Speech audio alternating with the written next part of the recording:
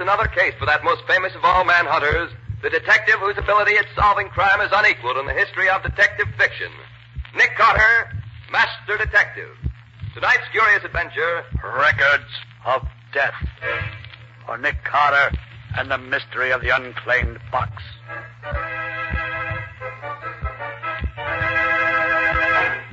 The fact of the matter is, Mr. Carter, that I've quite accidentally stumbled on a terrible crime. Or, to be more correct, I've stumbled on evidence that a terrible crime has been committed. But even so, Mr. Field, why do you come to me with it? That sort of thing should be reported to the police. Mr. Carter, what police would I report it to? Where was the murder committed? I don't know. Well, how can you know that a murder's been done if you don't know where it was done? Well, that's what makes this particular crime different from any other. Somewhere, sometime, a murder has been committed. Yet I don't know when or where. As a matter of fact, I doubt if anyone in the world knows of it, except those who did it, and me. And how do you happen to know all this? Because the victim, a young and beautiful girl, has told me so in her own words. I have the knowledge from her own lips. Oh, and you've seen and talked to her? Well, here's the story, Mr. Carter. About a month ago, I attended one of the sales of unclaimed packages that the express company holds twice a year. Among other things I bought was a box about one-third the size of a steamer trunk. It contains some miscellaneous articles of clothing and 10 phonograph records. Phonograph records, huh? Regular professional records? No, Mr. Carter. They were small record blanks you buy when you make home recordings for yourself. I immediately played the records, and since then I've played them so often I almost know them by heart. And you learned about this crime from those records? Yes. Mr. Field, you wanted to arouse my curiosity. You certainly succeeded. When can I hear these records? Immediately, Mr. Carter. I have them in my room. If you'll go there with me, we can listen to them at once. Splendid. You mind if I take my assistant, Patsy Bowen, with me? Of course not. Then as soon as she's ready, we'll go. Patsy! Yes, Nick? Get your hat. We're leaving at once to listen to a murder.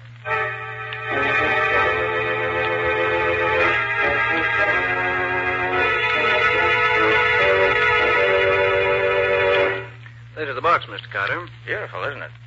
Now, Mr. Field, before we go further, there are a few things I should like to know. How long ago did you buy this box at the auction? A little over a month ago. Mm-hmm. On the express company, must have had it for about a year or so. Another thing. Were there any wrappings on the box when you bought it? Yes, it was well wrapped in heavy burlap. You have those wrappings now? I'm sorry to say I don't. By the time I realized that the wrappings might have furnished a clue to the mystery, they'd been burned in the incinerator. Too bad. Well, do you by any chance, whatever, recall the name and address to which the box was consigned? Fortunately, I do. It was addressed to an Alex Delanois in New York City. But I've searched every city directory, every telephone book, every place where names are listed, and I can find no such name anywhere. There was no street address, and the rest of the label, as I remember it, was practically obliterated. I see. All right, Mr. Field, let's listen to the records. And gladly. I'm very anxious to get your opinion of them. Are they in any kind of order? After hearing them over and over as I've done, I believe that I've finally arranged them in their proper order. I see. They're so peculiar, I can hardly wait to see if you can tell me the answer. Here's the first one.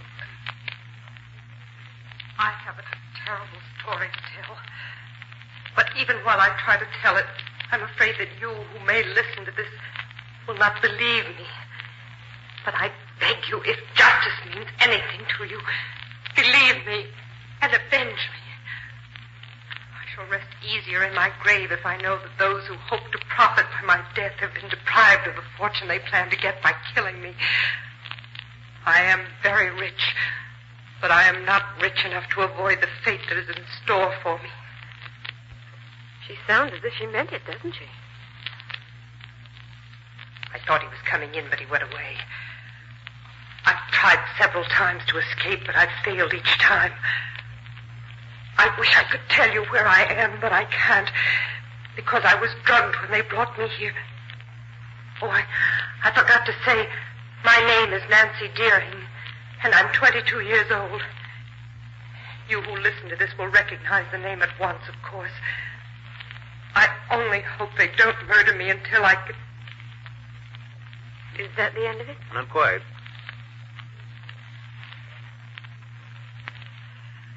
He almost caught me that time. But now he's left me alone again. Maybe I can... That's all. Apparently he came back before she expected him. She certainly had plenty of trouble getting a story out of the records, didn't she? Yes. She was interrupted many times, and generally in the wrong places. I imagine no trouble is too great if you're really desperate. What a terrible feeling it must be to expect to be killed any minute. Here's the second record, if you're ready. Okay, Bill. I don't know where I left off with my story last time, and I dare not play it back. If they should ever hear what I'm trying to do, they'd take the machine away from me. Then I'd be completely lost. I feel that my end is coming very soon now. They may carry out their plans to... In the gloaming, oh, my darling, when the lights are soft and low, and the flickering... I think he's gone now. I'm sure Ralph was listening at the door, but the singing apparently convinced him I was listening to the radio. When the time comes, I know it will be Ralph who kills me. Olive will undoubtedly help him, but Ralph is the leader. I found that out the other day when they tried to get me to sign the papers which will give them possession of my fortune. I shall never sign, but that... When the lights The rest of the record is that song. They did her best in her story on those records. Too bad she didn't succeed better. Well, she managed to get most of her story on the records one way or another. The only thing she really missed out on was telling us more about herself than just her name. Probably never occurred to her that the records might travel thousands of miles before someone would hear them. Yeah, here's the third record. Last night somebody searched my rooms while I was in bed. Maybe they suspect that I'm making these records. Although I'm very careful. I play the radio all the time, so they'll be used to hearing the noise. Ralph told me yesterday he was sure I was going crazy. Maybe I... Nancy, Olive asked me to tell you that. And that ends that. Whose voice do you suppose that was there at the end? I suspect it was Ralph's. It's amazing how much of the scene she recreates this way without really saying anything definite. You can feel the tension and the suspense right along with her. Yes. On the fourth record, she was able to get part of the visit that Ralph paid her one day. She must have known he was coming and prepared for it by putting the record blank on the machine in advance. Then, when she heard him at the door, she probably turned it on and got this. Well, put it on quickly, Mr. Field. Here you are, Miss Bourne. Well, my beautiful young half-sister, have you decided to sign over your fortune to me? I told you long ago I'd never do that. If you sign, we'll set you free, just as we promised. You don't fool me, Ralph. The minute I sign my name to that paper you have there, you'll kill me. You know that as well as I do. You'll set me free. That's funny. You don't know when you're well off, Nancy. If you did, you'd sign and go free. You must think I'm a fool, Ralph. I do. And I also think it won't be long before you wish you had it signed. Oh, I wish this were all over. I wonder how they'll kill me. Ralph would prefer to strangle me, I'm sure. With those great, hairy hands of his. As for Olive, yes, she'd use poison on the boot. That's all there is on that one. It's a pity she couldn't have put more on each record than she did. She really used only a small portion of each blank. Yes, Patsy, but she had trouble enough to get even that much on them, the way they watched her. Nick, where could she get the blank records in the first place? They certainly wouldn't have let her have them knowingly. If I were to make a guess, Patsy, I'd say that when they took her to the place where she was kept prisoner, they probably took along her clothes and some of her furnishings. Mm-hmm. And among them probably was this radio phonograph. Perhaps she specially asked for it because she loved music or something, and the record blanks were probably the machine along with the other records. That could be. How about the fifth record, Mr. Field? I've never been able to make much out of this one. Maybe you'll have better luck. You mean it's not like the others? Quite different. Here, I'll start it near the end. The whole first part is just scratch and nothing else.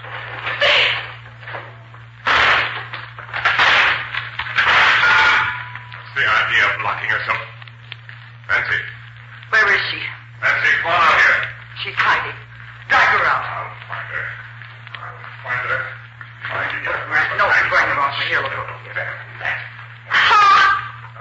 What's there? Come on, there.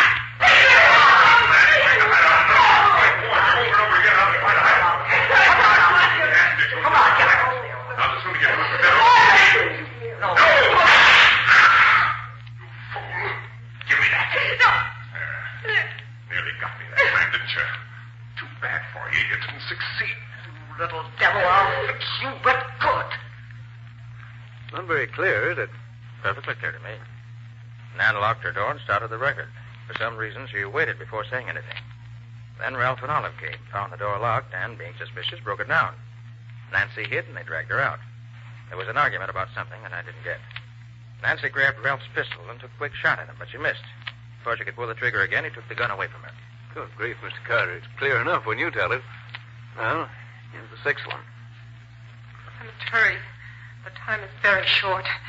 I may be interrupted any minute. I'm seldom left alone anymore. They seem to be afraid of what I'll do if I'm left alone. I wonder that they haven't killed me before this. I wonder if they... There's nothing but scratch for quite a bit here, but she starts again.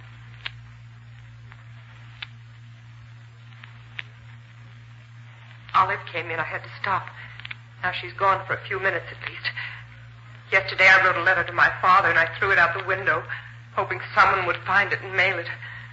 But Ralph found it and brought it back to me and laughed at me. I keep asking him for news of my father, but he'll tell me nothing. If Father only knew where I am, he'd rescue me. Maybe if I can just...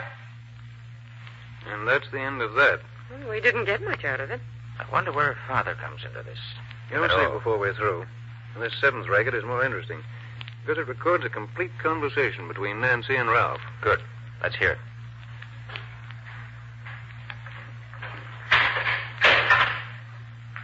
Well, my dear Nancy, how are you today? If you had your way, I'd be dead. Why don't you kill yourself and save us the trouble? You mean save you from having a murder on your conscience? You have such a thing?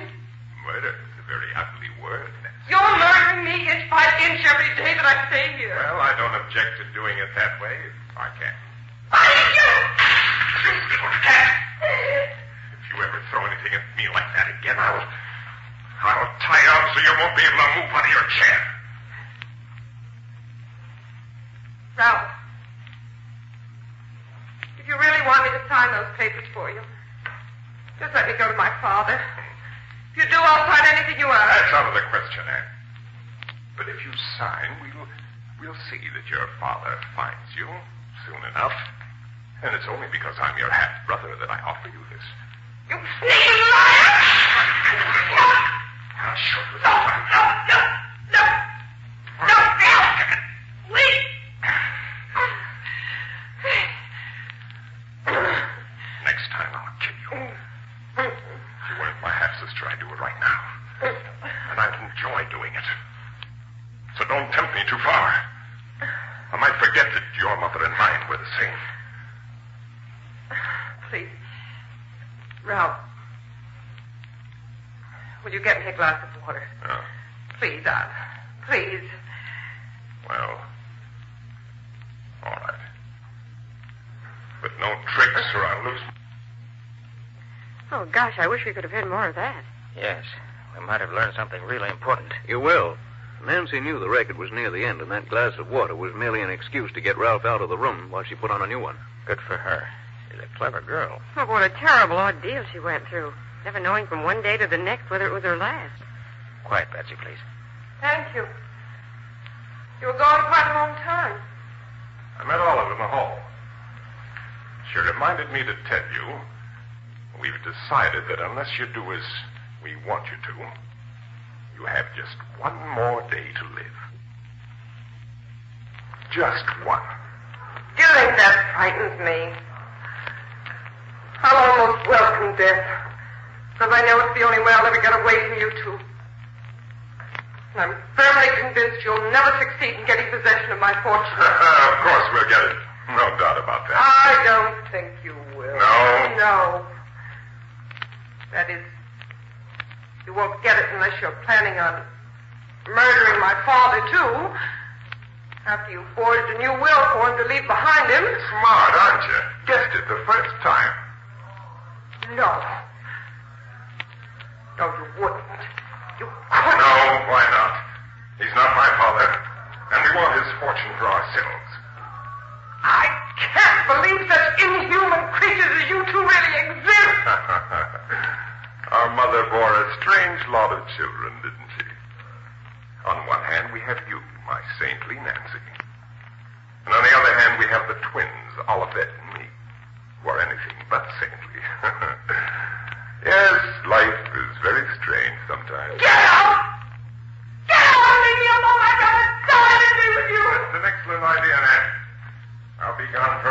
15 minutes. If you're wise, you won't be alive when I return. Goodbye. I hope forever.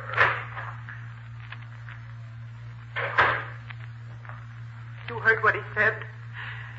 It was the best evidence I could get. Ralph really made a full confession without knowing that every word he said was being preserved for you to hear. But my father, why was he died?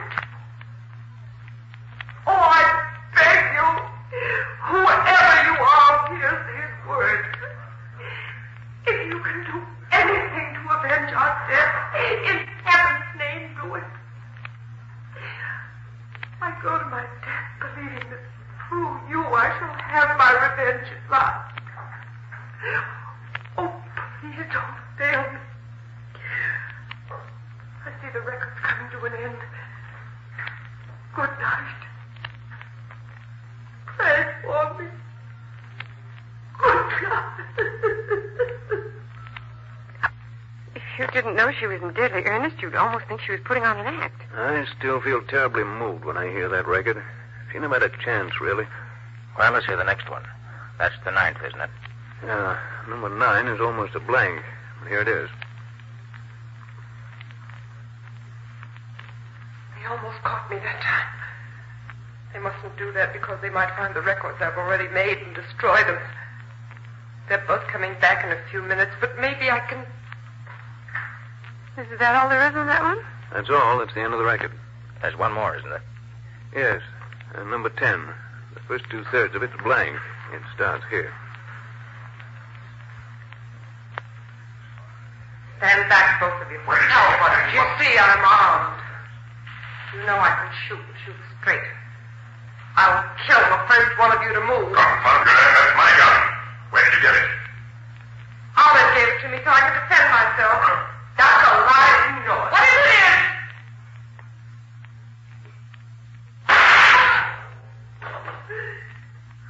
You little son. You haven't waited much too long. This time you have.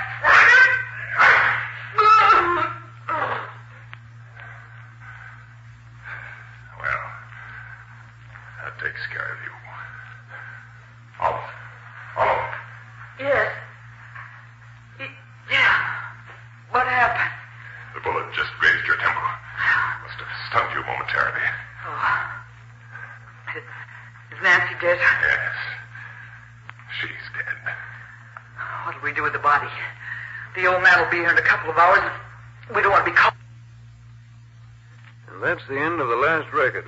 Poor Nancy. She certainly got a tough break. I truly believe that's the most remarkably told tragedy in history.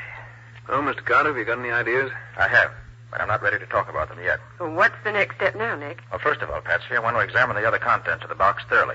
I can look them over more intelligently now that I've heard the records. Then I want to play those records over and over till I know them by heart. And then? Then I expect to be able to give you the answer to the problem.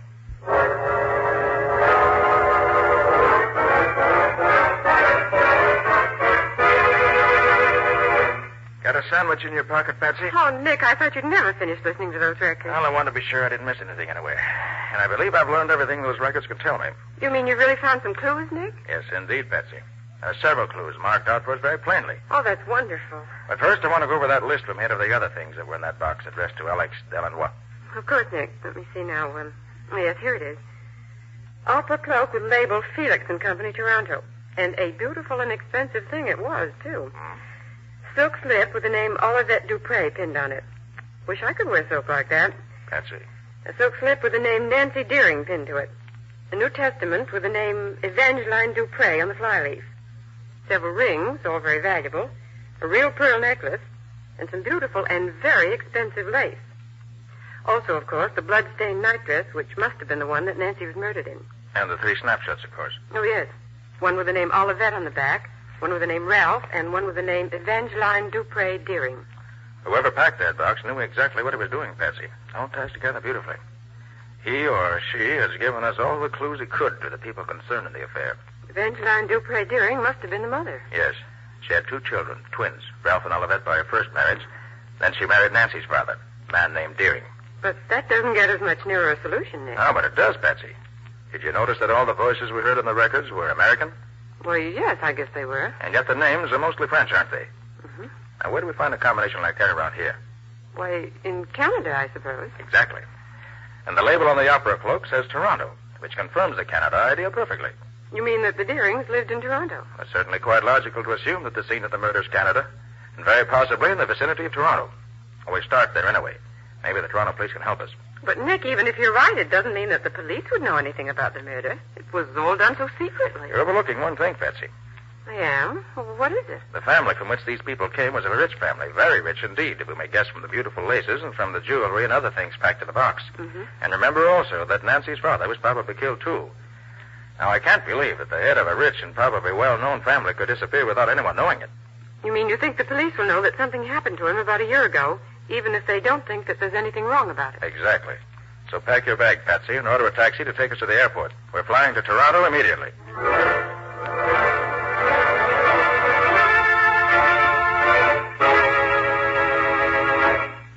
I'm very happy to welcome you back to Toronto, Mr. Carter. It's been many years since you've been up here to see us. Well, thanks very much, Chief. Now, you mind if I ask you a few questions? Oh, of course not. Go right ahead. Did you get a letter about a year ago telling that a murder had been done, and that if you wanted proof, you should claim an express box sent to New York City in the name of Alex Delanois? Wait a minute. By George Carter, we did get just such a letter. But we thought it was the work of a crank and destroyed it. You mean it was true? I have every reason to believe it was. Now, another question. Would you know anything about a girl named Nancy Deering, or about her father? For heaven's sake, Carter, what do you know about the Deering family? You answer my question first, I'll answer yours. Now, what about the Deering? The father, Charles Deering, was the younger son of an English nobleman. Mm-hmm. He was immensely rich, had a house here in town, a country place called Deering Hall. He married a woman with 2 children, twins, I believe, and she died when his daughter Nancy was born. He was always prominent in local affairs up to about a year ago, when he's said to have disappeared. Hasn't been seen since. I understand he started for Deering Hall, but never arrived there, according to his 2 stepchildren. What about his daughter, Nancy? Nancy was brought up by relatives in Montreal. Few people here know her at all. But as I remember it, she was supposed to have disappeared just before her father did. Although I now understand that she was at Deering Hall with her half-brother and sister all the time. You say Nancy didn't disappear after all? I know. As a matter of fact, she was here in Toronto this past week. She believes her father is dead, so she's applied for letters of administration for the estate. I thought so.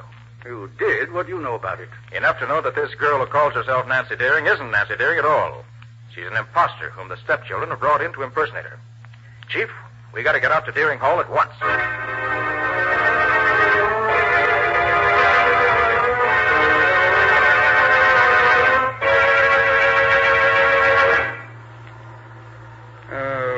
Leading into the Deering estate turns off somewhere right in here, Carter.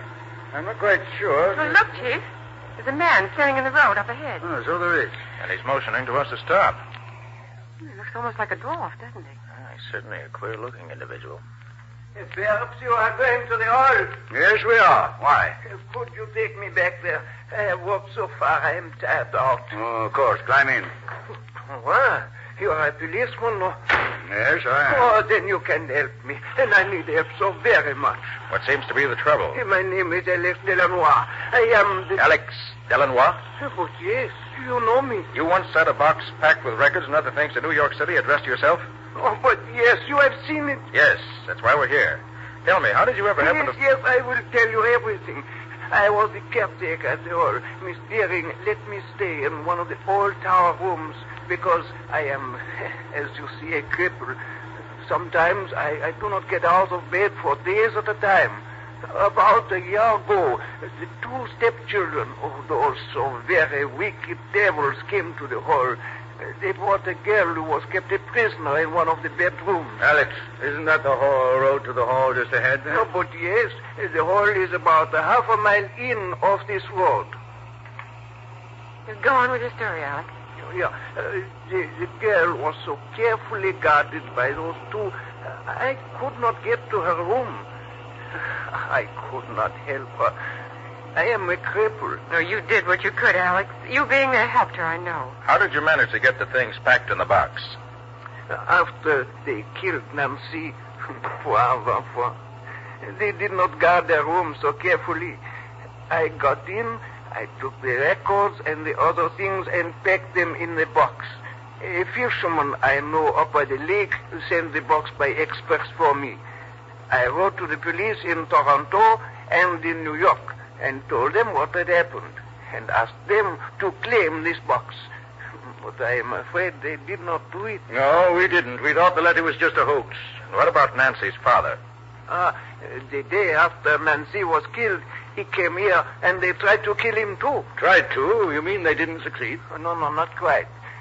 They hit him on the head with a pistol and threw him into the lake from the high cliff. But I saw them do it and I rescued him. I took him to my room and nursed him myself until he could get a doctor. Well, how is he now? He's about well now, I think. There's the house right ahead, Nick. Drive right up to the door, Chief. I'll go ahead. You keep in the background in case they know you. Okay, Carter. But I'll be right behind you. Alex, you and Patsy stay here in the car. Oh, but of course. Sure, Nick.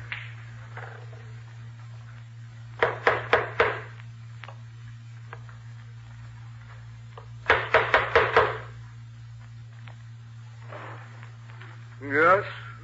What is it, please? Please tell Miss Deering that we've come to take some affidavits concerning her application as administratrix for the estate. Yes, sir. Well, come in, please.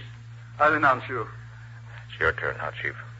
I'll stand here one side of the door, just in case. I can handle them, Carter. Maybe, but they better be quiet. Here they come. Well, gentlemen, what can we Out do? to pray, I arrest you and your sister Olivette for the murder. I'll take that gun to play with me. Oh, no, you don't, lady. This pair of handcuffs will take care of you. Need any help, Carter? No, I can take care of him. Nice work, Carter. Pair of handcuffs on him. They'll both keep safely till we can put them behind the bars. And we can now restore Deering Hall to its rightful owner once more. Even though it's almost a year later, the box that Alex Eleanor packed has fulfilled its destiny.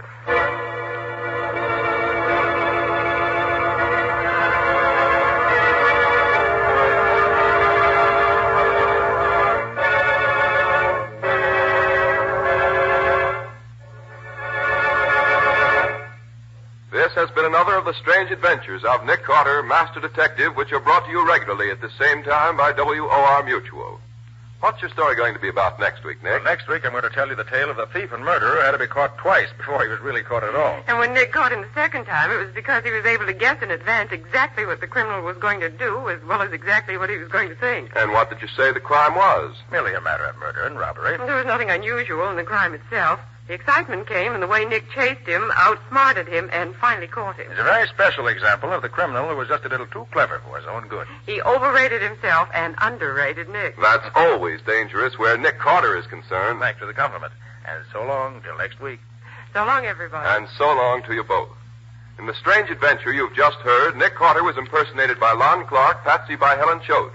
Original music was played by Lou White, and the entire production was written and directed by Jock McGregor. Next week at the same time, listen to another curious experience of Nick Carter entitled The Unwilling Accomplice, or Nick Carter and the Mystery of the Society Burglar. This story is a copyrighted feature of Street & Smith Publications, Incorporated. This is Mutual.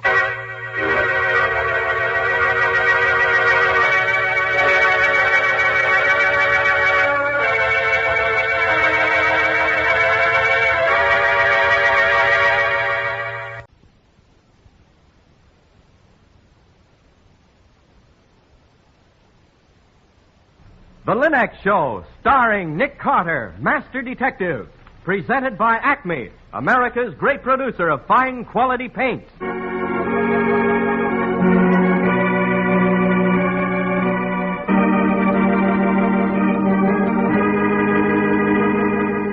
This is the story of a man known the world over as one of the most daring and resourceful characters in the history of detective fiction. A man whose name has become a symbol of the triumph of right and justice over the sinister forces of crime and lawlessness. A man recognized as one of the great masters of deduction. Nick Carter, Master Detective.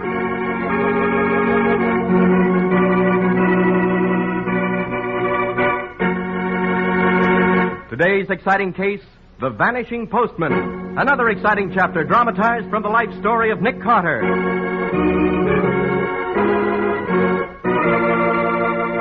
In just a moment, we'll hear how Nick Carter investigated a baffling 7-year-old crime and solved a murder through the eyes of a blind man. There's no time of year when a busy homemaker needs cool, leisurely relaxation more than during the summer months. And you can have that kind of relaxation when you do your homemaking the easy Linux way. Just follow the example of wise American homemakers everywhere who have learned the magic shortcut to household care. Those 3 great Linux home brighteners. Linux Clear Gloss, the modern brush-on finish, Linux Cream Polish for fine furniture, and Linux Self-Polishing Wax, the amazing new quick-drying wax product. Start now to enjoy extra relaxation every day. Enjoy that added leisure in a home that's sparkling with bright new beauty. Just ask your hardware, paint, or department store for the 3 great Linux home brighteners and save time the easy Linux way.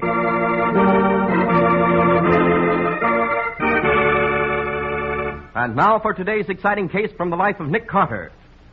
Rain has rolled in across the great city again today. The black skies thunder and crackle with lightning. The streets are glossy and slippery as glass. As Nick and Patsy drive homeward in the detective's powerful car, a torrent of rain beats against the windshield when suddenly... Nick, look out! That car! Oh! Oh, Nick! Oh. You all right, Patsy? I guess so. Oh, golly, I was scared. Lucky we went into this alley when we skidded off the street. Yes, and lucky that pile of rubbish cushioned the crash. Might have had a bad crack up. Oh. Hey, wait a minute. What is it? When we smacked into that rubbish pile, we uncovered an old leather pouch lying underneath. See? Hey, you'll get soaked, Nick. It's an old postman's bag, Patsy. Falling to pieces. Must have been here for ages. Oh, Nick, come on back. Why, there's mail in this bag. Letters. Hello. There's a name printed on the strap. R. Draper. Oh, it's probably the name of the postman. And look at these letters, Patsy. They're postmarked August 1938. 1938? Then this bag's been lying here 7 years. Hey, look here, Patsy. What, Nick? The buckle from the strap has fallen into the pouch. There's a bit of metal wedged in the buckle. Looks like a lump of lead. Well, it should. It happens to be a bullet. Well, let's get over to the post office at once. I'm afraid the explanation of this undelivered mail may be murder.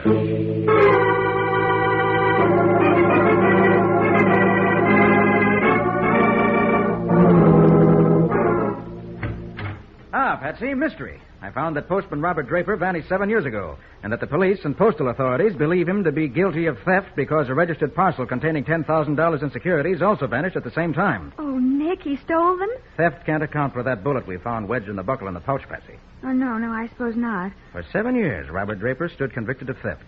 Well, I'm going to find out whether he's guilty. But how are you going to dig up evidence on a case that happened 7 years ago? Going to get special permission from the postmaster to deliver this mail that should have been delivered 7 years ago.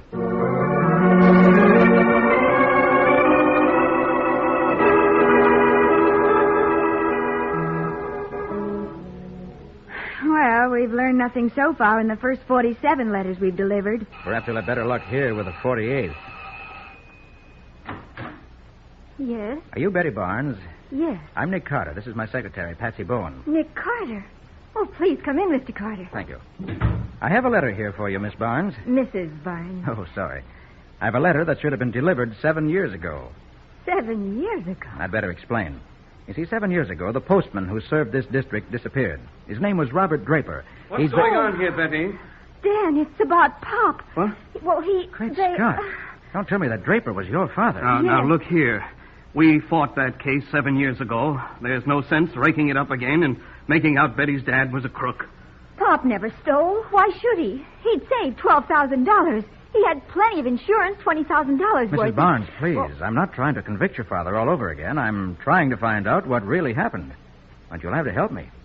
Oh, I'm sorry, Mr. Carter. Now tell me, what happened on that last day? Well, Pop left in the morning. You see, he lived with us, and he always used to drop in at home for lunch. Well, the day he disappeared, he just never showed up for lunch. When Dan came home that night, I sent him out Yes, to... I went out to check up Mr. Carter. They said he never returned to the post office, and that's all we know. We never saw Dad again. I see. Mrs. Barnes, you have a picture of your father I might have? I'll get him one, honey. You know, Mr. Carter, It was on my birthday that Pop disappeared. Oh, how awful, Mrs. Barnes. Here's one, Mr. Carter. He's not in uniform, but it's the best we've got. Taken a week before he disappeared. Thank you. I'll let you know how we make out. Oh, yes, here's your 7-year delayed letter, Mrs. Barnes. What? Oh, Dan, look. It's a birthday card from Pop. It says, "Happy birthday, daughter dear. Best wishes on this day. My heart would always find you near, though I were miles away. Oh, Pop. Oh, darling."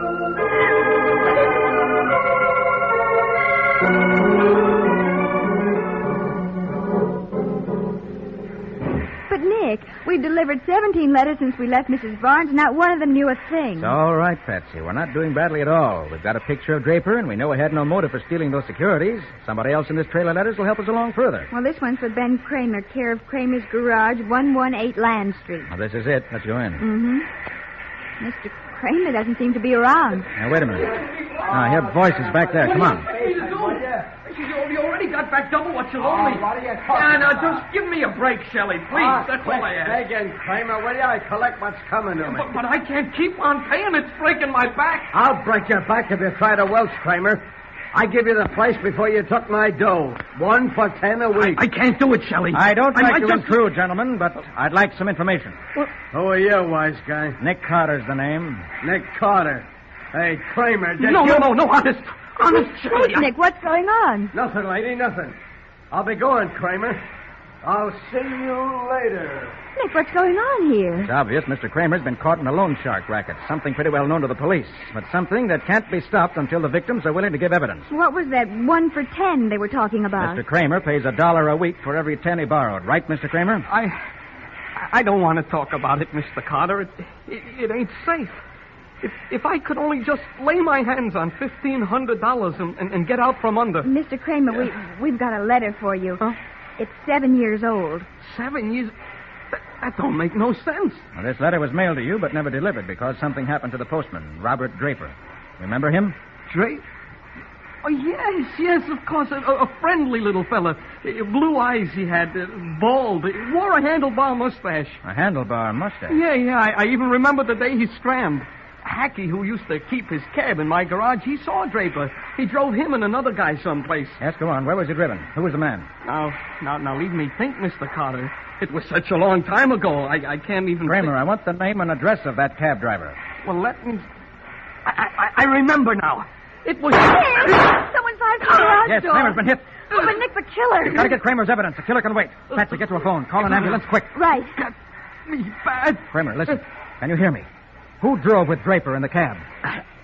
Oh, no. Where'd they drive? Shelley's bowling alley. The thug we just met, huh? Good. Carter, do me a favor. Anything you say, Kramer. That 7-year-old letter. Read it to me. Certainly.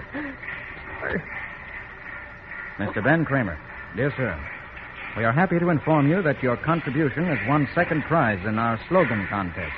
Enclosed, please find money orders totaling $1,500. $1,500? Why, that's just what Mr. Kramer needs to pay off. Mr. Kramer doesn't need any money anymore, Bessie. Oh. He's dead.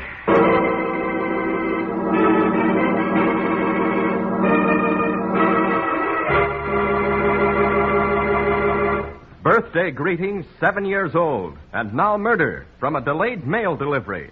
What new and strange developments will arise from Nick's odd mission? We'll see in just a moment. The wisest worker is the one who saves as much work as possible, yet gets the job done. That's efficiency.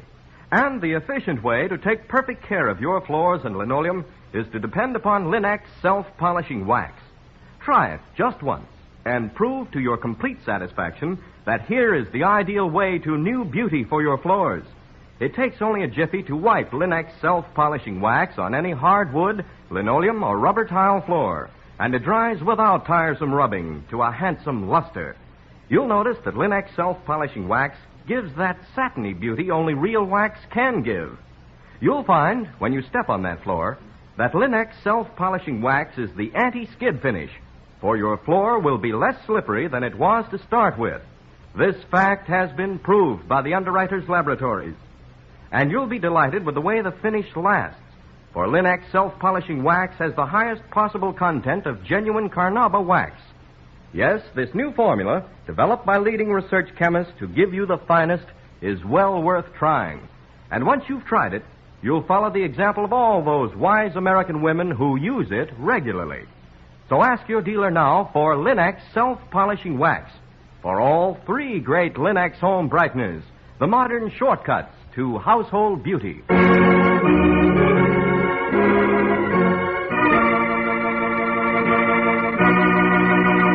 And now back to our story.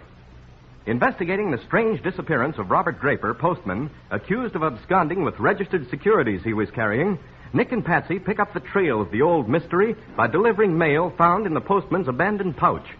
Now we find them in the street after the sudden murder of one of their witnesses. What do we do now, Nick? Wait for the homicide squad to arrive? Oh, no. Sergeant Matheson will only hold us up, call us material witnesses and all that. Now, I want to get on with the case. At the Shelley bowling alleys? No, not yet, Patsy. We haven't enough evidence for a direct frontal attack on Mr. Shelley. Oh. Let's get on to the mail delivery. There are more clues waiting for us to pick them up. Who's next? A postcard addressed to Mr. Parker Flint, Homewood House. Homewood House, huh? Mm-hmm. That's the exclusive apartment house in the corner facing the river. Uh-huh. Come on. Let's see what Mr. Flint can tell us.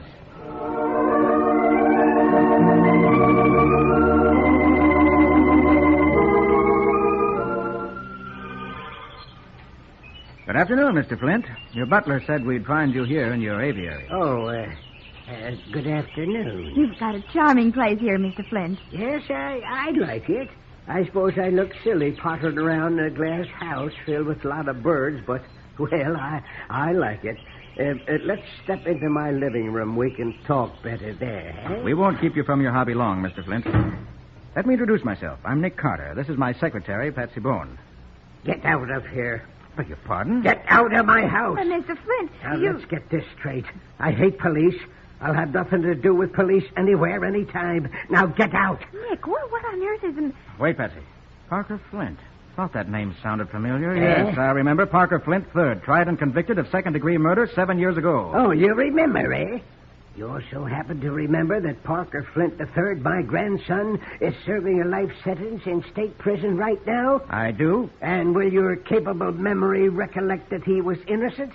That he was convicted on clumsy circumstantial evidence that would have made an idiot laugh? Well, what do you mean? Young Flint claimed he was on a walking tour across the country. The murder of an enemy of Parker's was committed August 30th, 1938 in this city. And on that day, he was 50 miles outside town in a village named Sampson. The defense couldn't prove it, Mr. Flint. So they convicted him. Not because he was guilty, but because they hadn't anyone else. Make an example, they screamed. Show there's the same justice for rich and poor alike. Yeah, they made an example, all right. Then you'll be interested in the case I'm working on, Mr. Flint. Another man runs the risk of unjust conviction. I'll have nothing to do with the police. Go on, get out. But Nick's not a policeman. Mr. Flint, justice sometimes miscarries. Men are wrongfully convicted and sentenced. It's a human factor in law that can't be avoided. I made it my job to prevent that factor of human error as far as possible. Now, I'll help you with your case, Mr. Flint, but you've got to help me with mine. Well, what is your case? It's your old postman, Robert Draper. Draper? Oh, I remember him well. Know him well, in fact. Supposed to have disappeared about 7 years ago. Suppose? Yes, he did disappear, though. I saw him around this neighborhood 7 weeks afterwards. Acted suspicious, though he was hiding. Had his head wrapped up in a turban. A turban? Golly. Yeah, what's more, he seemed to be afraid of someone called Gray. Seemed to see this Gray everywhere. Gray, huh? That's interesting. Very interesting. Anything else that might help? No, that's all. And now, Mr. Carter, about my case. I'm sorry I lost my temper, but you understand, don't you? Do you think you could offer any hope or anything? Yes, Mr. Flint. I can give you more than hope. I'll give you back your grandson. Oh. In the form of this postcard that should have been delivered 7 years ago. A postcard? From your grandson. Sent from the village of Sampson, New York, postmarked August 30th, 1938. Which proves he was where he claimed he was. Heaven. Congratulations, Mr. Flint. This is the one piece of evidence that'll free him. Yeah.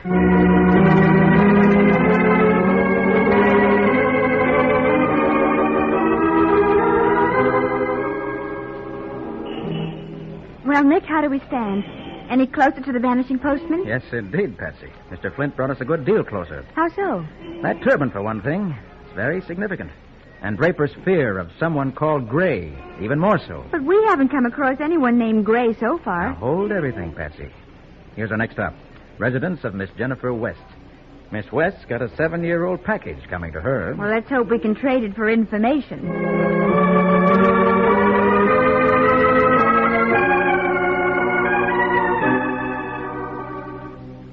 Information, Mr. Carter, about our missing postman? Yes, Miss West. Well, I really don't know it.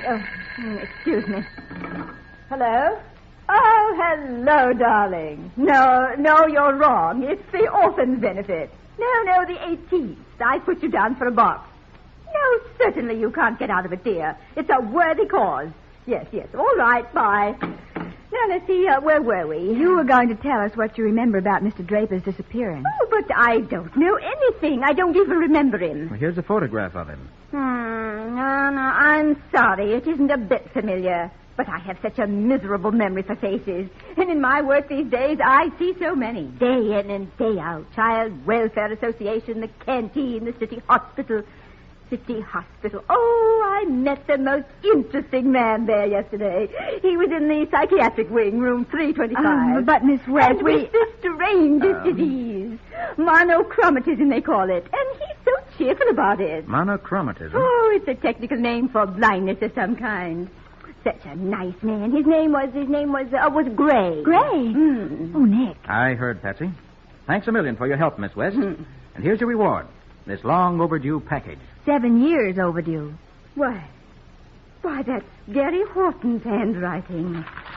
Oh, once upon a time, Miss Byrne, I thought Gary and I might...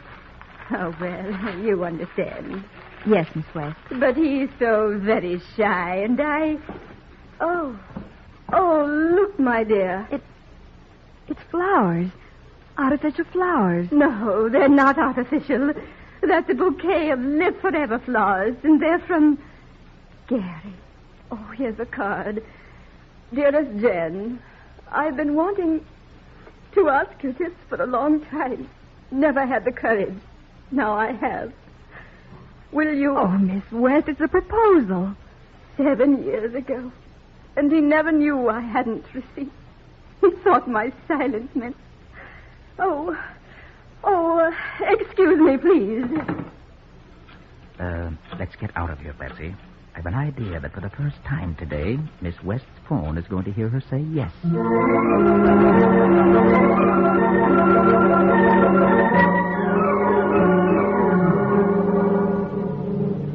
So now we're headed for Shelley's bowling alley. Huh, Nick? Right. But why now? Why don't we hustle up and see that man Gray? The one Draper was afraid of. You'll see. Huh? Here's where we stop. Let's go. Nick, what happened to the postman? Was he murdered by Shelley?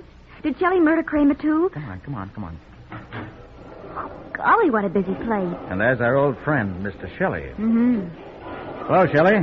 Mind if we have a chat?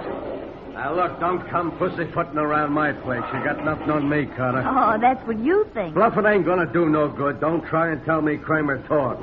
He knows better. Kramer can't talk. He was murdered. He was what? Murdered. Shot to death. You're lying. He was murdered in an attempt to keep me from uncovering the secret of Robert Draper's disappearance. Draper, the postman? This is a frame-up, Carter. Still innocent, Shelley? Well, suppose you come over to the city hospital with us. Oh, city hospital, eh? Now I know it's a frame. I heard one of your plainclothesmen calling City Hospital this afternoon, finding out the visiting hours, getting a beautiful frame-up all worked out, and from my own joint, too. What's that?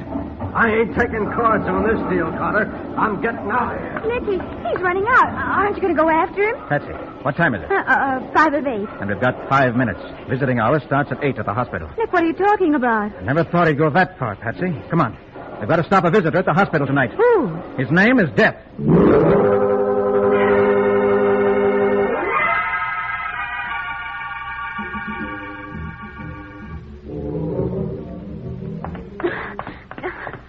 Not so fast, Nick. You can stop and rest. I've got to keep going. Well, I'll stick it out. Where are we headed? To the east wing of the hospital. Psychiatry. What time is it? 2 minutes after 8. We may have enough time then. Hey, we're going to see that man Gray, aren't we? Yes. Miss West said he was in room 325. Well, this is 315. 317. 319. Here we are, 325. Yes, it says on the card, monochromatic blindness. You can read shock the card later, Patsy. Inside, hurry. Hey, pitch dark in here. Careful, Patsy. Ouch! I just bumped into one of those rolling tables. Where's the light, Nick? Get down, Patsy. It's a killer. Get out of the way. Where's that rolling table? Here goes, Patsy. Oh, you got it, Nick. I heard the gun drop. It's only the beginning, Patsy, but the beginning of the end for us. I found you, huh? Oh, Nick, careful. No, don't miss it. Oh, no. At least not without a gun. Oh, Nick. There. Now, all right, now lie still. Patsy, Yes, Nick. try and find the light. Probably alongside the door. Yeah, I've got it. Nick, you're sitting on Dan Barnes. Right, Patsy. Dan Barnes, Robert Draper's son-in-law. Barnes is a thief who robbed Robert Draper's mailbag of $10,000 worth of securities 7 years ago. It was Barnes who took for himself the $12,000 which Draper had saved up before he disappeared. And it was Barnes who hoped to collect $20,000 more in life insurance if Draper stayed lost 7 full years so he could be declared legally dead. But that man in the bed, that's not the same man as in our picture. Well, nevertheless, Patsy, that unconscious gentleman, a near victim of suffocation at the hands of Dan Barnes, is our long-lost postman, Mr. Robert Draper.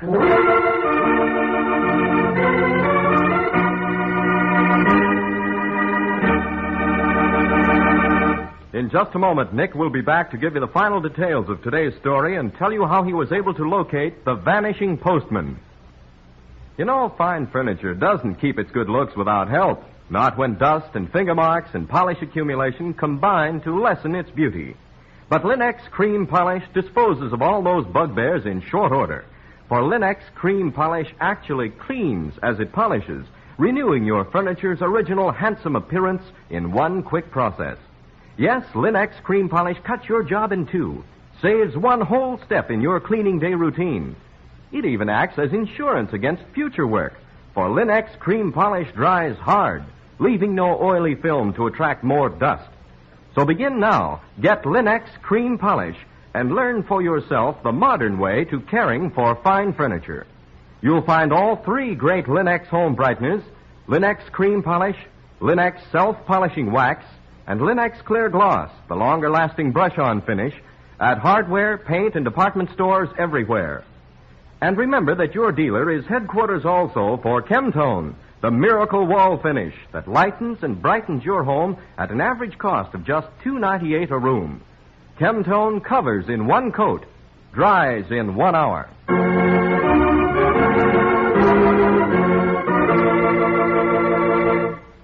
And now let's hear from Nick Carter himself. Nick, I still don't understand. What happened to Draper 7 years ago? As I see it, here's the story, Patsy. 7 years ago, Draper met his son-in-law, Barnes, as usual, to go home and have lunch with him. He probably confided in Barnes that he was carrying valuable securities and a registered letter. Barnes is the only man Draper would have told, since a postman's job is highly confidential. Well, that's right. They don't go around telling strangers what they carry. Right. Well, on some pretext or other, Barnes lured Draper to the alley behind Shelley's place and shot him. Then he took the securities from the bag and left. He thought he'd killed Draper, but the bullet only creased Draper's head, rendering him unconscious. Oh, then what happened? Draper recovered consciousness, but he was badly wounded. The shock of the wound produced amnesia, and the wound itself produced a brain condition called monochromatism. That's day blindness. The victim can only see at night. By day, he's practically blind and can only see vague shades of gray. So that's what Mr. Flint meant. That's it, and that's what the turban meant. Oh. It was Draper's bewildered attempt to bandage his head. For a few days, he wandered about, dazed, without memory, mumbling that he could only see gray. Finally, he was picked up and taken to the hospital. Barnes, who must have seen him wandering around in a dazed condition, realized he was safe so long as Draper's mind was gone and Draper was lost to the public. So he decided to let matters ride and wait. And then we came into the case. Only, I can't understand one thing. Why didn't anybody identify the picture of Draper when you showed it to them? Because it wasn't Draper's picture.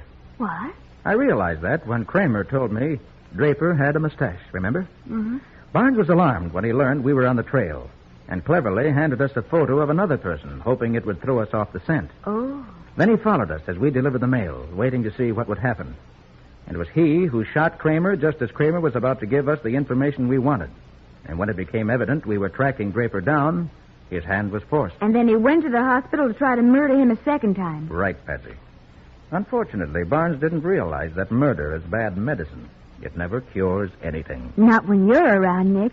Well, Nick, what's the story for next week? You remember the case of the frightened social director, Patsy? The man who scattered torn newspaper in preparation for a paper chase and found... Oh, yes, I remember. The next morning when the paper chase started, they found that one of the trails was made of torn $10 bills. What are you going to call the case, Nick? The Factory of Death.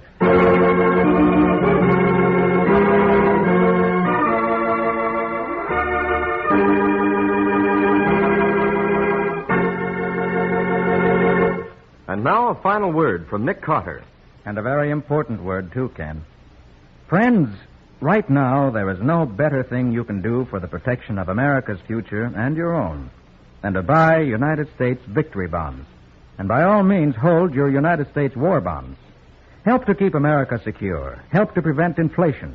Help in the transition from wartime to peacetime by buying and keeping your war bonds until they mature.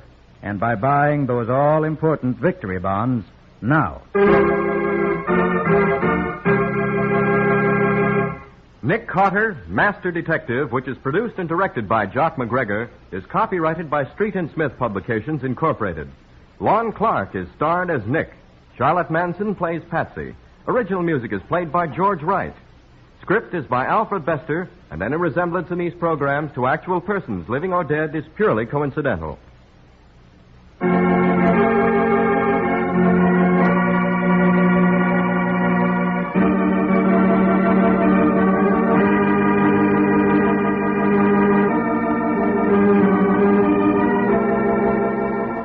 Nick Carter, Master Detective, is presented at this time and over these same stations each week by the three great Linex home brighteners. Linex self-polishing wax, Linex cream polish, and Linex clear gloss. Created by Acme, America's great producer of Acme fine quality paints. This is Ken Powell speaking for the thousands of Linex dealers all over America and saying so long until next week.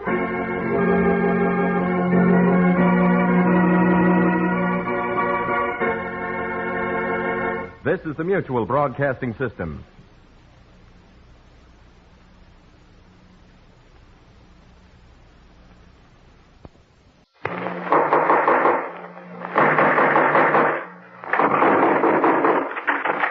What's the matter? What is it? Another case for Nick Carter, the Master Detective.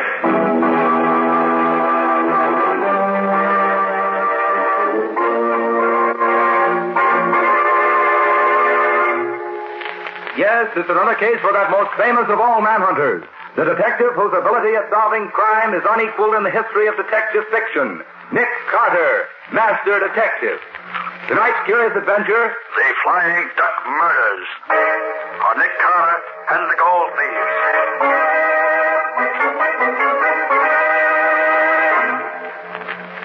Carter, unless you think more of a large fat fee than you do of your life, I advise you to throw up the case at once. Apparently, we don't look at this in the same light, Mr. Dalrymple. I expect danger, and I'm prepared to meet it. I suppose you know that two other detectives have come out to this wild Montana country where the Flying Duck Mine is located trying to find the trouble. But do you know that neither of them lived to tell what they found? How were they killed, Mr. Dalrymple? They went crazy, Miss Bowen. Kessler, the San Francisco man, fell over a cliff, while Riley, the man from Chicago, dropped 600 feet down the main shaft of the mine. Very interesting. I feel quite sure that Nick won't share their fate. May I inquire for whom you're acting, Mr. Carter? You may. For Mr. Cecil Trenwick, an old friend of my father's and a large shareholder in the Flying Duck Mine. He said that you'd cooperate with me in every possible way. I shall do what I can, certainly. Good. I should like you to give me a letter to the superintendent at the mine, telling him that I'm a good workman and that you promised me a job. I shall disguise myself as a miner, using the name Dave Jarvis. Very well. You said your name will be Dave Jarvis? Right. Well, that'll do what you want. Give it to Mr. Nate Crosby, the mine super. He happens to be here in town this morning. Unless you change your mind and decide to return to New York. Thank you, Mr. Dalrymple. But I'm staying here till my work is finished. Good morning. Goodbye. Good morning. Wait a minute, Patsy. I wonder if Mr. Dalrymple is... 431, operator. Yeah. Yes. Hello? I want to speak to Nate Crosby. Okay, I'll wait. Crosby? He's the mine super, Nick. Yes, things are beginning to move already. Yes. If I open this door a crack, we'll hear better. Nate, this is Dalrymple. Krennic has done what he's been threatening to do for so long. He sent Nick Carter out here to investigate. Yes, Nick Carter. The one man in the world I'm afraid of. Well, you've got to market the stuff right away. You can't wait any longer now. I've given him a note to you. Give him the job he wants and then take care of him. Well, yes, if you don't, it may mean curtains for all of us. Right. So long. And that will settle your future, Mr. Nick Carter. I very much doubt that, Mr. Dalrymple. Thanks for the attention, Mr. Dalrymple. But I intend to take care of my own future.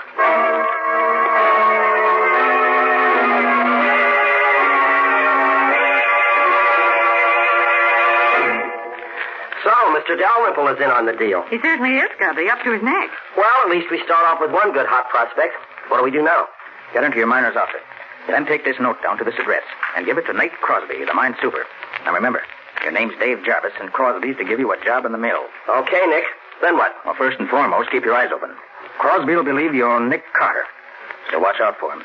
He'll try to put you out of the way. And don't forget, Scubby, the detectives from Chicago and Frisco both came to Greece. Well, it's going to be different with the guy from New York. Now, Patsy, you wait here at the hotel where we can get in touch with you if we need you. Sure, Nick. All right, get going, Scubby. I'm going out to the mine right away. You wait, though, and ride out with Crosby. And watch out for him. Right, Nick. I'll keep one eye on him and one on the mine.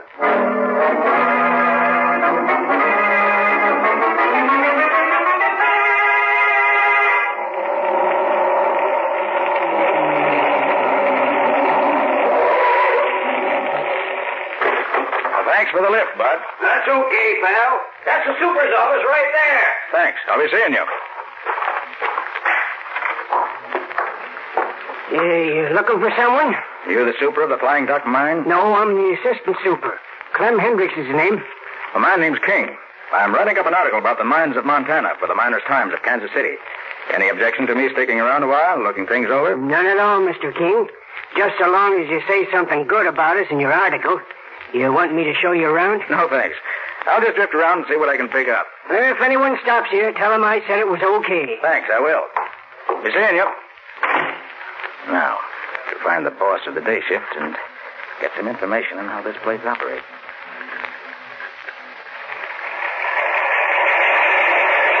These are the mill stamping machines, Mr. King. They crush the ore very fine, and it descends through the battery boxes and carried over to plates. I see.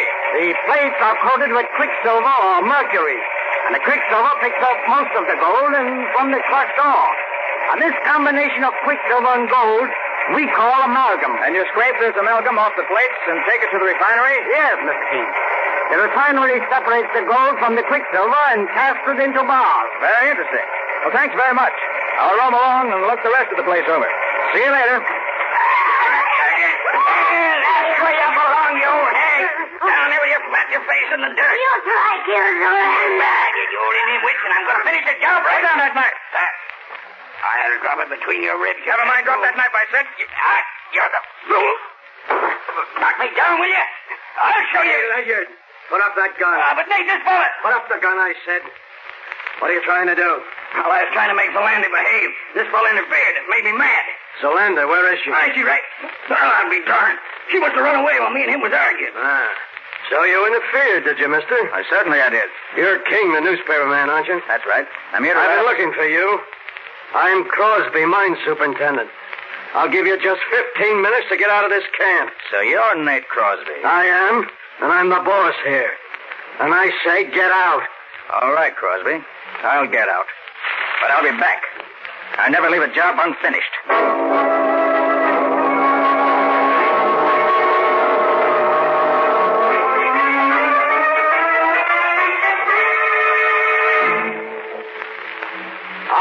Pick them up. You can carry them. I know they're heavy, but they have to have a solid lead lining so we can ship bodies in them. Put them in the old powder house and shut the door when you're through. Okay, boss. Come on, fellas. Okay. All right, get it up there. That does it. Now we're going to have to move some of these empty powder kegs to make room for all three caskets. Jarvis, you stay here and pile them up out of the way. Rest of you get the other caskets. Okay, boss. All right, hop to it. Hey, Scubby. Scubby, is that you, Nick? Where are you? behind these kegs. Start piling them up. We can talk while you work. Oh, sure, Nick. What happened, Nick? Why are you hiding in here? Crosby ordered me to get out of camp immediately, but the assistant super suggested I hide here until he gets me a ride back to town. Seems he doesn't like Crosby any better than I do. What's with you? Well, I got a job as crusherman on the night shift at the mill. Hey, what are these boxes you're bringing in here? Caskets. Crosby told the teamster the bodies of the 2 detectives who got killed were to be taken up and shipped to their friends. Right. Here come the men with another box. Get it in there. That's all right, fellas. Take it easy. Okay.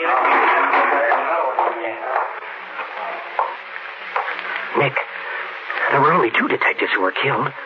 Who do you suppose the third box is for? For you, I imagine, Scubby. What? Remember, they think you're Nick Carter. I'm only Mr. King, newspaper reporter. Well, I'll certainly see that casket stays empty. Scubby, you know where the detectives are buried? Well, the teamster told me that Crosby knows because he and a couple of the mill hands took the bodies away. I see. In the other casket. In here again. Okay, Nick, I'll fix it. Quiet now.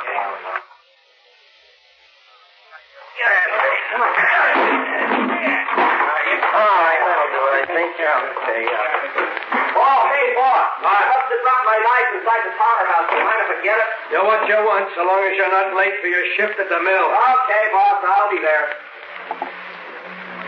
Oh, clear, Nick. They've gone. Now, what's your idea? First, shut the door, Scubby. Oh, sure, Nick. Now, Scubby, I want to see what's in these caskets. Here, I've got a screwdriver and my knife. Oh, so have I. Look, I'll help you. Good. Well, I'm glad they only used 4 screws to fasten these covers down. Makes it simpler. But why do you want to see what's inside, Nick? Got a hunch, that's all. Yeah. There, it's got it. You all ready? Yeah. All right, let's get her up. Give me a hand. Yeah. Right. There. Uh-huh. My hunch is right, Scubby. The caskets are not lead-lined. The extra weight is due to this scrap iron in the bottom. Like Crosby said, they had to have lead lining so they could be shipping the bodies in them. These caskets figure in this game more than just as caskets, Scubby. Well, Crosby told the teamster to have a fresh team hitched to the large wagon for him at midnight tonight. I thought so. Scubby, he's going to take these caskets somewhere tonight, and I want to know where. Yeah, but how are you going to find out? I'm going with him. Hidden in this casket. I'll get in it and you put the lid back on. Oh, but Nick, you'll smother in there with the lid down. Scubby, you can put 4 small pieces of wood under the coffin lid before you screw it down. Oh, but Nick, I wish you would. Hurry up. All right. Pretty good, Smith. All right. Now hurry up. Okay, Nick. Keep your head down while I put the lid on. Okay. There we are. Have you learned anything yet, Scubby?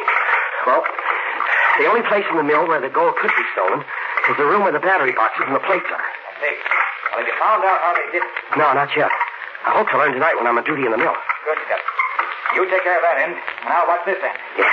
Well, here's good luck to us both. I suspect we both may need it.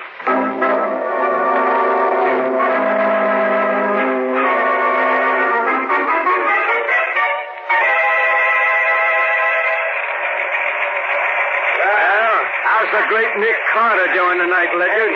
You mean Mr. Dave Jarvis? Yeah. He's doing swell. Look at him. Taking another drink. He's been hitting the water bucket steady for the last half hour. Is the loco working? I'll say. The bees are in his bonnet already. Good. A famous Nick Carter will go the way the other 2 did. Hey, what are you fellas doing dancing around like that? You can't fool me. There are a lot of billy goats.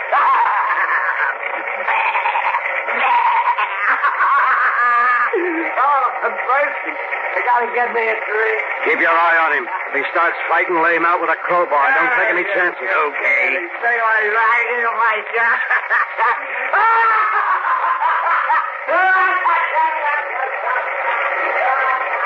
Did you see that? He's heading for the cliffs, just like the others. The Landers mixture hasn't failed yet. What's next, Crosby? Ledyard, get my team from the stable at midnight tonight and meet me at the old powder house. Now we can put Nick Carter's name on the 3rd casket.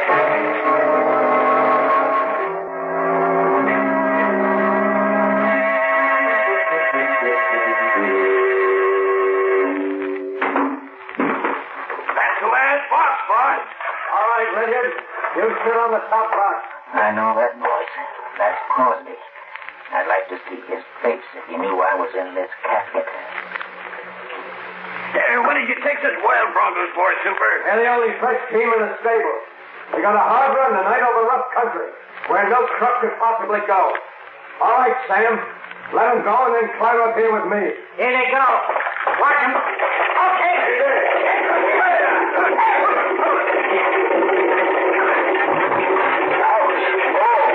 Wish they picked a better road to dry him out. Now that the loco is done for Carter, we can bring this business to a successful finish. Whoa. I hope we're not going far at this rate. You mean we're going to quit? We sure are. We'll market the stuff and make a clean getaway. This is the roughest ride I've ever had. Hey, you're going to market the stuff. Leave that to me. I'll see that each of you gets... Stop them, boss! Grab them! Hold them in! They're running away. One of the reins is broken. Wait. I didn't count how big. We're going to smash! Jump for your lives!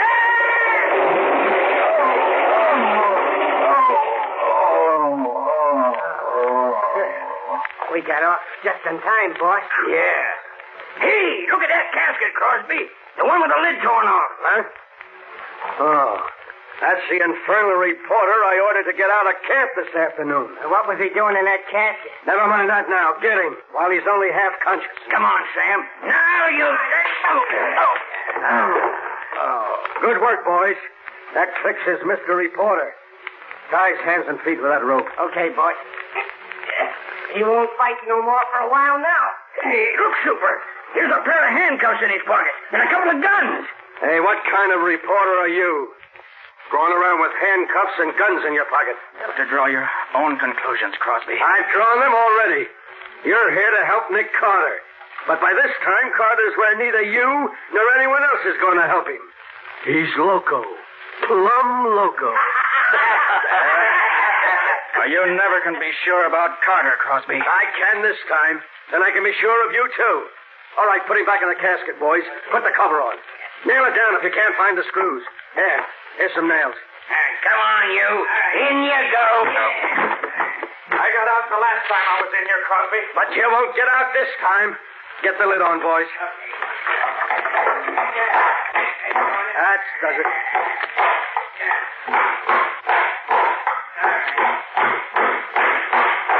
That's swell. That's enough. He can't do anything with his hands tied. Ledyard, you and Sam get the shovels that were in the wagon and dig a nice, deep hole. We'll bury our reporter friend with our blessing.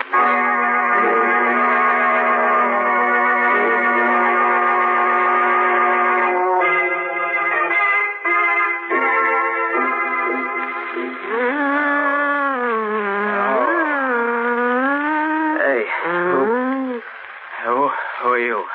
You get 'em senses now. You see, you hear, you know what me say. Yeah, I know. Good. You eat better now. Hey, who are you? Me, Zolander. You save Zolander life. Zolander, your friend. You drink this. You feel eat better. Quick. Thanks. Now, okay, tell me, how did I get here? Just before sun come up, me chase crazy man through woods. Then me hear gun shoot. See you run. You come, fall down by Zolander. Hurt in head. So me bring you here. Zolander hut. Well, certainly glad you were around, but I passed out. Crosby, you enemy? Certainly is now. You say you were chasing a crazy man? Him drink loco, like two other men come before. I wonder if that could have been Scubby. Crosby said he was loco. Zolander, what did you want to find him for? Me want save him life. Give medicine, make him well. But what did you want to save him? Crosby give him loco, this man. Zolander hate Crosby. Want save man. Crosby want kill. Zolander, listen. I think this crazy...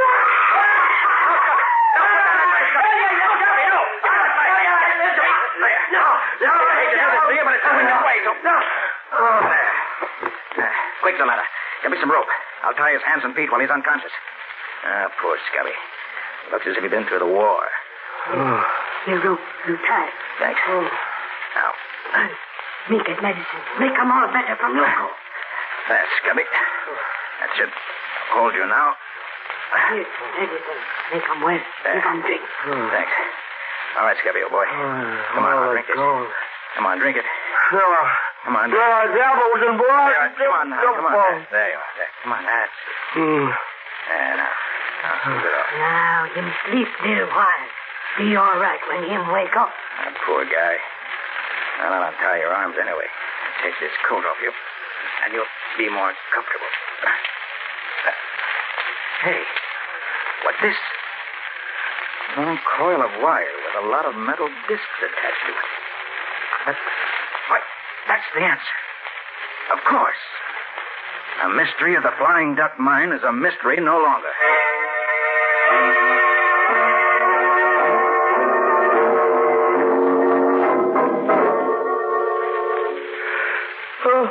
Well, Scubby, you feeling better now that you've had some sleep? Yeah, I feel pretty good. Why? You don't remember what happened to you yesterday morning? Well, the last thing I recall is going to the water bucket and taking a long drink. Seemed as if the more I drank, the more I wanted. Well, that water bucket was loaded with loco weed juice. What? Surprised you didn't notice it. Well, I'm surprised at myself now. But both the amalgamators, even Crosby himself, kept drinking. Or pretending to from that same bucket. Well, they certainly had me fooled. Hey, look, Scubby. Do you remember seeing these discs strung on this coil of wire? Oh, yeah. Yeah, I recall seeing one of the amalgamators have it last night. Why, did I bring it here? You did. And it breaks the case wide open. Well, good for me, even if I didn't know it. Hey, tell me, Nick, what are those discs used for? Here, I'll show you. Yeah. Now watch. Now you see? This stuff I'm scraping off is amalgam. A mixture of quicksilver and gold. The men who worked in the battery boxes in the mill, the amalgamators, hung these discs and a lot more like them in the battery boxes, right where they catch the best of the gold before it flowed over the other plates. They took out over half the gold that flowed into the boxes this way. So that's where all those thousands of dollars worth of gold disappeared to. Yes, Scubby. A very clever method of stealing the gold. Now, if we could only find out what Crosby and his gang do with the amalgam after they scrape it off their discs. You want catch Crosby? I'll say we do if we can. Hey, Nick, who is she? Oh, that's Zolanda. She saved my life. Oh, and yours, too, incidentally. Saved my life? How? Well, that loco weed juice you drank is fatal.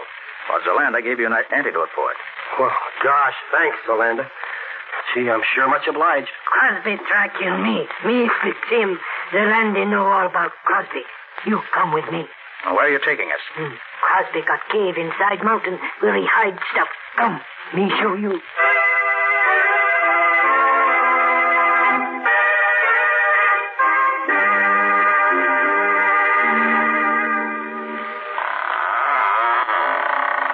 So this is where Crosby hides out, huh?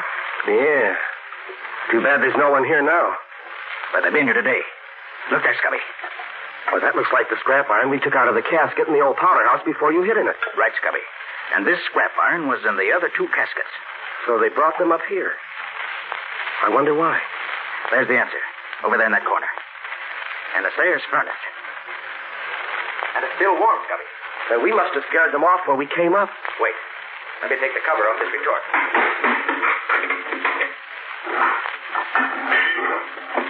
There. Nick, is that gold in there? That's just what it is. Part of the gold stolen from the mine. This is where the gang refined the amalgam they scraped off their discs. It's much easier to handle gold this way because it weighs so much less. Now, since we know from what Dalrymple said that they never disposed of any of the stolen gold, they must have 800 or 900 pounds of it by now. Hey, maybe they've got it hidden around here somewhere. They did have, Scubby. But not now. Well, what makes you think so, Nick? Here. Take a look outside there. They've been digging there very recently. Oh, but of course, Nick, they had to dig up the bodies of the two detectives to ship them back home. No, Scubby. The way it looks to me is this. After I got away from them last night, Crosby and his men took up the casket they tried to bury me in and tried to bury you in? Hey, you didn't tell me about that. About it later, Scubby. Right now I'm interested in what happened here. They brought the 3 caskets up here early this morning, loaded them up. How could they load 3 of them? They only had 2 bodies. No, Scubby. 3 caskets were loaded up. Don't you understand yet? No, Nick, I'm afraid I don't. How could they be loading up? How good are you at riding a horse? Riding a horse? Yeah. Well, I used to ride years ago. Why? Good. Zolanda, can you get us a couple of good fast horses right away? For you, me, get 2 good horses quick. Good. Come on, Scubby. Let's get the horses and ride to the railroad station before the eastbound train gets in.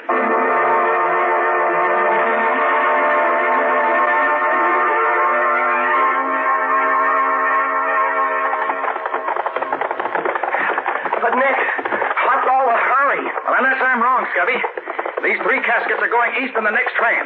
We've got to get there in time to stop them. Oh, even Crosby himself would recognize us, these Indian costumes Yolanda led us.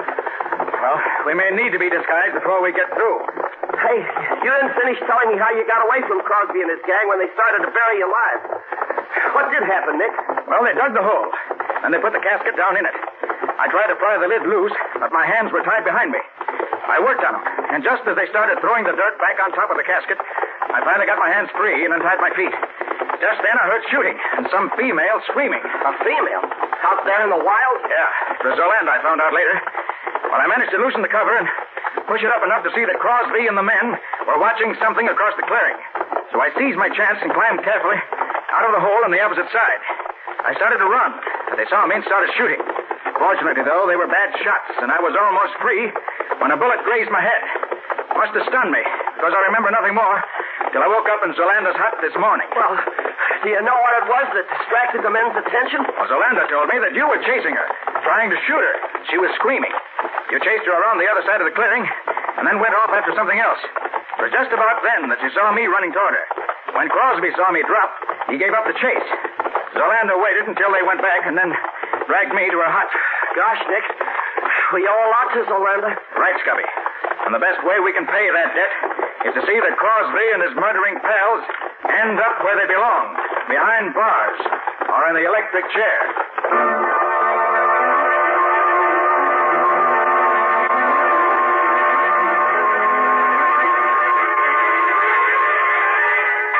You understand, Patsy? Of course, Nick. You want the police chief to meet you at the station in 10 minutes. And you want Mr. Dalrymple and the president and treasurer of the mine to meet you in the chief's office in an hour. That's right. Now be sure you get them all. Don't worry, I'll take care of it.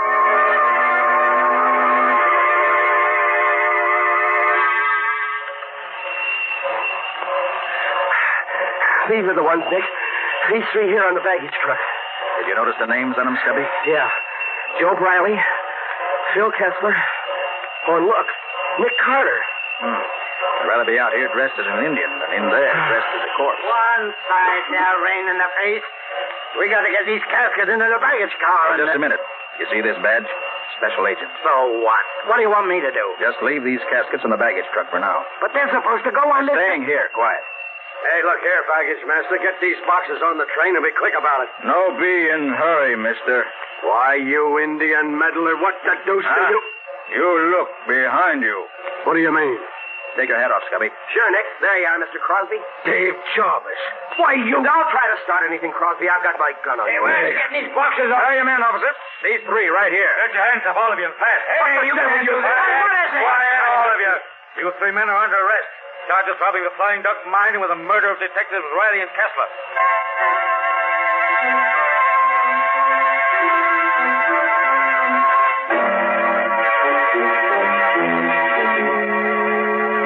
They're all here, Nick. Thanks, Patsy.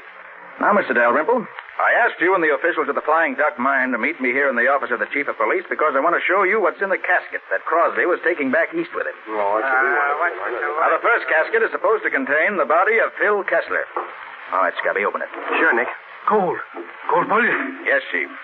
In these three caskets, you'll find the entire amount of gold stolen from the mine. Stolen by Dalrymple, the mine manager, Crosby, the mine super, and 4 of the workmen who worked in the amalgam room of the mill. They stole the amalgam, refined it in their own furnace, and buried it in 2 holes in the ground, which were supposed to be the graves of the 2 dead detectives. Mr. Carter, that much gold would make the caskets pretty heavy. Wouldn't that extra weight be noticed? No, Chief. Because when you ship a body by train, the casket has to be lead-lined and hermetically sealed. That means it weighs much more than the usual casket. Crosby, Ledyard, and Perkins were each going to take one of the caskets east with them as a personal baggage, which would prevent anybody from examining them too closely. One of the cleverest schemes I've seen in a long time. But it wasn't clever enough. Not with Nick on the job. You have to get up early in the morning to beat Nick.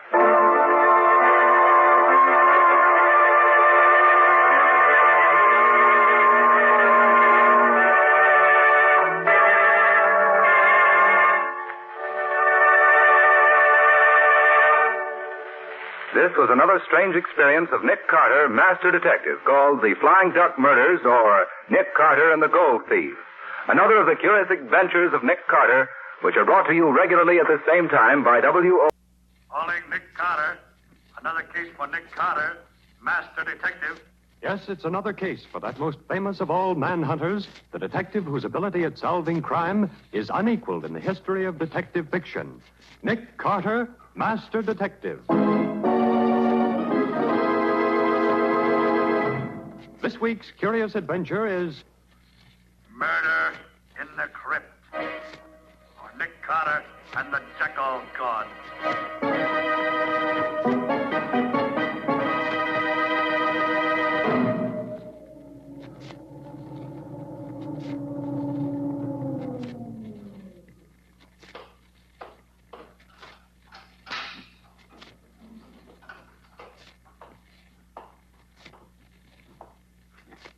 There. You'll never know that I came here this time any more than you did the other times I was here. Those footsteps coming this way. It's Anubis. Anubis. Oh, it can't be. I am Anubis, guardian of the dead. No. I must be dreaming. I am Anubis, the jackal god. But you're not. No.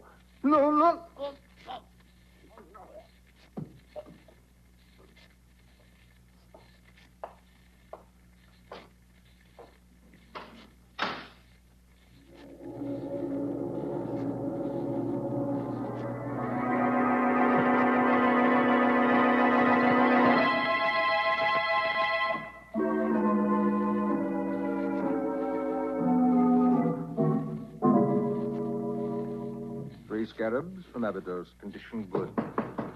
Come in. You Dr. Waldemar? I am. I'm Lieutenant Riley from headquarters.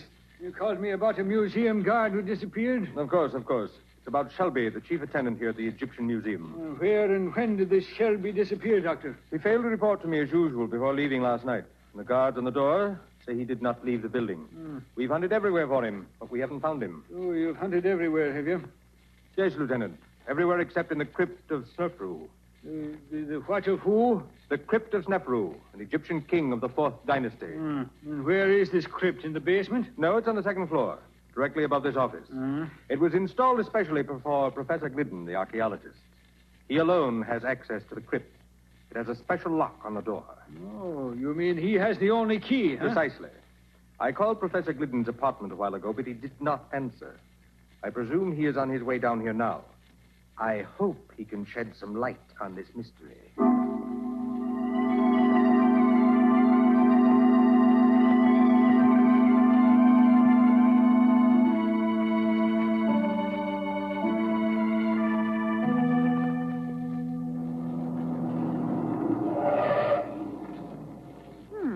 Nick, isn't this the Egyptian Museum across the road? Yes, Patsy, it is. Never been in it? Looks too much like a mausoleum for me. Are we going in to look at the mummies? That, Patsy, depends entirely upon Professor Glidden. Who's he? That bearded man who is beckoning to us from the doorway of the museum. Oh, I see him. Is he a client of yours? Yes.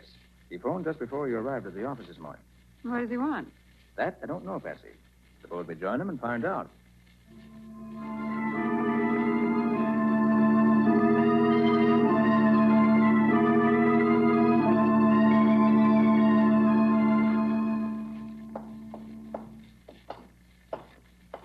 And you say, Professor, that the Archaeological Society gave Dr. Waldemar the money to complete the museum. Yes, Mr. Carter.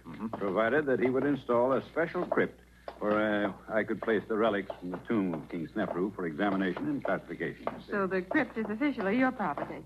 For the present, yes. When my work is finished, it will be open to the public. I see. And just where do I come in? I want you, Mr. Carter, to be present when we search the crypt, so there will be no question that Shelby is not there. This is Dr. Waldemar's office? It is. Oh, good morning, Glidden. This is Lieutenant Riley from headquarters. Hello there, Lieutenant Riley. Nicholas Carter and Patsy, too. We haven't seen each other for a long while. Now, don't tell me that you're looking for this man Shelby, too, Nick. I am, Riley. At the request of Professor Glidden. Oh. So since Dr. Waldemar has asked you to perform the same service, Riley, why don't we work together? We're glad to, Nick. Fine. Oh, you wouldn't object if Lieutenant Riley helped search the crypt, would you, Professor? Not at all. Well, Riley, shall we adjourn to the crypt? Right, Nick. The crypt is on the 2nd floor, right over this office.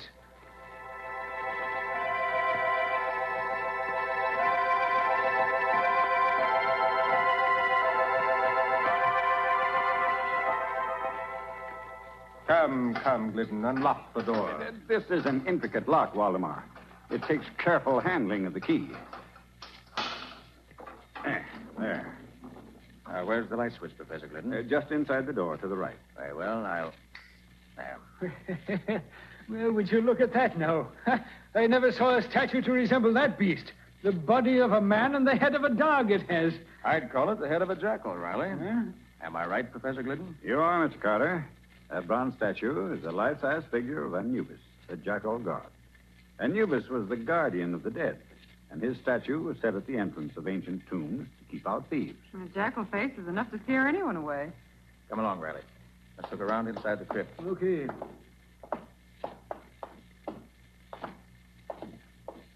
Well, here's a mummy case, which I suppose contains old King Snefru in person. Quite right, Mr. Carter. Yeah, now here's the old boy's throne.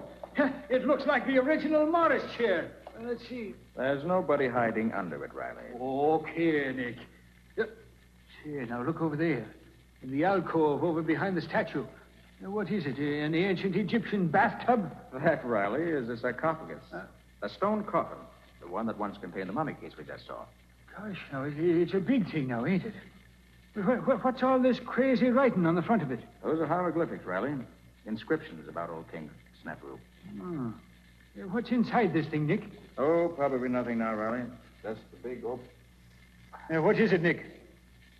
This sarcophagus is not empty, Riley. Huh? Shelby's in it. Oh. And he's dead.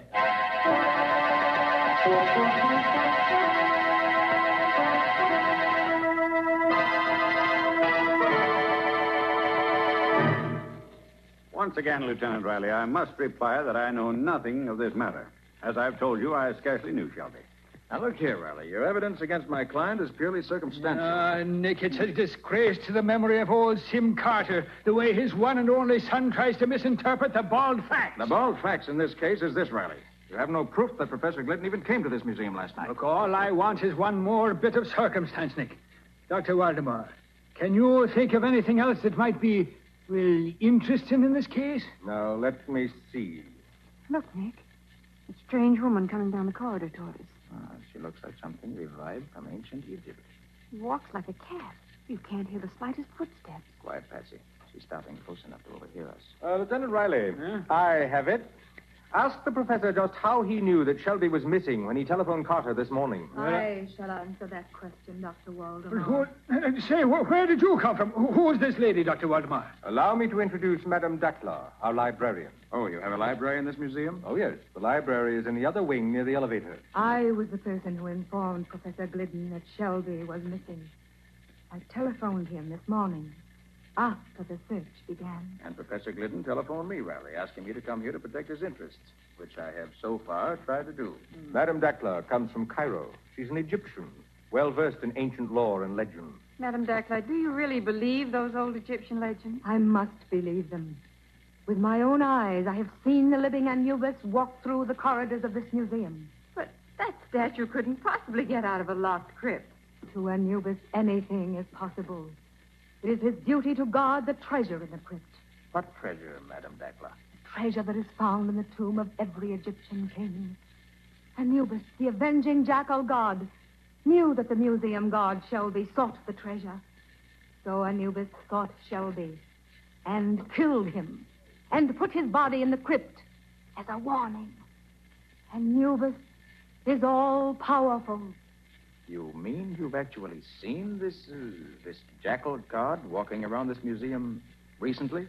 Anubis, the guardian of the dead, leaves the crypt of King Snefru and prowls these corridors every night. I have seen him do it. Gosh. That will be all, Madame Dackler. Thank you very much for coming. Nick, suppose we go through that crypt again and see what we can learn. An excellent suggestion, Riley. Patsy, suppose you go around and wait in the library with Madame Dackler. We'll join you there later.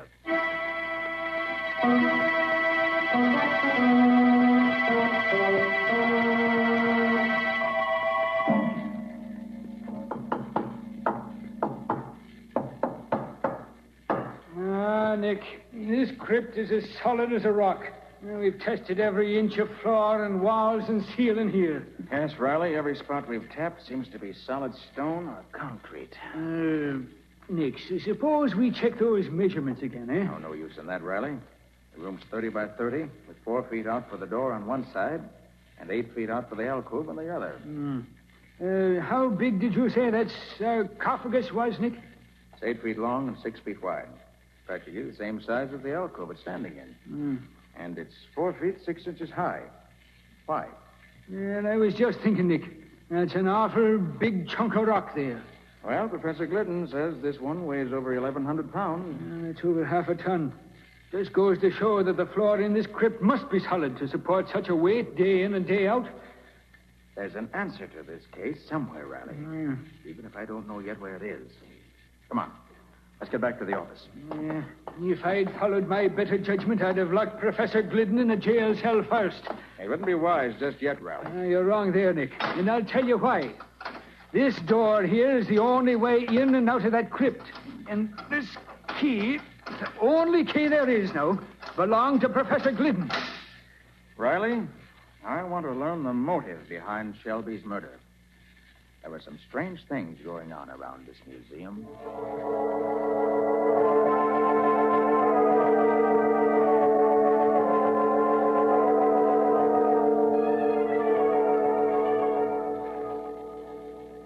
Three ancient anklets, one jar of perfume. Come in. Oh, it's you, Mr. Carter. Miss Bowen. Yes. Well, are you convinced that only Glidden could have entered that crypt upstairs? I never like to accept the obvious, Dr. Waldemar. Oh, there goes the closing bell.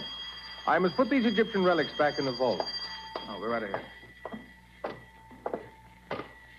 A large vault, that is, Dr. Waldemar. Yes. The museum requires a large vault. I had this one built here in the wall especially. Was it included in the original plans for the museum? Well, no, not exactly.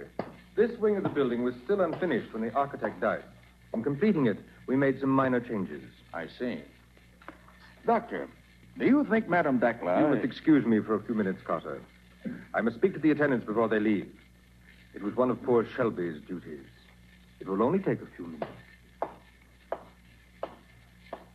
By the way, Patsy, there's something on Waldemar's desk that should interest you. You mean that odd-looking jar? Mm-hmm. It contains some ancient Egyptian perfume, he said. Smells like roses. Very strong. You better put it in the vault, Patsy. Waldemar must have overlooked it. And can you smell it, Nick?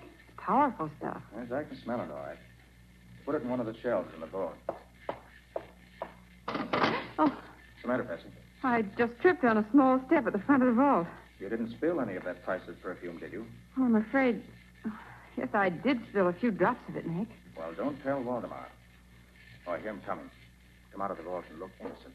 Okay. Well, Carter, another day is done. Oh, if you'll please stand away from the vault, Miss Bowen. I should like to close the door. Thank you. By the way, Doctor, was there any treasure buried with King Snefru? Probably. It was the custom. But it is also probable that such treasure was stolen centuries ago. Well, isn't Glidden interested in the matter of treasure? Possibly. But he's more interested in translating the hieroglyphics on the sarcophagus. Well, Patsy, I must be going. You must be going. You mean you're going to leave me here in the museum? Only for a little while. I want you to go back to the library and have a talk with Madame Dakla, Patsy. Talk about what? I'll tell you that while we're walking to the other wing. Good night, Dr. Waldemar. Good night, Mr. Carter.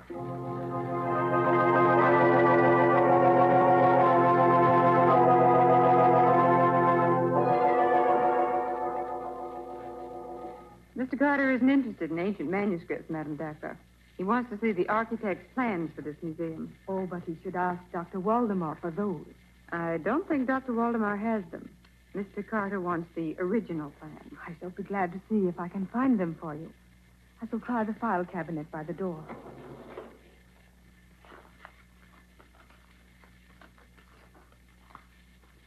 Well, they're not under A for architect. And they are not under B for building plans either. I shall try under M. Museum plans. What's that clumping sound out in the corridor? Yes, here they are. In this folder. Plans for Egyptian Museum to be erected Look, coming through the door. Anubis. Welcome, Anubis. Anubis gives no greeting to those who defy him. I have never defied you, Anubis. You have sought the treasure that I guard. Never. I have always... Let go of her, whoever you are. Let go. Away, you... Hey, now, what new mischief is going on here, Nick? O'Reilly, you're just in time. Huh? Patsy was just going to tell me. Who was it took Madame Dacla away, Patsy? It was somebody who looked like Anubis, the jackal god. What? Really, Nick. Madame Dacla had the plans of the museum in her hand. And they're gone, too. Nick, this time we're going to look in that crypt upstairs first. Come on.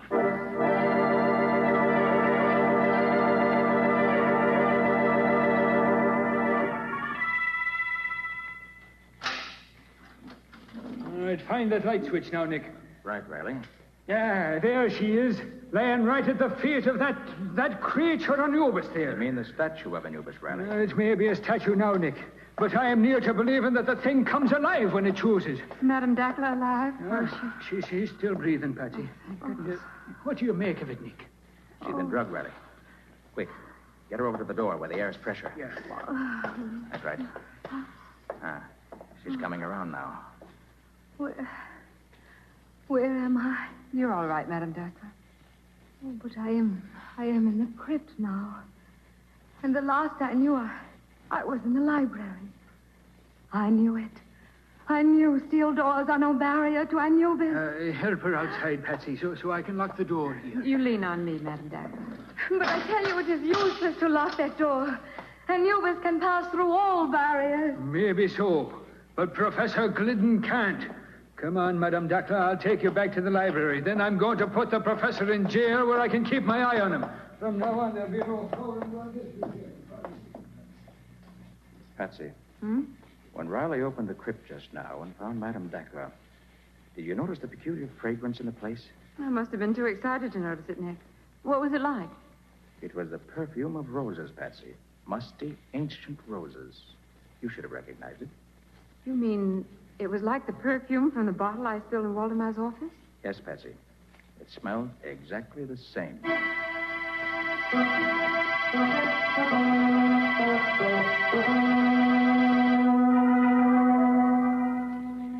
I admit nothing, Lieutenant Riley. I can't tell you how either Shelby or Madame Dacla got into the crypt. It's like I've been trying to tell you, Glidden. It's very simple. You had 2 keys, but you only gave me 1. And as I've been telling you, Lieutenant Riley, there was no duplicate key. Stay out. I'm busy here. I said stay... Hello, Riley. Hello, Glidden. So it's you again, Mr. Nicholas Carter. Well, I don't care whether Professor Glidden is your client or not. We're not releasing him. I don't want him released, Riley. I just want to ask him a few questions. Tell me, Professor Glidden, when you sent those relics of King Snefru to the Egyptian Museum, did Dr. Waldemar have any chance to examine them? Why, no. They were all heavily boxed and crated.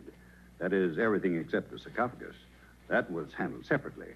Waldemar installed the sarcophagus in the crypt before I arrived. I see. I seem to recall that Shelby helped him set it up. The boxes and crates were all upstairs when I got back. But I opened them alone and set up everything myself, including the statue. That's all I wanted to know. I'm sorry, Professor, that you'll have to spend the night here. But I hope to arrange your release by morning. All right, Sergeant. Take the professor to his cell. Yes, sir. Come along, Professor. Say, Riley. Will you do something for me? Why should I? Why shouldn't you? You'll learn something yourself, and that's always a help in a murder case. All right, Nick. When can I lose? Fine. Pick up Patsy. She has all my notes, and you may need them. Then both of you go to the crypt. Where'll you be, Nick? I have to attend to another matter first. Now listen carefully, Riley. Here's what I want you to do. When you get to the...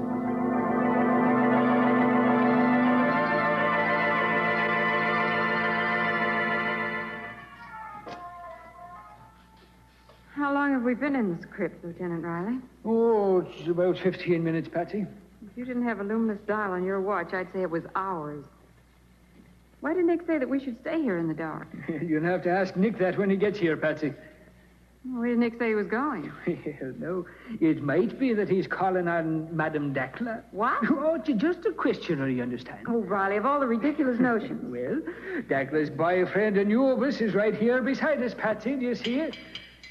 This statue of Anubis must be solid bronze, Patsy. If nothing happens here, something will happen when I find Mr. Nick Carter.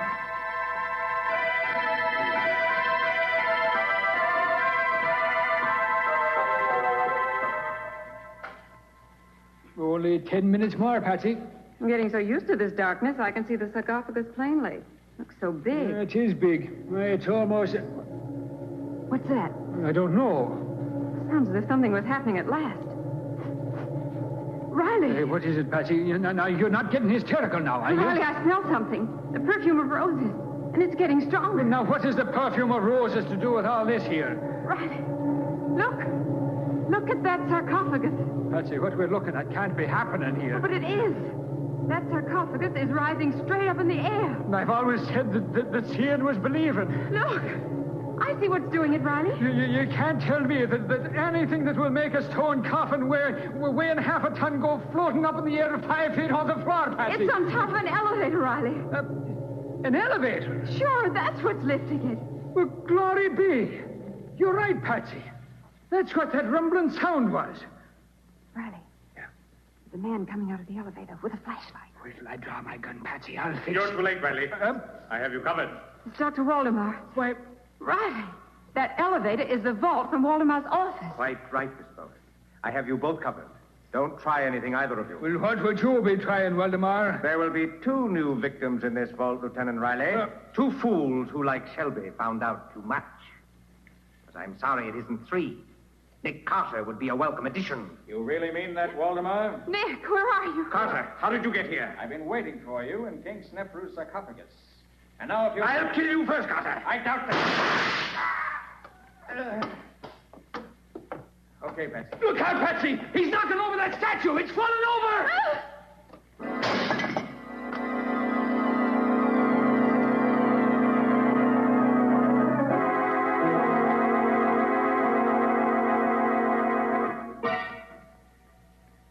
The professor will be along in a minute now, Patsy.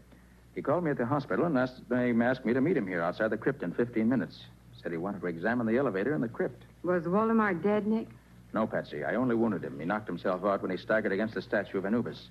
Waldemar made a complete confession when he recovered consciousness.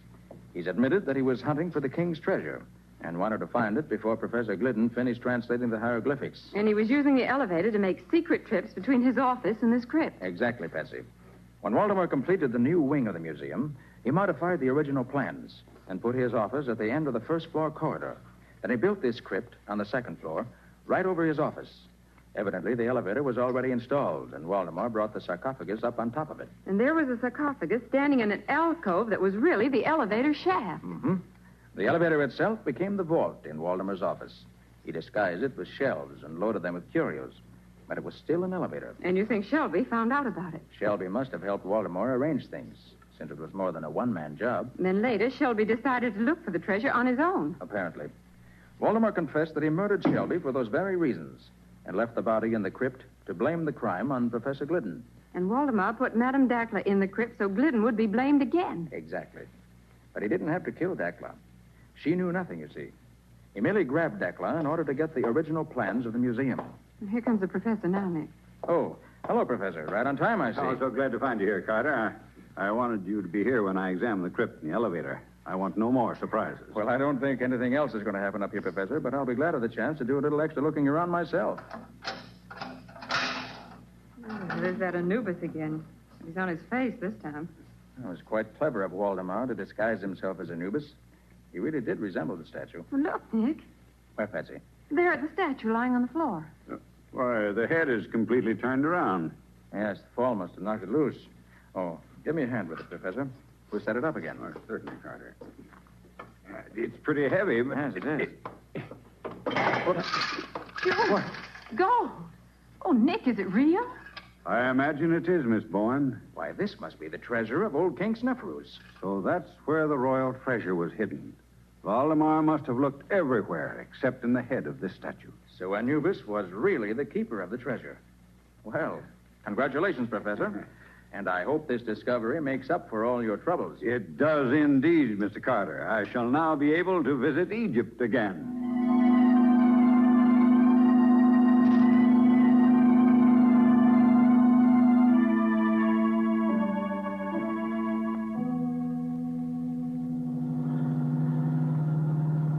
Well, Nick, there's just one problem that still bothers me.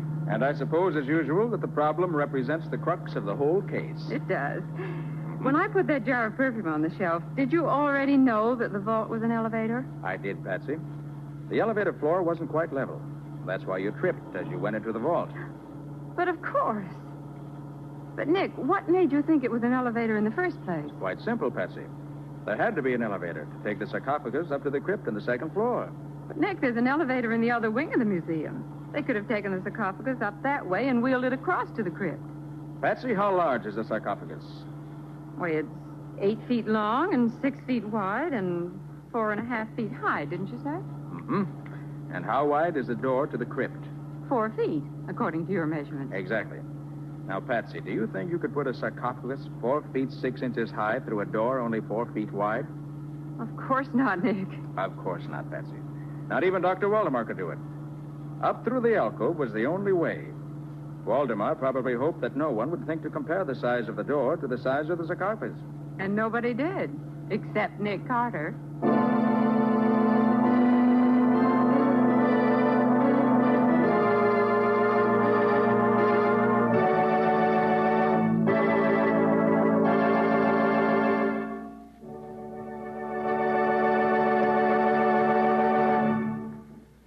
This was another strange experience of Nick Carter, master detective, called Murder in the Crypt, or Nick Carter and the Jackal God. Another of the curious adventures of Nick Carter, which are brought to you regularly by WOR Mutual. And now, Nick and Patsy, what about our story for next week?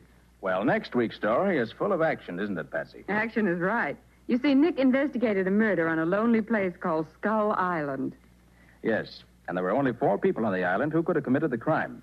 But it took a model of a clipper ship and a sea serpent to find out who the murderer was. It also took Nick Carter and a smart piece of deduction on his part to work out the answer. But what did a sea serpent have to do with the murder? Well, we'll tell you all about that next week. In the meantime, I'm glad I don't have to say sarcophagus again. So long. So long, everybody. And so long to you, Nick and Patsy. In the strange adventure you have just heard, Nick Carter was impersonated by John Clark, Patsy by Helen Choate. The story was written for Nick Carter by Walter Gibson. Original music was played by Lou White. The entire production was under the direction of Jock McGregor.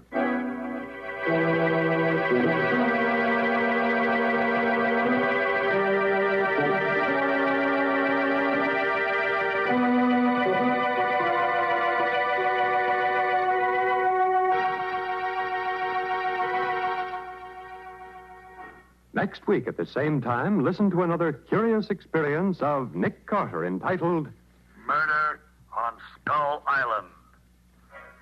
Or Nick Carter and the Mystery of the Sea Serpent.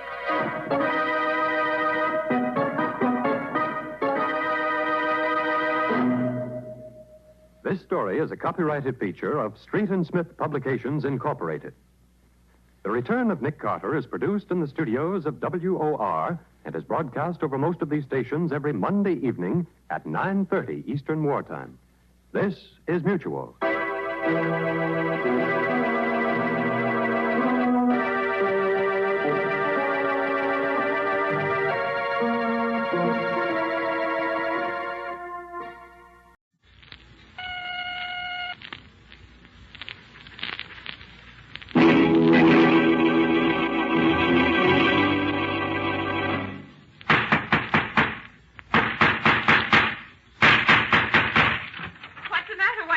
Another case for Nick Carter, master detective.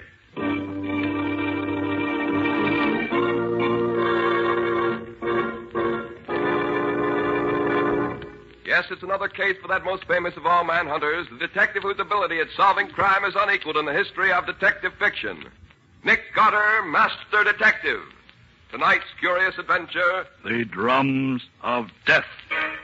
Or Nick Carter and the Mystery of the White Witch Doctor.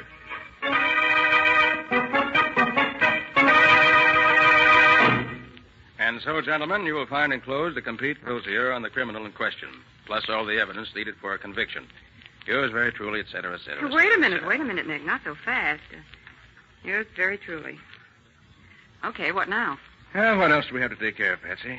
The only unfinished business I know of right now is this bunch of letters from that Mrs. Galley. Oh, yes. What was it this Mrs. Galley wanted me to do? She's worried about her doctor, Nick, and she wants to consult you. No, let her consult another doctor if she doesn't like the one she's got now. Throw her letters out, Patsy. Let's go celebrate having our old business all cleaned up. Well, I would, Nick, except that the letter we got from her today throws a new light on her problem. Oh, what did she have to say today that was so vital? She says she's afraid of her doctor. Afraid of him? Oh, hum. Mrs. Galley's that old, wealthy dowager I met at somebody's tea a few weeks ago, isn't she? That's who she is, and she... she's probably a crotchety old hypochondriac whose hobby is doctors. That isn't it. And now that she's seen every physician in town, she wants to start in collecting detectives. Does she say why she's afraid of whatever doctor she's going to now? Yes, she does, Nick. She says he's a witch doctor.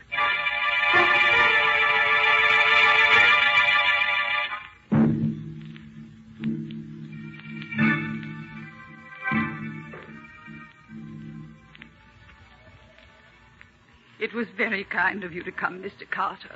I hoped you would. I confess I wasn't too eager, Mrs. Galley, until Miss Bowen told me about your last letter.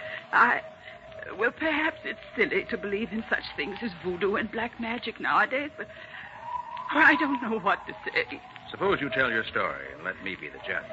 Well, there isn't much to tell, Mr. Carter. I was... Oh, what's that? Only the wind, Mrs. Galley. It's nothing. Oh, I'm so unnerved. Well, here's my story.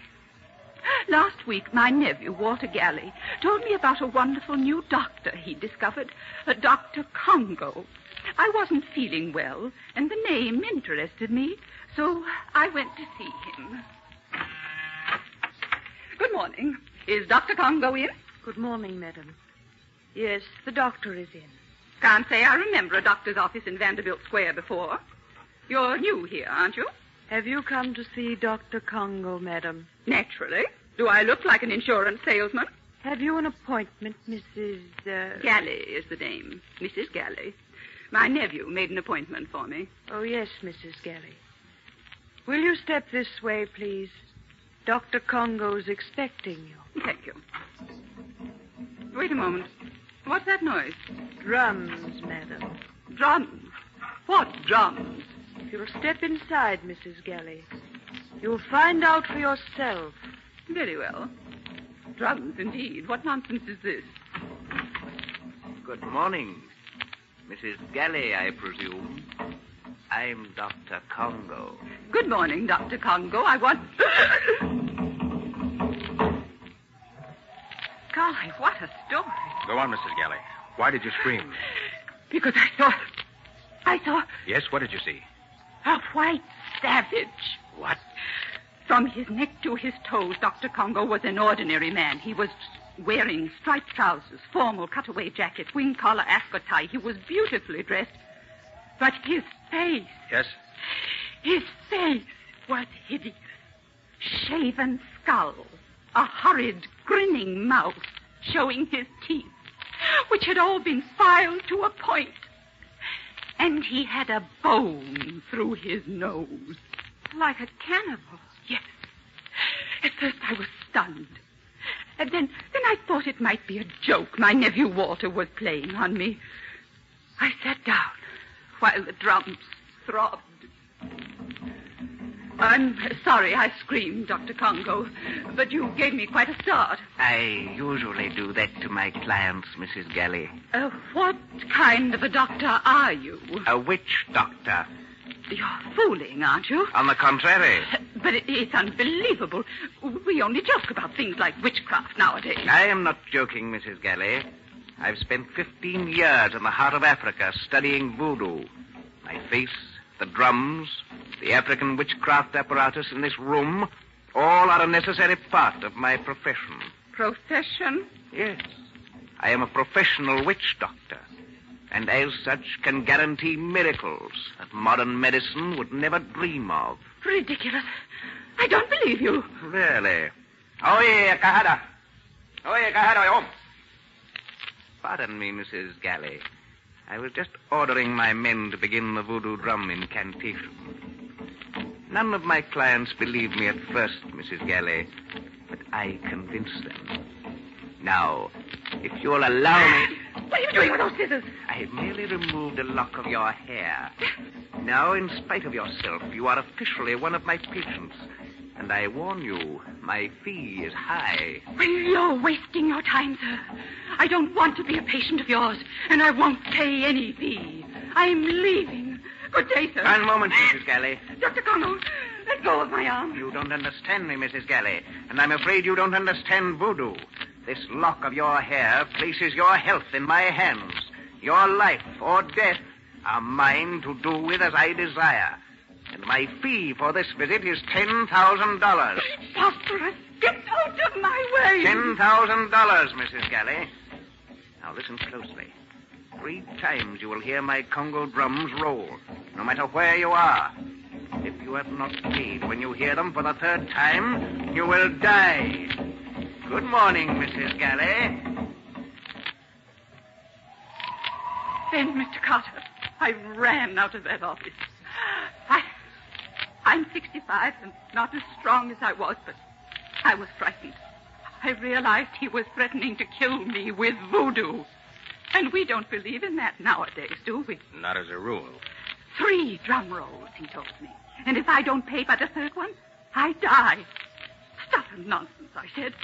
And then, that very night, when I was alone in this room, I heard the distant roll of Congo drums. God. Now, Mrs. Galley, you must calm yourself. I'm sure it's only your nerves. We don't believe in witchcraft today. You've got to believe me, Mr. Carter. I've already heard Dr. Congo's drums beat once. Perhaps you only think you did, Mrs. Galley. This Dr. Congo is playing on your nerves. Hysteria can make us think we hear anything. Oh, no. I'm sure I heard them. Wait. Mrs. Galley.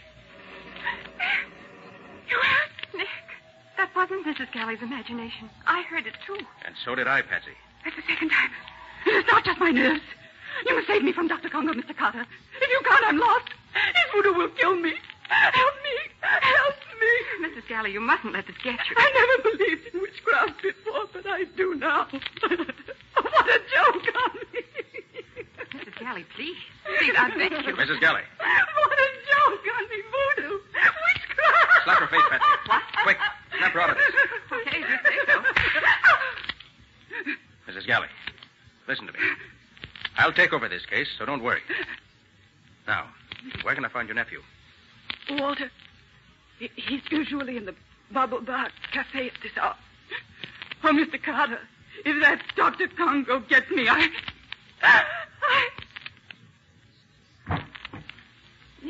she's fainted.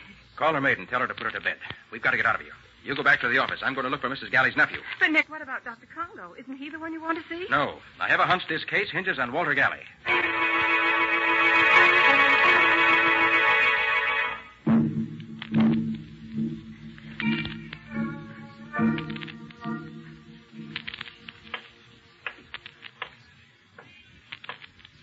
This Bubble Bar Cafe is a pretty tough-looking dive for a place with such a fancy name.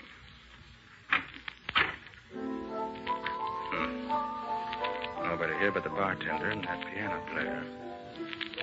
Well, it must be too early in the evening. Good evening. Hiya, pal. What'll it be? Information. Huh? I'm looking for someone. Who? Walter Galley. Oh, him. Walter ain't come in yet. Hang around. He's due any minute. You live around here? Yeah, across the street. River Apartment. I see. He owes you money, too, huh? How's that? Don't play dumb, pal. Galley's clipped us all. Somebody's always coming around looking for him. Pal, I'd give plenty to get back what he owes me. He's no good. How's chances of collecting? 0, pal. 0. Galley claims he's got a rich old aunt who's going to leave him plenty when she kicks off, but I don't... For the lover. What is it? What's the matter, man? Turn around and look. Oh. Good evening, Mr. Carter. Ah, Dr. Congo, I presume? Quite right. What's that thing he's got for a face?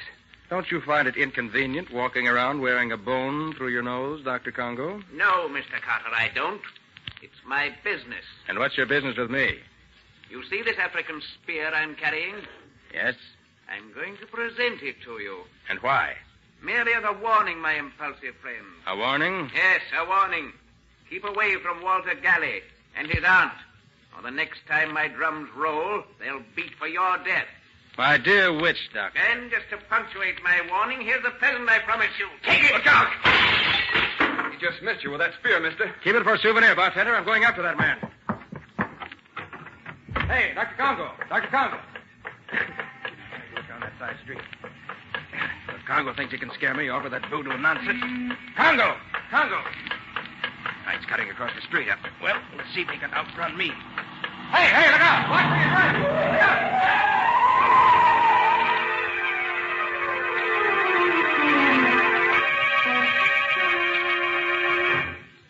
Oh, Nick, are you all right? Oh. Nick. Oh, what happened, huh? Oh, yes, I remember it now.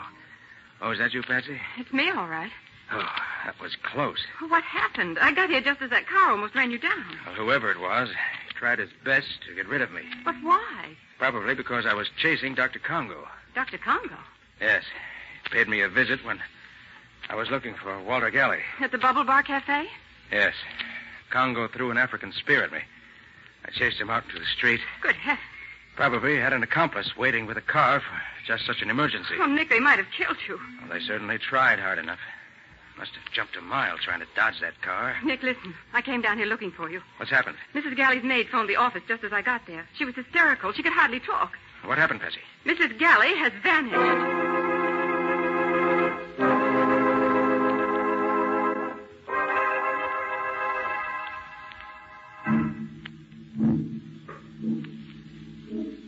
Monsieur Carter, I'm so glad you came. Mrs. Galley has disappeared. How do you mean, Mrs. Galley's disappeared? She was spirited away, monsieur, by witchcraft. It's horrible. She simply vanished. When did you see Mrs. Galley last? After you leave, I put her to bed. She has the hysteria, you remember? Yes, I remember. She does not rest. She cannot sleep. She screams and laughs, so I tell her I will get her the off me. And? I'm in the kitchen. When I hear her scream upstairs, and then of a sudden, she does not scream. She is, how you say, cut off. I enter the bedroom and... And what? You must look for yourself, monsieur. I do not go into this room again. All right. Where is it? I know. Come on. Okay. Oh, Nick, do you really think Dr. Congo made Mrs. Galley vanish? I don't know what to think yet. But those voodoo drums. We heard them when we were here before. Yes, we heard them. Is this the bedroom? Yes.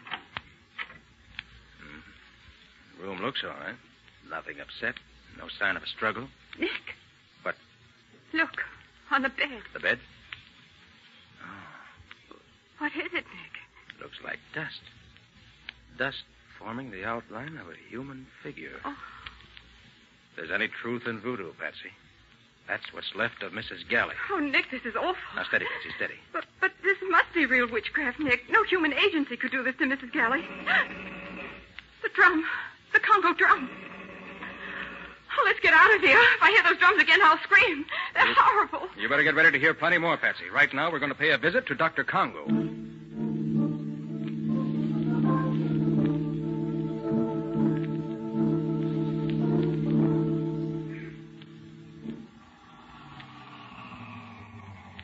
This is Vanderbilt Square, Patsy. Look for Dr. Congo's sign. Do we have to come here, Nick? We do, Patsy. I want to have a look at Dr. Congo's office. Nice old residential section. It's awfully dark. Yeah. No lights in the houses anywhere. Nick, there it is. The doctor's sign? Mm-hmm. Oh, yes. Congo, W-D. Oh, probably stands for witch doctor. All right, Patsy, come on. Oh, Nick, I'm scared. Oh, certainly you don't believe in voodoo, Patsy. Oh, I never did before, but Dr. Congo seems to have changed my mind. Maybe. Would you rather wait in the car? What? Desert you? I may be scared, but I'm no coward. Ah, that's the girl, Patsy. Chin up. Oh, I'm trying, but it makes my teeth chatter too loud. Well, here we are. A nice side window. Going to have a peek inside? No, going to break in. What's that? Just a gadget, Patsy, for unlocking locked windows. Oh. Now we turn the catch, and... there we are. I'll go first, Patsy. Okay. Let me give you a hand, Patsy. Right. Up, Daisy. There. And here we are, in the den of the witch doctor. What are you looking for? Any clues that'll help us. Rather do it by daylight, but this flashlight will have to serve. Hurry up, Nick. I want to get out of here. Sorry to interrupt. Mr. Carter again, I believe. Just paying a friendly call, Dr. Congo. Interested in Mrs. Galley's unfortunate disappearance, eh? You know about that, huh? Naturally. My voodoo did it. Mrs. Galley was too stubborn to pay the fee she owed me. I would advise you to raise your hands, Mr. Carter. You see, the young lady understands. My native archer is eager to shoot. He'll not miss next time. What do you want, Congo? I thought it was obvious. Money. And I'm going to get it in spite of you. Because unfortunately, you're helpless, Carter. You cannot fight my voodoo, and no law court will convict me of murder by witchcraft. The police will laugh at your evidence. At my evidence?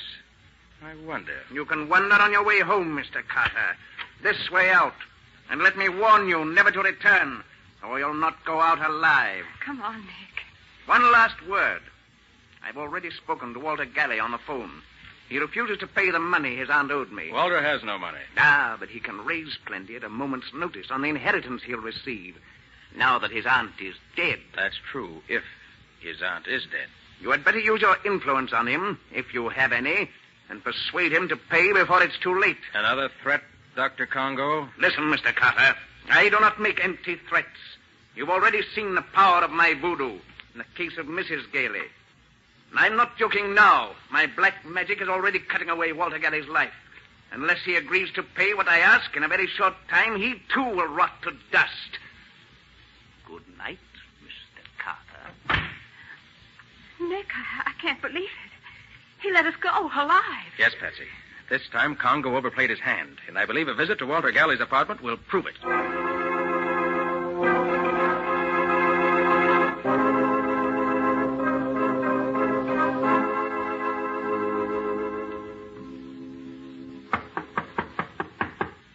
Mr. Galley.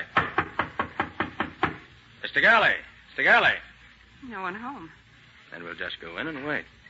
This looks like an easy lock to open. I'm almost afraid to go in, Nick. Too late, Patsy. We're in already. Come on. Radio's playing. All the lights are on. We must have just stepped out for a moment. Yes, looks that way. What do you think about Dr. Congo's threat, I mean? Let's look around. Wait a minute. I want to turn off that radio. There, that's better. Wonder where Galley is. Maybe he went to pay that money to Dr. Congo. Perhaps, but I doubt it. Nick, look. What is it, Patsy? Look at that couch beside the radio. It's covered with... dust. Yes, I see. It's shaped like a human figure. Exactly like the dust on Mrs. Galley's bed. Then Congo's killed Walter Galley, too. The evidence seems to point that way. But how can Congo do this, Nick? By voodoo. So Congo says. Beat a few drums, melt a wax figure, and your victim rots to dust. And there's the dust on the couch. Then you believe it, too. I didn't say that, Patsy. Listen. The drum again. Oh, Nick, let's drop this case. We can't fight the supernatural. We don't understand it. It's like trying to stop the wind. Trying to stop the wind? Of course, Patsy. That's the one last explanation I was looking for. I should have thought of that myself. What? I mean, this case is solved. Give me a moment to write a note here at Galley's desk. A note? To whom? Why, to Dr. Congo. My dear Dr. Congo, you are right. I have no case for the police. I have just discovered that both your victims committed suicide. Signed, Nick Carter. That's a peculiar note. What does it mean? Dr. Congo will understand it. But, Nick, it couldn't be suicide. But Mrs. Galley and Walter vanished. No bodies were found. Dr. Congo will understand what it means, Patsy. Oh, Nick, you're just deliberately mystifying me. No, Patsy, you'll understand, too, later. But right now, I want you to deliver this note to Mrs. Galley's maid. Her maid? Who did she... No questions now. Deliver it and hurry back to the office. Because Nick, very shortly, we're going to hear Dr. Congo's drums beating again. And this time, they'll be beating for us.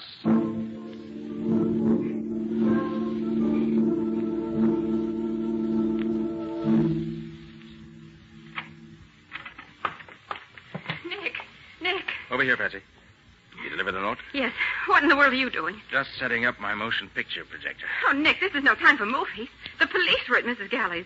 News about her disappearance is getting around. Why, I understand the whole social set's going crazy. That's exactly what Congo wants. If you fail on this case, Nick, everyone will be afraid not to pay Congo. As I said, that's exactly what Congo wants. Said he was after money, didn't he? Who do you think Congo will attack next? The drums. Congo's drums. There's your answer, Patsy. You mean he's after us? Exactly. My note got a quicker response than I thought it would. Patsy, put out the lights quick. Now what? Now the projector. There. You see? I've got it set in the shade. Why, that's wonderful. It makes it look as if we were standing in front of the window talking. Those shadows on the curtain look as natural as light. Right.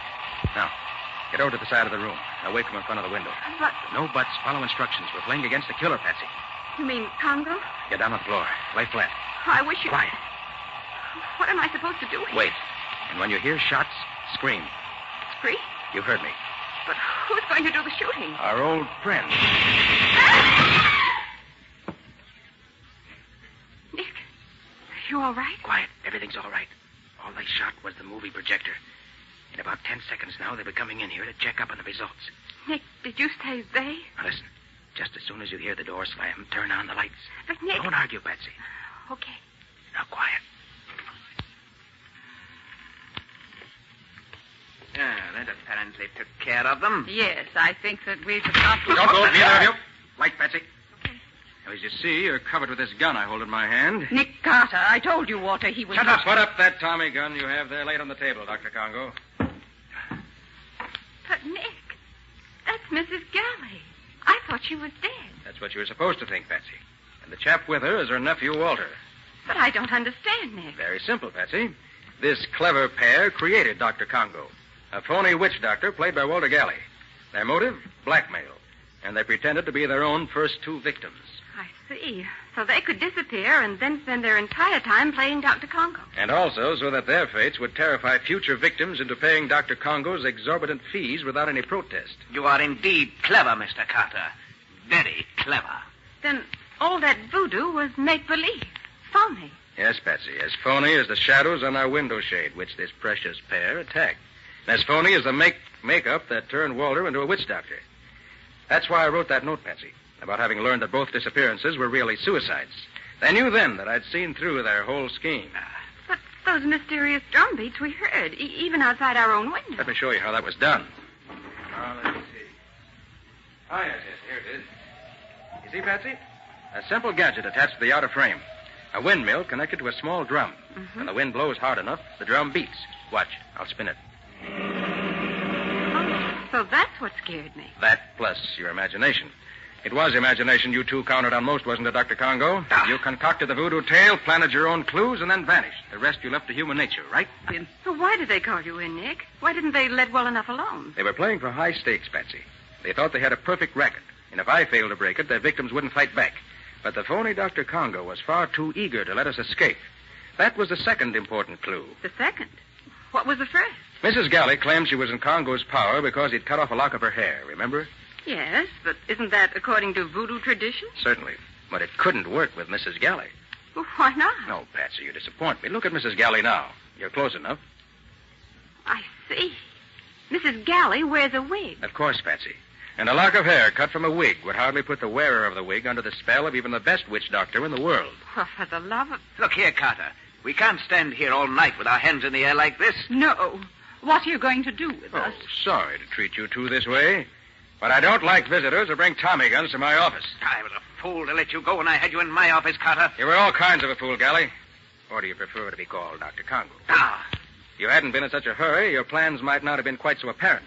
And if you hadn't been so obvious in sending me to see Walter Galley in the middle of the night when he hadn't had time to raise the money to pay you, even if he wanted to, I shouldn't have been quite so sure what your schemes were. Your eagerness to begin collecting from your victims was your downfall, my friend. All right. But the next time... That's what they all say, my friend. But there won't be any next time. Nick Carter plays for keeps.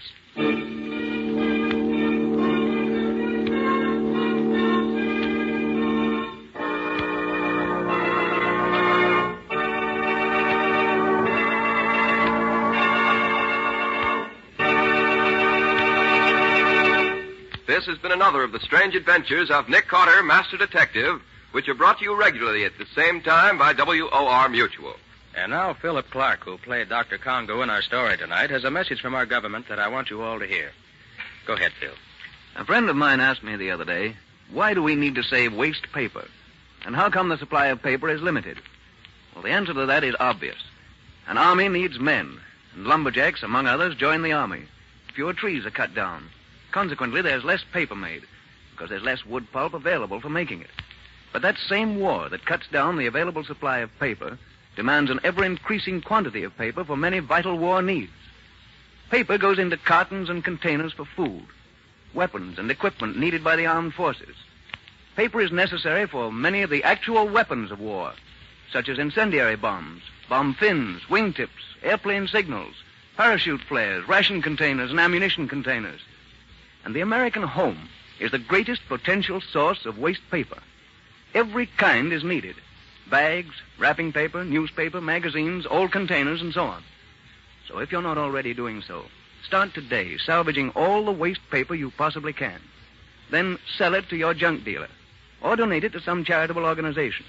But don't throw away a single scrap of paper. Make it help us win this war. And now, Nick, what about your story for next week? Well, it's about a gang of super crooks who had stolen a very valuable invention and kidnapped the old inventor and his beautiful daughter to hold them as hostages. And even though I accidentally knew in advance what was going to happen, I was too late to stop them due to an unfortunate accident. But Nick more than made up for it the way he went after those crooks. Within 24 hours, he succeeded in capturing the gang and rescuing the professor and his daughter. Yes, Patsy. But it was fast and furious while it lasted. Scubby and I were in hot water right up until the end of the chase. What do you call the story, Nick? I've called it The Professor's Secret. Or The Mystery of the Z-Rays. And that's all until next week. So long. So long, everybody. So long to you both, Nick and Patsy. In the strange adventure you have just heard, Nick Carter was impersonated by Lon Clark, Patsy by Helen Choate. The story was written for Nick Carter by Alfred Bester. Original music was played by Lou White. The entire production was under the direction of Jock McGregor.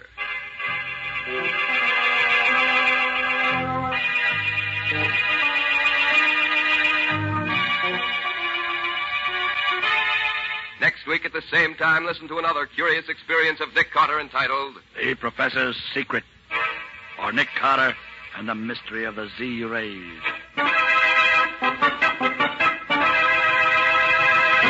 This story is a copyrighted feature of Street and Smith Publications, Incorporated. The Return of Nick Carter is produced in the studios of WOR and is broadcast over most of these stations every Saturday evening at 7 o'clock Eastern War Time. And don't forget that the adventures of Nick's adopted son, Chick Carter, are broadcast over most of these stations Mondays through Fridays at 5:30 p.m. Eastern War Time. This is Mutual.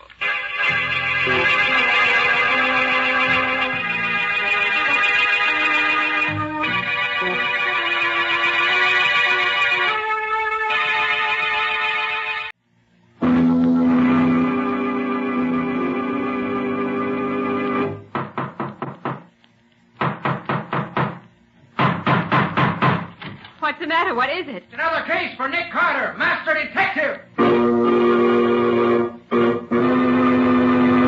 Yes, it's another case for that most famous of all manhunters, the detective whose ability at solving crime is unequaled in the history of detective fiction.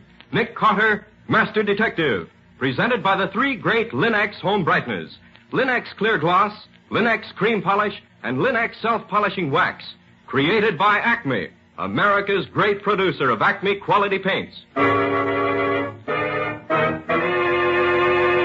Today's curious adventure, Death Plays the Lead, or Nick Carter and the Mystery of the Accidental Clue. In just a moment, we'll hear how Nick used an accidental clue to solve a murder at a U.S. Army camp and break up a spy ring. But first, ask yourself this. Do folks have fun when they visit you? Make your home a more enjoyable place to be, with modern shortcuts to household loveliness. Probably you've already found how Chemtone, the miracle wall finish, brings new beauty to your walls. And for floors, woodwork, and furniture, the three great Linex home brighteners do an equally fine job. Linex Self-Polishing Wax, which beautifies your floors with a satiny yet tough non-skid finish that resists wear, water, and dirt. Linex Cream Polish, which cleans as it polishes, leaving no oily film on your furniture. And Linex Clear Gloss Varnish, the durable super varnish that dries to an elastic, transparent surface which protects all wood and linoleum in your home. You'll find the 3 great Linex home brighteners at your hardware, paint, or department store. Your headquarters also for Chemtone, the Miracle Wall Finish. Now for today's mysterious adventure with Nick Carter. Somewhere in these United States is an Army training camp. And somewhere in that camp is the USO Theater, which, on account of the rain pouring down outside, is unusually well filled. As our story opens, Nick Carter, with his 2 assistants, Patsy and Scubby, are hurrying backstage in the theater in the company of their host, Major Wayne. Right through here, Nick. Gosh, what a mob. Look, Scubby, there are more soldiers backstage here than actors. Yeah. Quiet. Quiet, please. Quiet. Where's Mr. Dexter? Right here, Major. I'm glad you could get here so soon. This is bad business, Mr. Dexter. Very bad business. Who was it was killed? My leading lady, Margot Craven. She was shot in her dressing room, right in here. Mr. Dexter, this is Nick Carter. He just happened to be here visiting me today, but I'm going to ask him to take over the investigation for me. We're lucky to have such a great detective here when we need him. Thank you, Dexter. Now, suppose you tell me what you know about this right from the beginning. Of course. It really started right after the first act. I was in my office when Ross Craven, Margot's husband, came in. Well, Dexter, you've done it again. It's a hit. You really like the show, Craven? I certainly do. But say, what's the matter with my wife? Why, what do you mean? Is anything the matter with Margot? I just stopped in the dressing room and she was crying. And she swears she won't go on for the second act. She will, if I have to drag her on. Those boys will be disappointed. You go out front, Craven, and don't worry. I'll go back and see her. All right, Dexter. You know, sometimes I think she should have married you instead of me. You certainly can handle her better than I can. Did he mean anything special by that, Dexter? It's no secret that I've been in love with Margot for years. But she married Craven, and that was the end of it for me. I see. Suppose you go on with your story. I started backstage, and just as I got to the passageway where Margot's dressing room was, I heard a shot. I ran to her room, opened the door, and found her lying on the floor. I just had time to be sure she was dead when Patty came in. Who's Patty? Patty Berg, my assistant, my best friend, and my pal and protector. He entered the dressing room right behind me. Is she dead? Yes. Yes, she's dead, Patty. Well, did she kill herself? I don't know. That must be the gun on the floor there. A pearl-handled .32. And I think I have seen her have it before now. Yeah. Oh, hey, she left the window open. It's raining in. I better close it. Oh, it's lucky you weren't in here with her when it happened. I saw you crossing backstage as the shot was fired, but I wish someone else had seen you. Meaning what? Meaning that lots of people knew you was in love with her. That it nearly broke you up when she married Craven, that's all. They might think you killed her because you was jealous. That's absurd. 5 minutes, Mrs. Craven. 5 minutes. Well, Patty, there's one call she'll never answer. Never again. Gosh, Mr. Dexter, that's tough. I've been examining the gun, Nick. There are no prints on it at all. I see. Dexter, do you have any idea why Mrs. Craven refused to go on for the second act tonight? Why, she... I can tell you why. Yes? And who are you? That is Carl Shaw, our star. Mr. Shaw, what did you mean by saying you could tell why? Margot Craven was in love with Dexter. She was eating her heart out for him. Said if she couldn't have him, she'd wreck the show. That's why she wouldn't go on for the second act. And I'll bet he went in to argue with her, maybe threatened her, and she grabbed the gun for protection. They struggled for it, and it went off, killing her. Do you know that happened? No, but I know Margot, and I know Dexter. Look here, Shaw. If Dex won't defend himself, I'll do it for him. Why don't you tell Mr. Carter the truth? That you were in love with Margot yourself, that you've been threatening to kill her ever since she married Craven. Sometimes she teased you till you got so mad you almost went crazy. Are you insinuating that I killed her? Yes, I am, and right to your face. What's the matter here? What's Margot. Margot. That's her husband, Mr. Carter. Your wife's dead, Mr. Craven. Dead? You didn't kill her, did you, Dexter? We don't know who killed her yet. We aren't even certain she didn't kill herself. I was afraid Dexter might have done it. He has such a rotten temper.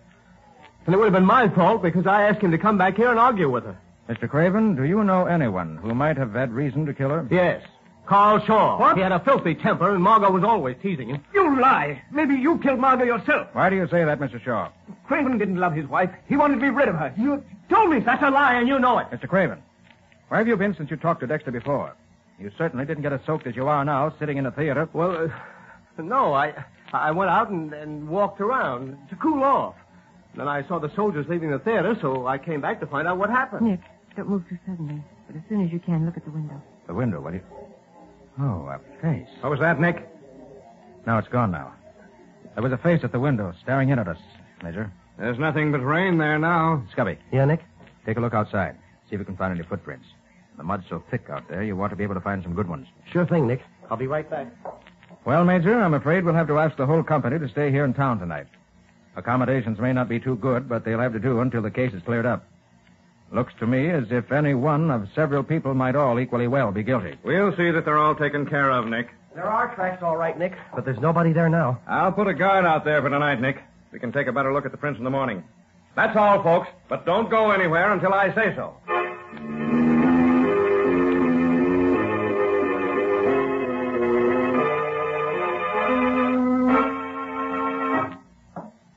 Room 211, the clerk said.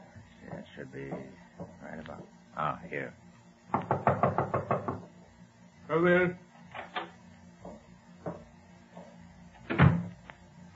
Hi, Dick Deadeye. Come in, have a drink. Thanks, Craven. I don't drink. I don't ever want to be sober again.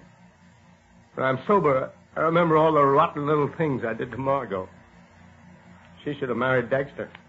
He's always been the kind of man that I wanted to be and never was. But I beat him just once. When I married Margot. That rather evens things up, doesn't it? So that's why you married her. Because Dexter loved her and you wanted to beat him at something. Yeah. But don't tell anybody. Craven, did you kill Margot? No. Why should I kill her? You were outside and could have shot her through the window. She was shot with her own gun, and you admitted you'd been in a dressing room just before you talked to Dexter. You could have taken her gun then. So, now you're trying to frame me for her murder. I'm not trying to frame anyone. I'm trying to find out the truth. Yeah, why don't you ask Dexter, then? He was the first one in her room. He found her.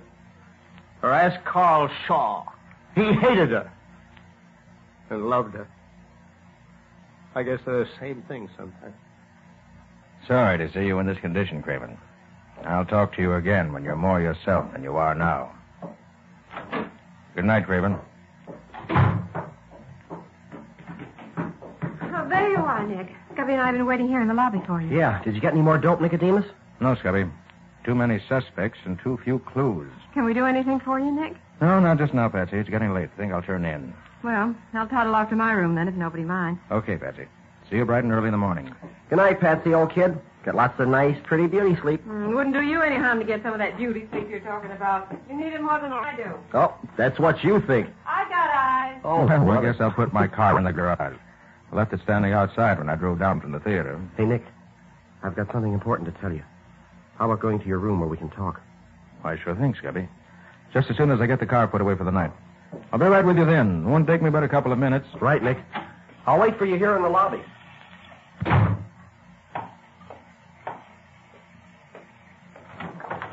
Good evening, Mr. Carter. What the... Keep your mouth closed, Mr. Carter, and climb in behind the wheel.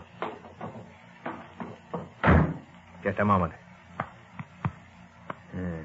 Only one gun tonight, huh? That's all. Okay, get going. Very well. You're giving the orders. For now. Drive straight out Main Street, Mr. Carter. Oh, so it's you. You know me? Don't know your name, but I do know that you're the man I saw staring in the dressing room window earlier this evening. Yes. You'll drive straight ahead for about 5 miles. When you come to a crossroad, you'll turn left and continue on. I'll give you further directions then.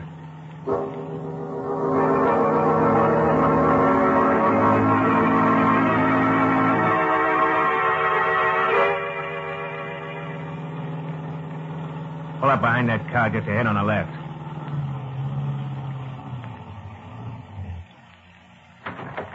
That you? Yes.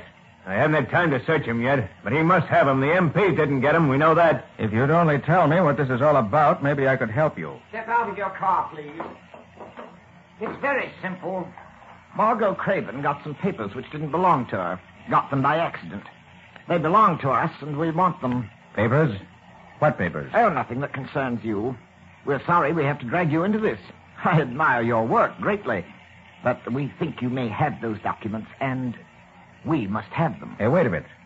Is that why she was killed? Because she had them? No, Mr. Carter. They had nothing to do with her murder, nothing at all. Come on, search him and be done with it. I don't enjoy standing out here in the rain. Of course. Permit me to be sure you have no papers on you, Mr. Carter. Go ahead. Craven's been taken care of. I searched Carter's car while I waited for him. So if he doesn't have them on him, I don't know where they are. Well, they're not on him.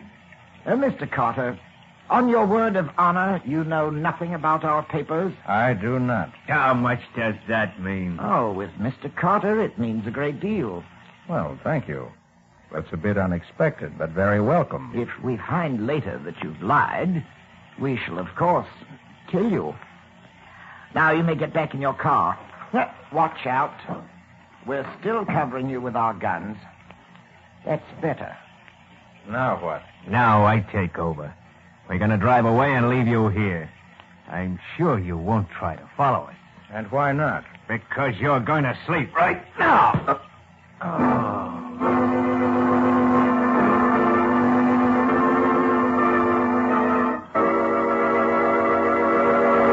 Miles from the little army camp town, alone and unconscious in his car. What's going to happen to Nick now? Are the men he just met mixed up in the murder, or was Margot Craven killed by one of her so-called friends? We'll see in just a moment. Whatever floor surfaces you have in your home, wood, linoleum, rubber, or asphalt tile, you chose them because you found them attractive. Keep them that way with Linex self-polishing wax, which beautifies without tiresome rubbing and polishing.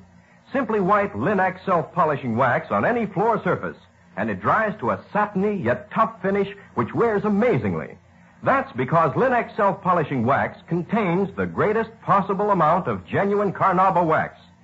And once you've applied Linex self-polishing wax, there's no need for you to re-wax the whole floor when parts of it begin to show wear. A floor finished with Linex self-polishing wax is easy to keep clean, too. For Linex self-polishing wax is unusually resistant to dirt and water, keeping the dirt on the surface, where it's wiped away in a jiffy with a damp cloth or mild suds. And the underwriters' laboratories, whose seal is on every bottle of Linex self-polishing wax, have proved that it's the non-skid floor wax, resisting slip even when water is spilled on it. Get Linex, Lin-X, Linex self-polishing wax now. You'll find all three great Linex home brighteners and Chemtone, the miracle wall finish, at hardware, paint, and department stores everywhere.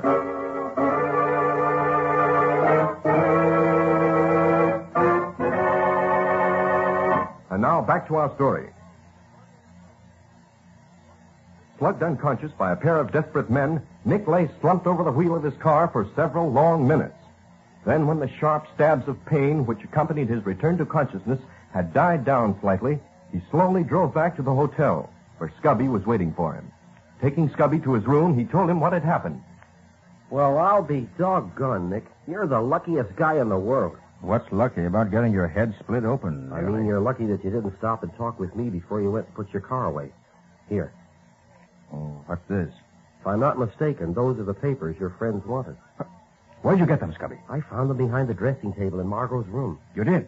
When was that? While you were busy talking to Dexter, I was looking around, and, well, I ran into these. Well, why didn't you say something about it then? I thought you might like to go through them before we turned them over to the police. This is the first time since then that I've had a chance to give them to you alone.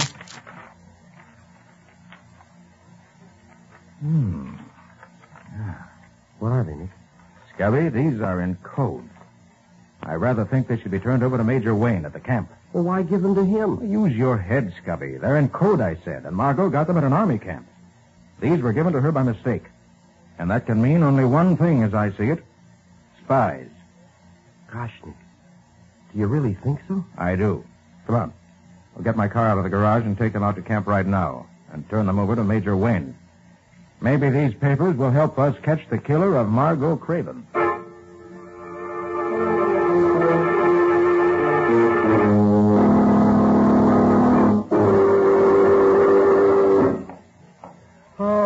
Gosh, it's still raining. What a night. Yes, what a night in more ways than one. So, we meet again, Mr. Carter. What the deuce are you... You again. If I were you, I would be very quiet. I won't hesitate to shoot you both if I have to. Keep your hand in plain sight and walk over to the little door at the far end of the barroom. Move carefully and slowly. Shall we walk, Nick? Slowly and carefully, as the gentleman says? I guess we'd better, Scubby.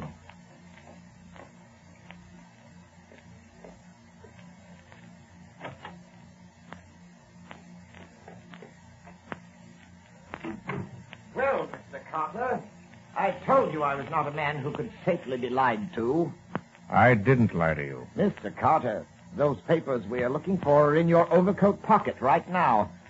Please give them to me at once. Certainly. Thank you. You're a man of sense. I regret it is a little late for having sense. Here are the others now. Oh, well, it's about time you were coming. Nick. Now. Nick, that's Carl Shaw. So I see. Carl Shaw. Well, this is fine. Did you get the papers from him? Yes. No thanks to you. It wasn't our fault that my sister was assigned to the wrong dressing room. I had a devil of a time getting things fixed up so she could change, but Franz threw the papers through the window before Margot got her things out. She'd never seen my sister, so the mistake was natural. Mistakes are never natural, and mistakes are never tolerated. I'll be happy when that man Carter dies. He's too clever to be allowed at large. Yes, you're right. But he's such a prominent man, his death will make quite a stir. It's unfortunate. It will break up the show unit, which we have so carefully organized. Now, Shaw, you will have to form a new unit of your own and take it around to the different camps. The work must go on. Of course. When do we take care of Carter? As soon as we've finished our work here, we're going to pack up and move on to another town. On the way, we shall dispose of Mr. Carter and his able assistant. Right now, we must see about the contents of these papers. They must go out at once. And we better tie up these two guys so to be sure they'll still be here when we get back. Yes, Mike. Tie them both, hand and foot. And leave them back at the bar. We'll take care of them later.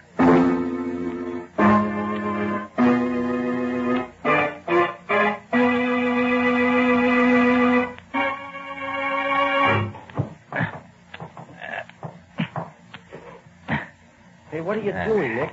You've been wriggling around like that for the last half hour. I'm getting these ropes off my wrists, Scubby. I hope. Yeah? Well, how are you coming? I'll have my hands loose in another few minutes. Well, how are you doing it, Nick? I tried to get my hands free, but gosh, these ropes are too tight for me. Hey, what's the secret? The secret's very simple, Scubby. When the ropes were put on us, they were damp. I enlarged my wrist muscles as much as I could, but he tied the rope too tight for me to get out of it. But I found a hot water pipe under the bar here, and I've been drying the ropes out against that. As it dries, the rope is stretching just enough to let me get loose. But I've had to keep wriggling around so as to keep the wet parts of the rope against the hot pipe. Nice work, Nick, old boy. We'll fool these thugs yet. If they only leave us alone just a couple of minutes longer, we'll be out of here.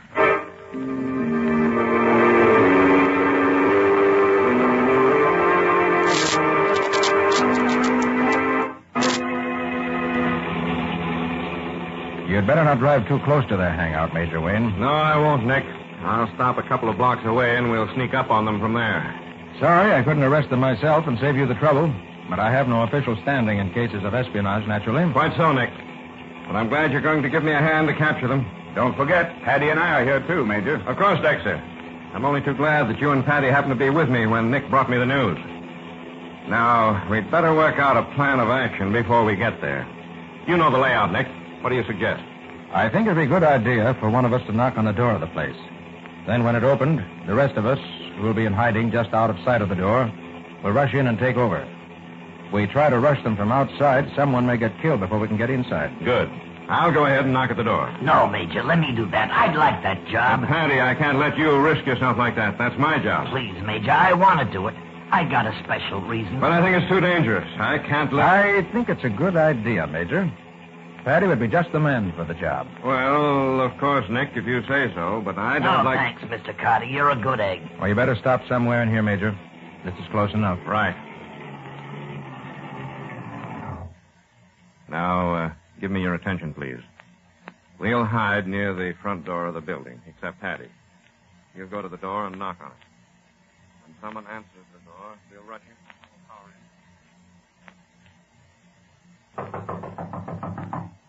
I hope nothing happens to Patty.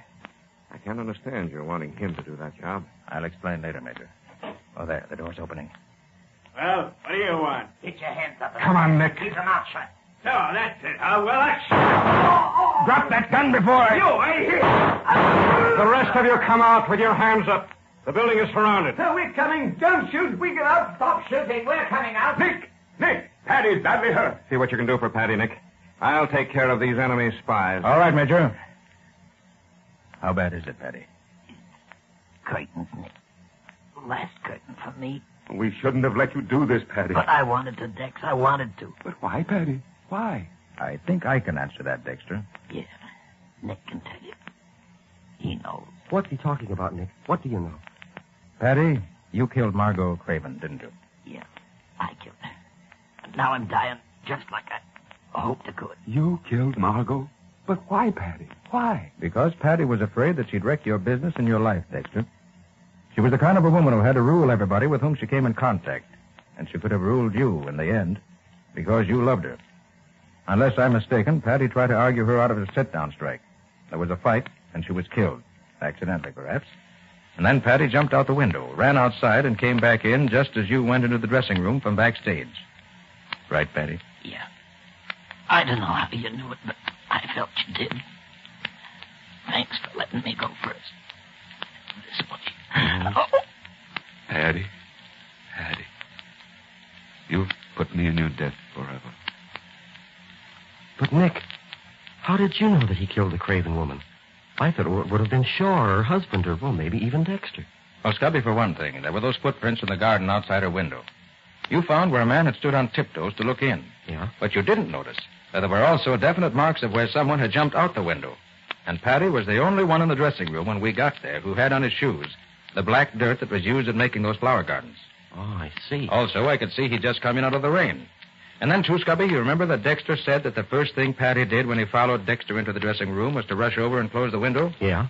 Well, Dexter hadn't even noticed it was open. But Patty was more interested in getting it closed than examining the body of the woman, because he already knew she was dead. Yeah, I see. Well, it's simple when you explain it. And another thing. You recall those papers you gave me? The ones in code? Yeah, sure. Well, as soon as you gave them to me, I knew that I had seen them in Patty's pocket when we first entered the dressing room. Yeah? Yes. I recognized the big blot of ink in the upper corner.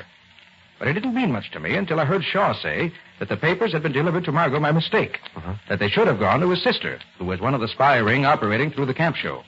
I knew then that Patty had picked them up in Margot's room when he was there before she was shot. He probably picked them up without knowing what they were. And as soon as he found they were in code, wanted to get rid of them again. So he left them where you, Scubby, found them. But couldn't he have been a spy himself? No, Scubby, because if he was, he'd never have left those valuable papers where they could fall into the wrong hands. And finally, when I heard him say that he'd do anything in the world to help Dexter, it all added up. He wasn't interested in hurting Margot. He just wanted to keep her from hurting his friend and his God, Dexter. And if that meant her death, that's what it had to be. He loved Dexter more than he loved his own life. Well, you sound almost as if you condoned this murder, Nick. I never condone murder, Scubby. You know that. But I understand it. And sometimes I feel sorry for the murderer. And in this case, I'm happy that the murderer won't have to stand trial before an earthly judge. The courts above may treat him more leniently than our earthly courts would.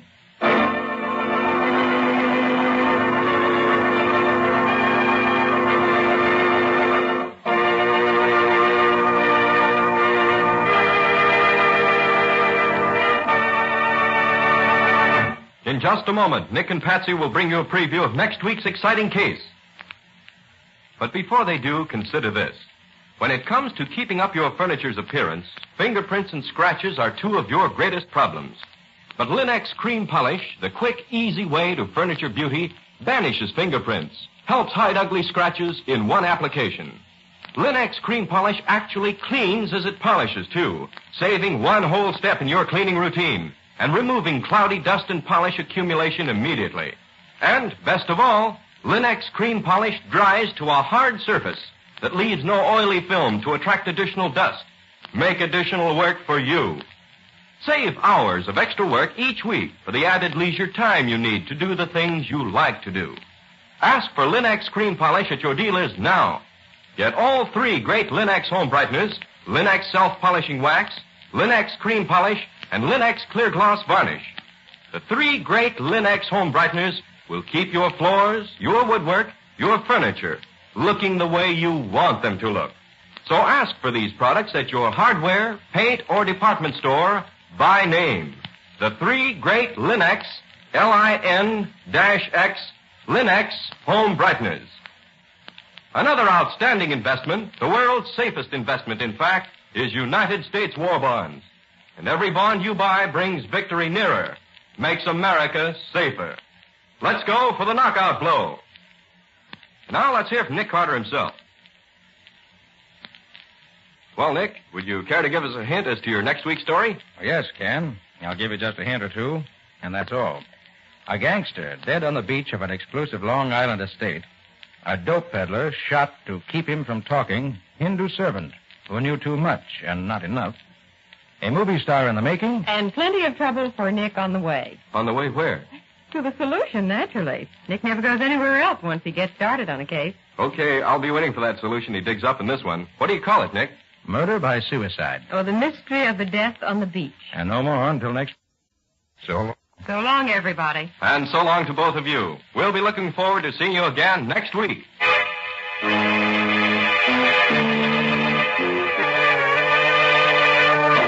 Next week at the same time, listen to another curious experience of Nick Carter, Master Detective, entitled Murder by Suicide. Or Nick Carter and the Mystery of the Death on the Beach. Nick Carter, Master Detective, a copyright feature of Street and Smith Publications, Incorporated, stars Lon Clark as Nick with Helen Choate as Patsy. Original music is played by Lou White, and the programs are written and directed by Jock McGregor. Nick Carter, Master Detective, is presented at this time and over these same stations each week by the 3 great Linex home brighteners. Linex Clear Gloss Varnish, Linex Cream Polish, and Linex Self-Polishing Wax.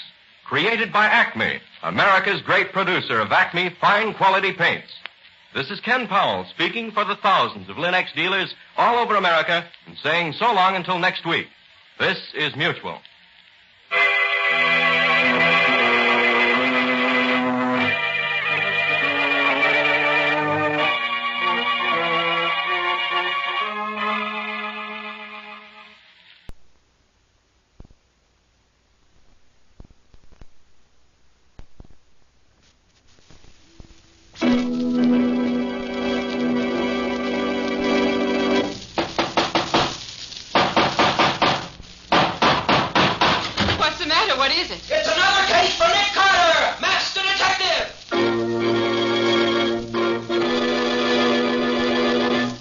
It's another case for that most famous of all manhunters, the detective whose ability at solving crime is unequaled in the history of detective fiction. Nick Carter, Master Detective. Presented by the 3 great Linex home brighteners. Linex Clear Gloss Varnish, Linex Cream Polish, and Linex Self-Polishing Wax. Created by Acme, America's great producer of fine Acme quality paints.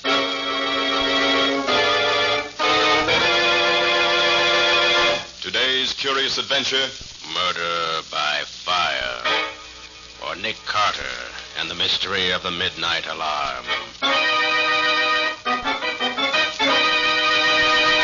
In just a moment, we'll hear how Nick solved the mystery of who killed Jenny Baker and why, and what was behind the fire that destroyed Oscar Warren's button factory at midnight.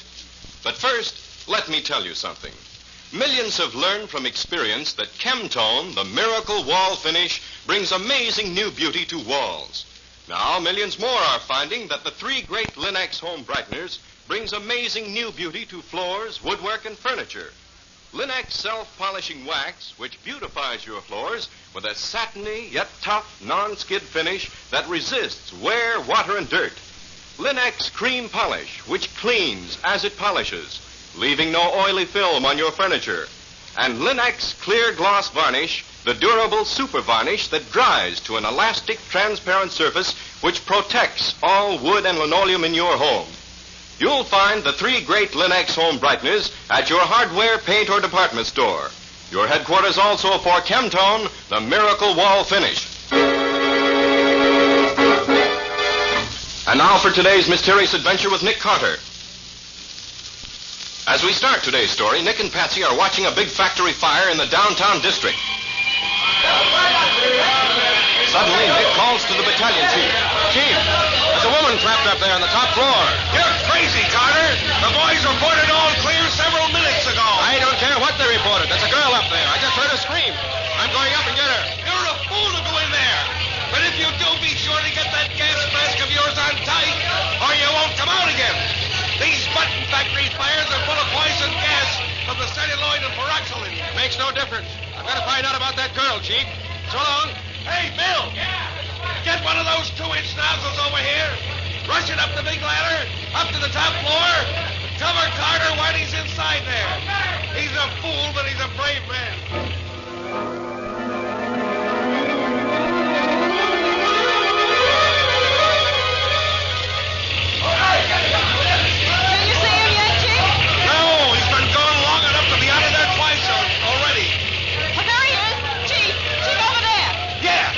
Somebody with him. Ambulance! Over here! Get the first aid kit in a hurry. Nick! Nick, are you all right? Yes, Patsy, I'm all right. Here, let me get your gas mask off. There. Thanks, Patsy. I'm okay. Nick, the ambulance is coming. It's no use, Chief. She died in my arms on the way down. Oh, Nick. A poor kid. Yes, Chief, it's not only first-degree arson, it's first-degree murder as well. Murder? Yes, Patsy, just as sure as I'm standing here. What's going on here? Who's that you got there, Nick? I don't know, Riley. Just found her on the top floor of the building. Huh? Tied up and burning to death. You mean somebody deliberately left her there to burn to death? I do. She was found and gagged and shot up in a closet. But, Nick, why didn't somebody hear her before she got burned so badly? Look here, Patsy. See these ugly red burns on each side of the dead girl's mouth? Yes, what are they? She was gagged. That's why she didn't cry out sooner. She couldn't. Not until the gag burned away. Oh, Nick, she must have suffered agony up there. Somebody hurt? Yeah, somebody's hurt. Who are you? I'm Oscar Warren. This factory was mine. Oh, so it was yours, was it? Yes. Did you ever see this girl here before? Let me see. Oh, yes. That's Jenny. Jenny Baker. And who is Jenny Baker? Our bookkeeper. What happened to her? The same thing has happened to your building, Mr. Warren. Burned to death? Right. But I don't understand. What was she doing here at this time of night?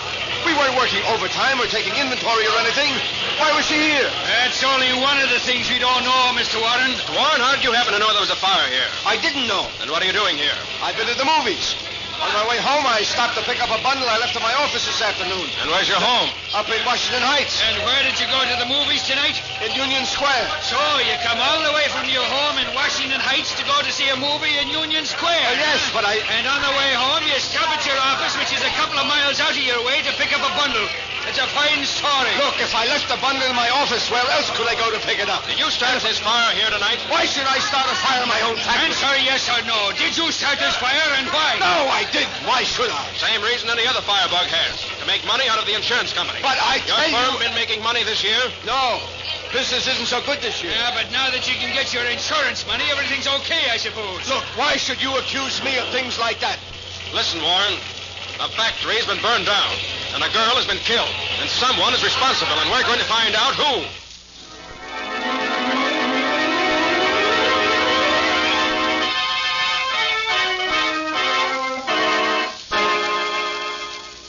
Hi, Nick. Sorry I'm late, Riley. I hoped to get here before you started questioning, Warren, but I couldn't make it. What have you found out? It's been like pulling teeth, Nick. But he's told us that the dead girl, Jenny Baker, was office manager and bookkeeper for his firm for the past 7 years. Knew more about customers and accounts than he did. Invaluable, he says. The only thing wrong with her was that she's been going out recently with his partner, Alfred Hoffman. So what if she did go out with this Herman? He's a crook. I know. Easy now, Mr. Warren. None of that. Now, you see, Nick, Warren and Herman just didn't get along so good. Couldn't agree on how the business was to be run. Mr. Carter, a couple of months ago, a lot of funny business started. Some shipments were made that hadn't been ordered. Then money was borrowed on the shipments. Other things, too. Yeah, they had arguments, too. Lots of them, Nick. About a week ago, they finally had a fist fight. Yeah, and I licked him, too, the crook. Then we called the partnership off. Which one of you is getting out of the partnership? I'm buying him out. Well, as soon as I get the money together. Yeah, with the money you're hoping to collect from the insurance company, you mean? This is a serious accusation, Lieutenant Riley. Very serious.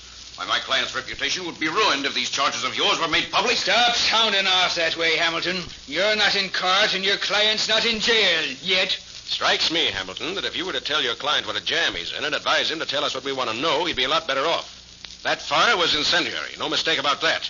And his bookkeeper died in it. Yeah, and his alibi ain't even good for a laugh. Absurd, ridiculous. Mr. Warren's spotless reputation over a long period of years. Forget your speech for a minute, Hamilton. See if it can help your client explain a couple of points here. See here, Lieutenant. I don't need any instruction from you as to my duties as a lawyer. Though perhaps I could instruct you in your duties as a public official. Why, what do you mean by that crack? It's plain enough who set the factory on fire if it was set. Oh, and who do you think did it? Alfred Herman. He threatened to do it a week ago and threatened to kill my client, too, if he got the chance. You say he threatened that a week ago? Yeah. Mr. Hamilton's telling the truth, Mr. Carter. Herman said I'd live only just long enough to be sorry I'd kicked him out of the firm. Which I didn't do, really. We agreed I should buy him out. But you say you haven't paid him yet? No, I haven't had the money yet. Well, will you get enough out of this insurance company, if you get anything at all, to pay off all your creditors, including Herman? All the creditors, maybe, but nothing left for Herman. Then it hardly seems logical that he'd spoil his chances of getting money from you by putting you out of business. Yeah, why would he want to do that, Mr. Wise Guy? Have you ever heard of revenge? Many men will pay more for revenge than for anything else. Riley, I think I'll have a talk with this Alfred Herman. Where does he live, Warren? 1335 West End Boulevard. What does he look like? Slender, blonde, young-looking, clean-shaven. You know, a ladies' man. All right, I'll find him. See you later, Riley.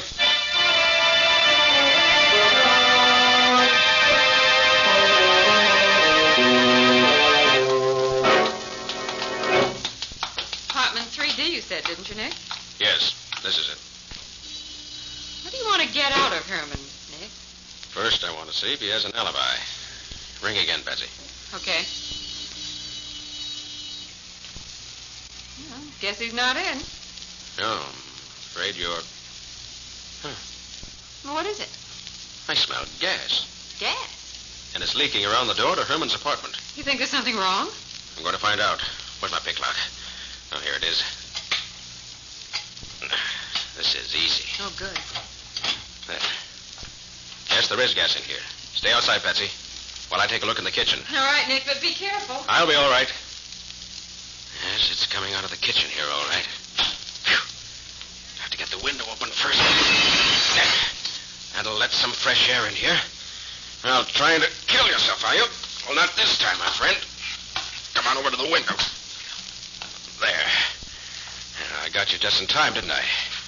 Well, you'll be all right. You okay, Nick? Yes, Patsy, but don't come in till the gas clears out some. All right. Is it Alfred Herman you found? Looks like him from the description I got. He's coming around now. All right, breathe deep. Get some fresh air into your lungs in place of all that gas. Oh, why didn't you let me finish it? Stop being sorry for yourself. Breathe deep. Oh, why should I want to live? Money stolen, business taken away. Now my girl's dead. You know how she died? What agony she went through? Yes. I saw her when they took her away. How'd you happen to be there? I went to the plant to meet her. She asked me to. What was she doing there so late? Checking over the books to find out how much old Oscar Warren had stolen from me these past months. That's all she was staying with the old crook for. As soon as she got the goods on him, she was going to leave. And we were going to get married. You like to prove that to a jury?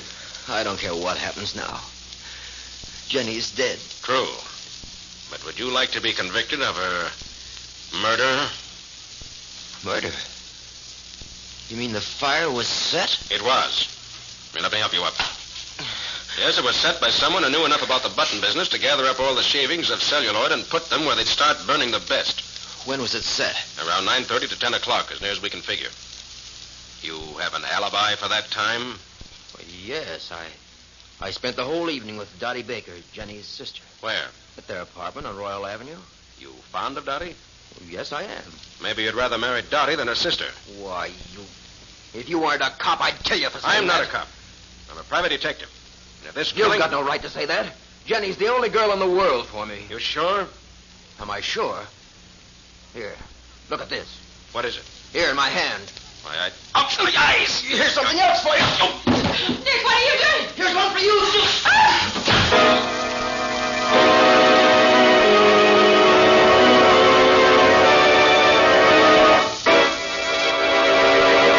So Nick fell for the oldest trick in the world of crooks. Red pepper hurriedly snatched from the kitchen table and thrown in his eyes when he was off guard, then slugged and knocked out. And Patsy knocked unconscious in the apartment hall as Alfred Herman makes his getaway to parts unknown. Where does all this leave Nick? We'll see in just a moment. If you youngsters have ever tracked in slush, mud, or snow when you just finished cleaning the floor, you know how exasperating it is. But it can be a lot less trouble when your floors are protected by Linex self-polishing wax. For Linex self-polishing wax resists water so that it's removed in a jiffy. Linex self-polishing wax resists dirt, too, keeping it on the surface so that it's easily cleaned away. And although Linex self-polishing wax is simply wiped on without tiresome rubbing or polishing, it resists wear as well. What's more, when worn spots appear, it may be renewed at any time without re-waxing the whole floor. Yes, Linex self-polishing wax is a splendid finish for any floor, wood, tile, or linoleum, giving a beautiful satiny appearance. And it's the non-skid finish. The underwriters' laboratories have proved that fact. Get Linex, L-I-N-X, Linex self-polishing wax now. You'll find all three great Linex home brighteners and Chemtone, the miracle wall finish, at hardware, paint, and department stores everywhere.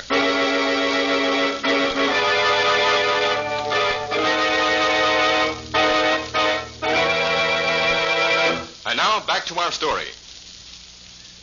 We left both Nick and Patsy unconscious in the apartment of Alfred Herman, partner in the button factory, in which Jenny Baker was burned to death. Herman has vanished. As we pick them up, they're on their way downtown in Nick's car. It's early evening. Feeling better now, Patsy? Yes, thanks, Nick. That cup of coffee made a new woman out of me. I feel more normal myself than I did a while back. What a sap that Herman made out of me. You ain't kidding. Where do you suppose he is now? Somewhere miles away from here, no doubt. Your trip to his place didn't accomplish much, did it? No. Except for saving his life, it accomplished absolutely nothing. That's right. I went through everything in the apartment. Found nothing that interested me in the least. Not a clue in a carload. Net results of the trip. One bump on the head for you where he hit you with the iron skillet. One sore jaw for me where he punched me. Ouch. Well, I hope I have better luck where I'm going now. Where's that?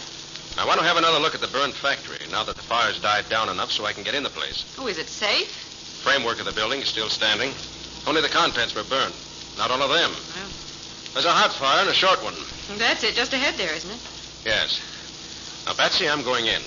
But I want you to wait in the car. Oh, but Nick, I have a no. hunch something's wrong in there. I want you out here so I can have a friend on the outside. Now, wait here for an hour. If I don't come out by then, call Riley. You mean you think there's still someone in there? I don't know what I think, Patsy. I'm just playing a hunch coming down here at all. And my hunch says be careful. You stay here and watch. All right, Nick, but do take care of yourself. Don't worry, Patsy. I like me well enough to do that very vigorously. Be seeing you.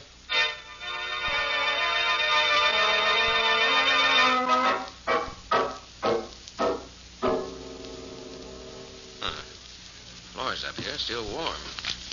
Whoever started this fire did a very careful job. Contents of the stockroom burned completely. The office not hit so hard, except for the office files. Strange. It's a safe door should be standing open that way. This must have been Oscar Warren's desk. I hardly touched this corner. That's odd. Bell's off the telephone box. It was taken off so it wouldn't ring. Aha, I see. Well, guess I'll just take this bell box with me. Take out these two screws, and They're a poor shot. Try these. Took a couple of shots at me and ran. If it wasn't so dark in here, I might stand a better chance of seeing which way. Is that a shadow or... Anybody there? Get your hands up and keep them up. And keep coming toward me. All right, I'm coming. You got a flashlight? Yes. Turn it on yourself. I want to get a good look at you. All right. Here. Why, you're Dottie Baker, aren't you? Yes, I'm Dottie Baker. You look just like your sister. You tried to kill me just now? I didn't try to kill anybody. You have a gun? No. I wouldn't even know how to fire one. Did you hear the shooting? Yes, that's what scared me so. What are you doing up here? I came to look for evidence that my sister was murdered. And what makes you think Jenny was murdered? She was afraid someone was going to kill her. She wouldn't tell me who, but she knew someone had been juggling the stockroom inventories and the shipping records. That's why she was here last night, trying to find out what was going on.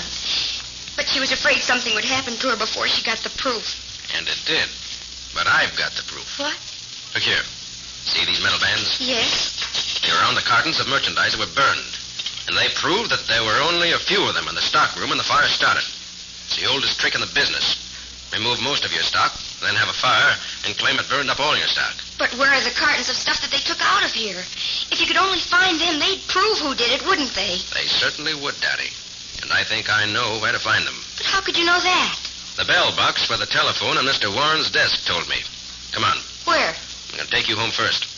And I'm going hunting for those missing cases, because the man who juggled the books and removed the cases was the man who killed your sister and set the fire. Oh, I hope you're right, Mr. Carter, Nick Carter. The detective? That's right. Oh, now I know you'll find the murderer. Well, I hope you're right.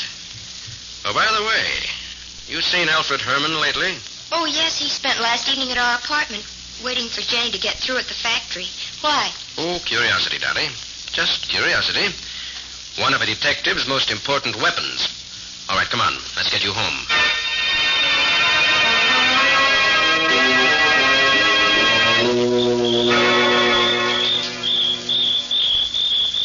Now, listen carefully, Betsy.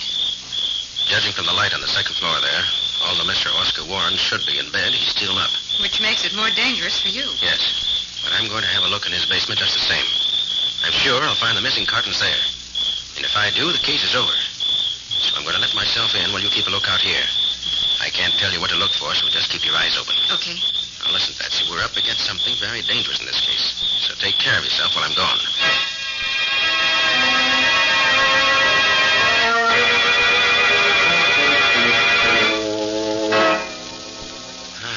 I thought so.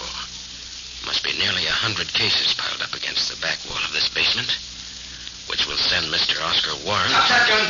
Get your hands up! Turn around, face the wall. It'll be hard to make my death look like an accident right here in your own house, Mr. Warren. They'll get you if you try it. Why, it's Mr. Carter. I thought you were a burglar. What are you doing here in my house without permission? Looking over your stock of buttons. You have a permit to store this inflammable stuff here? Look, Mr. Carter, I told you Herman was pulling some funny business. These boxes are each supposed to contain $200-300 worth of buttons. Look, I cut one of these cases open. You see? They're full of junk, rubbish.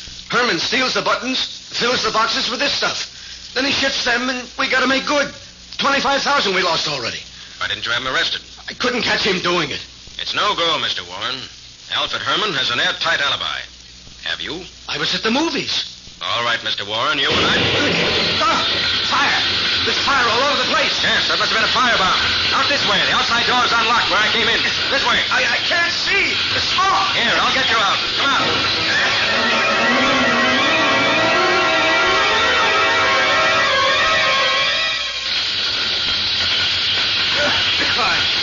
I thought I was a goner, Mr. Carter. If it hadn't been for Nick, you would have been. Are you all right? I think so. Lost a little hair, but that's all. Nick, there's still someone in there caught in the fire. Warren, I thought you said the house was empty. What? I can't understand. I'll see who it is. But Nick, this house won't be standing more than a few minutes longer. You'll be caught. I'll make it. I got to.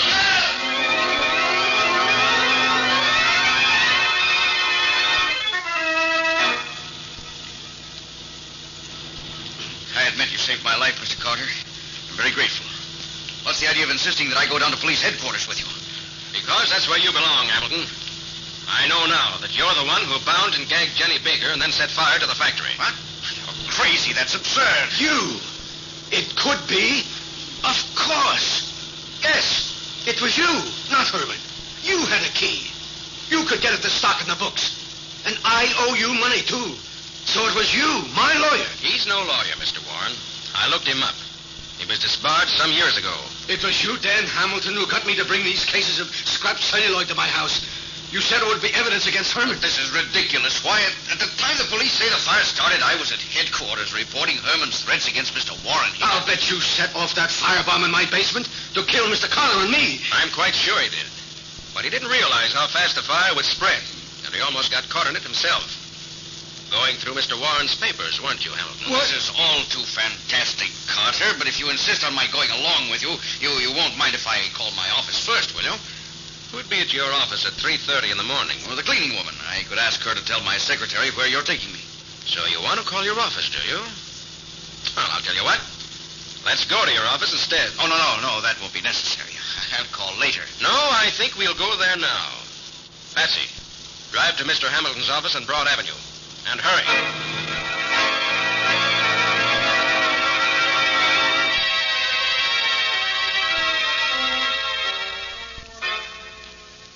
All right, Hamilton.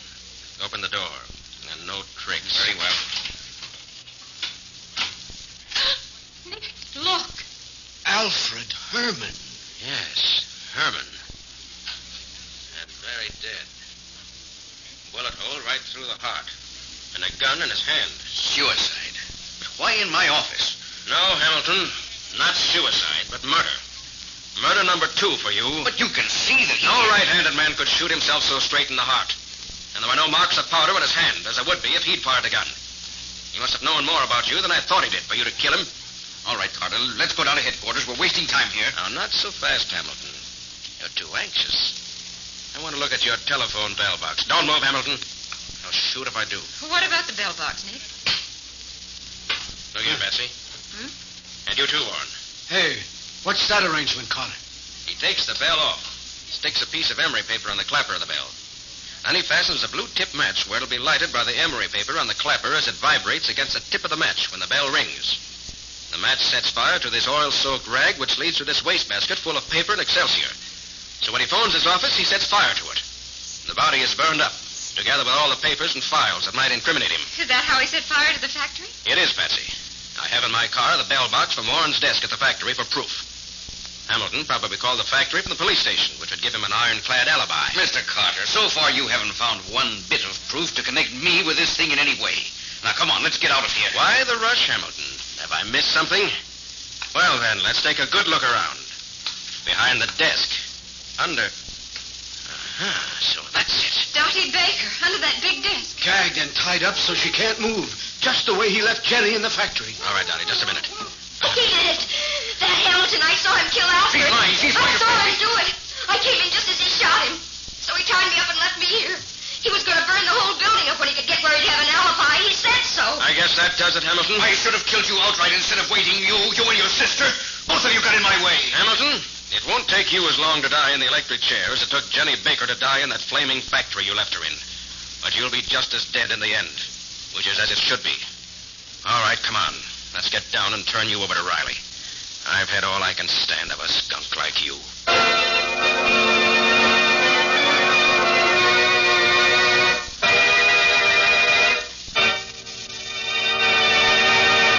In just a moment, Nick and Patsy will bring you a preview of next week's exciting case.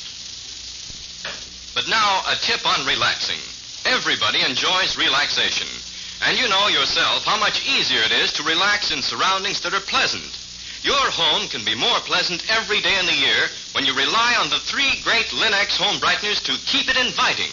That's the way to keep your home sparkling with cleanliness and beauty. Your fine furniture, for example, always looks its gleaming best when you use Linux cream polish, the furniture aid that gives a handsome luster in half the time. You see, Linux cream polish removes the cloudy accumulation of dust and previous polish in one quick application. Actually cleans as it polishes, giving your furniture new beauty and saving you one whole step in your cleaning day routine. Linux cream polish does away with messy fingerprints and helps conceal ugly scratches, too. And no oily film remains on your furniture to attract additional dust to make additional work. So be sure to ask your dealer for Linux cream polish for fine furniture. You'll find all 3 great Linux home brighteners, Linux self-polishing wax, Linux cream polish, and Linux clear gloss varnish at your nearest hardware, paint, or department store. Remember to ask for them by name, Linux. It's spelled L-I-N-X. Linux. Ask for it now. Now let's hear from Nick Carter himself. Well, Nick, what do you think next week's story will be exciting? I know it'll be exciting, Cal. It's a simple little story to start with, but it gets into a mad tangle of murder before we're through with it. Usually it's Nick who gets himself in danger of his life. But this time it was yours truly who got in the way of the killer and nearly added to the total score. An old lady, rich and eccentric, was dying without leaving a will. And there were 6 claimants for the $3 million she was leaving. Some of them extremely money-hungry. And extremely ruthless, too. What do you call it, Nick? Death by ricochet. Oh, the mystery of the abandoned gravel pit. For full details of an exciting few hours, join us next week. So long. So long, everybody. And so long to both of you. See you next week at the same time.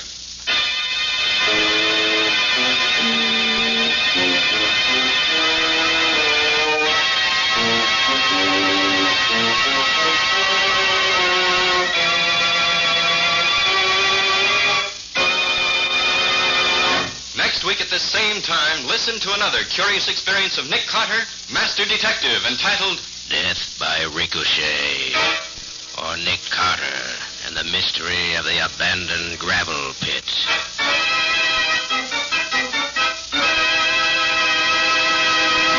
Nick Carter, Master Detective, is featured in Street and Smith magazines. Lon Clark is starred as Nick, with Helen Choate as Patsy. Original music is played by Lou White, and the programs are written and directed by Jock McGregor. Nick Carter, Master Detective, is presented each week at this time and over these same stations by the 3 great Linex home brighteners. Linex clear gloss varnish, Linex cream polish, and Linex self-polishing wax. Created by Acme, America's great producer of Acme fine quality paints. This is Ken Powell speaking for the thousands of Linex dealers all over America and saying so long until next week. This is Mutual.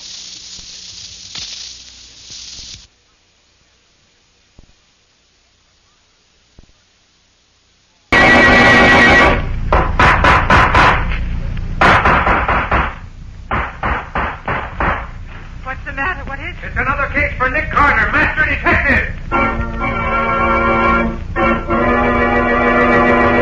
Yes, it's another case for that most famous of all manhunters, the detective whose ability at solving crime is unequaled in the history of detective fiction.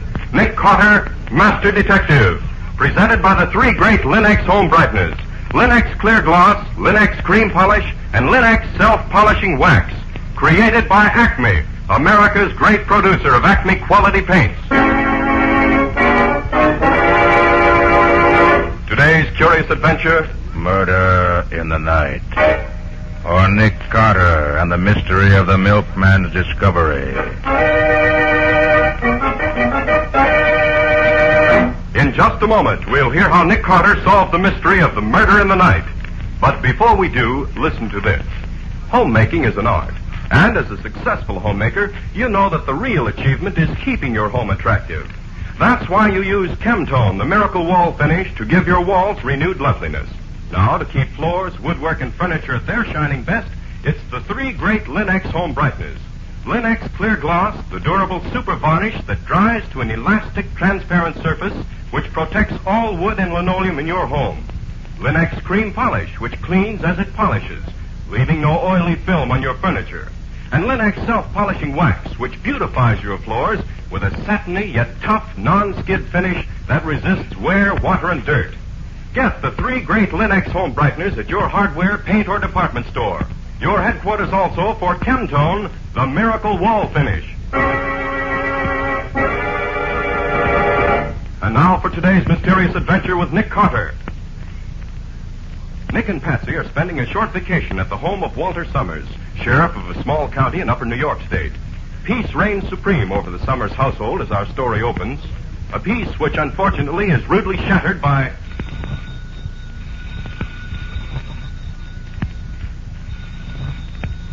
All right. Just a minute. Sheriff Summers speaking. Sheriff, this is Jed Peters. Yes, Jed. Well, what do you want at this hour of the morning? Sheriff, I'm at the Parsons place, you know, out on the edge of town. Yes, I know. What's the matter? Well, I stopped in here a while back to deliver the Parsons their milk like I always do. And when I got here, I found Laura, Mrs. Parsons, all tied up to a chair. When I asked her what had happened, she couldn't talk much, but she said something about a man killing her husband and tying her up. What? I looked, and sure enough, Mr. Parsons is dead. Shot through the head. You better get out here right away. Mr. Parsons murdered? Yes, Sheriff. And Laura, Mrs. Parsons is in pretty bad shape. You better hurry up. All right, Jed. I'll be right over as soon as I can. Now, don't touch a thing and don't let nobody else touch nothing. I won't. Goodbye. Hey, what's all that about, Walt? Oh, I waked you up, didn't I? I'm sorry. No, I ain't neither. Because I'd had to wake you anyhow. What, so early in the morning? Can't be more than 6 o'clock. Just 5:45. But murderers don't care what time it is. Murderer? Yeah. Oh, don't tell me somebody killed somebody way up here in the country. Yes, darn it. First time in 16 years of being sheriff I ever had a murder in this county. I'm sure glad you're here. Oh, now look here, Walt. I came up here for a rest, not to chase down a murderer. You're a good chap. You don't need me. Maybe not, but you're coming along just the same. Oh, no. Get up now before I pull the clothes off the bed and pour this pitcher of water over you. All right. I suppose there's no way out. But you're to be in charge. Well, if that's the way you want it, that's all right with me. Now hurry up and get some clothes on while I tell the medical examiner to meet me at the Parsons place in 15 minutes.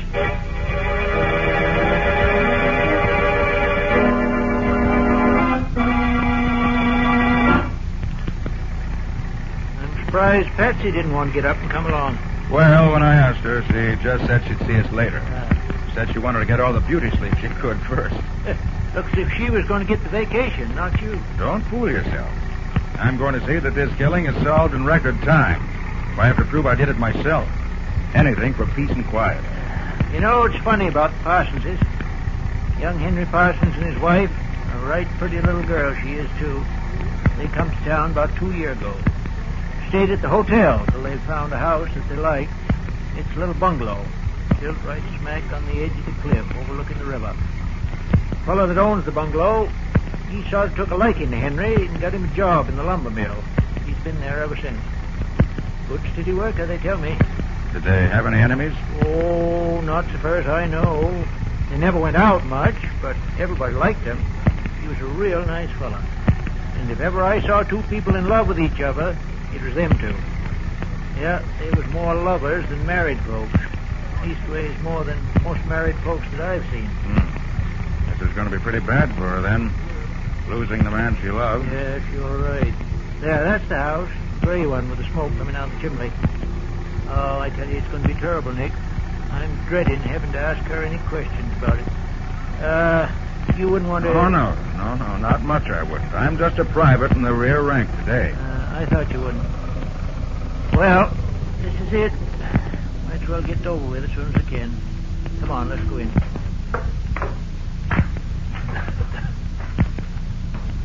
Door's probably open. Yes, it is. Doc Winslow ought to be here in just a few minutes now. He only lives a few miles further from here than I do. Morning, Sheriff. What? Doc, you here already?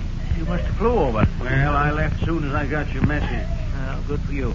Meet Mr. Nick Carter, a friend of mine. Hello, Mr. Carter. Morning, Doctor. Parsons is dead, all right. Shot right through the head. He's there in the dining room. Miss Parsons taking it pretty hard, is she? Terrible hard, Sheriff. I put her to bed in the spare room. Somebody gave her a real good sock in the jaw, judging by the looks. I'd like to give her a sedative, but I knew you'd want to talk to her first, so I've been waiting till you got through. Oh, thanks, Doc. I knew I could count on you. Say, where's Jed? I don't see him around. Well, Jed felt that babies had to have their milk, murder or no murder. So I told him to go ahead, but to come back soon as he could. And I told him not to tell a soul what happened here. Well, that's something anyway. I hope he minds what you told him. Now, look, Sheriff, you going to question Mrs. Parsons now, or is it? Yes, right now, Doc. Come on, then. Come on, Nick. Right with you, Walt. Morning, Miss Parsons. I'm terrible sorry to hear about Henry. Now, can you tell me what happened? I'll do my best, Sheriff. Good girl. Now, suppose you start right at the beginning and just tell us whatever you can. Well, I was asleep when I heard a loud noise. It woke me up. What kind of a noise? I don't know, just a loud noise. Like an explosion. Like a... Yeah, all right. We know what you mean. And then what? I woke up and found that Henry wasn't in bed beside me. That scared me, so I called him. And answered, and I started to get out of bed. And I saw... Yes, Miss Parsons. What was it you saw? Henry on the floor, dead. All right, steady now. Take it easy. And what did you do then? I screamed. The man hit me on the chin, that's all.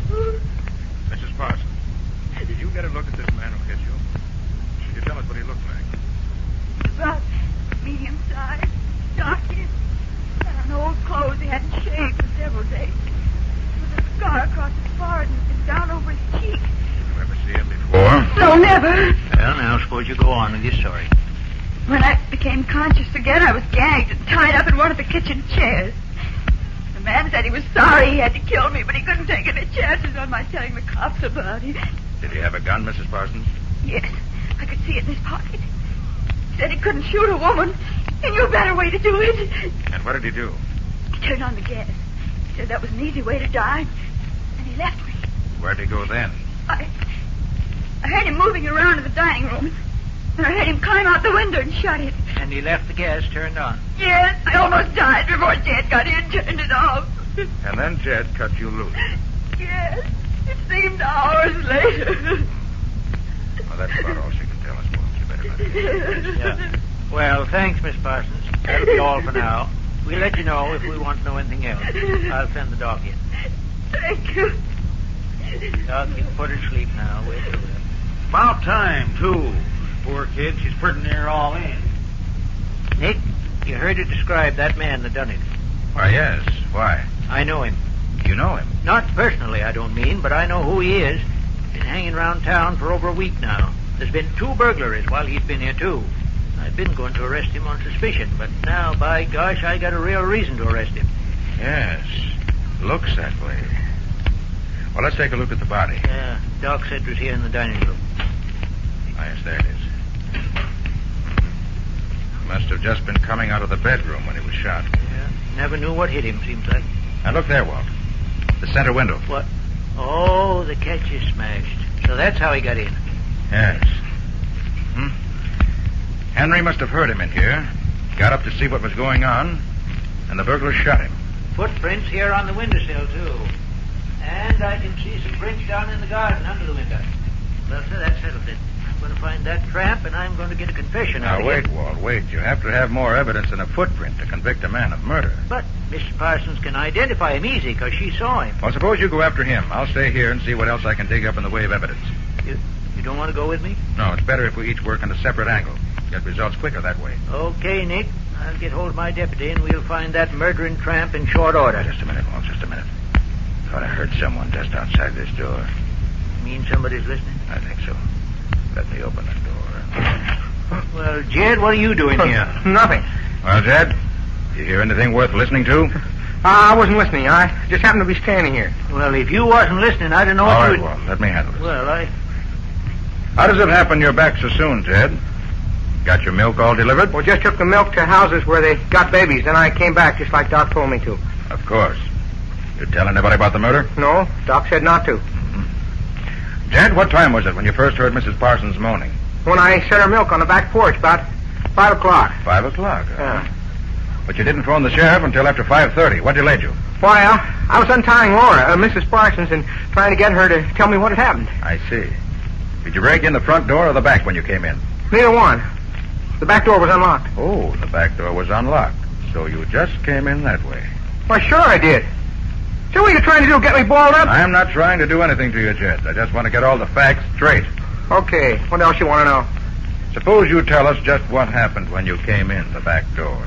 Well, Laura, Mrs. Parsons, was tied up in one of the chairs near the gas stove. I smelled gas, and she said whoever it was had turned it on to suffocate her.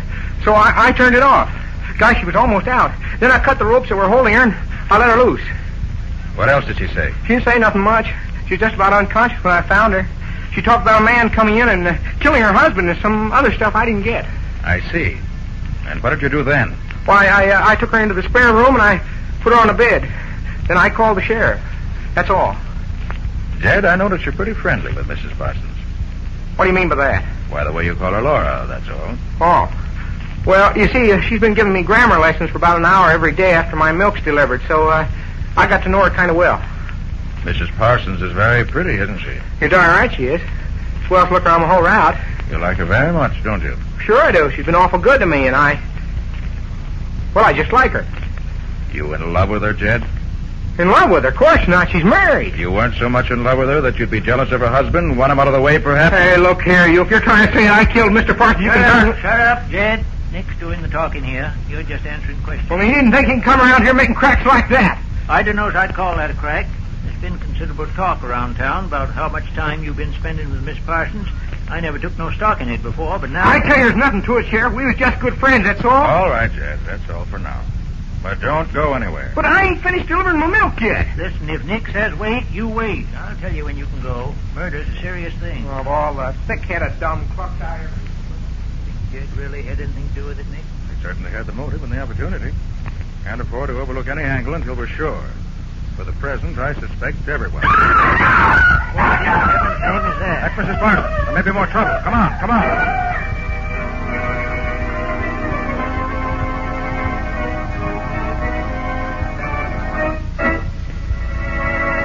What new development is this? Has something happened to Mrs. Parsons as well as her husband? We'll see in just a moment. Nothing adds more to any room than a floor that's bright and shining and sparkling clean.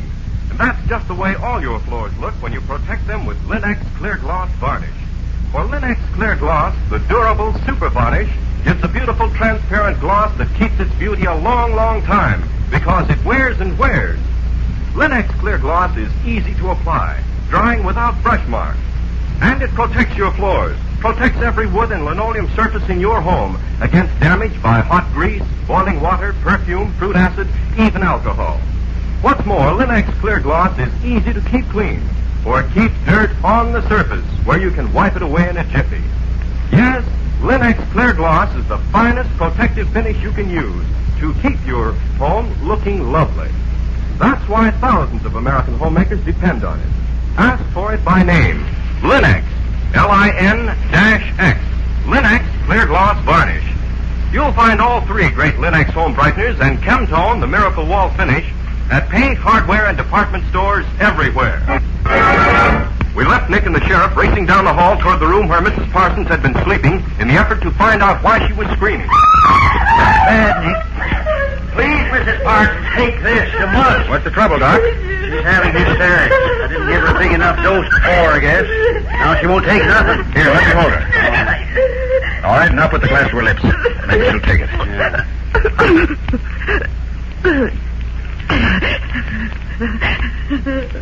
That did it. That'll keep her quiet.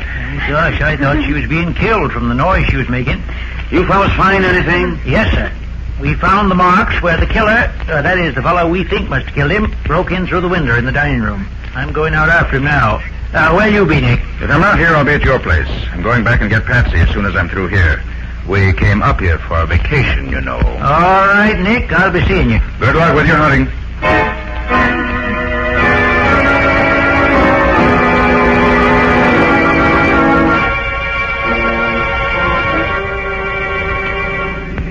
Well, Nick, how does it look so far?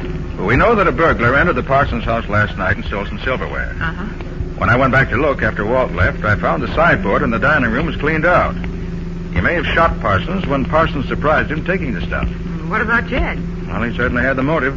He loved Mrs. Parsons, and he had the opportunity, that of being on the spot at practically the same time the murder took place. Do you know when that was? Well, we got there about 6. He'd been dead roughly about an hour then. Which one of the two do you think did it? I'm not ready to answer that yet, Patsy. Oh. While I was looking over the scene of the crime after Walt left, I found several little things that indicate there may be a third party involved. A third party? Well, what do you mean? Look out for that kid in that bike, Patsy. Pull over, pull over. Phew. Gosh, that was too close. These kids would learn to watch where they're going when they're on the main highway. Well, we missed him. Yeah. So it's all right this time.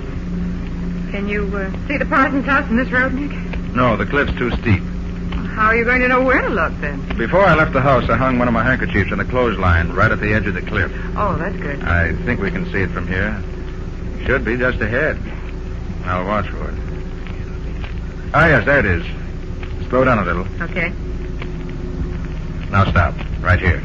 Right.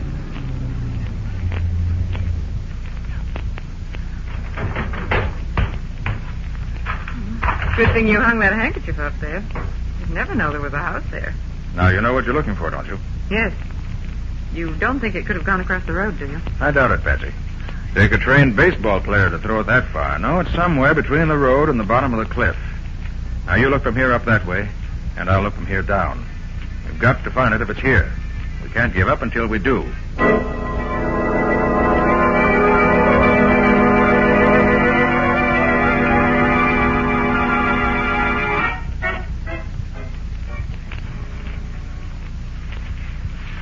Careful, Pete. We don't want to warn him we're here, because he's a desperate character. Good thing those kids seen him coming this way, Sheriff. Saves us a lot of hunting around. See anything of that shack they told us about yet? No, but it should be just ahead. Take it easy now. There it is. Right there. All right, now listen, Pete. You stay out here in front. Keep behind that big tree and fire your gun over the shack once in a while to keep his attention on you. I'm going round back and creep up on him from that side. Then I'll get him before he knows I'm there, see? But keep hid. I don't want to lose the deputy. Okay, Sheriff, I'll watch him. Want me to start firing now? No, let me get a head start so he won't see me. And then start firing. I'll signal you when. Okay, good luck.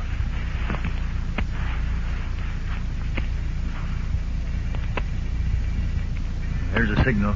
Here goes. Get your hands up. We got you surrounded. You can't get away, Sheriff. Got him? Dog, nabbit. There ain't nobody here. Has he been living there, Sheriff? Yeah, he's been here all right.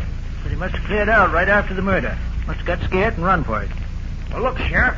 Huh? Here's a fork under this old piece of carpet. Got a big initial P on it. One of Parsons is likely. Oh, this is our man, all right. What now, Sheriff? We're going back to the office and send out an alarm for him. He won't get fur before he's nabbed. I'll see to that.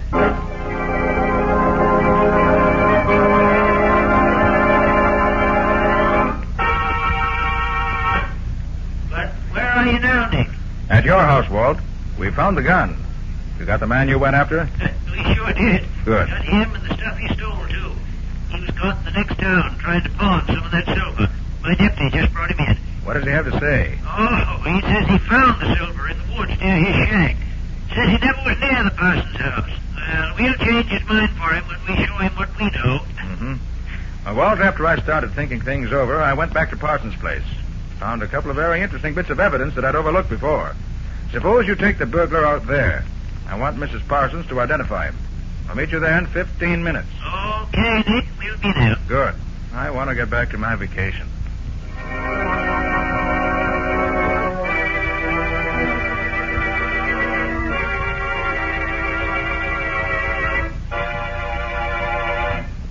Well, now that we're all here, Doc, will you ask Mrs. Parsons to join us? I want her to identify this man. She's feeling a little quieter now. I'll get her. Have I got to stick around here forever, Sheriff? I got a job to do. If I don't get back, I'll be fired. If you don't stay where you are, there'll be trouble. Now you sit down. But I got to get Sit back. down. There's some things I want to ask you as soon as Mrs. Parsons gets here. Oh, Walt, take your prisoner over to the other side of the room.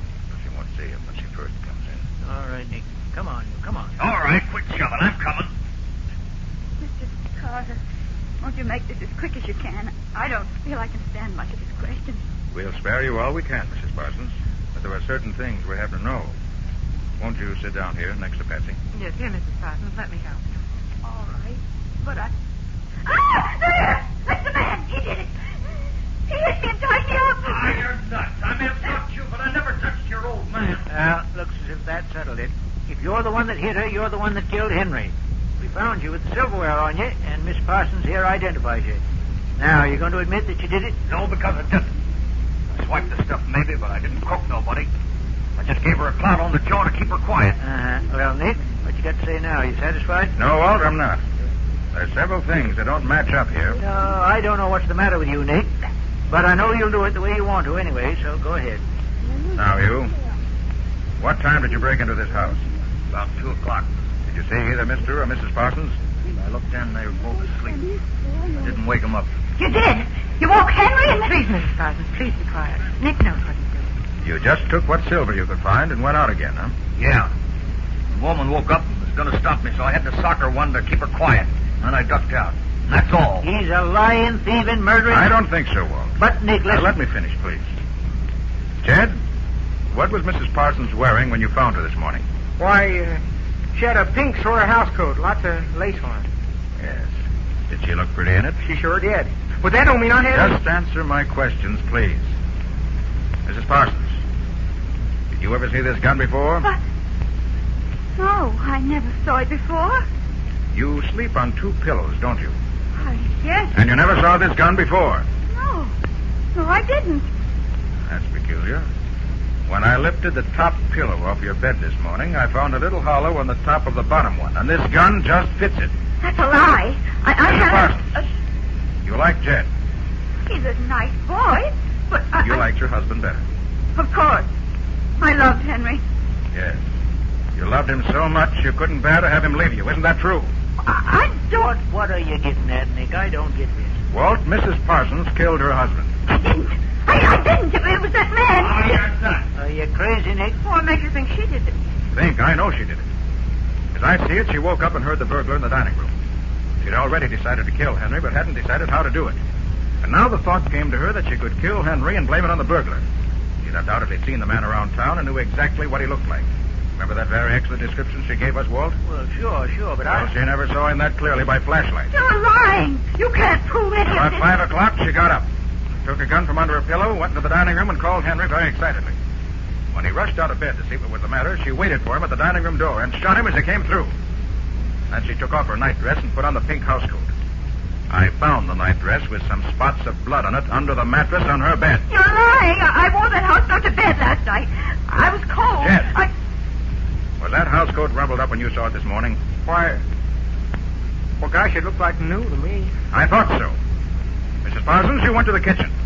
Waited until a few minutes before you knew Jed was due to arrive. Then you turned on the gas, tied yourself in the chair as best you could, and waited for Jed. You knew there was no danger of your suffocating before Jed arrived, and you knew that Jed was half in love with you already, and that when he found you in that very feminine and attractive garment, he'd never noticed that the knots which bound you were tied very clumsily and not very skillfully. Well, that's a lie. She was all tied up good and tight. That's what she wanted you to think. Well, why should she do it? Yes, Nick. What earthly reason would she have to do it? I didn't do it. I didn't do it. Walt, remember when we approached the house this morning, we saw smoke coming out of the chimney? Yes. Well, and I remembered that smoke a little while ago. I went down to have a look at the furnace. I was curious whether there'd be a fire going on a warm day like this. And I found this. A letter from Henry's real wife in the city, saying that she was happy he had at last decided to return to her and his son, from whom he'd run away when he came here with Laura. And there was the motive, plain enough. Laura couldn't bear the thought of his leaving her.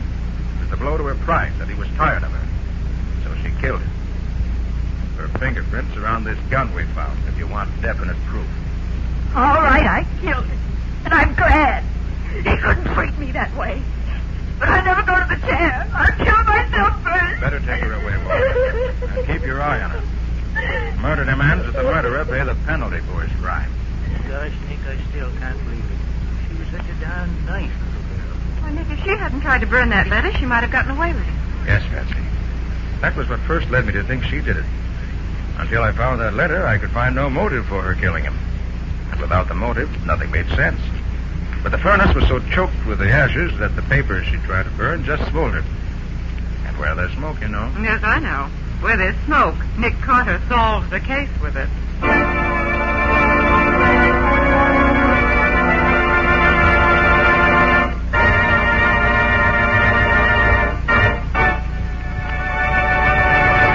In just a moment, Nick and Patsy will bring you a preview of next week's exciting case. A home that's truly lovely is a place folks want to be. A place where there's fun and relaxation and real joy of living.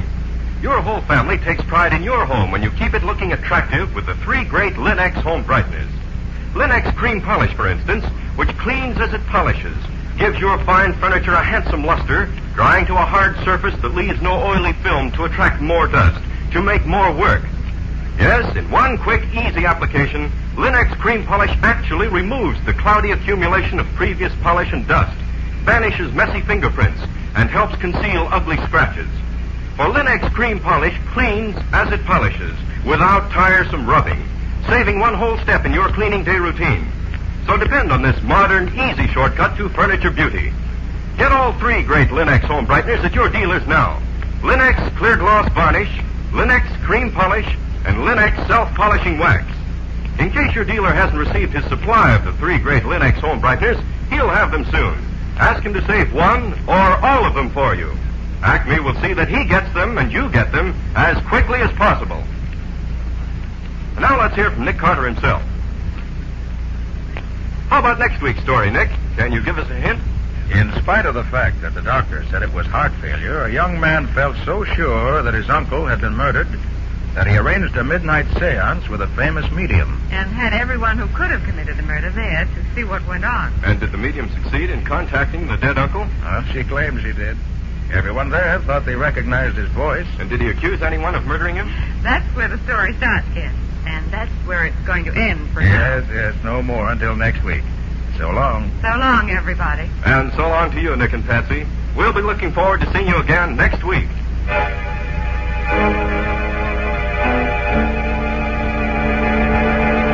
Next week at this time, listen to another curious experience of Nick Carter, Master Detective, entitled Unexpected Death. For Nick Carter and the mystery of the Seance Murderer. Nick Carter, Master Detective, is a copyright feature of Street and Smith Publications, Incorporated. It is presented at this same time and over these same stations by the three great Linex home brighteners. Linex Clear Gloss, Linex Cream Polish, and Linex Self-Polishing Wax. Created by Acme, America's great producer of Acme quality paints. In the Nick Carter Adventures, Lon Clark is starred as Nick. Helen Choate is featured as Patsy. Original music is played by Lou White. The programs are written and directed by Jock McGregor. This is Ken Powell speaking for the thousands of Linex dealers all over America and saying so long until next week. This is Mutual.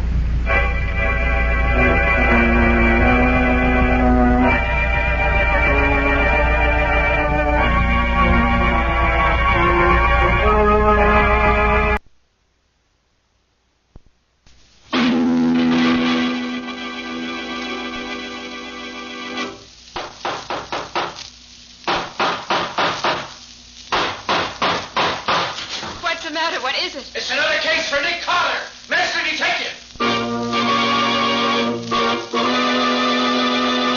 Yes, it's another case for that most famous of all manhunters, the detective whose ability at solving crime is unequaled in the history of detective fiction, Nick Carter, Master Detective. Presented by the three great Linex home brighteners, Linex Clear Gloss, Linex Cream Polish, and Linex Self-Polishing Wax. Created by Acme, America's great producer of Acme quality paints.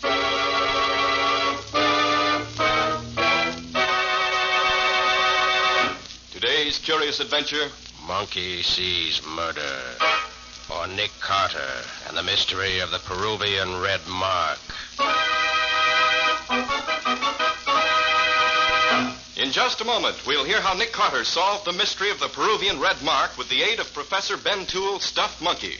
But first, a word about good housekeeping.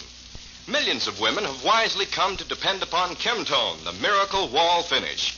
And other millions are now coming to depend upon the three great Linex home brighteners to give their floors, their woodwork, and their furniture the same radiant beauty that Chemtone gives to walls. Linex Clear Gloss Varnish, the durable super varnish that dries to an elastic, transparent surface which protects all wood and linoleum in your home. Linex Cream Polish, which cleans as it polishes, leaving no oily film on your furniture. And Linex Self-Polishing Wax, which beautifies your floors with a satiny yet tough non-skid finish that resists wear, water, and dirt. You'll find the three great Linex home brighteners at your hardware, paint, or department store.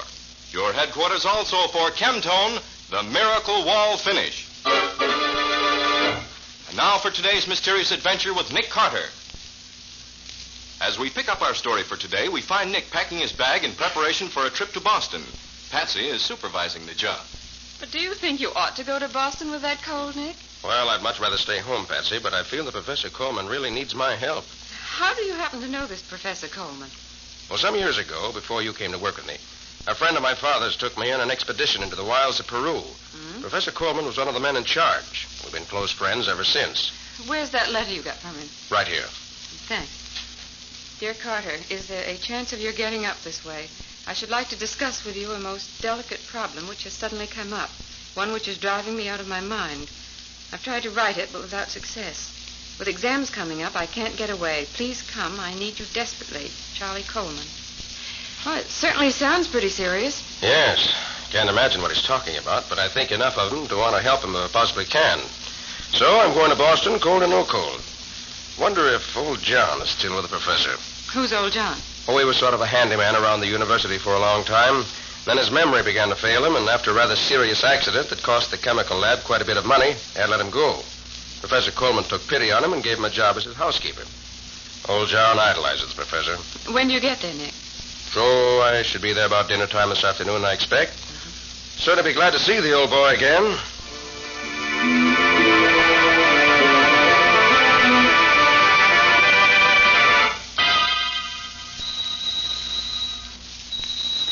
Suppose I should have phoned before coming. Stupid of me. Door's open. Not even latched. That's odd. Anyone home? You here, Professor? Hello? Well, guess I might as well go in and wait for him. Professor! What on earth? Shot. Right through the head. Not long ago. John! John! Well, obviously, it's a case for the police. Operator. Police headquarters, please. Police headquarters. Yes, sir. Who's there? Oh, it's you, John. Yes, sir. Oh, how are you, Mr. Carter? Police headquarters, Sergeant Donnelly speaking. This is Nick Carter, Sergeant. I want to report that Professor Coleman of 4873 Beacon Street has been murdered. I just found the body. Don't leave the house. I'll have someone up there right away. I'll wait. Goodbye. Did I hear you saying on the phone that he was dead? Yes.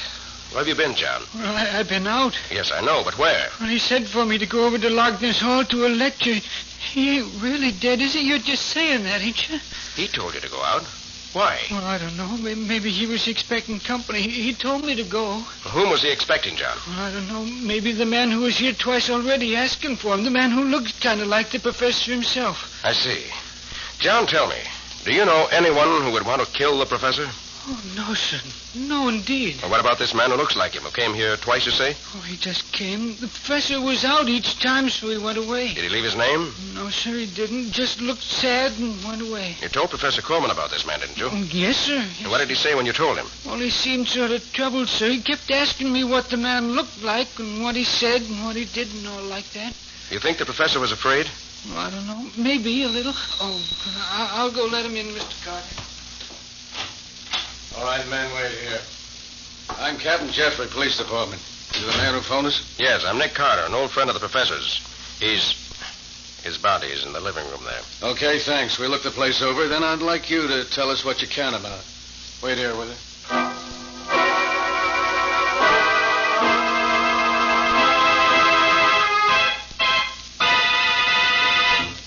And you say you've known Coleman for years? Yes, ever since we went on that Peruvian expedition together. I only stayed there a few months, but Benjamin Toole, the head of the expedition, and most of the others stayed on until their work was finished. Well, Mr. Carter, if there's nothing else you can tell us, we'll be getting back to headquarters.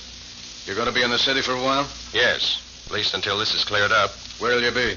I imagine Ben Toole will want me to stay with him when he knows I'm in town. He generally does. I see. You can get me there if you want me.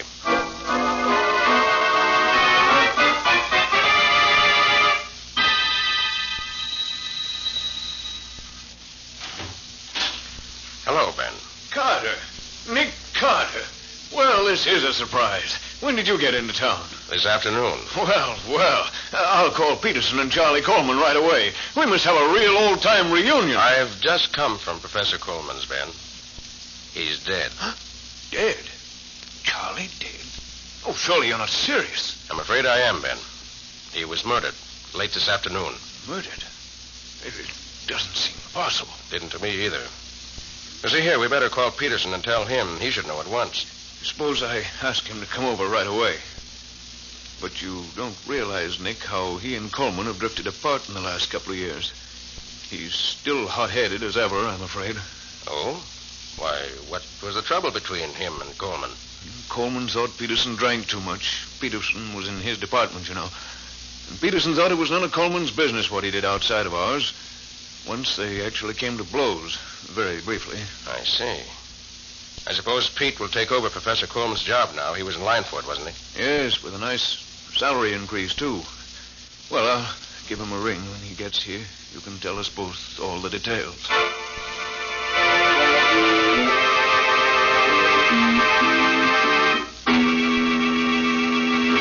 And that's all I can tell you. I don't suppose, Peterson, that you have any more idea than Ben does what the problem was that Coleman wanted to discuss with me. Not the slightest, Carter. He and I were scarcely on as intimate terms as that. Of course, I'm sorry that he's dead, but I don't expect to go into mourning for him. We're all sorry he's dead. He was a good man and a good scientist. Yeah, I've got to be running along. I have work to do. Nice to have seen you, Carter. Now, wait a minute, Peterson. Let's drink a toast to Coleman's memory before you go. No, thanks. I've stopped drinking. Since when? This stuff was beginning to get me. I was beginning to do things without knowing it. You've changed, Peterson. Things like that didn't used to worry you. Yes, I know. Guess I'm getting older. Well, good night. I'll see you again if you stay around a few days, Nick. I'll let you out if you must never go. mind, Ben. I know my way around here. Good night. You'll stay here with me, of course, Nick. Be glad to, Ben. Rather hoped you'd ask me.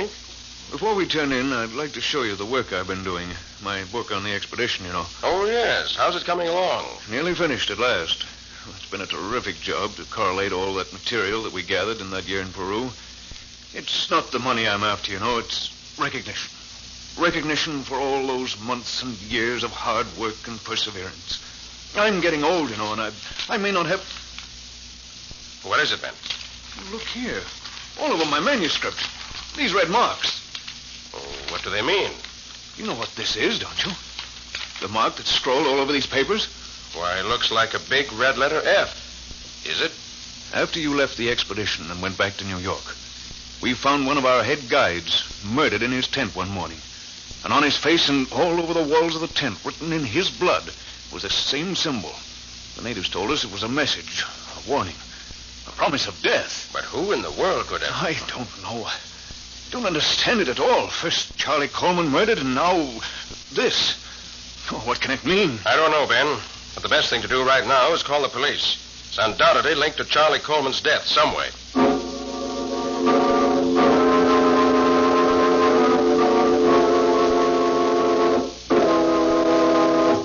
It's been 2 days now, Nick, since Charlie was killed and my manuscript was mutilated. Have the police gone to sleep entirely? I talked to Captain Jeffrey yesterday, Ben, but he hadn't learned much that was of any help. Pardon me, Nick. I'll see who's there. Good afternoon, Professor Toole. Hello, Captain Jeffrey. Have you got some news? Well, yes and no. Oh, hello, Mr. Carter. Captain? Glad you're here. See what you two can make out of this. What is it, Captain? This letter, we found it among Professor Coleman's things yesterday. As you see, it's dated about a week ago and comes from a firm of lawyers in Chicago. You care to read it, Mr. Carter? Yes, of course. Well, that's odd. What is it, Nick? Briefly, it says that Professor Coleman's father died a few weeks ago, and the lawyers just found out. His will left his entire estate to his 2 sons, Charles and Bennett. Well, that fits in with what old John was telling me the other day about the stranger who resembled Coleman. I hadn't heard that. And Professor Coleman's servant told us about him. We checked up on him. It's pretty certain that a man who looks a lot like the professor has been seen around quite a bit recently. Several persons have seen him. Was he alone always? Yeah. No one has ever seen him with a professor. Did you read the rest of the letter? Yes. Goes on to say, Ben, that if one brother only survives, he shall have all the money. But the letter says the lawyers have had no word about Bennett's whereabouts for over 5 years. They want to know if the professor could help them. The surviving brother gets the whole estate? That's it. Then maybe this stranger was Bennett. And maybe he killed Charlie so that he'd be the surviving brother. Or perhaps they had an argument over the money and the professor was killed in a quarrel. Did you know about his brother, Ben? Yes. Charlie told me a long time ago. But he swore me to secrecy. But after what's happened, I think I better tell you. Charlie's brother, Bennett Coleman, has another name. Vern Call. Vern Call? Why, he's a crook. Is he Charlie's brother? Yes, and he's bad. All bad. He recently escaped from a Carolina prison after serving 3 years of a long sentence for armed robbery. Well, that's the answer to the whole thing right there. As this Bennett was a fugitive from justice, he knew he couldn't collect his share of the money without being caught. So he made tracks here to see his brother. They had an argument. That's impossible. Why? Bennett couldn't have come here for his share of the money. Because he was seen here in town before Charlie got the letter telling of their father's death. Well, maybe I was wrong about the motive, but I'm right about him being the killer. That delicate situation the professor wrote you about could very well have been because Vern Call was hanging around. And that would have been very delicate for a professor in a college like this. You make it sound very simple, Captain. Well, it is simple, so why complicate it? Our job right now is to find Vern Call. I'll get out an alarm for him immediately.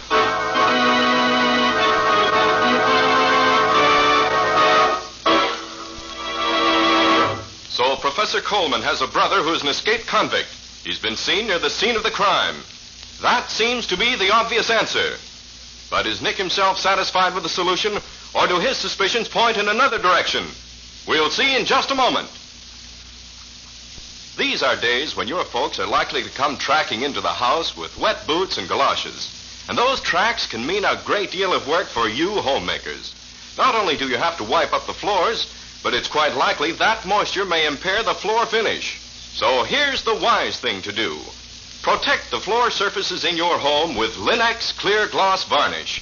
It's easy to brush on, and it leaves your floors and linoleum with a lustrous finish that keeps its beauty a long, long time. For Linex Clear Gloss provides an elastic, transparent finish that really wears. It actually resists damage by hot grease, boiling water, fruit acids, perfume, even alcohol. And it lessens your housework amazingly, for it keeps dirt on the surface where you can wipe it away easily with a damp cloth. Depend on Linex Clear Gloss, the super varnish. Thousands of wise homemakers have found it the finest household protective finish in their experience. So ask for it at your dealers. Linex, Lin-X, Linex Clear Gloss Varnish. You'll find all 3 great Linex home brighteners and Chemtone, the Miracle Wall Finish, at hardware, paint, and department stores everywhere.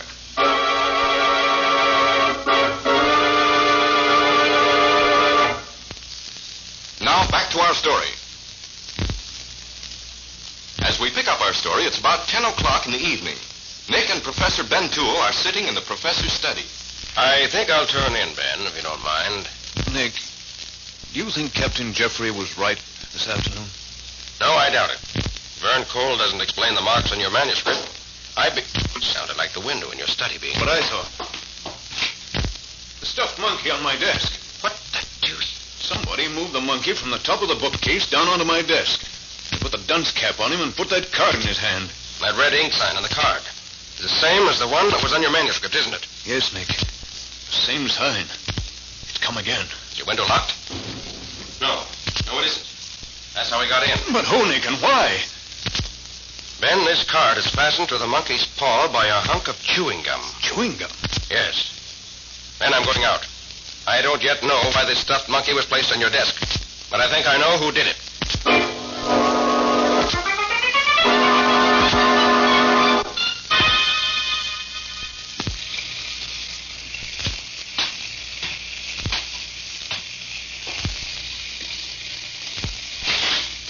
I've been waiting for you, Nick. Come in quick, you're soaking wet. Peterson was here. Just left a few moments ago. I phoned him to come over after you went out. Ben, old John Dyson was murdered tonight. Old John? Murdered? Yes, shot. Same as the professor was. I knew it. I could feel it in the air. How did you happen to go there? Chewing gum that fastened that card to the monkey's paw was scented with clove. And old John chews clove-flavored gum all the time. You're soaked through, Nick. You already have a bad cold. Would you like some coffee? Peterson and I had some. There's a little left. It's still quite hot. Yes, I think I would, Ben. I feel pretty down just now. Let me hang my coat up. But, Nick, what's back of all this? Vern Cole surely wouldn't have any reason to kill old John, too. I wish I could answer that, Ben. I have a general idea of what's going on, but I can't make it sound sensible. Second cup of coffee was just what I needed. I think if you don't mind, Nick, I'll go to bed. I'm all in. Certainly, Ben. Run along. I'll sit here for a while and finish my coffee and try to think things out.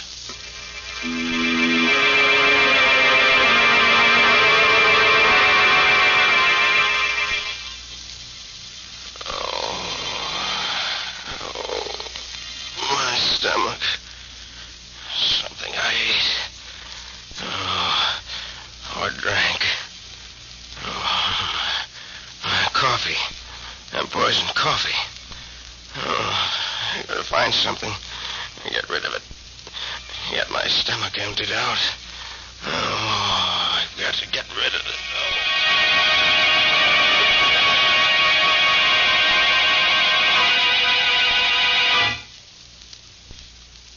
How are you feeling now, Ben? A little better. We nearly died, Nick. Don't I know it? Feel sure that if I'd retired at a reasonable hour, I should have died without ever getting out of bed. But Fortunately, when the poison took effect, I was still sitting in the study. I managed to get to the kitchen and find some mustard and eggs and warm water and got cleaned out. Oh, if you hadn't hauled me out of bed and treated me, I don't think I could have made it. I couldn't move when you found me. What caused it, do you suppose? It must have been that coffee you made, Ben. I didn't make it. Peterson did. Peterson made it? Yes. I poured us each a cup from what was left. Ben, I'm going over to the chemistry lab and analyze that coffee we drank.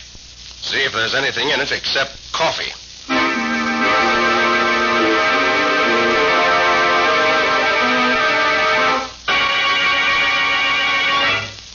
You found there was arsenic in the coffee left in your cup, Connor? Unquestionably, Captain. Enough to have killed us both many times over. And Toole says Peterson made the coffee. Yes. Say, Peterson was with you on that Peruvian expedition, wasn't he? Well, yes, he was, but there's no motive, Captain. Yeah. Oh, by the way, the alarm I sent out for Vern Call, or Bennett Coleman, if you prefer, has brought results.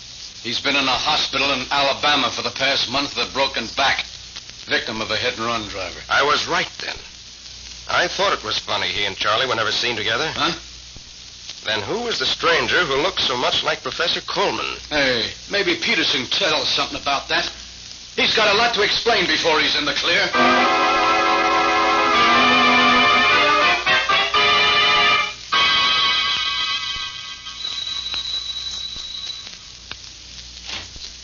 Oh, Captain, come in. I just got here myself. What's this all about, Carter? Why did you want me to meet you here at Professor Coleman's residence? A hunch, Captain Jeffrey. Yeah? See, it's like this. After I left you this morning, I got to thinking. And suddenly things began to fall into place. That was when I called you and asked you to meet me here. I need one more piece of evidence, and I hope we'll find it here. What are you going to do, Carter? I want to go through old John Dyson's things. May take time, but I feel sure it'll be worth it.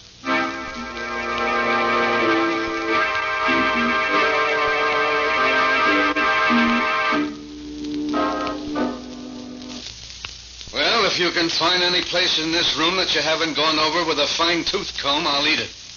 The only place you've missed is that old tobacco jar over there. That's right. And old John didn't smoke. Here, I'll dump it out here on the table. Candy, chewing gum, few buttons, and a sheet of paper. Well, is that what you want, Connor? I'll say it is. Come on. Let's show this letter to Ben Toole and see what he thinks of it. Then you can make your arrest.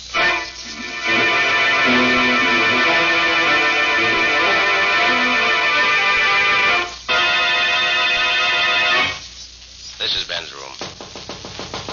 Come in. Oh, hello, Nick. Captain Jeffrey, have you found something? Yes, Ben. We found this. Here. I see. Where did you find it? In old John's room. In the tobacco jar. Tobacco jar? I didn't look there. I thought I looked everywhere. Even at the murder, I was a failure. Like everything else. Yes, Ben, you've made a mess of your whole life, I'm afraid.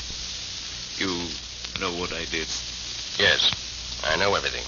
Well, I guess it's time for me to take over here. I'm sorry, Professor Toole, but you're under arrest for the murder of Professor Coleman and old John Dyson.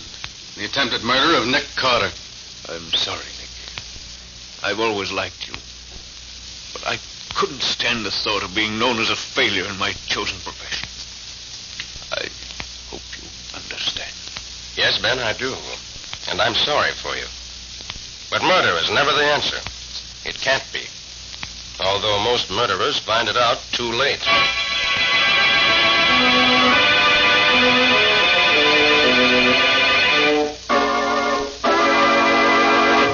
Well, go on, Nick. You gave Professor Toole a letter to read. What did it say? It was a letter from Professor Coleman to me.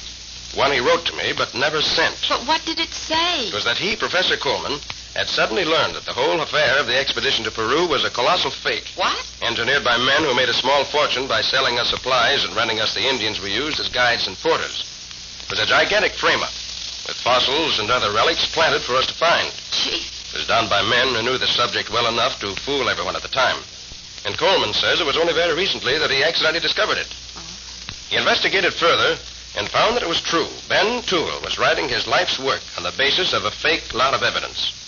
Ben must have known it, of course, but must have decided to go through with it rather than admit the truth. Gosh, what a terrible thing it would be to find that the biggest thing in your life was phony. Exactly, Patsy.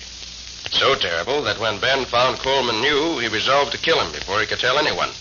So he made himself up to look like Coleman and hoped to be taken for his brother. But they were never seen together. That was my first clue. Oh? Then, having set the stage that way, and knowing that the brother, being an escaped convict, could not appear to defend himself, he killed Coleman. But, Nick, what about that red Indian sign on Professor Toole's manuscript? They weren't Indian marks at all, Patsy. They were plain, everyday F's. F? Ben never flunked a student except for cheating. And then always put a big red F on the paper. Oh? Well, old John found the letter Coleman wrote to me and didn't send, realized what it was, and kept it to torment Ben with. He hated Ben because Ben was one of those who had old John fired from the college after the accident in the chem lab. And he marked the manuscript himself to show he knew Ben was cheating.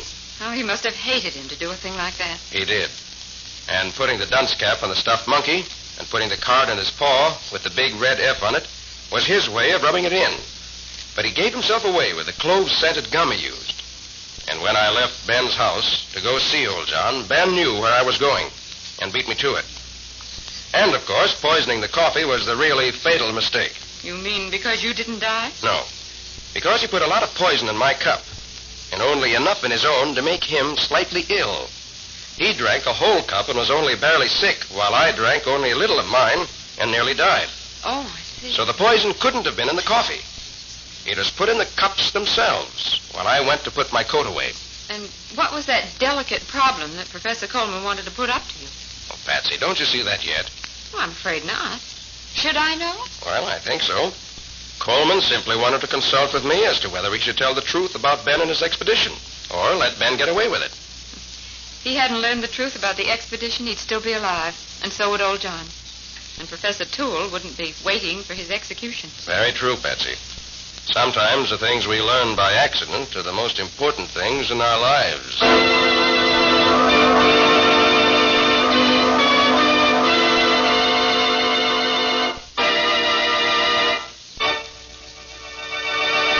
In just a moment, Nick and Patsy will bring you a preview of next week's exciting case.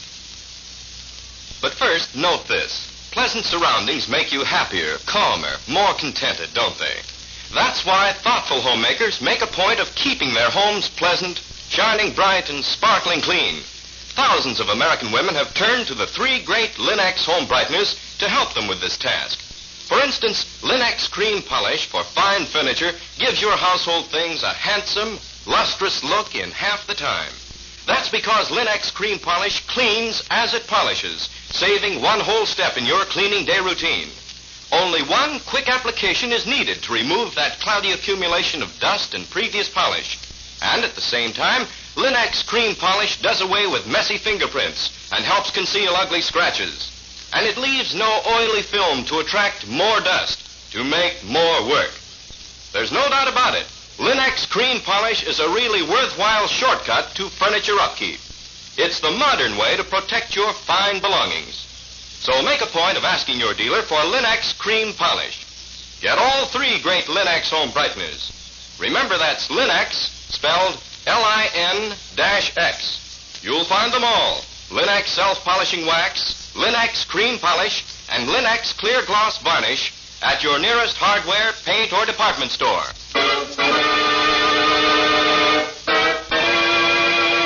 And now let's hear from Nick Carter himself.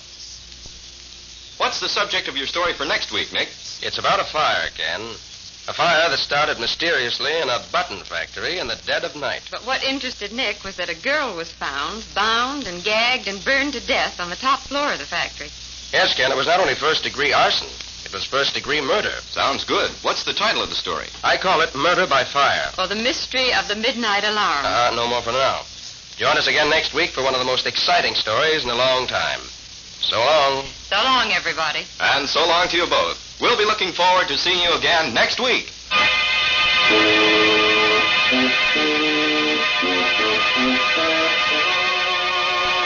Next week at this same time, listen to another curious experience of Nick Carter, Master Detective, entitled Murder by Fire.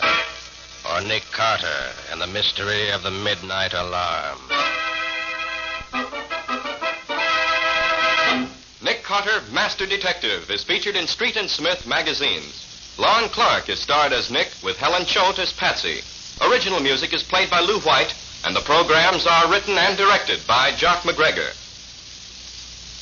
Nick Carter, Master Detective, is presented each week at this same time and over these same stations by the three great Linex home brighteners. Linex Clear Gloss Varnish, Linex Cream Polish, and Linex Self-Polishing Wax. Created by Acme, America's great producer of Acme fine quality paints. This is Ken Powell speaking for the thousands of Linex dealers all over America and saying so long until next week. This is Mutual.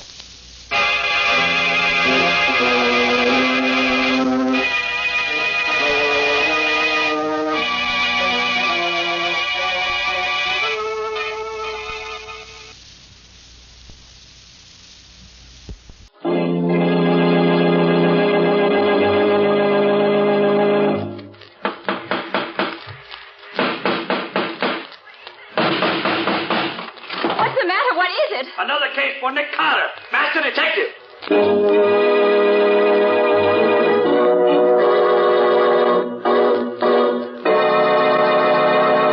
Yes, it's another case for that most famous of all manhunters, the detective whose ability at solving crime is unequaled in the history of detective fiction. Nick Carter, Master Detective. Tonight's curious adventure... Missing Harold Ascot. For Nick Carter and the Great Kidnapping Mystery.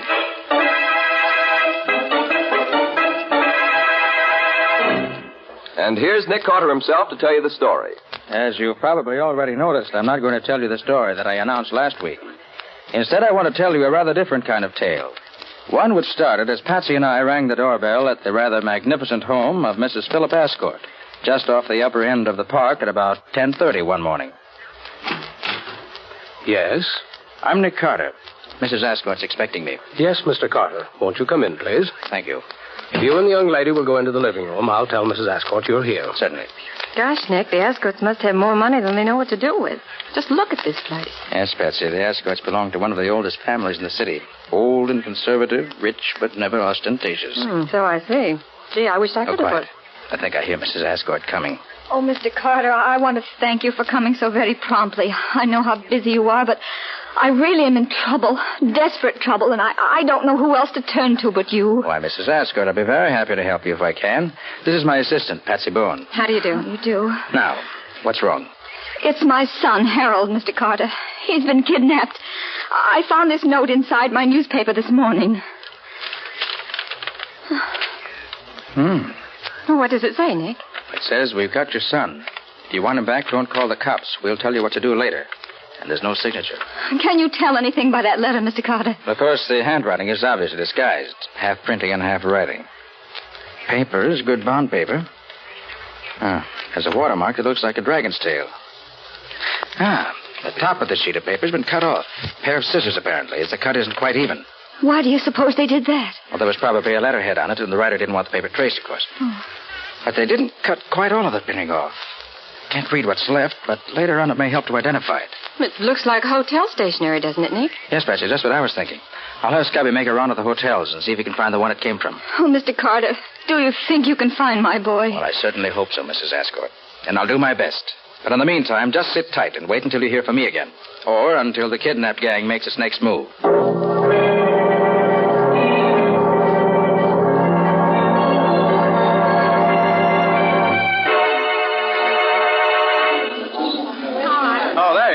Oh, hiya, Nick. Didn't take you long to get here. It's no time to waste in a kidnap case, Scubby. You're never going to be sure when the gang will get frightened or annoyed and kill their victim. Now, you find the same kind of newspaper here, you say? I sure did, Nick. The same size, same watermark, and as near as I can tell from what's left in the kidnap note, the same printing at the top. Good. But what now, Nick? How does knowing the paper came from here help you any? If the paper came from here, it's quite possible that whoever wrote the kidnap note was staying here in the hotel at the time. Yeah. And if he was, the hotel register may give us a further clue. Oh, but the handwriting on the note was disguised, Nick. Well, quite so, Scubby. But it's impossible to completely disguise any writing so that it may not be identified. Even when the writing's apparently completely changed, there will always be some peculiar characteristic left that'll give it away. Oh, I didn't know that. Oh, clerk. Yes? Do you mind if we look at your register a moment? Not at all, sir. Here you are. Now, let's see. Young Ascot disappeared on Tuesday afternoon, and it's possible that the signature we want might be under Sunday or Monday's date. Well, do you know what to look for? Yes or no, Scubby? I've memorized the looks of the writing in the kidnapped note, and I expect to recognize any similar peculiarities in the signature here. No, nothing here under Sunday's date. No? Let's try Monday. Okay, right over here. And Baker. And... Here. Look at this one. James Scannett. I never heard of him. Of course you haven't. Neither have I. But look at that S. Yeah? And the J. Uh-huh. Note how oddly they're made? This signature, like the kidnap note, is half written and half printed, too. Evidently the work of a man who learned to write late in life, and a man who never writes easily. Oh, I see what you mean, Nick. No question, Scubby. This is our man. Clerk. Yes, sir. Is this James Scannett in the hotel? James Scannett? No, sir. He checked out this morning. I was afraid of that. Do you recall what he looked like? Oh, medium height, sandy-haired, little mustache. He had a crooked little finger on his right hand. I remember him because he answered a lot of questions last night. Thanks, Clerk. Well, do you know him, Nick? Why, yes, Scubby. But I sent that man up the river 3 years ago for a 5-year stretch. Oh. Well, maybe he's out. Maybe. I know a man who can tell me. I'll give him a ring and see. Come on. Well, whom did the description fit, Nick? Sounds like Jack Vincent, Scubby. Yeah? Forger and a con man. An old-timer at the business. I can't see for the world how... Oh, pardon me for a minute. Oh, sure, Nick. I'll wait here.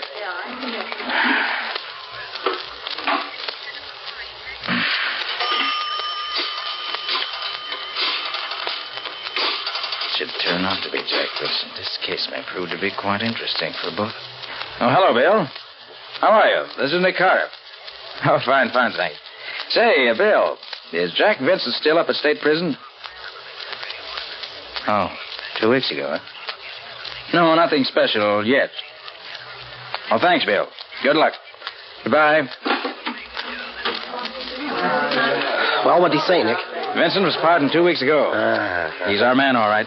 You know, it's a funny thing, Nick, but while you were in there phoning, a couple of men went by me, and I heard one of them say to the other, I saw Vincent Grady's bar last night. Now, maybe that's where he hangs out. You say you just heard that now, Scubby? Yeah, just now. That's queer. Well, how do you mean, Nick? Scubby, things are going a bit too easily. A note paper that can be traced, the name in the register, the description, and now the conversation you say you overheard. You mean you think it's some kind of a frame-up? Might be, Scubby. Might be. Well, gee, if it is, Nick, you better... If it is, I'm going ahead just as I was before. Just be a little bit more careful, that's all. Well, if they want me to go to Grady's bar, that's where I'm going. See you at the office later, Scubby.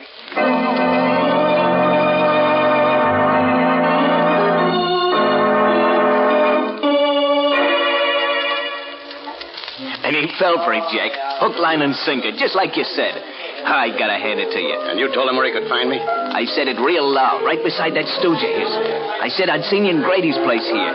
He's coming here now? Yeah. I beat it on the head to let you know he was coming. Good. Well, you take care of him when he gets here. Gee, you're awful smart, Jack. It ain't no wonder I can't go for you. Yeah, but don't forget I owe him one, too.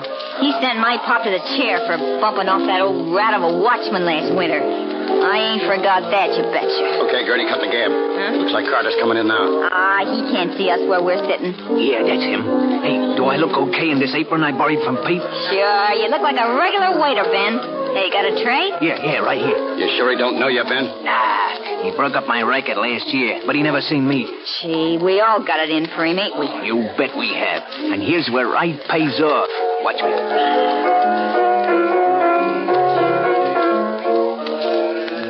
Oh, waiter. Yes, sir. Bring me a large ginger ale and Coke, will you? Coming right up. Well, Nick, lots of familiar faces here, but nobody I really know. Wonder if Vincent might have moved out of town after he had the snatch. And that conversation Scubby overheard if he did overhear, it sounds to me like... Yeah, sir. Oh, thanks. Here, give the change. Thank you, sir. Well, at least this ginger ale's cold. Doesn't taste that bad. There's sort of odd flavor to it, though. It must be a new brand of Cokes they mix with it. Can't say that I enjoy it. Why, that's queer. It isn't hot enough in here to make me dizzy like this. I seem to be... Why, Nick, you fool. You've been doped. You've been...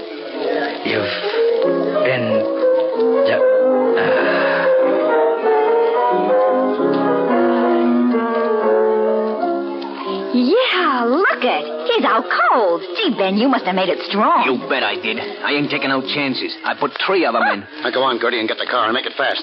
I don't want none of Carter's friends to come looking for him before we can get him out of here. Okay. This is the day I've been waiting for 3 years.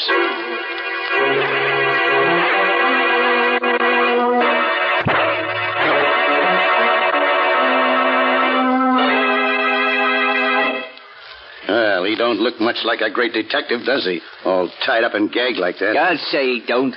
He looks more like a trussed-up chicken. Or a dead duck. And that's what he's going to be as soon as he wakes up. A dead duck. You mean you ain't gonna kill him now? Nah, there's no fun in killing him when he don't know who's doing it. I want him to look me in the eye when I send a bullet into his brain. Oh, gee, Jack, I thought you'd let me kill him. Nothing doing. This is my party. Private and exclusive. Did you get his guns? Yeah, both of them. Hey, should we leave him here in the back room for now, Jack? Yeah, he won't come to for another couple of hours. He'll be safe here. Yeah. Now, you and Gertie stay here and watch him. I got some stuff I want to take care of. I'll be back by the time he wakes up. Okay. Here you go, Mr. Master Detective. And there you stay till we're ready for you. Have a nice sleep. And keep your eye on Gertie, Ben. She might forget and bump him off all by herself.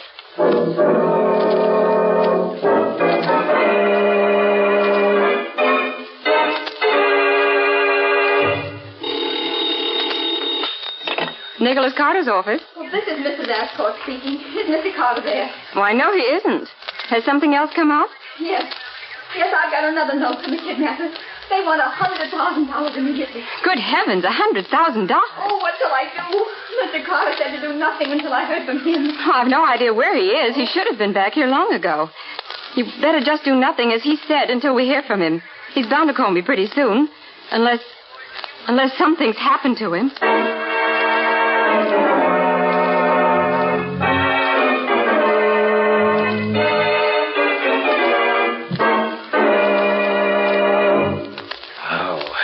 What a headache that stuff leaves behind it. Well, serves me right for being such an idiot. I knew what I was walking into, and I walked right into it. Gosh, but it's dark in here. Wish I could... Wait a minute. What's that? Nick Carter, you sent my pop to the chair, did you? And you'll never send nobody else there.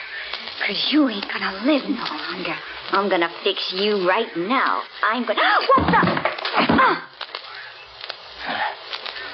Sorry to have to be so rough with you, lady, but it's my life or yours. You're only stunned. Now, if I can reach that knife she dropped before she gets her senses back, I can cut these ropes and get free. Just a little more. If I could only see behind my back. Oh, where is that knife? I ought to be able to reach it now. Just... Now to cut this rope on my wrist. A little bit more. There, that's got it. Now for the leg ropes. Oh. Quiet, you. You try to call for help, I'll be forced to kill you. You? How did you... I heard you coming in, so I sat up, stuck my legs out, and tripped you. You dropped your knife. I knocked your head on the floor, and I stunned you. Then I found the knife, cut my ropes. Now I'm getting out of here. Oh, no, you can't. Jack will kill me. He'll murder me. Should have thought of that before. Now, don't try anything. Your friends overlooked this little pistol I carry in my shoulder holster. It's very small, but effective, I assure you. What are you going to do? Why'd you dope and bring me here? To kill me? Well, Jack and Ben were scared you'd try to break up their plans for the kidnap job. I knew it. Now, listen carefully. Who else is in this house now? Only Ben. He's in the next room. Good. Now, when I tell you to, call Ben. Tell him you're afraid I'm waking up. Ask him to come in here, but don't you warn him.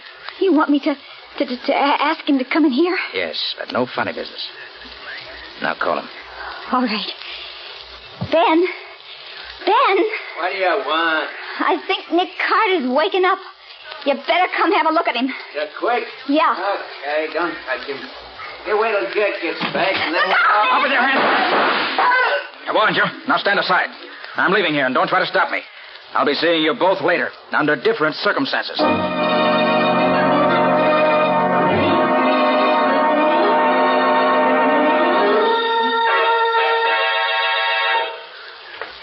How do you do, Miss phone. Nick, where in the world have you been? We've been waiting for you for hours. Sorry, Patsy. Anything special been going on? Anything special? I should say so. Mrs. Ascot has called 5 times. She got a note from the kidnappers telling her it would cost her $100,000 to get her son back. And she's going crazy, waiting for you to tell her what to do. Hey, Patsy, have you heard anything from... me, Scubby? Well, Nick, what happened to you? Jack Vincent laid a trap for me, and I walked into it. Did you learn anything? No, Scubby, I didn't. Except that it all has to do with the kidnap case we're working on. Oh, did you have any trouble, Nick? Well, depends on what you call trouble, Scubby. And more of that later. Now, what about Mrs. Ascot? Well, she wants you to call her as soon as you come in. I'll get her for you. All right, Patsy. We gotta move fast. Maybe too late even now. My being there and getting away doesn't help any. Mrs. Ascot, just a minute, please. Here she is, Nick. All right. Hello, Mrs. Ascot. Sorry I've been held up where you couldn't get hold of me. What's up? Oh, Mr. Carter, I received a note from my son. It says that I'll have to pay his kidnappers $100,000 if I want to get him back. The note also says that I've got to take you off the case or he will be killed. He says that so far they've not mistreated him, but he begs me to pay the money and get him free. Is the note in your son's handwriting? Oh, yes, I'm sure of that. What shall I do, Mr. Carter? Well, does the note give you any way of getting in touch with him? Yes, it says to put an ad in the personal column of the Clarion, addressed to safety, and let them know what I decide. Good. Put the ad in the Clarion. Tell them you're willing to pay the money and ask them how they want it paid. All right, Mr. Carter, but how about, well, what they have to say about getting rid of you? You know what I understand, Mrs. Ascot. Tell them in the ad that you'll guarantee that I'll have nothing further to do with the case. Oh, but that would be a lie, wouldn't it? Yes, of course it would. But would you prefer that the kidnappers kill your son? Oh, no, of course not, Mr. Carter. All right, then. Put the ad in just as I said. And let me know the minute you get an answer. Then we'll plan our next step.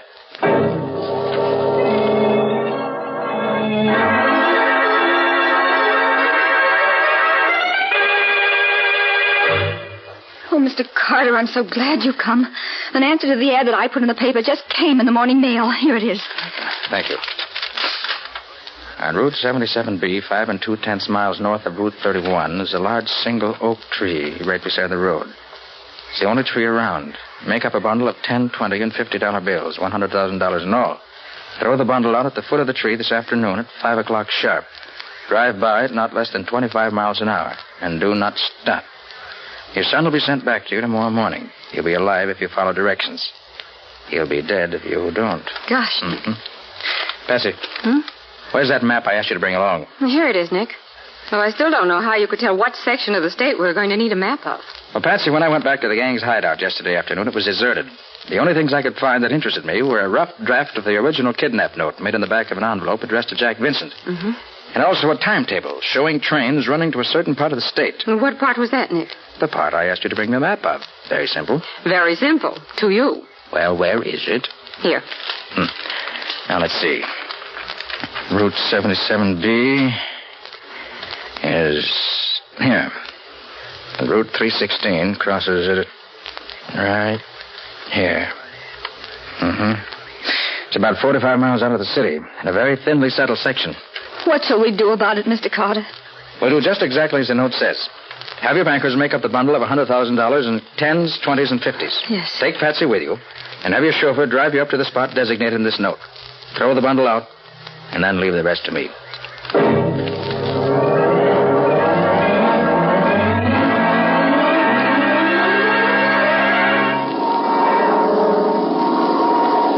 Well, I'm sure glad it's clear today. Otherwise, we'd be out of luck. See anything, Scubby?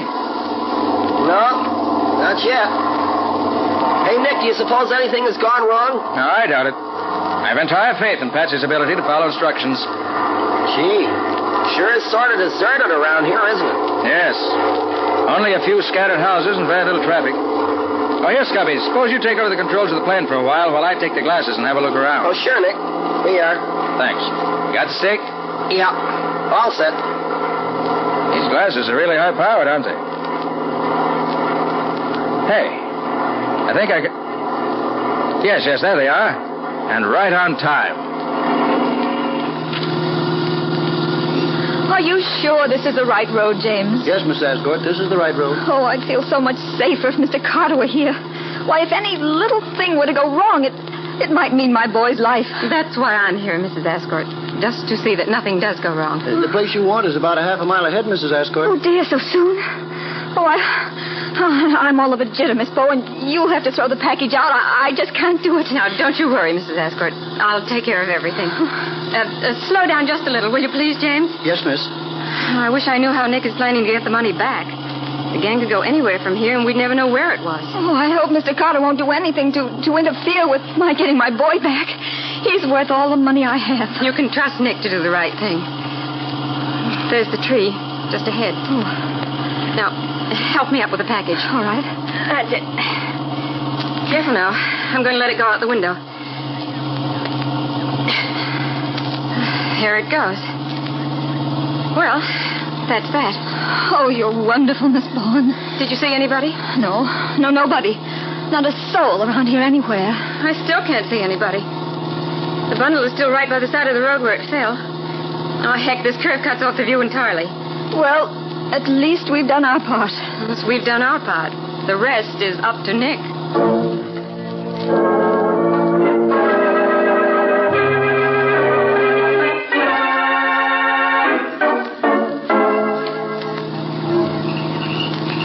Yep, those are Nick's orders, Sheriff. Drive as close to the house as you can and then park your car in the bushes just off the road. Okay. Where's Carter now? Oh, well, he went on ahead to get the layout of the place. Wants to get his plan set by the time we get there. I don't understand how you know them fellers are hiding out there. You say neither you nor Carter's ever been near the house. Well, I'll tell you, Sheriff. It's really very simple. When Mrs. Ascort dropped a bundle of money out of her car this afternoon, Nick and I were overhead in Nick's plane watching everything through his extra high-powered field glasses. Yeah. We saw the crooks come and pick up the money, and then we watched them beat it back to the farmhouse. They took every back road and cow path they could find to keep from being followed, but we could see them, no matter where they went. Yeah, all the time, the one man that they were really afraid of was up there over their heads watching it. Hey, that's quite a stunt. I've heard tell this Nick Carter's quite a feller. Darn if I don't believe it now. Well, darned if you don't had better. Well, we better stop here, huh? Don't dare go no closer to the house with the car. I'll just run her off into the bushes here.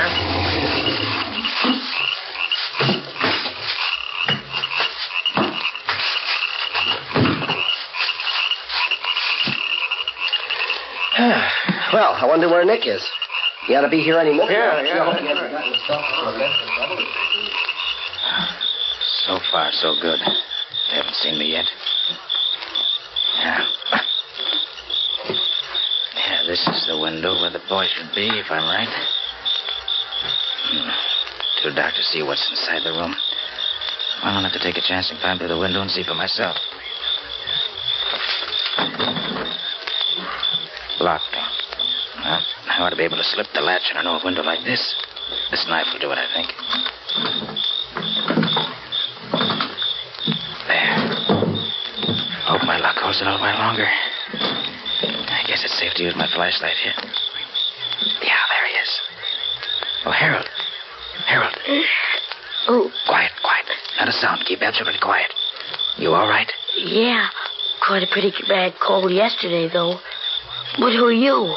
You're not one of the kidnappers. No. I'm not one of the gang. I'm Nick Carter. Nick Carter? Yes. Gee, I've heard of you.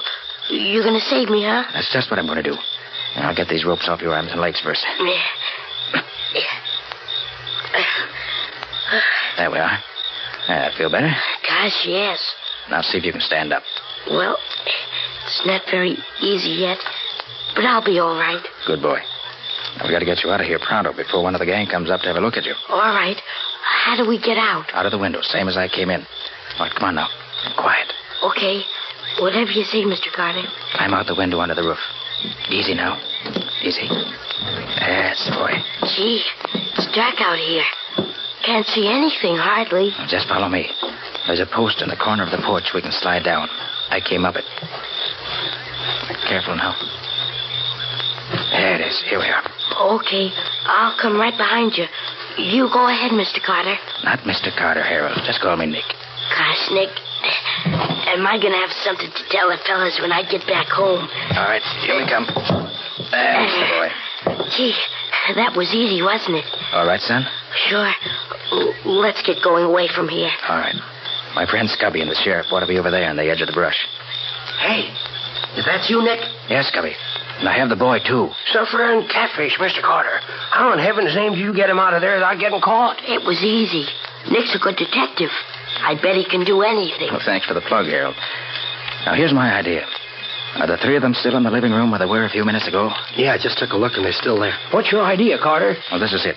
They think Harold is still tied up nice and snug in his attic room. Now, if they should happen to hear him out here in front of the house, they'd probably come rushing out to see what's up, wouldn't they? Sure. Well, go on, Nick. Well, I don't want any shooting if I can help it. Somebody might get hurt. So you and I will stand one on each side of the front door, Scubby, while the sheriff goes around to the back door, ready to come up from behind them. Yeah. Then Harold will stand out here in front of the house and shout good and loud.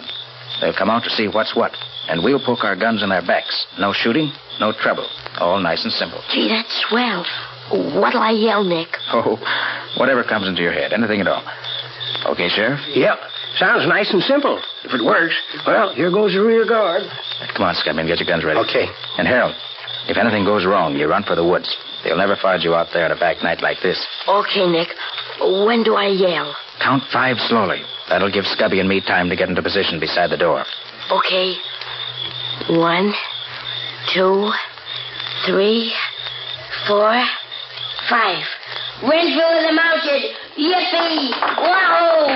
What the devil is the kid doing out here? Get your hands up and fast. Don't try reaching for your guns. We've got you surrounded. Nick Carter, how did you... Just keep those hands in the air, Vincent. All right, Scubby, get the guns. Okay, Nick. Only one on Ben. And 2 on our friend Jack. I just come along here now. Stop it. Why, this gal's trying to skip out the back way, so I brought her along. She belongs to this outfit? I'll say she does. She was the one who watched me while the men went out for the money. Well, looks like we got everything, don't it? Yeah, certainly does, Sheriff. Everything but the ransom money, which must be here in the house somewhere. Nick, can I hold a gun on one of them? Why, sure, son. Here, take Jack's gun and keep it pointed right at him all the time. Hey, Carter, don't let that kid have that gun. He don't know nothing about guns. It might go off and somebody'd get hurt. You're quite right, Vincent. But would it interest you to know that I wouldn't care if it did? As far as I'm concerned, kidnappers are pretty filthy things, the lowest of the low.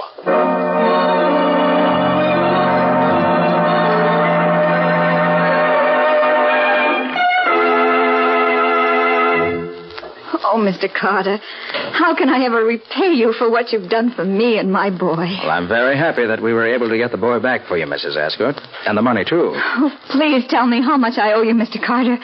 I want to send you a check at once, a big one. You owe me nothing, Mrs. Ascot. Oh, but Mr. Carter... If you really want to repay me, I suggest that you put at least an extra $10,000 into war bonds in this 4th war loan drive. And give the bonds to the Associated Boys Clubs of the city. I can think of no better way to spend money right now. Buying the bonds helps the boys who are fighting for us today. And giving the bonds to the boys' clubs helps the boys of tomorrow. It's a wonderful combination.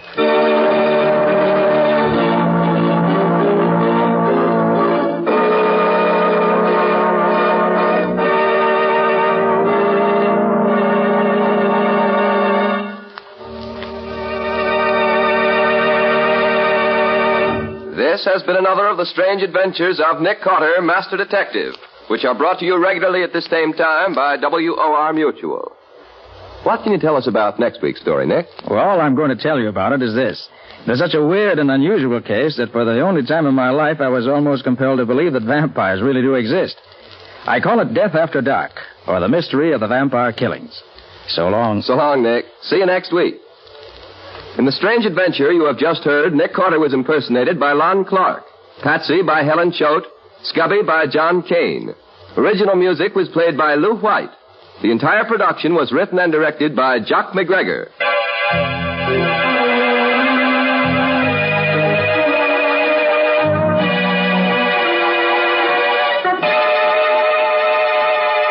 Next week at the same time, listen to another curious experience of Nick Carter entitled Death After Dark, or Nick Carter and the Mystery of the Vampire Killings. This story is a copyrighted feature of Street and Smith Publications, Incorporated. The return of Nick Carter is broadcast in the studios of WOR and is broadcast over most of these stations every week. This is Mutual.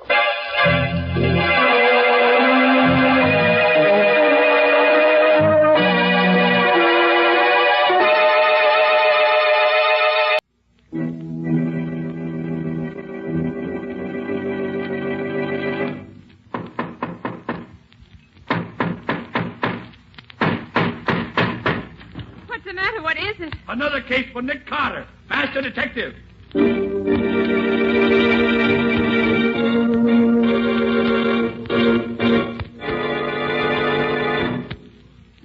is another case for that most famous of all manhunters, the detective whose ability at solving crime is unequaled in the history of detective fiction. Nick Carter, Master Detective. Tonight's curious adventure, Death in the Pines. For Nick Carter and the mystery of the murdered driver.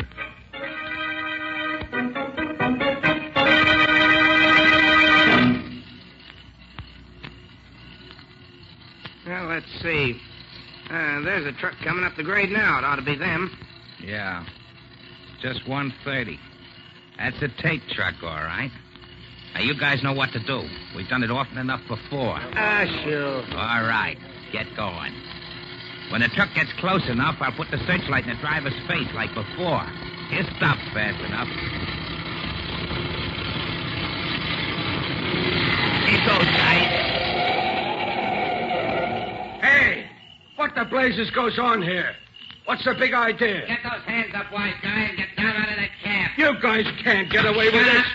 You want to stay alive, get down out of that cab and keep quiet. And bring your helper down with you. You're a bunch of crooks. Don't. They got us. There ain't nothing we can do. Okay, boys, get busy. Get up on that truck and get that stuff dumped out in the road. Okay, sir. Shake it up, boys. We want to get out of here. Hey, keep your boys moving, Jake. We got another one to take care of yet. Hey, I know that voice. So you're the guy who's in back of all this hijacking. Now I know you. Yeah? Well, I hope you try it. Oh! What's the idea? What'd you have to kill him for? Shut up, punk. You don't want to get bumped off, too. But you didn't have to kill him. Shut up. Hey, that changes our plans a little, Jake. Get your men down off the truck. Pick these two stiffs up and put them back in the cab of the truck. Then put a hole in the gas tank and touch a match to it. Okay, boys, come on down. There won't be much left for the cops to work on when they get here, which is all right with me. I don't like to see them get killed, but when they know too much, it's the only way.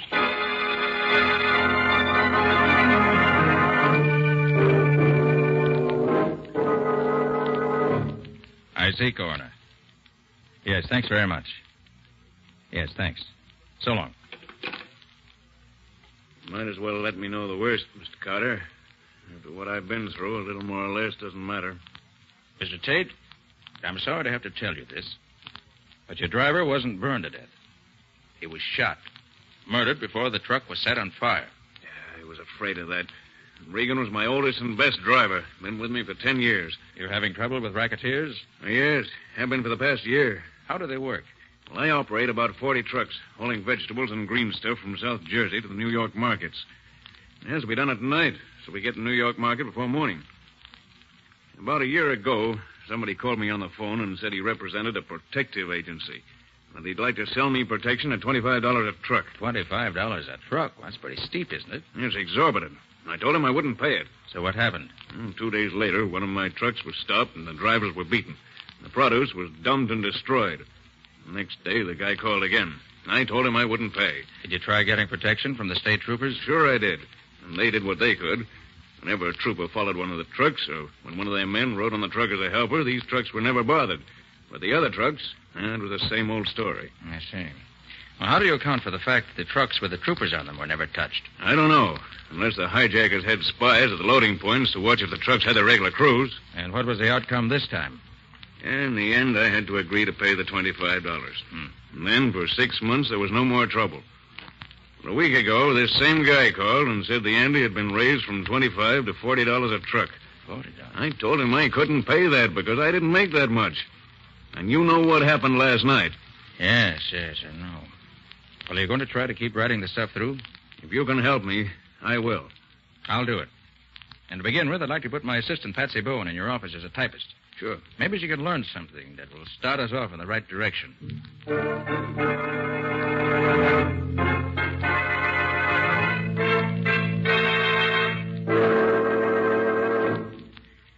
Well, Patsy, did you have a nice eventful day in Tate's office? I learned a few things, Nick, if that's what you mean. Good. Let's have them. Mr. Tate makes up the daily schedule of operations based on the orders he receives. Then he turns the completed schedule over to Al Laparo, who's the fleet foreman. Mm-hmm. Only Mr. Tate, Laparo, and Dave Morgan, who's Tate's assistant, know what the orders are, as far as I can find out. I see. Any suspicions? Not yet. Laparo's been with Tate 9 years and Morgan for about 4 years. When the trouble started about a year ago, both of them rode the trucks. Morgan was one of the drivers who got beaten up, got knocked out cold before he could see anything. Doesn't leave us much in the way of anything to go on, does it? Oh, sorry, Nick, but that's all I could get today. Well, don't feel bad, Patsy. You did what you could. And what's the next step? I want to talk to the state trooper who found the truck in which Regan was killed. He may be able to tell me something that's been overlooked.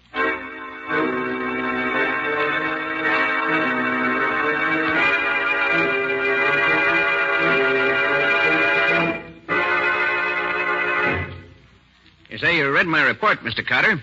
I don't know that I can tell you anything else. Were you on the state police force when Tate started having his trouble about a year ago? Yes, I was. Well, that business of the hijackers never picking on a truck guarded by state troopers needs explaining. Could there have been any leak from this end? Absolutely not. I rode several of the trucks myself. None of us ever knew where we were going until Tate's office gave us our orders. And we went out on the road just as soon as we got those orders. Good. Then the leak must be on Tate's end. Now, the next thing. Your report gives the impression that the thug simply stopped Tate's truck, killed the driver in cold blood, and then burned the truck for good measure. Was that your personal impression? Well, no. Ah. When I first got there, I was suspicious because the truck hadn't gone off the road or collided with anything that would cause a fire or a wreck. Then I remembered that Tate's trucks had been having trouble a while back, so I took another look around. And the result of that second examination? The truck was surrounded by crates which had been thrown off the truck. Crates that were smashed and broken, but not burned. Now, if the hijackers were going to burn the truck, why bother to throw all those crates off the truck first? It just didn't make sense. That's what I wanted to know. I'd say the gang started out to do the usual job, smashing the cargo and manhandling the crew. But then something happened. Something that made them switch their tactics. And they did something they had never done before. They killed the driver. Yeah, that explanation would fit the facts as I saw them. But what do you suppose caused the change in plan? Well, I could make a guess, maybe. Tate told me that Regan was his oldest driver. Yeah? Now, somebody in Tate's outfit must be in league with the hijackers. That's the only way they could know as much as they do. I believe that Regan recognized one of Tate's men in the hijack gang. Sure. And that fits right in with the idea that somebody in Tate's outfit was crossing him. Yes, Mr. Carter, I believe you've hit something.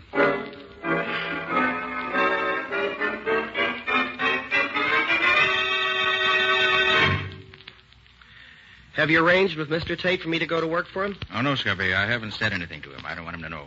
Well, then how do you know I can get the job? Tate's lost so many men since Regan was killed a couple of nights ago that he'll be glad to hire anybody. Patsy will fix you up with the necessary papers, licenses, references, and so forth. Wear your old clothes and don't wash your neck, and you'll have no trouble getting hired. And what do you want me to look for especially, Nick?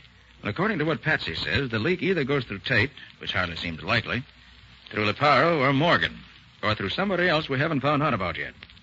So get a line on things in general, on anyone who may look suspicious. Oh, and if you're riding a truck that gets held up, don't try to shoot it out, Scubby. Just let things ride. We'll see about that when the time comes. It's a 40-to-1 shot against her getting stopped, but just the same, watch your step. These men, whoever they are, have 2 murders on their head, and they won't balk at a couple more.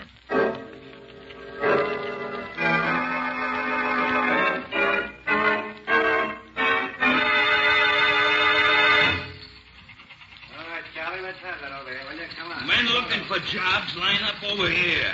New men over here. Hey, buddy, who's the guy over there at the desk? Oh, that's Al Leparo, the fleet foreman. Oh, that's the guy. Looks like a toughache. Don't worry, fella. He ain't turning nobody down these days. This outfit's got the finger on it. They had 40 men walk out on him yesterday. And I got a hunch this new gang ain't gonna last long either. Oh, you mean on account of the killings the other day? Yeah, that and the beating up of a couple of other drivers. Recently? Yeah, night before last. Hey, that ain't so good, is it? Ah, what's the difference? A job, ain't it? Hey, who's the other guy? Huh? Oh, that's Dave Morgan, old man Tate's assistant. All right. Report to the garage at once. Next? Mike Clausen's the name, Mr. Leparo. Here are me papers. Mm-hmm. You worked here before, ain't you? Sure. I drove for you Yeah, about... never mind that. You ain't working here no more. Right, Morgan? Right, Leparo. Nothing doing on that guy. Oh, but what's the matter? I got a good record. I ain't never had no trouble. Maybe not, but you ain't wanted here. Get out. Next. Ah, the big bum. Who's next? Oh, me. The name's Wilson. Where's your papers? Oh, yeah. Here. Mm-hmm. Wilson, huh? Yeah. Okay, you're hired. Report to Matt Steiger on truck number 11. You start as helper at $23 a week. Satisfied? Sure, boss. Okay by me. Tell Steiger he picks up his load tonight at Freeman's Farm down South Jersey. He knows where it is. Get going. Right. Thanks.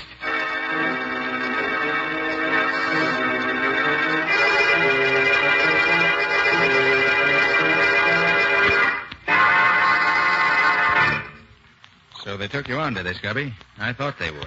Yes. I'm phoning from a lunchroom where I just ate. Anything happened yet? Well, just before they gave me a job, an old-timer named Mike Clausen was turned down. He used to work for Tate years ago. But LaPero wouldn't take him back. I see. Maybe they didn't want to take on anyone who ever worked there before, or who has been there for long. Well, maybe it doesn't mean anything, Nick, but it looks as if What's the trouble, Scubby? I'm not sure, Nick. But I just realized the guy in the booth next to me here isn't saying a word. He went into his booth as I came into this one. But he hasn't dialed a number or said anything yet. Looks as if somebody's onto you already. Any idea of who it could be? No idea at all. Oh, but how could anybody know about me so soon? There's always a chance that somebody's recognized you. Well, keep your eyes open, Scubby. Don't start anything. Any orders? No. Let me know at once if anything worthwhile happens. And good luck to you. Thanks. Hey, what are you going to be doing? I have several lines of investigation that I want to follow up here in the city. There are certain angles of this case that I want to clear up here before I do anything else. So long, Scubby. See you soon. I hope.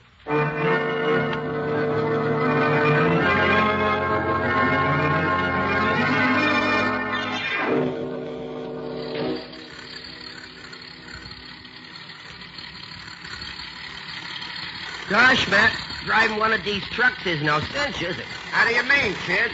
Well, I've been driving the truck around in the city, and it ain't been like this at all. We spent the afternoon loading the stuff on the truck. Now we got to spend all night riding it back to town. You don't like it, huh? I'm beginning to think it wasn't such a bright idea, hiring on with this Tate outfit. Especially with a chance of getting beat up throwing in free. Ah, cheer up. You might ride for weeks and never...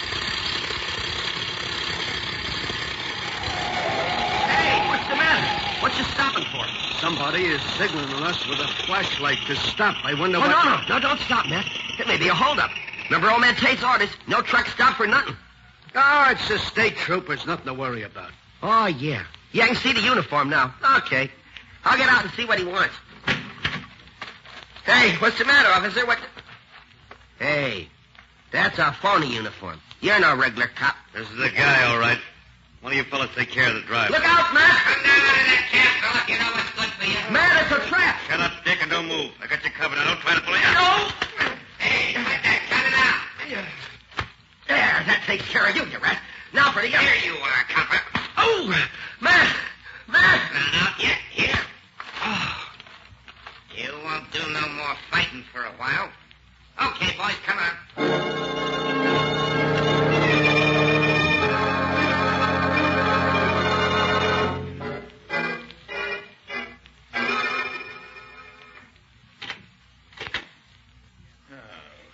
Gosh, I'm tired, Patsy. I've done more of my own leg work today than I've done in years. I almost wish I'd kept Scubby here to do the walking around. And gone out on the truck myself. Did you find out anything, Nick? Yes, Patsy, I think so. But I can't be sure for a little while yet. Not until I get some more answers to some of the thousands of questions I've asked today. There have been several messages for you. I think this is probably the only one that's really important. Yeah. Oh, thanks. I thought so. He's trying to borrow money. At least all that much of it. Makes me positive I'm on the right track. Any report from the state troopers, Patsy? Yes, they think they've located the place. They're going to call you later this evening when they get the details. Good. That'll give me time to join them before they make the raid. I don't want to miss being in at the kill.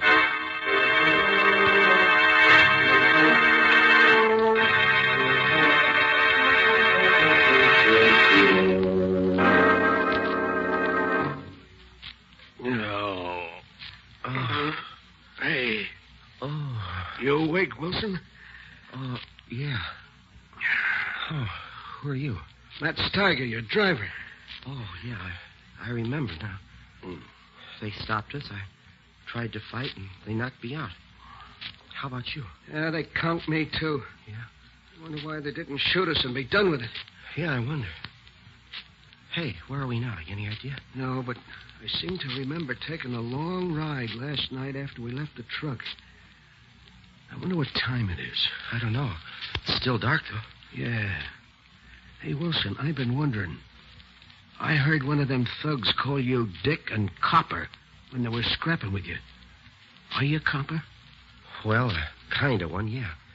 Just trying to get a line on what's going on in this Tate outfit. Yeah? But how in heck did that guy know it was me? Did Tate know what you are? No. Nobody knew about me working for Tate but me and my boss. Hey, wait a minute. What?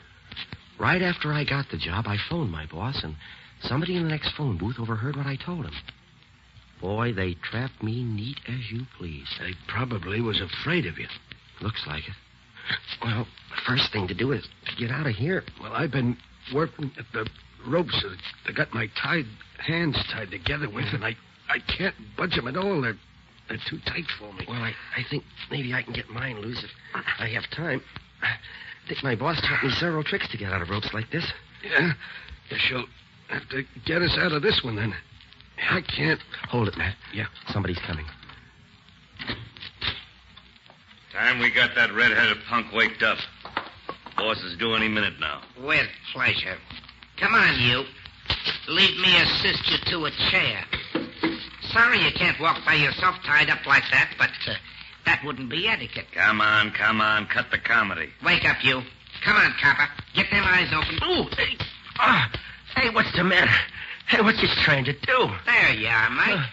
You want me to soften him up for you? Let's see if he talks first. Maybe he'll talk without any persuading. Well, okay, but I hope he needs some waking over. I enjoy that. All right, punk. You gonna talk? Talk about what? There's no use stalling. We know you're Nick Carter's man. Well, if you know that, what you want me to say? We know you called Carter yesterday before you left New York. What'd you say to him? What'd you tell him? Hey, I know you. Huh? You're the guy who wore the phony state trooper's uniform when you held us up last night. Yeah? Well, knowing that ain't gonna help you none. Come on, spill it. How much do you know? Okay, he ain't gonna talk, Mike. It's gotta be a real job. I gotta go to work on him. Yeah, I guess you're right, Jake. Go ahead, make it good. Sure. Oh, let me take my coat off first so I don't feel cramped. Let me have it. I'll put it on the back of the chair. Thanks, Mike.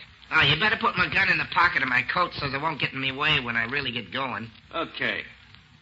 Now, let's see some action. All right, you red-headed stool pigeon. Now spill it. Spill it all around. What the... Come on, Jake. There's trouble out there. Well, that's a funny one. Matt, do you see what I see? What do you mean? Jake left his coat hanging on the back of that chair there. There's a gun in the pocket of that coat. Oh, boy, what a break if we can only get loose. Just a minute. My hands are almost free. Good. Wait a minute. There. Now, get the feet loose. There. Yeah, that does it. Now the gun.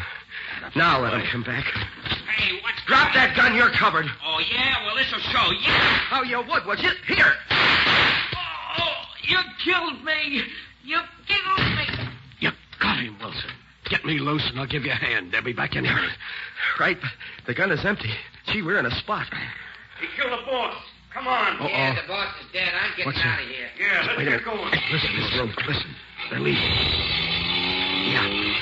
Wait a minute. There you are, man. Oh, gee. Thanks, Wilson. Gosh, am I glad to get out of them ropes. Hey, Matt, this is the screwiest thing I ever heard of. Yeah. Why do you suppose they beat it off like that? You got me. But come on, let's get out of this place. They might come back as fast as they went out. Yeah. Okay, give me a chair. I'll break this door down for you. Okay.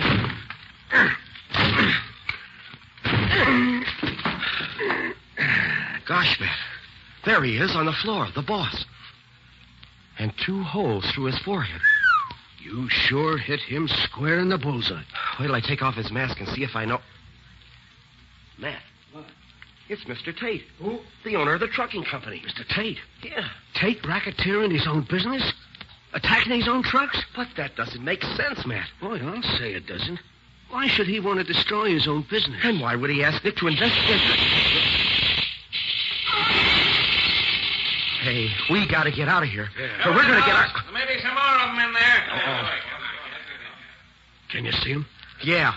Oh, they're state troopers. Oh, it's boy. okay, man. Open up in there. Come on with your hands up. Come on, you're surrounded and outnumbered. Don't shoot. We're coming out. Get that door open before they shoot. We surrender. Get your hands up. I got two here, men. Watch the back of the house. Right, Sergeant. Oh, gosh, are we glad to see you. Yeah, keep your hands up. Oh, yeah, sure. Look, I'm Scubby Wilson, and this is Matt Steiger. I'm Nick Carter's assistant. You look it. Who's the dead man lying there? Oh, that's Mr. Tate. I just shot him. No, you did. Well, that'll send you to the chair, all right. Oh, no. No, you don't understand. He's the chief of the hijackers. Well, he was holding us prisoners here. That's a good one. Where's the gun you killed him with? Well, it's in the other room. Keep your hands up. But, officer, you don't understand. I suppose you're going to tell me you shot him in self-defense, huh? Yeah, that's just what I did. Well, look, you can ask Matt here. That's right, officer. He was going to kill us both. Yeah. Sure. Where's the gun he was going to kill you with? Well, it was in his hand when I saw it last. Well, it ain't here now. You're a bum liar, feller. I suppose that after you shot him between the eyes, killing him instantly, he walked over to the window, threw his gun away, and then came back here, lay down, and died. Oh, but gosh, officer, I saw him. Put your hands out. Huh? What? Put your hands out. Oh, but you can't put handcuffs on me. No? Watch me. Be sure they're on good and tight, Sergeant. I will, that. Nick! Oh, hello, Scubby. Having a good time? You know this guy, Mr. Carter? Does he know me? Oh, tell him who I am, Nick. Yes, Sergeant, I'm afraid I have to confess that I do know him. He's my assistant, although he hasn't been much of assistance in this case. Shall I let him go, then? Yes, I'll take charge of him. Okay, if you say so. Oh, gosh, Nick, am I glad to see you. Oh, this is Matt Steiger, the guy who was driving the truck I was on. Hello, Mr. Carter. I don't know you. Hey, look, I heard some shooting a few minutes ago. Did you get some of the gang? Yes, Scubby. Morgan and 4 men. We ran that car off the road and caught them all. Morgan's pretty badly wounded, but he'll pull through. So Morgan was in on it after all. Morgan was the head of the gang. Oh, no. No, Morgan wasn't the head of the gang, Nick. The head of the gang is lying there, dead. And I shot him. Put 2 bullets in him in self-defense.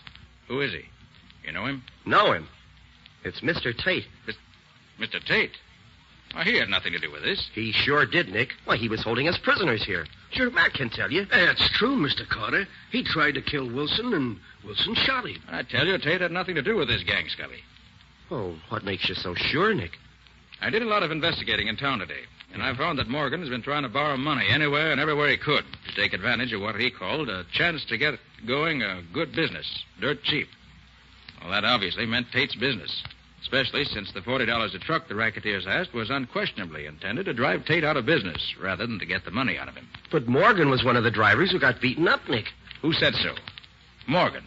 Nobody else knew anything about it, and it gave him a swell alibi. I think that Regan, the driver who was killed the other day, probably was shot because he recognized Morgan. But, Nick, everything you say about Morgan could have been true of Tate just as well. Not quite, Scubby. I found out several other things during my investigation today that proved definitely that Morgan's the one. But, Nick, I shot Tate not 5 minutes ago while he was trying to kill me. I wonder. You shot him 5 minutes ago. How does it happen that he's been dead for at least 3 hours? Dead for 3 hours? No question about it. Rigor mortis has already begun to set in. Scubby, somebody's put one over on you. Well, what do you mean, Nick? Where's the gun you shot him with? Well, the trooper took it. Yeah, that's right. Here it is, Mr. Carter. Thanks. Mm-hmm. Look here. How does it happen that you shot him with blank cartridges? Oh, Nick, now don't tell me. Here are the shells I just took out of that gun you used. 4 of them have been fired previously. And you can see that the other 2, the 2 left for you to fire, have had the bullets pried out of them. Now, you see the mark on the edge of the shell? Yeah. So you couldn't have shot him. But, Mr. Carter, I saw Wilson plug him. I saw him falling dead as the door closed behind him. There's no question about it. There's no question but what you thought you saw that. But it was all planned, just that way. Planned? Certainly. How come you were able to get out of the ropes you were tied up with so fast? How come there was nobody in the room when you got hold of the gun? Why do you suppose that gun was left where you could get your hands on it? That is what happened, isn't it? Yes, Nick. As right as if you'd been here to see it. It couldn't have been any other way. Tate probably had a hunch Morgan was guilty and trailed him here. Morgan caught him, shot him with his gun. Then he wiped his prints off it, and he planted it where you could get at it. Then, at the psychological moment, Morgan, with a mask over his face, opened the door so you could see him and shot at you. Then you shot at him, as he knew you would, using the 2 shells he had left in the gun for you. The 2 shells with no bullets in them. Then he pretended to fall dead, carefully shutting the door as he did so that you couldn't see what happened next. Oh, I see, Nick. And then he put Tate's body there by the door with a mask over his face. Right. Gosh. When you opened the door, there was Tate's body, shot through the head with the very gun you held in your hand. A gun on which the police would find your fingerprints, and yours only. Morgan would have made sure they found it. Boy, what a setup. It was perfect. Matt would have had to swear he saw me do it, and I was so completely fooled that, why, I would have confessed to the murder in any court in the country. Yes, Scubby. You still trust too much to what you hear and see. Before you can be a really first-class detective, you'll have to learn to distrust everything until you've analyzed it in the light of all the evidence.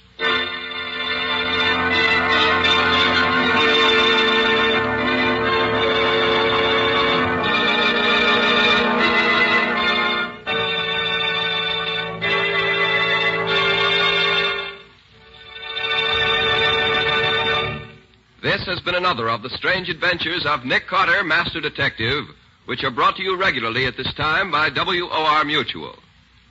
Well, Nick, what about next week's story? Can you give us a hint? Next week, my story concerns a murderer who killed his victims according to the sign of the zodiac under which they were born. A very unpleasant and dangerous man, I might add. Yes, definitely. Patsy and I got so close on his trail that he tried 2 different times to get rid of us. But in his attempts to be very clever, he made a bad mistake, and Nick caught him. And caught the murderer, too, I imagine. Quite right. After a chase. I call the story The Horoscope Murders. So long. See you next week. So long. So long to you, Nick and Patsy. In the strange adventure you have just heard, Nick Carter was impersonated by Lon Clark, Patsy by Helen Choate, Scubby by John Kane. Original music was played by Lou White. The entire production was written and directed by Jock McGregor.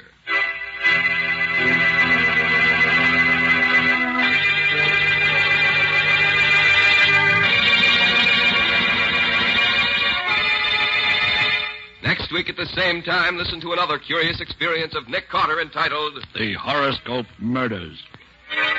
Or Nick Carter and the Mystery of the Avenging Astrologer.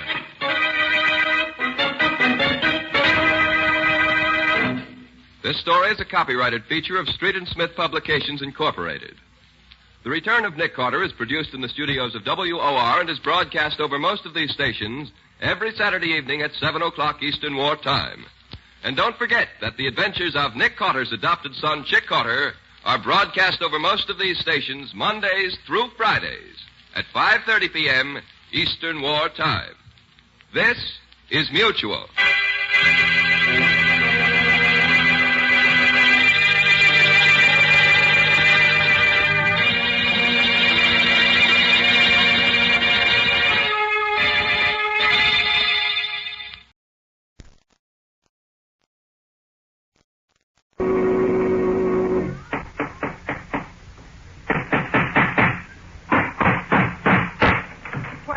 What is it? It's another case for Nick Carter, Master Detective.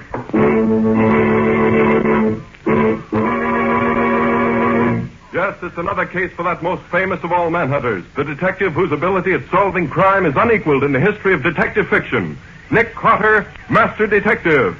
Presented by the 3 great home brighteners, Linex Clear Gloss, Linex Cream Polish, and Linex Self-Polishing Wax. Created by Acme, America's great producer of Acme quality paints. Today's curious adventure: Murder on Mad Mountain. Or Nick Carter and the Mystery of the Opera Singer's Dog.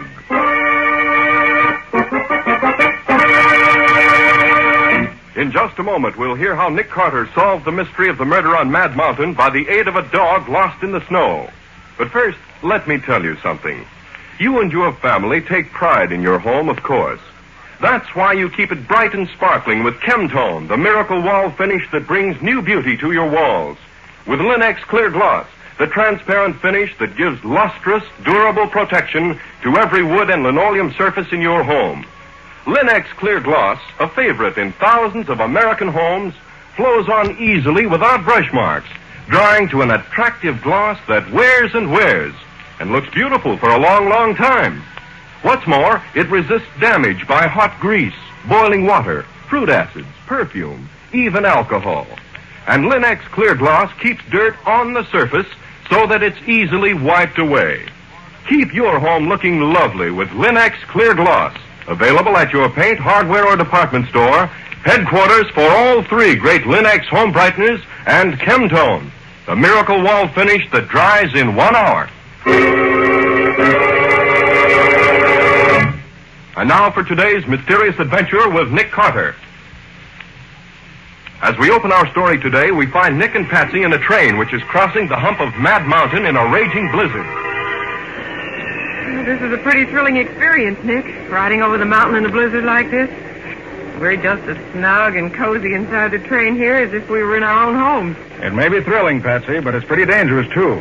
Dangerous? What's dangerous about it? Well, up here on Mad Mountain, there's always the danger of a snowslide sweeping down on us and pushing the whole train down into the canyon. Or we could run into extra heavy drifts and get stalled. In fact, that's where Mad Mountain got its name, from the trouble it's always caused the railroad. Well, I don't care. I'm enjoying it just the same.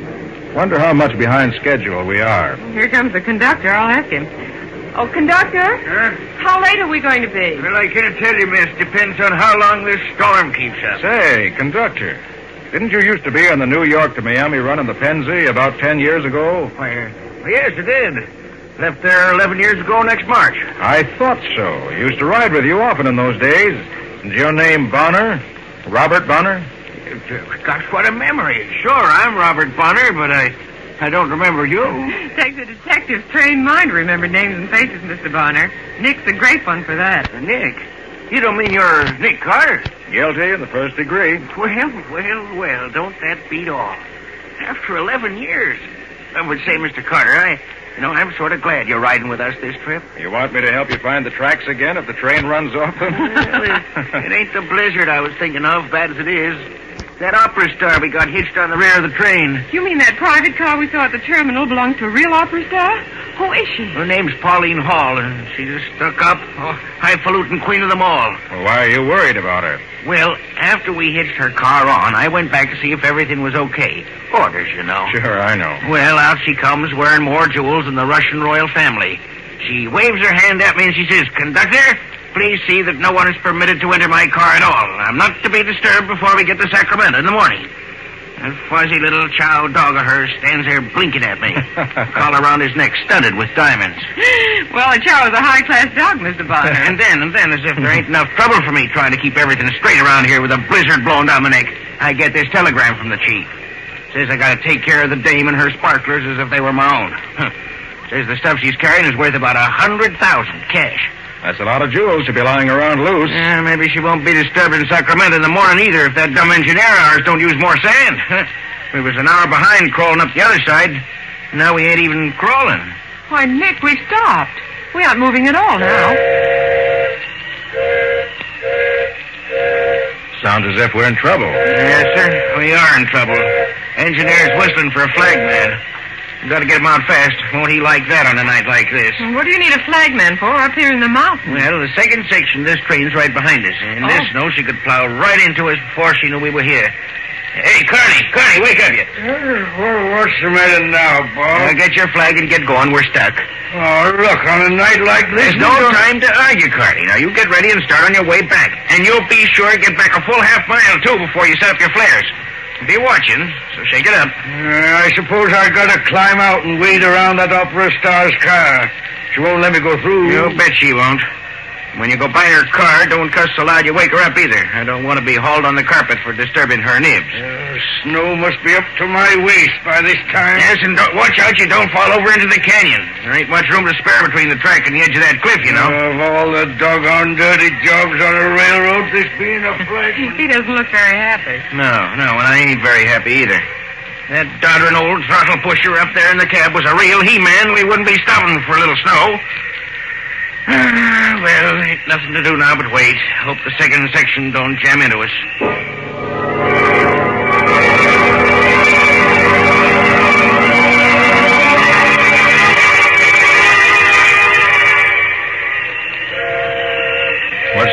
trying to do now, Bob? Well, sounds like he's signaling to the other section. That dumb flag man of mine set the flares going like I told him to. They ought to stop the rest of this drag. Then there wouldn't be no need for all that tooting and whistling. Well, why don't you look and see if you can see the flares, Mr. Bonner? They'd certainly show up across the snow, now that it stops snowing. Well, that's just what I'm going to do. You want to come, Mr. Carter? Wait till I get my coat on, and I'll be right with you. You ready, Mr. Carter? Take a look out the platform. They have the car here. Now watch out. We'll open up here. There we are. Hey, it's mighty cold out here. Must be near zero. Yeah, very near. Hey, that's the other section, Mr. Carter. They got the signal. Well, that takes care of that. Hey, wait a minute. What's that? Good gosh, it sounds like... It is. That's an avalanche. Look out. Sounds like a big slide. Yes, sir.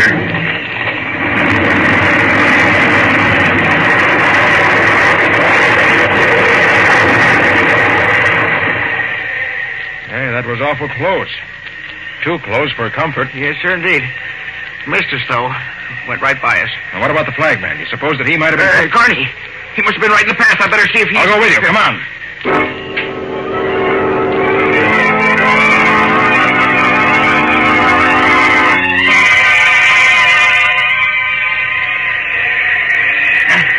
Now, once you step along this edge of the canyon, Mr. Carter, 1,000 feet drop to the state highway at the bottom. Don't worry. I'm watching. And look at the Queen's car here. Not a light in it. Not a peep out of the old girl. I'd have thought the noise of that slide would have woken the dead. Didn't you say she had a maid and a porter with her, too? Funny they're not awake. Yeah. Probably she's got them both so scared. Don't dare make a sound while she's asleep. The dog, too.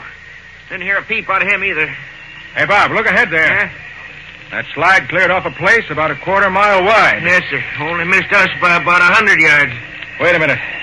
I've got my flashlight here. Let me see if we can see anything of Carney anywhere. Thanks, Mr. Carter. There ain't no use looking for him. Not after that. Here, listen. I don't hear nothing. There it is again. And it's down there over the edge of the canyon. Here, flash your light down there. See if we... I can't see a thing. Must have... Hey, Bob, look there. The flagman. Carney. Yes. Caught on that little tree down there. Must be 50 feet down the side of the slope. What's he doing down there? He must have slipped and fallen over the edge on his way back. Yeah, but that's not Carney making that noise.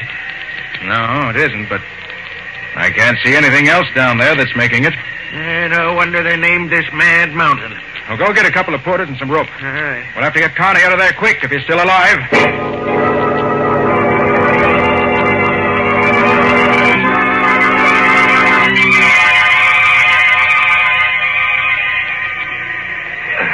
Just a little more now, boy. Take it easy. Oh, pull, can't you? Pull. Here, let me help you. Now, all together. Yeah. Right. No more. There. That's it. Now, give me a hand with the body. Mr. Carter, is he dead? Yes, he broke his neck when he fell. Ah, poor Carney. Many's a long ride we've had together. You two porters stay here with the body for a bit. Yes. Bob, you and I have a job to do. Come on, quick. A job? What do you mean? Hey, where are you going? If it's what I think it is, we got a real job on our hands. You got a key to the Queen's private car? The Queen's? Well, no. What do you want that for? You know what I found down there when I was getting Carney's body? No, I ain't got any idea. Well, that chow dog of hers is caught in a clump of bushes just below where Carney was. Yeah? The dog was doing that crying we heard before. He stopped now. Yeah, I'll bet that darn dog got out of the car and chased Carney, and Carney fell over the edge trying to get away from him. Certainly hope you're right, Bob, but I don't think so. Well, what do you think did happen then? I'll tell you in a minute. Here's the end of the Queen's car. Yeah. Maybe I've got a key that'll fit this door.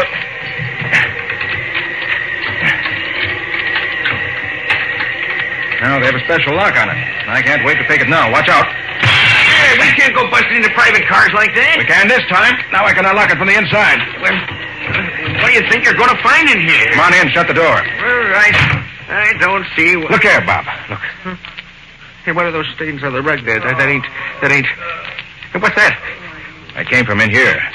Well, that's her porter all tied up. Yes. And he's been drugged, too. But I don't understand. I thought so. See there? Oh, look at all that blood. Yes. The Queen put up quite a struggle for her life, but she lost. Oh, I'll say there was a fight here. Look at this room, everything upside down. Yes. And everything valuable gone. Nothing left but some toilet articles. Where's the maid's compartment? It's over here. Oh, gosh almighty. She's dead, too. Strangled to death, looks like. Those purple marks around her neck couldn't mean anything else. Oh, what a smell. What is it, Mr. Carter? It smells like perfume. Yeah, see there? Broken perfume bottle. Got smashed in the struggle. Whew. The smell is so strong, it's sickening. Oh, I'm going to catch it for this. What's in the other compartment? I wouldn't know. I just hope it ain't more bodies. Well, we'll see. Aha, just as I suspected. See those cigarette burns on the dresser and the empty bottles? 2 men hid in here, waited until the time was right, then killed the queen and her maid and stole the jewels. How do you know there was 2 men? 2 different brands of cigarettes here. Oh, yeah. Where do you suppose they got aboard? Probably hid in here before the car left the junction. Well, do you suppose they're still on the train? See if the front door of the car is unlocked. Oh, sure. Yes, Mr. Carter, it's not locked. Well, they probably went out that way and are somewhere on the train now. Bob, they must have figured that nobody would enter this car before it reached Sacramento. Uh-huh. They were all set to drop off at one of the way stations before that. But undoubtedly, the snowslide interfered with their plans. And in this deep snow, there's no place they could go without being in danger of their lives. Oh. Yes, I feel sure they're still on the train. Well, can you find any clues to tell us who they are? Well, I hope so. Well, could you take some fingerprints, maybe? It would take too long to fingerprint everybody in the train. No, we've got to find some other way to do it. Yes, but how? I don't know yet. Oh. But I think I have an idea. Well, what do we do now? Bring Carney's body in here. Let the passengers think he was killed in the slide, but don't let them know he was murdered. Murdered? You say Carney was murdered, too? I thought you said his neck was broken. It was. But the back of his head was crushed in, too. And that was no accident. Oh, poor That's Carney. what led me to believe that there might have been trouble here in the Queen's car. Bob, as I see it, the Chow made trouble for the killers when they started their work. So they took it outside to get rid of it, but they ran into Carney. Uh-huh. They killed him and threw him and the dog into the canyon. And so long as the killers think that Carney and the dog are both dead, we'll let them keep on thinking so. At least until I can rescue that Chow. Are you crazy, Mr. Carter? That mud ain't worth risking your neck for. No. I have an idea. Maybe he can tell us who the killers are. Oh, what the heck? Chows can't talk. I have an idea. Maybe this one can. At least I'm going to find out anyway.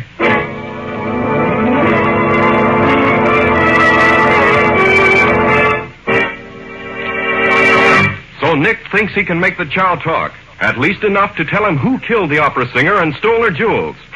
Will the dog still be alive by the time he can get down to rescue it? And will it tell him what he wants to know? We'll see in just a moment. There is no more attractive background for your furniture than lustrous, well-kept floors.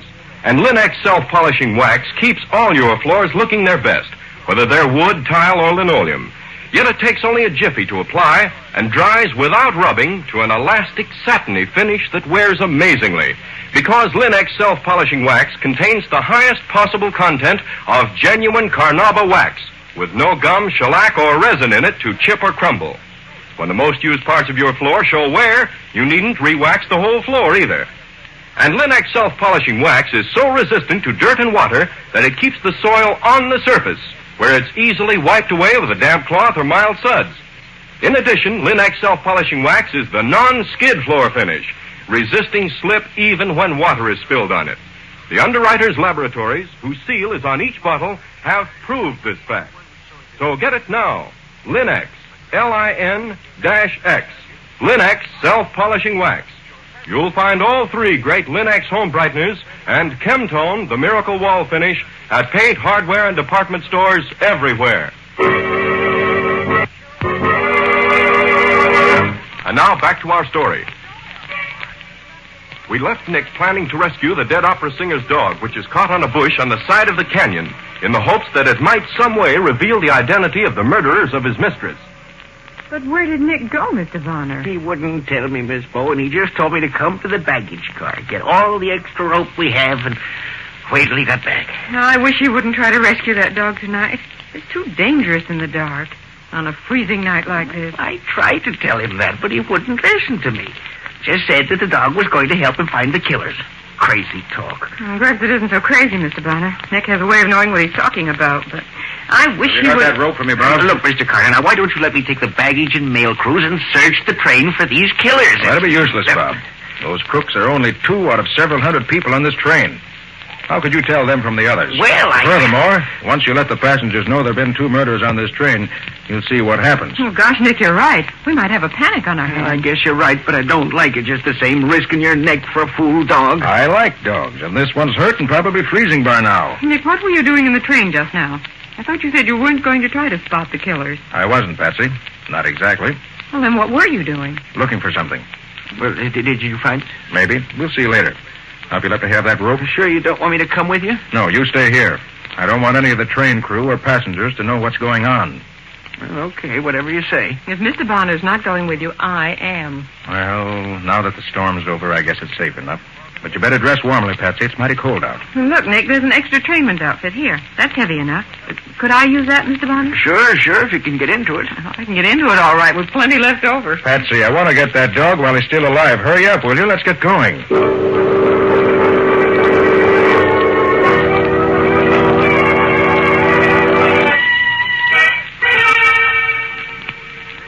I'm glad that wind died down. Not quite so cold now. That's right. Is this where you found the brakeman? Oh, yes, I can see the marks in the snow. Is the dog here too, Nick? Yes, Patsy. He was caught in a small bush just below where the brakeman was. How are you going to get down to him? I'm going to tie this larger rope to the rail here if I can find it under this snow. Oh. Yes, here it is.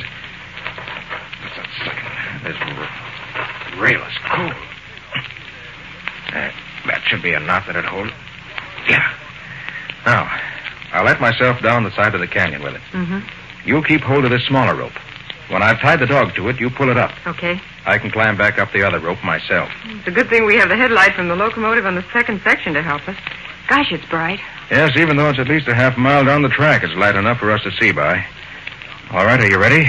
Well, gee, Nick, suppose your hands get so cold you can't pull yourself back up. Don't worry, they won't, Patsy. I'll be getting enough exercise, so I'll keep warm. It's you I'm worried about. Are you warm enough? Oh, sure, this outfit I've got on keeps all the cold out. I'm okay. All right, then, I'm off. I'll let you know as soon as I'm ready to have the dog pulled up. I'll be waiting. Take care of yourself, Nick. I'm all right.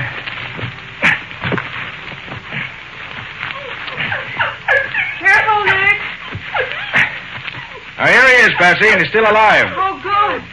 Oh, poor little fella. All right, steady, Billy. We'll have you up where it's nice and warm in no time. There we are. Now, let's put this little rope around your belly. There we are. Hold still. There. Now, I'll tie it around your forelegs so it won't slip. There. I don't want to lose you now. You're too valuable to me. You ready, Nick? Just a minute. Here, take it easy, will you? You'll be all right. There we are. Now we'll have a nice ride. All right, pull him up, Patsy. Careful. Okay, coming up. I'll just pull myself up with you so I can keep my eye on you and be sure you won't slip out of the ropes. Don't fight it, boy. Don't fight it. Easy now, easy. You okay, Nick? Yes, we're both coming along all right. Oh, the poor little fellow. He must be frozen. It probably is. There. I'm not too warm myself. All right, boy. You untie him, will you, while I get this rope off the track? Okay. Here, take it easy, pup. Yeah, now, just I don't blame you for being mad. I'm mad, too. You're all right now. You're all right. There you are. Can you stand up? Oh, Nick, do you suppose any of his bones are broken? I hope not. Here, let me see. No, I think he's just suffering from exposure. He's hardly more than a pup. Oh, I'll carry him back to the dining car. We'll get the chef to fix him something hot. Some good hot milk with a little brandy in it ought to make him feel like a new dog. And something hot wouldn't hurt us either. Come on.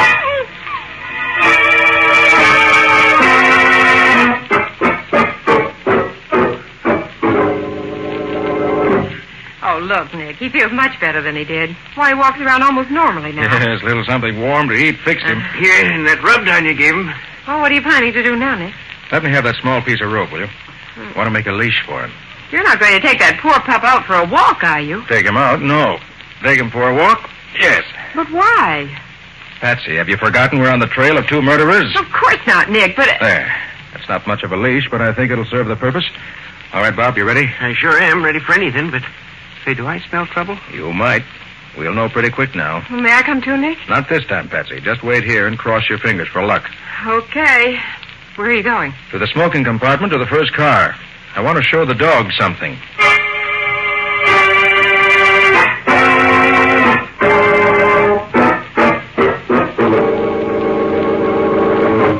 Easy now, Bob. Right. The smoking compartment's just ahead here. Okay. Quiet, boy, quiet. You'll get your chance in just a Well, minute. I remember back some 20 years ago, we were held up for 4 days in a slide on a railroad up in Canada. Yeah. Somebody's always been where it's worse. Now, listen, Bob. I'm going to let the dog loose when we get to the door of the compartment. I'll follow him in, and you stay back of me. I don't want to seem to brag. I was just going to say... Shut up. This is bad enough now without you making it worse. Hey, Bob, you hear that? Yeah, but what? Quiet. I'm letting him loose. Well, of course, if you don't want... Way down. Button your lip. Ready, Bob? Yeah. All right, here goes. We stay here until I say so. Guys just can't keep their trap shut when they're... What's the devil? Hey, take him off me, will you? Take that thing, don't you? Also, never much plug him, Mike. Plug him. Get out of the way, Pete. I can't plug him without hitting you. He bit me. Get him off me, will you? Come on, Bob. All right, you two. Get your hands up, quick. Get this dog off me, will you? Drop it. Okay. Get the dog, Bob. Come on, fella. Steady now. Now, he won't hurt you. What's the idea of letting that... Get your hands up, now. You ain't got no right to come in here that way. Don't try to get your gun or I'll let you have it right. I got my hands up. That's better. I don't like shooting. All right, Bob, take their guns away from them. Yeah. Be sure you get all of them. And see what else they have on them at the same time. Sure, Mr. Carter, sure. I'll give him a good going over. Carter, you ain't Nick Carter. I certainly am. Wouldn't you know, Pete? We pull a job way up here in the mountains, and Nick Carter has to be on the train. Oh, shut up. He ain't got nothing on us. Nothing. No, I think I have plenty. Prove it. You want to search us? Find anything interesting, Bob? Nope, nothing. Just these 3 guns. Nothing else. Yeah, you say we ain't done nothing. I told you got no right. You and your pal murdered the opera singer and are made in their private car tonight. You slugged the brakeman and threw him over the cliff. You stole all the singer's jewels. You call that nothing? This guy's nuts, Pete. Yeah. Go on and prove it, copper. But get me a doctor first, will you? My leg's all bent up. Look, I'm bleeding. I'll get you a doctor after I get your confession. We don't know nothing about it, do we, Mike? No, we don't know a thing. It wasn't even there. All right, very well. We'll all sit right here and wait until you two decide to give us the information we want. All right, Flatfoot, sit. You can wait till next year, but you won't learn nothing from us. Okay. I'll wait.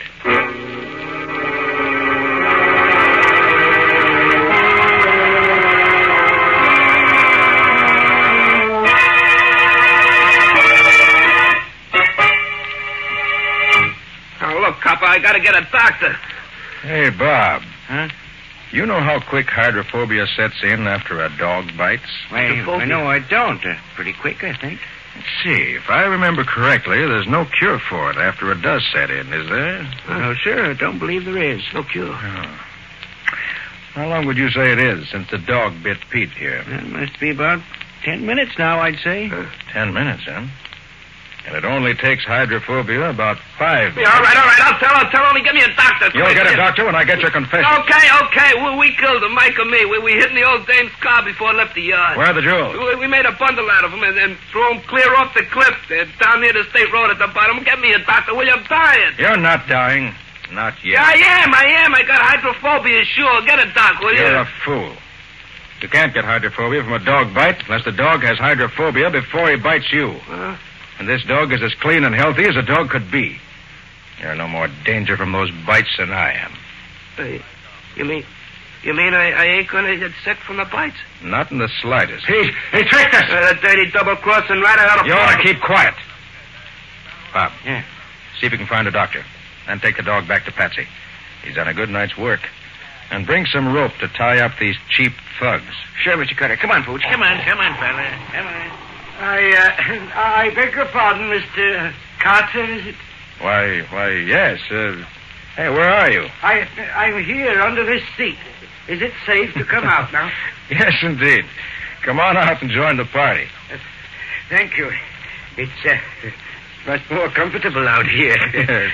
Mr. Carter, may I ask you a question? Why, certainly. Go right ahead. How did you know these were the men who killed somebody? Very simple. When I walked through the train a while ago, I noticed that the tobacco smoke in this compartment was scented heavily with perfume.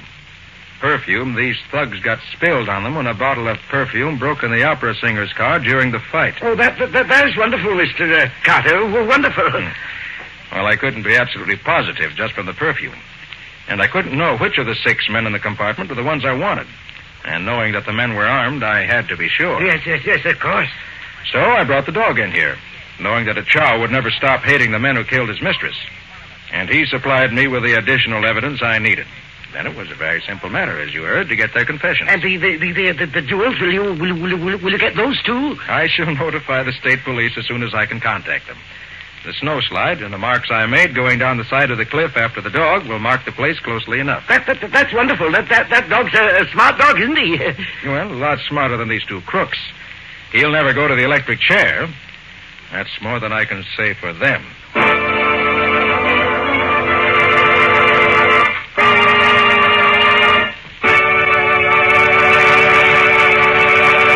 In just a moment, Nick and Patsy will bring you a preview of next week's exciting case. But first, here's a worthwhile thought. These are busy times for streamlined efficiency in everything we do. And American homemakers everywhere are learning how much time they save when they preserve the natural beauty of their furniture with Linex Cream Polish, which cleans as it polishes in one easy process. Linex Cream Polish requires no tiresome rubbing, and in one quick, easy application removes cloudy dust and polish accumulation. It banishes messy fingerprints and helps conceal ugly scratches. Linex Cream Polish dries hard, too, leaving no oily film to attract more dust and make more work for you. So by all means, keep your treasured furniture lovely the easy way with Linex Cream Polish. Remember to ask for it at your dealers. If he hasn't received his supply of the 3 great Linex home brighteners, he'll probably have them soon. Ask him to save one or all of them for you. Acme will see that he gets them, and you get them, as quickly as possible. And now let's hear from Nick Carter himself. How about it, Nick? What thrilling story are you going to tell us next week? Well, next week, Ken, I'm going to tell you a simple little story which begins when the milkman arrives at a customer's house to find the young wife tied up in the kitchen of her home and her young husband shot to death in his bed. The local sheriff couldn't seem to make head nor tails out of the case. But when Nick took hold, he picked up a small clue here and another one there and got the right answer. An answer, I may say, that was somewhat unexpected. Is it an exciting case? Well, tracking down a murder is always exciting to me. Well, what do you call the story, Nick? I call it the two-pillow murder. Or the mystery of the milkman's discovery. And that's all for now. So long, everybody. So long. And so long to you both, Nick and Patsy. We'll be looking forward to seeing you again next week.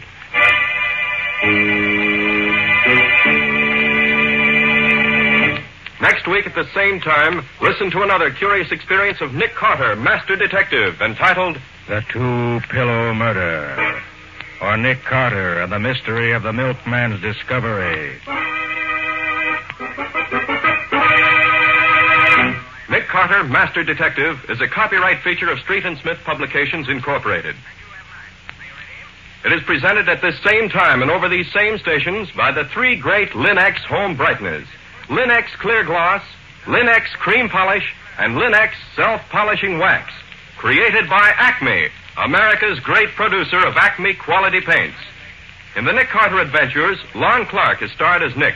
Helen Choate is featured as Patsy. Original music is played by Lou White. The programs are written and directed by Jock McGregor.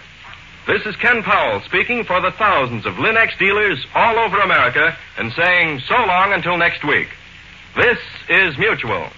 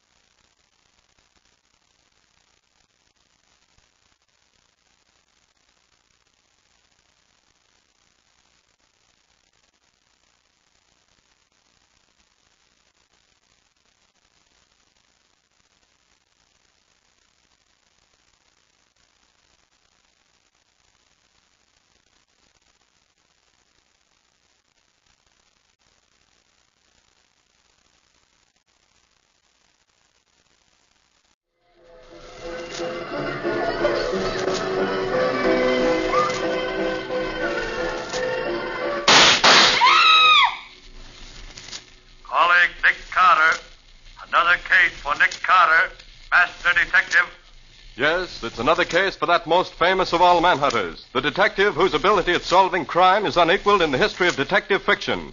Nick Carter, Master Detective.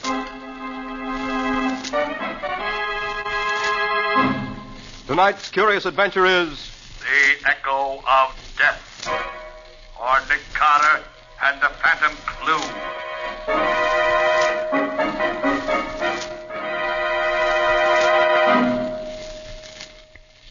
No, please, don't kill me. Don't kill me. Hold him still.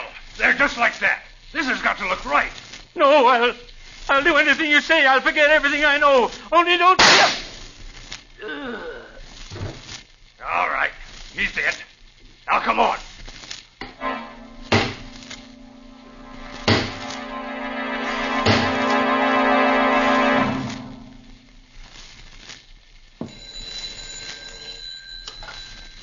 Hello? Yes, this is Nick Carter speaking. A case? What kind of case? A disappearance. Well, that's hardly in my line. Oh, I see. Yes. Yes, I understand. All right, expect us late this afternoon. Did you get that on the extension, Patsy? I should say so. Echo Valley Lodge, private amphibian plane waiting for you at the airport. Come at once, never mind the fee. Who is this Howard Manstead who tosses money around like confetti? A well-known millionaire sportsman, Patsy. But wouldn't it be more to the point to ask about the man who's disappeared? Oh, you mean James Thurlow, the columnist. Why, he's... Hey, who is he, anyway? That's what you get for not reading the financial pages of the paper, Patsy. Well, come along. We've got to find a taxi and get to the airport. Well, aren't we going to take anything with us? Oh, yes, of course. I was forgetting. I thought you were. I'll need my new dress. You'll want Scubby. Call him and tell him to meet us at the airport. He knows Thurlow. They write for the same paper. But aren't we going to... Oh, and one other thing, Patsy. Bring along Volume 3 of the Encyclopedia, E to H. Scubby Wilson and Volume 3 of an encyclopedia. That's just what a girl needs for a visit to a millionaire's hunting lodge.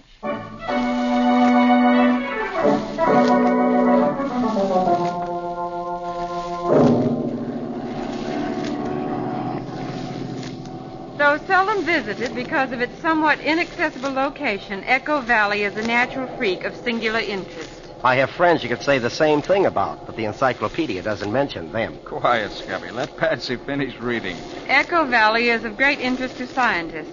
Sounds occurring in certain areas of Echo Valley may be repeated as many as 13 times, echoing from cliff to cliff in gradually diminishing volume. Why do encyclopedias always use so many words to say so little?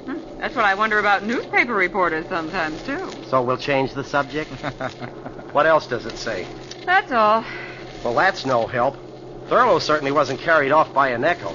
Oh, he's probably just lost in the woods. In any case, I don't see why Manstead insisted on you coming out to look for him, Nick. You're no Indian guide. Patsy, if Thurlow isn't found alive, it may cost the public millions. Millions? Well, he's just a columnist, isn't he? Just a columnist? He's the smartest financial reporter in New York. And Thurlow's more than just a reporter, Patsy. In the financial column he writes, he sometimes tips the authorities off to big stock swindles and other kinds of financial skullduggery. Right. It was Thurlow who broke open the Nemo Bank scandal 3 years ago and sent the whole board of directors to prison. And for some time, Patsy, Thurlow has been hinting in his column that he was on the verge of revealing some kind of tie-up between certain politicians and one or two big operators that would rob the public of millions. Oh, then if anything happened to him now, before he's had a chance to tell anybody what he knew, the scheme would go through his schedule. Right. That's why he went to Echo Valley Lodge. Manstead, an old friend of his, invited him out so he could work in peace for a few weeks. Scubby. Huh? Is it true that Thurlow was on the verge of a nervous breakdown when he left? Oh, he was walking around in circles talking to himself, Nick. He had almost all the dope he wanted, but he still hadn't got the name of the guy behind the whole scheme. He took along a whole bunch of records of stock transactions. He said they might give him the clue he needed. And, hey, look, ahead of us. Echo Valley. It is, isn't it, Nick? No doubt of it, Patsy. But look, that isn't any Echo flying toward us. A plane. Nick, it's a plane flying up out of Echo Valley. Yes. Yes, it's a private amphibian. I thought this plane of Manstead's was the only one in these parts. Now, the pilot's seen us. Huh. He's turning out of our line of flight. You suppose he wants to avoid us? I'll bet he doesn't want us to see his markings. He is trying to avoid us. Oh, pilot. Swing over so we can get a look at that plane down there. Right, Mr. Carter.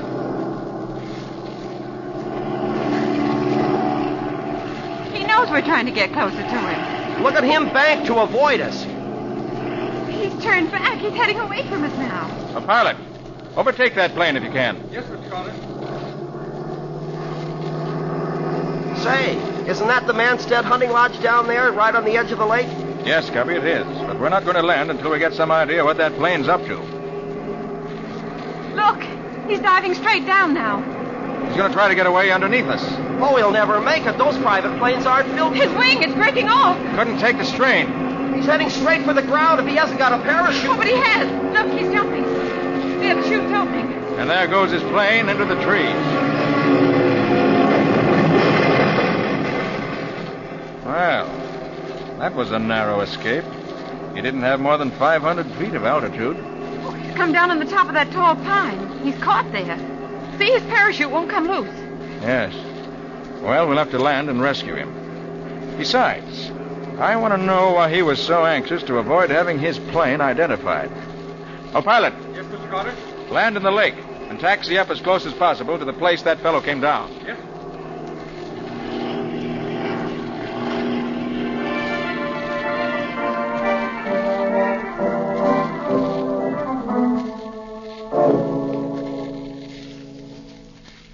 Oh, wait a minute, Patsy. I'll lift this one up for you. There you Watch are. out Okay. that branch doesn't Thanks. snap back in your face, Betsy.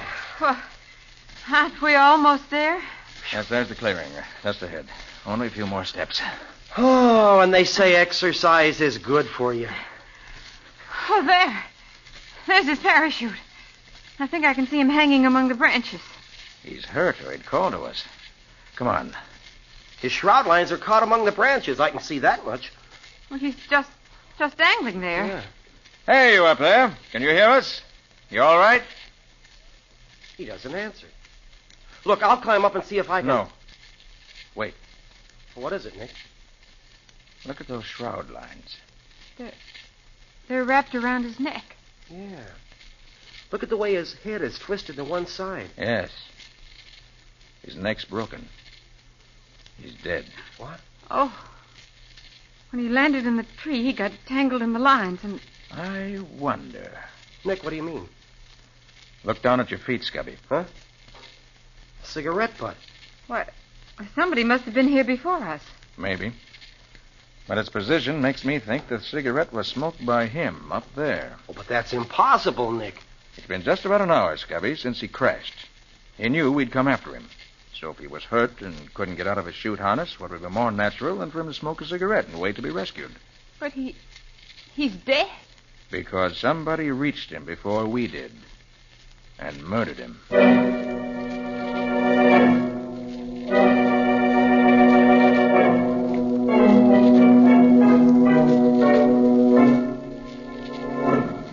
And so that's the story, Mr. Carter. As much as we know, anyway. Thurlow just wandered away yesterday morning and never returned. I see, Mr. Manson. And you don't think this mysterious airplane we met just before we reached here has any connection with Thurlow's vanishing? Well, I don't see how it could.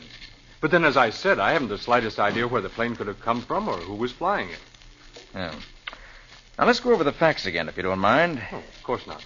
Thurlow arrived here a week ago? Yes, with his wife. I had them flown in my plane. They had the lodge to themselves with my permanent housekeeper to look after them. And you arrived yesterday? In the middle of the afternoon. But Thurlow wasn't here when you arrived? No, he'd already gone out. He told his wife he was taking his revolver along and would take pot shots at the trees and rocks. So you never actually saw him? That's right. The woodsman I employ to look after the property asked me to come and examine some trees he wanted to cut down. About sundown, I got back to the lodge, and Thurlow still hadn't returned. Mrs. Thurlow was becoming worried. I ordered the floodlights we use for landing the plane at night, but he didn't show up. And then in the morning, you called me. Well, first I phoned the nearest forest ranger station. And after that, Mrs. Thurlow was so agitated, I promised I'd send for you.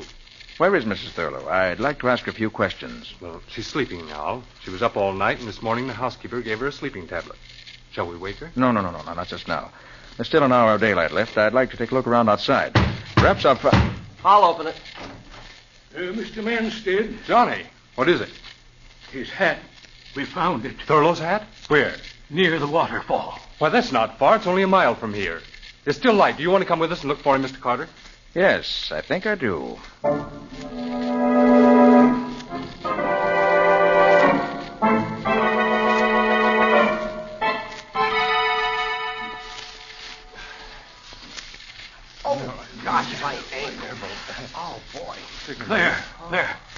There's the hat, Mr. Manstead. In that bush. But what in the world could Thurlow have been doing in here? This isn't the trail to the waterfall. It isn't a trail at all as far as I'm concerned. It's a jungle. It used to be a trail to an old one-room cabin, but there's no reason Thurlow would go there. Well, maybe if we yell, he'll hear us. He might be in there with a busted ankle or something. Go ahead and try, Scubby. Thurlow! Thurlow!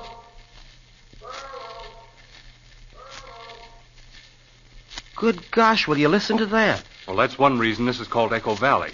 The cliffs around the waterfall down the trail make a perfect sounding board. Well, if he didn't hear that, he must be dead. If there's a cabin in there, we better take a look at it. Right. I don't see what in the world Thurlow could have come this way for, but maybe he did. Let's find out.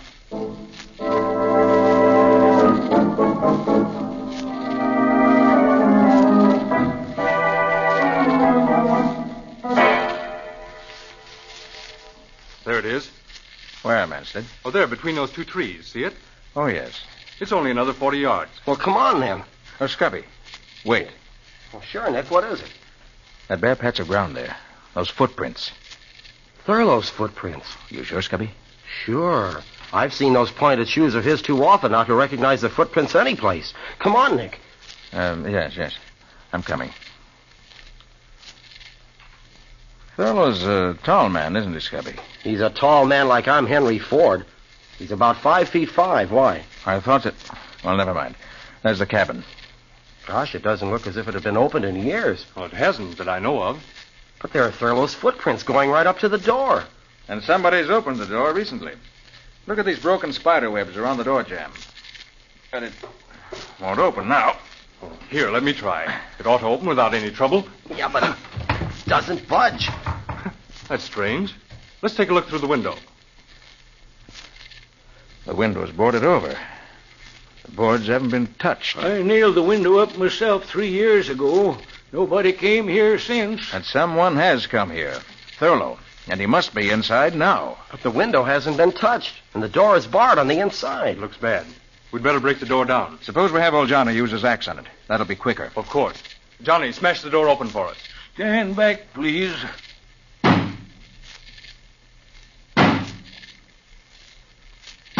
That door was locked to stay locked. Starting to go. There. That does it. It's open. If you don't mind, I'd like to go in first. Of course. It's dark inside. Here, take my flashlight. Thanks. There he is. Thurlow. He's dead. He came here, bolted himself in, and shot himself with his own revolver. Yes, he's dead, all right.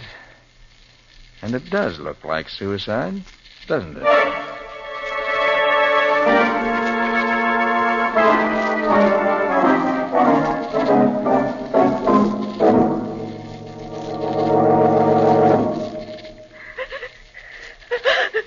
Now, Mrs. Thurlow. Jim couldn't have killed himself, Mr. Carter. He couldn't have. I'm sorry, Mrs. Thurlow. I wouldn't intrude on your grief if it wasn't necessary. Now, first of all, what kind of mood was your husband in yesterday morning just before he disappeared? He was very agitated. Agitated? Well, do you know any reason why he should have been? I think he just found a clue to the identity of the man he was seeking. The one behind this plot to upset the stock market. Did he say who it was? No, he just said he'd stumbled on a clue. And he was so shocked he could hardly believe the evidence. That was why he went out into the woods. He wanted to be alone to think the matter through. Perhaps his notes will tell us what he found. Yeah, I thought of that, Nick. After Mrs. Thurlow woke up and I talked to her while you and Scubby were out with Mr. Manstead, we tried to read his notes. But they're in some kind of a shorthand that nobody can read but himself. I can make out a few words here and there, but not enough to help. Well, we'll have another try at it later. Please go on, Mrs. Thurlow. Well, that's almost all, Mr. Carter. Jim went out about 10 in the morning. I stayed here in my room reading. About half an hour later, I thought I heard a shot. All of a sudden, I was terribly frightened. Frightened? Of what? I don't know. It was just a feeling. Then I heard the far-off echo of somebody hammering. It was... Oh, it sounded like somebody hammering down the lid of a coffin. And I'm positive it meant that Jim was dead. It's probably someone chopping down a tree, she heard, Nick. Anyway, she went back to her reading and forgot about it. Then around 1, Manstead phoned from the village, this little town about 10 miles from the hills, for Johnny to come for him in the station wagon. Manstead phoned. But didn't he fly in by plane yesterday? Seems not. The plane was in New York getting a new propeller, so he took the night train. Is that so? Anyway, Johnny went to meet him. He got here about 2:30. The rest of the story is just the way he told it to us. Nick, Thurlow must have killed himself. There just isn't any other answer. I wonder, Patsy. I wonder.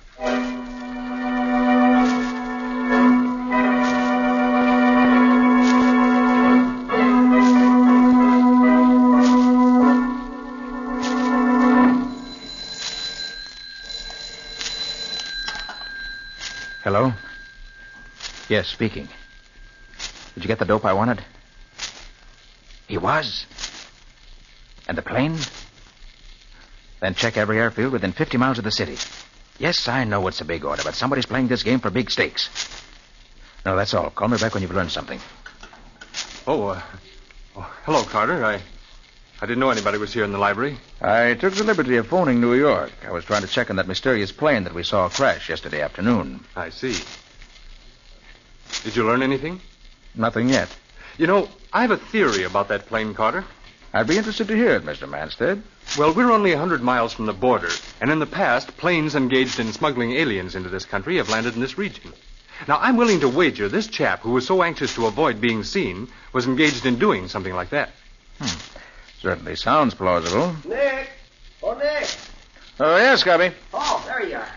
Oh, top of the morning to you, Mr. Manstead. Good morning. Say, I was looking for the two of you. Forest Ranger Thompson and 2 of his men are down at the landing waiting in your launch, Mr. Manstead. They want to get started down the lake to bring in the body of that flyer who was so unlucky when he bailed out of his plane yesterday. Of course. You're coming with us, aren't you, Carter? Yes, indeed. I'm just as interested as you are to see if your theory turns out to be right. Oh, what about Patsy? Shall I go find her? Oh, no, Scubby. She's staying here in the lodge with Mrs. Thurlow. They're going to spend the morning going over Thurlow's notes, trying to decipher them. Well, let's get going. I want to get back in time to phone a story to my paper.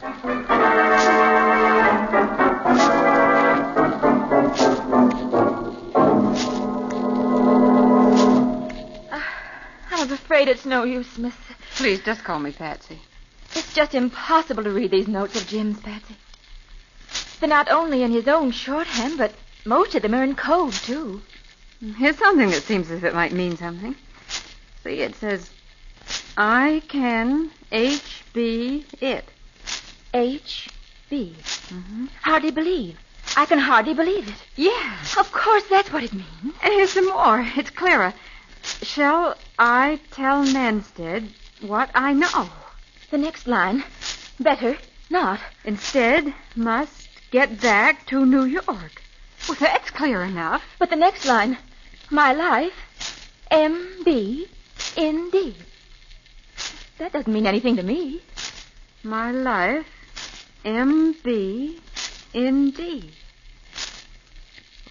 My life may be in danger. Oh. And then there's just one last sentence that he never finished. To think that the one man in the world. And that's all there is. Oh, if it only finished. To think that the one man in the world. Oh, who do you suppose he could have meant? I can't even make a guess. The one man. Mrs. Thurlow. What's that? Mrs. Thurlow, we're going to go and take a look at that cabin now while all the others are away. I have a theory, and we're going to find some evidence to prove it. It has to be there. It just has to be.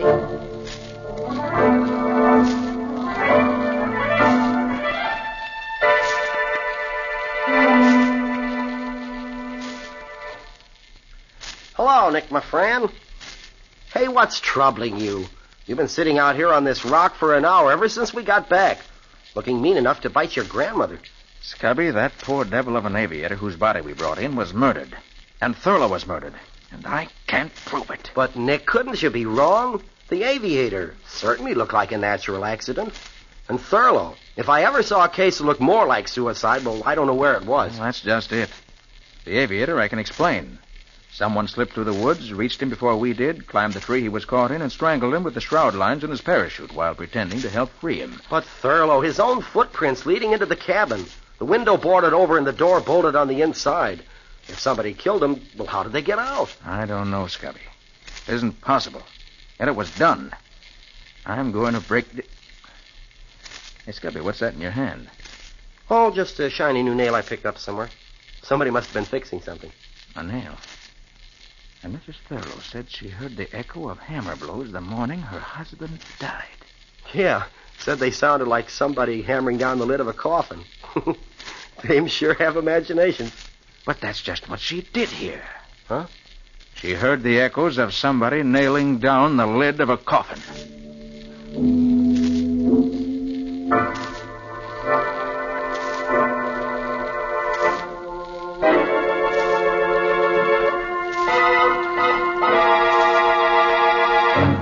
But there must be a clue. There must be. But we've been all over the cabin inside and out a dozen times now, Patsy. If there was anything here, we'd have found it. Mrs. Thurlow, somehow your husband was murdered here, and his body left inside this cabin so it would look like suicide. I'm going to find out how the murderer got out, leaving the door and window bolted, or die. I'm afraid you're much more likely to die, Patsy. Oh, Mr. Manstead. Yes, Mr. Manstead. After we returned to the lodge and I learned the two of you had disappeared in this direction, I thought I'd better find out what you were up to. You killed my husband. Of course he did. Who else could your husband have meant by the one man in the world he'd never have believed guilty? But he was Jim's friend. That's what he wanted you to think. He pretended to be a friend so he could always keep check on what your husband learned. And he invited you both here so he could commit murder if he decided it was necessary. A very interesting theory. But I'm afraid I can't give you a chance to tell it to anyone else. Johnny. Right here, Mr. Manstead. Come inside and close the door. What are you going to do to us? He thinks he's going to kill us. He hasn't got that gun in his hand for fun. Johnny, the old mine shaft is close by. Now, if these two ladies out walking had the misfortune to stumble into it, it would be very tragic, wouldn't it? Lots of people fall down old mine shafts. So they do. And I'm afraid another such accident is about to happen. You can't get away with it, Mr. Manstead. Nick Carter won't let you. Oh, well, perhaps even clever Mr. Carter may have to have an accident. Help me silence him, Johnny. Quickly. No, Nick! Quiet! No! Quiet, I say! All right, now, Johnny, knock them both on the head to keep them quiet. All right, Manstead. Let go of her. You, Carter. Nick, look out, his gun. Drop it, Manstead. Johnny, kill him! Kill him! Johnny, put down that axe or I'll shoot. Yes, sir. He's dead. I'm afraid so. Patsy, either of you hurt? No, Nick. You came just in time. But how? How did I know Manstead was a murderer? I knew that from the time we found this cabin. But it took an echo to prove it. The echo, Mrs. Thurlow, that you said sounded like someone hammering. But I don't understand. Scubby's bringing Ranger Thompson. Soon as they get here, I think I'll be able to clear up a lot of mysteries. So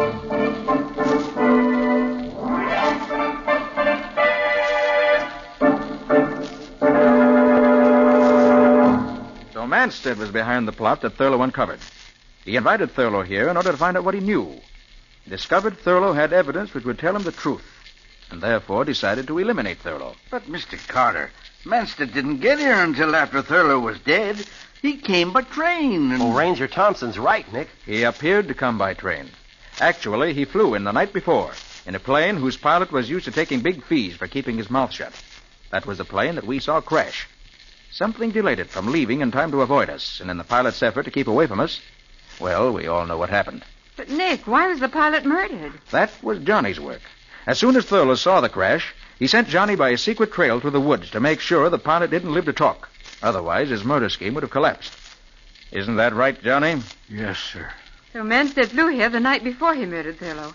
In the morning, when Thurlow left the house, he and Johnny waylaid him.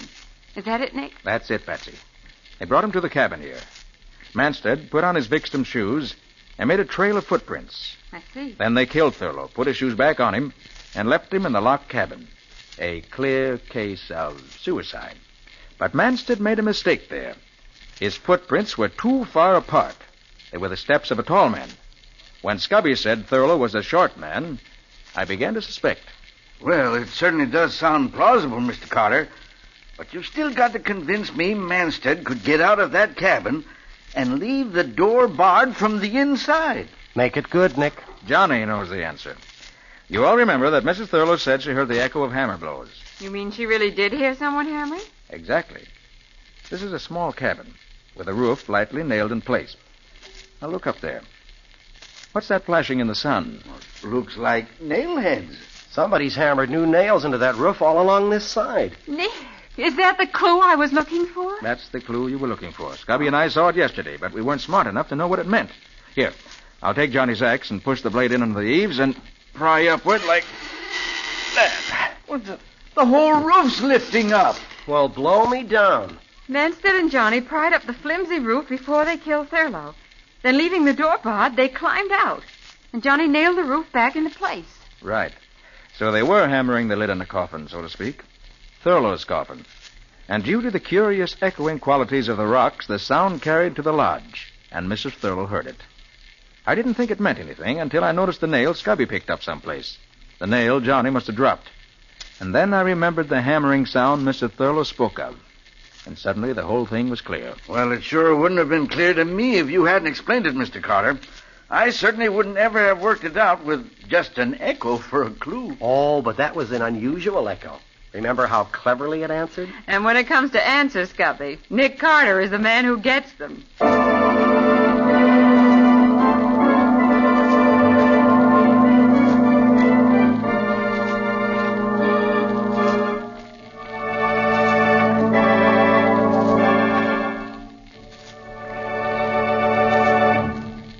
This was another strange experience of Nick Carter called The Echo of Death, or Nick Carter and the Phantom Clue.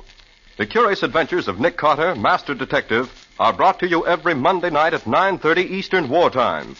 We'll let Nick himself tell you about next week's story. What'll it be about, Nick? I call it Death Across the Tracks. It began with the murder of a detective. A railroad detective who lived in the station alongside the tracks. He was working on a case, but he had it only partly solved when he was murdered. And I picked it up from there. I'll say you did, Nick. You almost picked up a few bullets into the bargain the way the victim did.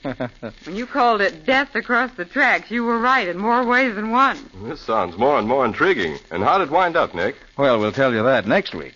But I can say this much. I had a stroke of luck. Nick always calls it luck when he uses foresight. Good night, folks. Yes, good night, folks. And good night, Patsy and Nick.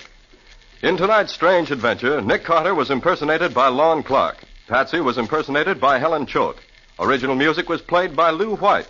The entire production was under the direction of Jock McGregor.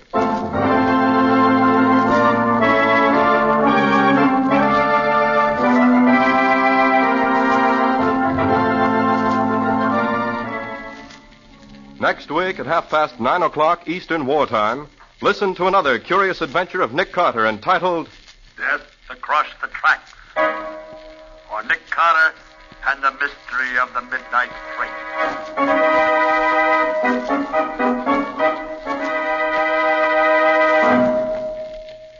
This story is a copyrighted feature of Street and Smith Publications, Incorporated. And here's a special note. Beginning next week, Nick Carter will be heard over most of these same stations on Mondays at 9:30 p.m. Eastern Wartime. The Cisco Kid will be presented on Tuesdays at 9:30 p.m. Eastern Wartime. This is Mutual.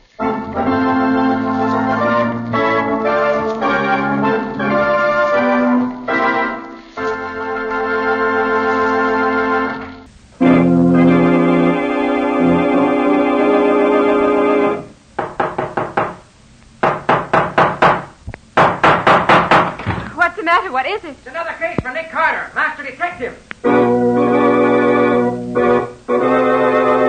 Yes, it's another case for that most famous of all manhunters, the detective whose ability at solving crime is unequaled in the history of detective fiction. Nick Carter, Master Detective, presented by the three great Linex home brighteners, Linex clear gloss varnish, Linex cream polish, and Linex self-polishing wax, created by Acme, America's great producer of fine Acme quality paints. Today's curious adventure, Mind Over Murder, or Nick Carter and the Mystery of the Missing John Doe. In just a moment, we'll hear how Nick Carter found out who John Doe really was and who was behind the murders of the two men John Doe thought he had killed. But first, here's a tip for good homekeeping. Millions of American homemakers have discovered how Chemtone, the miracle wall finish, keeps their walls fresh and lovely. Now they're discovering how the three great Linex home brighteners bring sparkling cleanliness to furniture, woodwork, and walls. Linex clear gloss varnish gives lustrous, longer-lasting protection to every wood and linoleum surface. Linex cream polish renews the sleek, gleaming beauty of fine furniture. And Linex self-polishing wax lends rich, satiny loveliness to any floor, wood, linoleum, or tile. Take the modern shortcut to new home beauty with the three great Linex home brighteners. You'll find them all at your hardware, paint, or department store. Your headquarters also for Chemtone, the miracle wall finish. And now for today's mysterious adventure with Nick Carter. Today's story starts in Nick's office as Nick and Patsy are interviewing a stranger, a young man who has just called to consult Nick. Well, how did you happen to come here? Well, I asked a policeman where I could find a good detective, and he gave me your name. Suppose you tell us what's bothering you. Well, 3 mornings ago, I woke up in a strange bed in a strange apartment. Until the young lady whose apartment it was told me, I had no idea where I was. Well, judging by the bandage around your head, you must have had an accident. Was that before or after you woke up in this strange bed? It must have been before. I don't remember anything about it. The girl whose apartment it was told me she found me on the steps of her apartment house last Friday night. Or rather, Saturday morning as she returned from a party. Well, she saw I was injured, so she managed to get me up to her place and called her doctor. Well, he said my injury wasn't serious, but I had to be quiet for a few days. So she let me stay there for the night. But the next morning, even though I was able to answer her questions, I knew nothing about myself. I had to tell her something, so I invented a name, and I told her some story about being from out of town, having had a bad fall, and so on. What name did you give him? John Powell. That name doesn't mean anything to you? No, I just picked it out of the air. What makes you think you may be a criminal? This. Look. Good grief, Nick. Look at all that money. Yes. There's over $10,000 there. And look at this. Oh. Well, diamond lavalier. One like that, even though it's pretty old-fashioned, must be worth at least $5,000 or $6,000. And those diamond eardrops are pretty special, too. Did you find anything in your pockets that might help you establish your identity? No. The suit I was wearing the night she found me was bloodstained, so I bought this suit and hat this morning at a small store I passed. I left the other suit at the cleaner's, but I went over it thoroughly first. All I found was this. A calling card. Warren McAllister. No address or anything. Does this mean anything to you? Not a thing. I looked in the telephone book and found there is a Warren McAllister on East 81st Street. I thought maybe I was he, so I called up and asked for him, but whoever answered said Mr. McAllister was just leaving for the country and couldn't come to the phone. What do you want me to do? Find out who I am, if you can, and especially find out whether or not I'm a criminal. Come on, Nick. We've got nothing better to do. Why don't you help him out? All right. First, what's the girl's name and address? Her name is Laura David. She lives at 7684 Windsor Road. And what about the doctor? Well, Miss David called him Dr. Bourne. That's all I know about him. And where'd you leave your other suit to be cleaned? Here's the claim check for it. I'm sure he won't find anything. You never can tell. Where are you going to be? I don't know, but I'll let you know as soon as I get settled. Very well, Mr. Powell. Meanwhile, Patsy and I'll start by calling on Miss Laura David.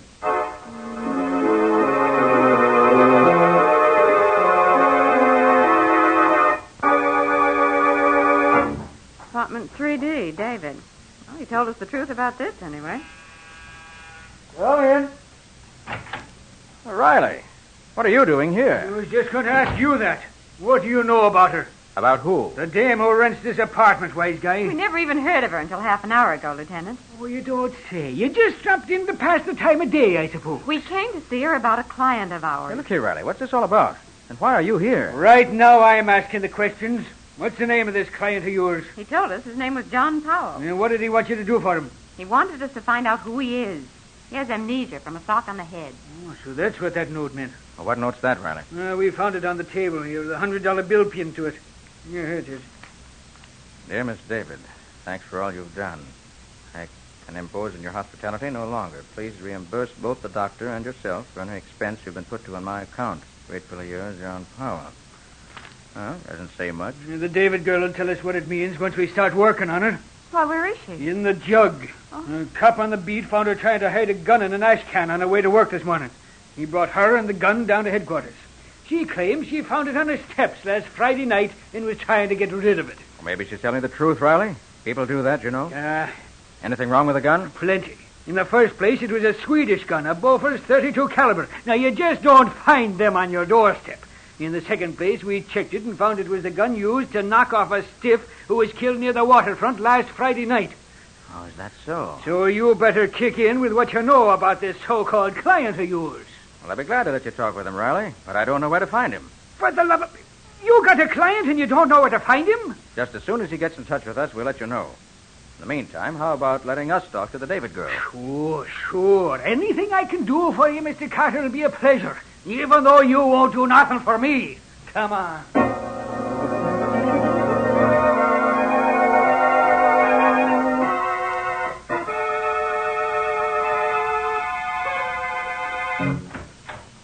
Well, Patsy, we certainly didn't get much out of that David girl. No, she just told us the same thing she told Riley. Yes, please. We want to see the suit this check calls for. Oh, yes, sure. Just a minute. I'll get it for you. I ain't sent it out yet. I knew that stuff on it was blood. Said he had an accident, if it is. Thanks.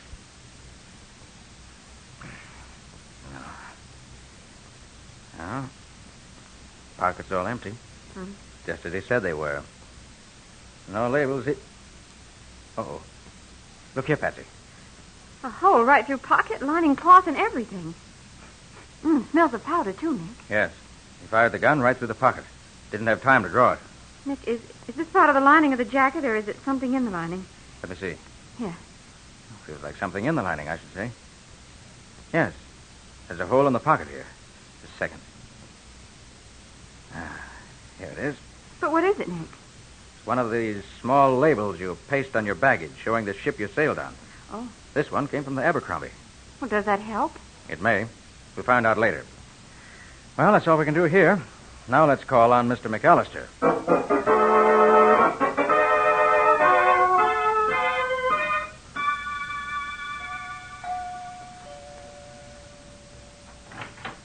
The lieutenant is expecting you in the library. Hey, Nick, what's it? Hold it, Patsy. We'll find out fast enough. Well, what took you so long, Nick? You get a flat tire, maybe? Thanks for the welcome, Riley. Hey, what's going on here? As if you didn't know. But I don't. Well, Riley, what is it? Uh-oh. Look there, Nick. Is that McAllister? Yes, it's McAllister. And dead as a doornail. And don't tell me you don't know nothing about it, because I wouldn't believe it. Well, so McAllister is dead, too. How is this going to affect Nick's efforts to learn who John Powell really is? Or does John Powell know more about this than he's told Nick? We'll see in just a moment. Folks have a habit of forgetting to use the doormat, whether they come home through winter snow and spring rain or from summertime swimming pools. And the water they track in certainly spoils the appearance of shining, freshly clean floors. But those floors look spick and span again in a twinkling when you keep them protected with Linex clear gloss varnish, because it keeps both dirt and water right there on the surface where they're easy to whisk away. That same protective finish gives sparkling beauty to woodwork and furniture as well. For Linex clear gloss has a gleaming, transparent luster that provides a background of distinction for all your household things.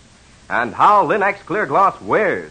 It resists damage by hot grease, boiling water, fruit acids, perfume, even alcohol, which means it's as fine for use on tabletops as for wood floors and linoleum. What's more, Linex clear gloss varnish is so easy, so smooth to brush on that it's no job at all. And once applied, it gives your home the handsome, well-kept appearance in which you take such pride. So ask your dealer now for Linex, Lin-X, Linex clear gloss varnish. You'll find all three great Linex home brighteners and Chemtone, the miracle wall finish, at hardware, paint, and department stores everywhere. And now back to our story. We left Nick and Patsy facing an angry Lieutenant Riley, who was accusing them of knowing more about the murder of Mr. McAllister than they pretended. Yes, it's McAllister, and dead as a doornail. And don't tell me you don't know nothing about it, because I wouldn't believe it. But we don't, Lieutenant, honest. Of course we don't. Now, what happened, Riley? He was just about to learn the details when you drove up, so we waited for you to join us. Well, thank you, Riley. I knew I could count on you to do the right thing. What? Why Watch your blood pressure, Lieutenant. I ought to throw you both in the clink for 99 years. All right. Now, how about finding out what happened to McAllister? All right. Now, you, chauffeur. Yes, sir. What's your name? Barry, sir. All right, Barry. Tell us what you know about this, and don't leave nothing out. Well, I was driving Mr. McAllister home from the bank, and I stopped in front of the house, same as always. I was just going to get out and open the door for him when a man came up to me with a gun in his hand. He told me to keep my hands on the wheel and to look straight ahead, not to pay any attention to what I heard. Go on. What happened then? Well, I heard the car door open behind me. Mr. McAllister started to say something, and then I heard a shot. Then I heard a man say, "Come on, Mike," and they ran up the street. I turned around, saw Mr. McAllister slumped down in the back seat and two men running toward a car. Where was this other car? In the middle of the block on the other side of the street. The men got in, and it drove off. You got any idea who them men were, what they was after? Oh, no, sir. All right, Barry. That's all for you for now. But don't go away. We may want you again in a few minutes. Oh, sure, Lieutenant. I'll stick around. Now, you. What's your name? What do you know about this? The name is Stover, Lieutenant. I was Mr. McAllister's butler, sir. Oh, just a moment. Stover, did a man named John Powell call here today? Yes, sir, he did. Just as Mr. McAllister was leaving, sir. But Mr. McAllister said he didn't know anyone by that name, so he didn't speak to him. Did you recognize the voice? No, sir. But I'm almost sure it was the same person who called about an hour ago and asked if Mr. McAllister had returned yet. I told him I expected him in about half an hour. I asked him his name, sir, but he hung up. So, Mr. Detective Carter, this guy Powell didn't just happen to call you two up and tell you he knocked off this guy too, now, did he? He couldn't have called us, Lieutenant. We haven't been back to the office since we left you. Then how did you happen to show up here just when you did then? We found McAllister's card in Powell's wallet. That's right, Lieutenant. Powell asked us to see if McAllister knew anything about him, who he might really be. I'd sure like to get a look at this client of yours. He seems to have a finger in every murder that goes on around here.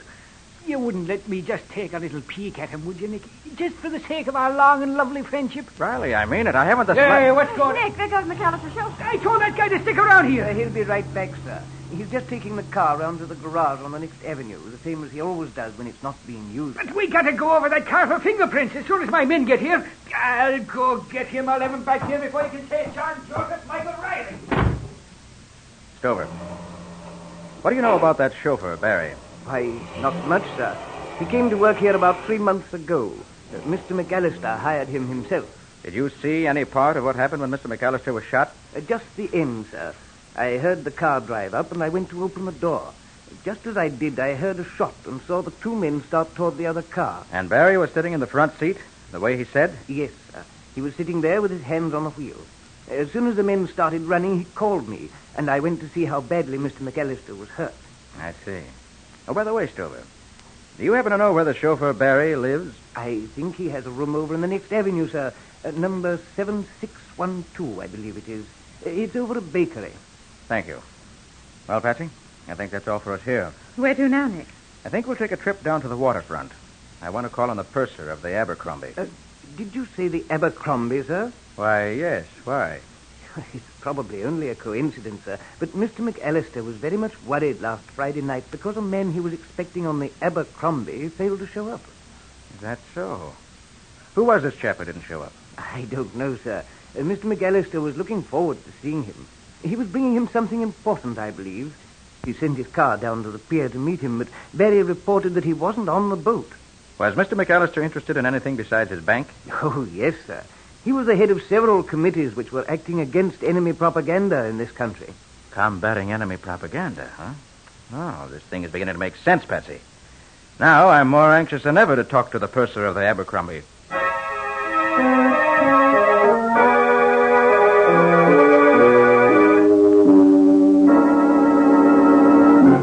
Will you tell the purser I'd like to see him, please? This doesn't look like an American ship, Nick, even though it is named the Abercrombie. It isn't, Patsy. It was originally the Prince Knut, a Danish vessel. It was taken over by the English when Hitler rolled over Denmark. Now sails for Sweden, I believe. You think that the label we found in John Powell's clothes may mean that he came in on this boat? I hope so, Patsy. And there's another thing makes me think that may be true. The gun that Miss David found, the one that Powell must have dropped on the steps of her apartment house, was a Swedish gun, remember? Yes. A Bofors 32? Mr. Carter, you want to talk to me, yes? Yes. Was there a passenger on your boat this last trip by the name of John Powell? John Powell? No, we have only 3 young gentlemen traveling alone. I remember well. One Swedish-American, Mr. Lars Sjöström from Michigan, one Norwegian, Mr. Halverson, and a young South American, Mr. Richard Vallon. Richard Vallon, huh? Doesn't sound much like Powell, Nick. You are from the police, maybe? Well, yes, in a way. Why? Then I think maybe this Mr. Vallon could be the one you are looking for. We had trouble with him on the way. What kind of trouble? Oh, it was not serious. Just his room steward reported to me that he was armed, that he had seen pistol on his dresser. So I called on him and asked him to give me pistol for the trip. It is rules, you know. Yes, I understand. But he did not want to give it to me. He talked about it for a long time. Then at last he gave it to me, and I put it in safe. And then we dock, I give it back to him. Very interesting. Did you notice the make of it? Oh, yes. It was Bofors 32 caliber. So Bofors 32. Could you describe this Richard Vallon for me? He was a young man, slender, good-looking, blonde hair, about my size. That's Powell, all right, Nick. Oh, Purser, did you happen to notice if a car met him at the dock? Yes, when he leave the boat. He get into big black limousine. They start away, and then about the block from the dock, the car stop again. It was too dark to see what was happening. I think maybe there was trouble with the engine because I hear a backfire, and then the car go on again. But that was same place where police find dead man next morning. Nick, it all adds up, doesn't it? Yes, Patsy, I think it does. Well, thanks for your trouble, Purser. Oh, it's no trouble, thank you. Patsy, I think we'll have a look at this room where Mr. McAllister's chauffeur lives.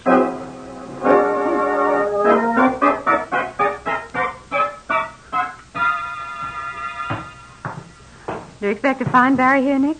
I rather hope not. I'd like to get a look at his room without his knowing it. Oh. Are you looking for someone? Yes. We have an appointment with Barry, Mr. McAllister's chauffeur. He told us to come here and wait for him. Said you'd unlock his door so we could wait inside. I don't unlock no roomers' door for no strangers. Oh, yes, you do. See this? Oh, sure. Sure, I'll open it for you. Don't have to act like that about it, though. Go ahead, open up. Is it on this floor? Yeah, right over here. There you are. Hurry up, will you? Now, sit down inside here where I can see you. Okay. That's it. All right, Patsy, shut the door. Okay. Now, let's see what we can find here.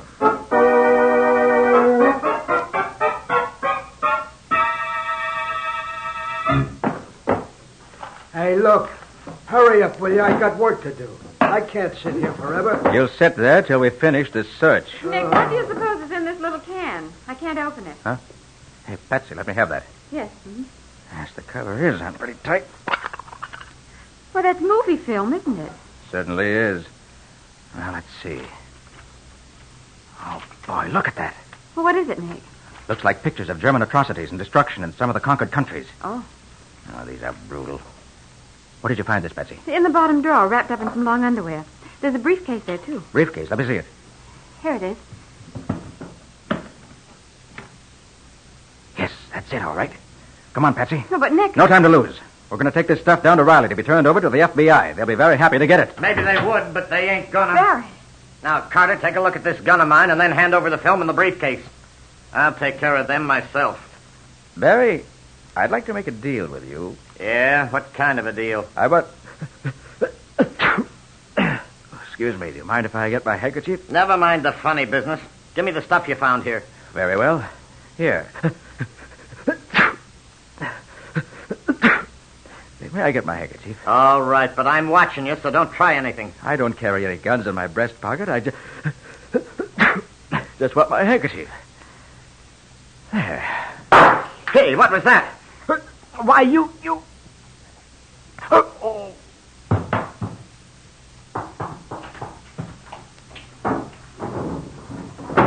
All right, Patsy. You can stop holding your breath now. We get out of here fast. Find a cop and bring him out here quick. Right, Nick. Gee, I'm glad I realized what you were doing in time, so I didn't get knocked out, too. That little flask of quick-acting knockout gas comes in handy sometimes. Now, my unconscious friend, I'll just collect the film and the briefcase and turn them over to Riley to be forwarded to the FBI. They'll be glad to get evidence like this.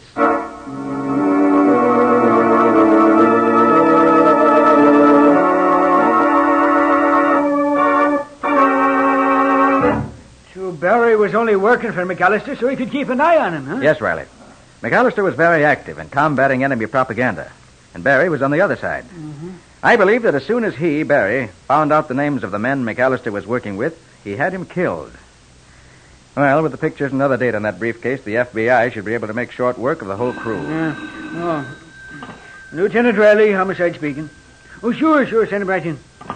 Something interesting, Riley? Yeah, could be. Well, Schultz? I was on my beat tonight when a big car goes around the corner fast and the guy falls out. Lands with his head up against one of the L-pillars, out cold. I got an ambulance and took him to the hospital. Well? Well, I found these things on him, Lieutenant. That's why I come direct to you. Oh. Nick, Powell's lavalier and eardrops. Yes. And there's McAllister's card and all the money. You mean that guy could be John Powell? Certainly could be, Riley. So he wasn't no crook, eh? Well, this sure looks like it. Well, I'm sure he wasn't, Riley. I'm going to the hospital and have a look at that guy. You want to come? Right you are. Grab your hatchet, Patsy, and let's get going.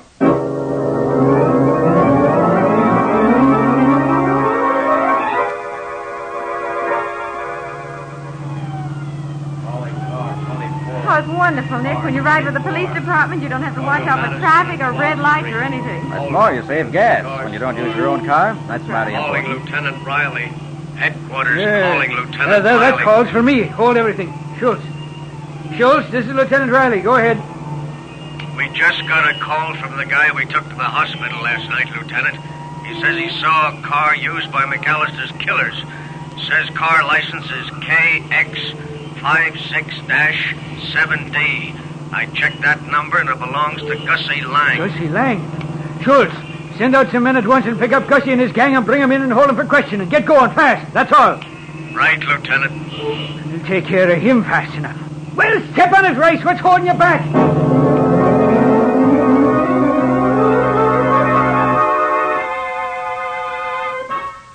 So, Paul, you actually saw McAllister killed last night. Yes, plain as I see you now.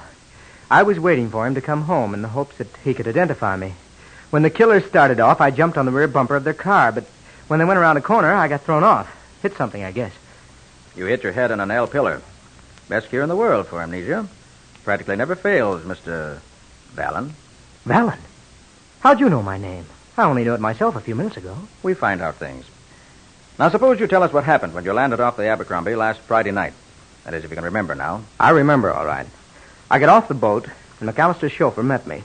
We drove a block or so from the dock, and he stopped. Two men opened the car door and started to get in. I saw they had guns, so I fired at one of them.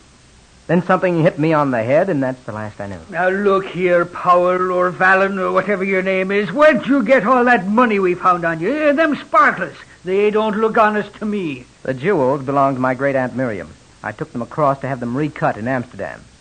Then the Germans took Amsterdam, so I had to bring them back. The money belonged to a refugee I met who asked me to deposit it to my account until he could get over here. But I still don't see why those men tried to hold me up. Nobody knew I had the jewels with me. It wasn't the jewels they wanted, Vallon. It was the roll of film and the envelope of documents you had in your briefcase. Were they important? Where did you get them? Well, a friend of my father's gave them to me, asked me to give them to Mr. McAllister when I got over here. But what were they, Mr. Carter? The film showed Nazi atrocities in conquered countries. The documents were pictures, descriptions, and names of active workers in anti-American activities here in this country. McAllister's chauffeur, Barry, was one of the head workers. When you prevented those men from getting what they wanted, Barry dumped you out of the car and took the film and the papers to his room to hold until he could dispose of them safely. But we got there first. Well, Lieutenant, are you satisfied that Mr. Powell, or I should say Mr. Vallon, is innocent? Yeah, I guess so. Oh, come on, Riley. Cheer up. You've got the film and the anti-American data. You've got McAllister's murderers. And you're going to get all the credit for solving the case. Huh? What more do you want?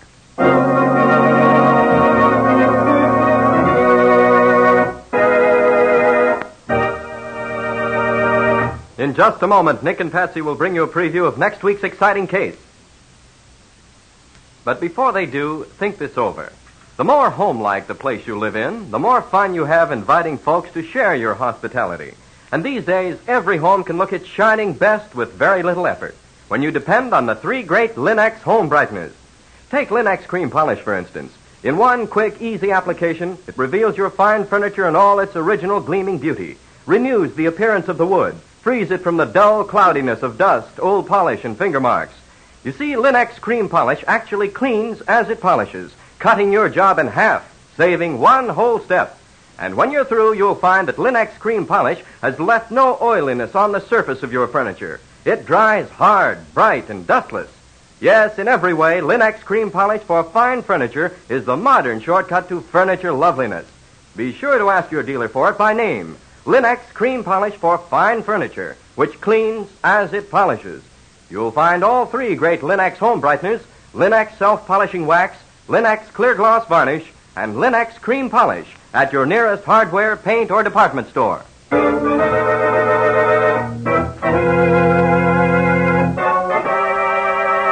And now let's hear from Nick Carter himself. Well, Nick, how about a peek into next week's story? Got a few hints for us? Well, next week's story, Ken, is about one of the wildest and most exciting nights Patsy and I ever spent. I should say it was. What happened, Nick? 4 rich old Tories during the Revolution buried all their valuables in a small rocky island. Their heirs had found a clue to the burial place of the treasure and called me in to solve the clue, which was in code. But they didn't figure on the one man who wanted it all for himself and who was willing to kill to be sure he got it. What do you call the story, Nick? It's called 4 Rings of Death. Or the mystery of the Tory Island murders. I hope you'll be with us next week. So long for now. So long to all of you. See you soon. And so long to both of you, Nick and Patsy. We'll be here waiting for you next week.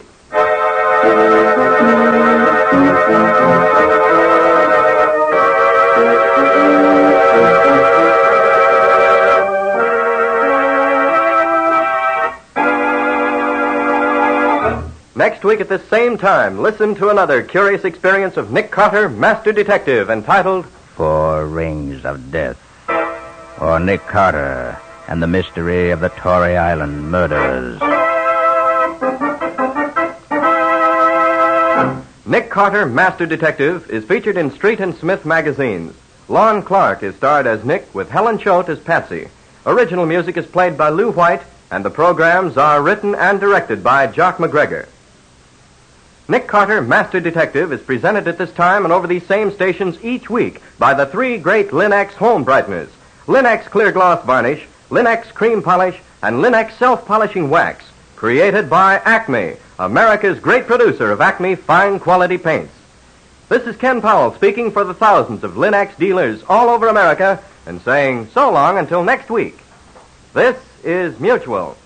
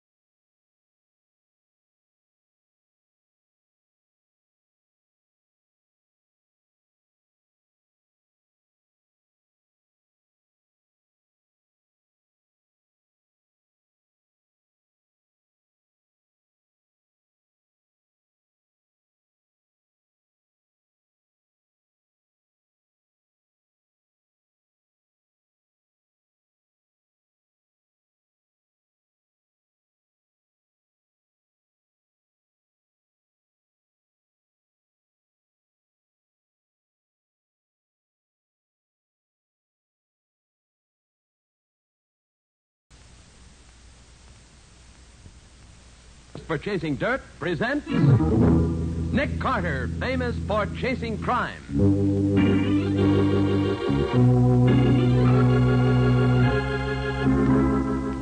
Every week at this time, two great names are joined as Old Dutch Cleanser brings you one of the most resourceful and daring characters in all detective fiction, Nick Carter, Master Detective.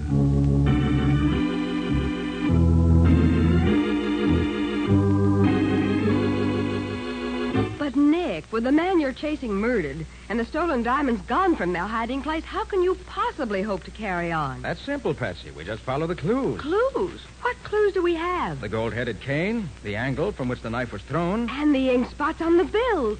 Of course. When we put them all together, they spell the end of our search. But there's no time to be lost. We dock in less than 2 days. Now, the case of the gold-headed cane. Today's adventure with Nick Carter, brought to you by Old Dutch Cleanser. As our story starts, we find Sir Armand Coleman and his servant Gig being shown through the Filbert Diamond Mine, one of South Africa's biggest. I say, Mr. Hopkins, it's awfully decent of you to take your time to show us through the mine. Being general manager of a mine like this must be quite an undertaking. Yes, Sir Armand, it keeps me pretty busy. But we're always happy, to show visitors how diamonds are mined. Yeah, but how do you know one of these visitors won't walk off with some of the diamonds? You don't seem to have any guards here. We don't need them, Sir Armand. Before you leave the mine, you have to pass through a special exit gate, where an X-ray machine shows the attendant whether or not you have any diamonds on your person, no matter how cleverly concealed. Oh, I see. Clever idea, that. Blimey, look at all the diamonds spread out on the table, Sir Armand. By Jove, they are beauty. Yeah, those are some of the choice samples of diamonds found in this mine. May I look at them, Mr. Hopkins? Closely, I mean. Why, certainly. Mr. Hopkins, could I ask you a question, please? Yes, of course. What is it, Gig? This picture here on the wall, is that the mine we've just been through? Yes, Gig, it is. You see, we came in here, went down through this way, then turned here, came back along here. We're now standing in this room here. Blimey, we've had some walk, ain't we? Where's this exit gate you've been telling us about? Well, you see this passage leads out of this room? Well, the gate is right here, just around the corner. Oh, yes, sir. Thank you, sir. That sure is some map. Well, Sir Armand, you ready to leave? Yes, thank you. Through this way, please. This has been a most instructive... Oh, confound it, my ankle, and I dropped my cane again. Oh, I'll get it, sir. Oh, here it is. Your ankle hurt much, sir? No, it's all right, Gig. Let's get on. Your bad leg troubling you, Sir Armand? A little, yes. Must be this long walk we've had. Well, here we are. Here's the exit gate. You go first, Gig. Yes. Stop under the archway until the attendant says he's satisfied you're not carrying any diamonds out. Oh, yes, sir. Glad I didn't try to get away with nothing near. Okay, you can get out, sir. Oh, yes, sir. Couldn't find nothing on old Gig, eh? You next, Sir Armand, if you will, please. Of course. There's a queer sensation. Confound it, my ankle again. Here, I've got the cane, Sir Armand. I'll keep it till you come out. Eh? Very well, Gig. You're all right, sir. You may go. Thank you. You have to go through this too, Mr. Hopkins? Oh, yes, indeed. Everyone does from the owner down. Take no chances on anyone. Okay, Mr. Hopkins. Well, Sir Armand, that's about all. Been very interesting, I assure you. Thanks no end, Mr. Hopkins. Been just fine, Mr. Hopkins. We go out this door here. That's right. You'll find your car just outside. Goodbye. Goodbye, and thanks again. Did you get those diamonds, Sir Armand? I certainly did. The trick worked like a charm. And Mr. Hopkins will never know I got the idea from one of the stories he told us. That's good, sir. Come on, Gig. Let's get back to the hotel and pack. In 12 hours, we can be on the boat, headed for the States, and a life of luxury.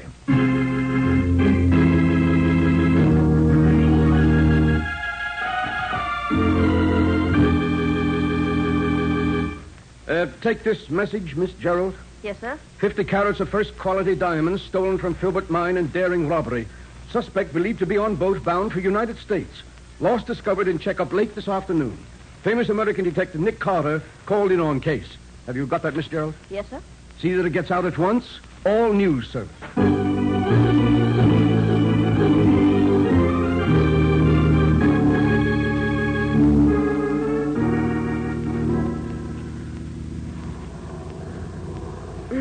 This has been a wonderful trip, Nick. Except for this cold of mine.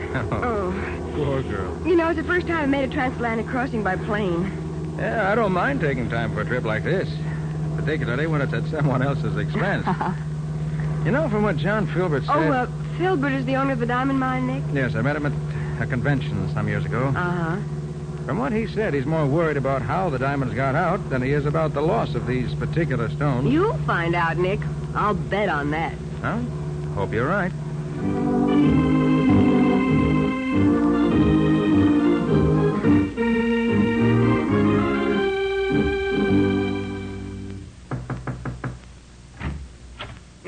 Come in, Hopkins. Yes, Mr. Filbert? Nick, this is Charles Hopkins, our general manager. Pleasure, Mr. How do you do? He was the one who showed this man Coleman through the mine the day the thefts occurred. Oh, yes.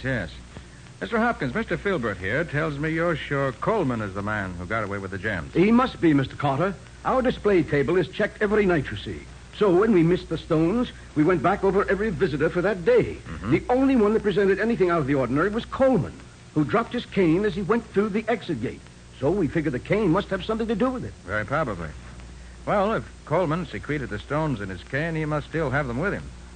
I think the best plan will be for Patsy and me to fly directly to the ship he's sailing on and see if we can find them. So if you'll radio the skipper that we're coming and give me a full description of the man and his servant, we'll be on our way. Before you go, Nick, I want to give you a small retainer to cover your expenses at least. You have the money, Hopkins? Yes, sir, right here. Two $500 bills. I have to apologize, Mr. Carter, but I accidentally spilled some red ink on the corner of them while they were on my desk. Oh, that doesn't matter, Mr. Hopkins. Thank you. Now let's get on with the details. We have to reach Coleman's ship before it docks, and we haven't too much time.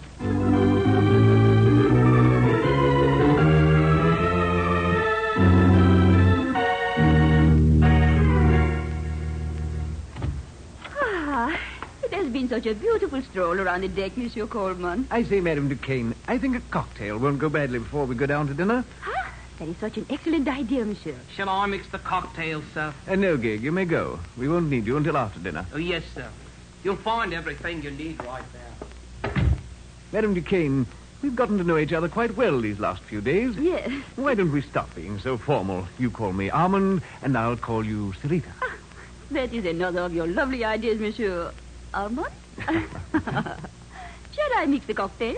I am very good at it. If you like. You'll find the things on that table. You would like a Manhattan, Armand? They are my favorite. Whatever you desire, Sarita. Huh? There's the vermouth. Oh, of course, stick. Oh, shall I? No, I have it. Oh, Armand, I've spilled it all over my hands. Now I shall have to wash them. The wash basin's in the other room, Sarita. I'll mix the cocktails while you're gone. Hurry now. I shall return at once. Mixing drinks is a man's job anyway. A woman's job is to look pretty and feed a man's vanity. Do I feed your vanity, Armand? You do indeed, my pretty. And I'm happy that you do. I shouldn't... What is that funny noise, Armand? Are you drinking already? Please wait for me. Now, Armand, I'm ready for... Who are you? What are you? Armand, who is that? Armand!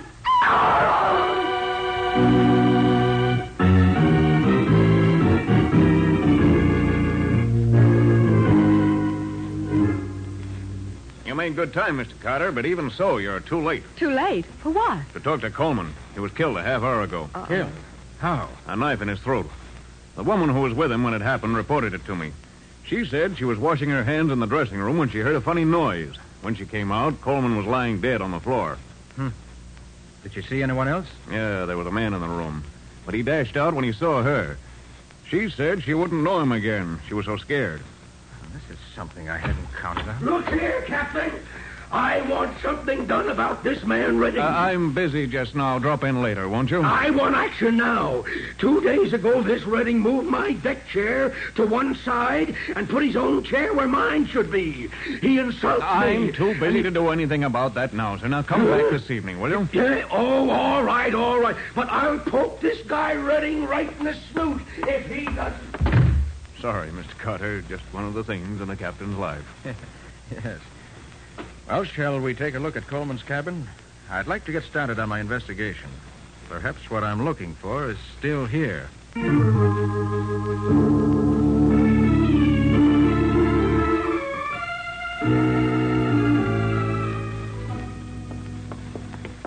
is Coleman's stateroom, Mr. Carter. Dr. Samuels, this is Nick Carter and Miss Bowen. Mr. Carter, this is the ship's doctor. How do you do, sir? How do you do, Doctor? How do you do, Doctor? That's Gig, Coleman's servant. Is everything the way you found it, Doctor? Yes, Captain. You said Mr. Carter was coming, so I've made my inspection without moving anything. Oh, thank you. Doctor, would you say that this knife was stabbed into the throat or thrown? Well, I did think that it was a peculiar angle for a stabbing, but throwing hadn't occurred to me. You find anything on the knife, Nick? The handle seems to be clean. No. No prints. Gig, where were you when Coleman was killed? When Sir Armand and the lady came in after they'd been walking on deck, he told me he wouldn't need me till after dinner. So I went out and talked to a man I met yesterday. When I came back, the captain and the doctor was here. I verified that part of it, Mr. Carter. Looks as if Coleman was mixing a drink when he was killed, doesn't it? That's what Madame Duquesne told me when she was the one who was with him at the time. Oh, I see. Well, if he was standing there at the table where the drinks are, the knife must have been thrown through the window, judging by the angle at which it entered his throat. Yes, you're certainly right about that, Mr. Carter. Oh, Patsy, do you see that gold-headed cane Filbert told us Coleman carried? Yes, it's standing over there in the corner. Ah, good. You want it? Yes, please. Have you seen that cane before, Mr. Carter? No, but I've heard about it. Here, Nick. Thanks. Imagine this head comes off. Well, there must be a catch here somewhere. That does it. Why? Well, inside we find the motive for the killing. You mean the diamonds? I mean, the diamonds are gone. You expected to find diamonds in the head of the cane? I did, Captain. When Coleman left South Africa, he had about 50 carats of flawless diamonds hidden there. It's empty now. So I should guess that the killer has taken the stones. Then all we have to do is search the ship, find the diamonds, and arrest whoever has them as the murderer. Yes, you could do it that way, Captain, but maybe I can save you some time if I can do a little figuring. You know, Mr. Carter, there's one thing that puzzles me about this. Yes? What's that, Doctor? Well, the woman who reported the killing, Madame Duquesne, said she came to the captain's office immediately. Now, allowing for the time it took her to get there and the time it took me to get down here after that, the man should have been dead about 20 minutes. But I found that he'd been dead at least an hour. Is that so? Nick, I wonder why she waited over half an hour before reporting the murder. Yes, Patsy. I wonder, too.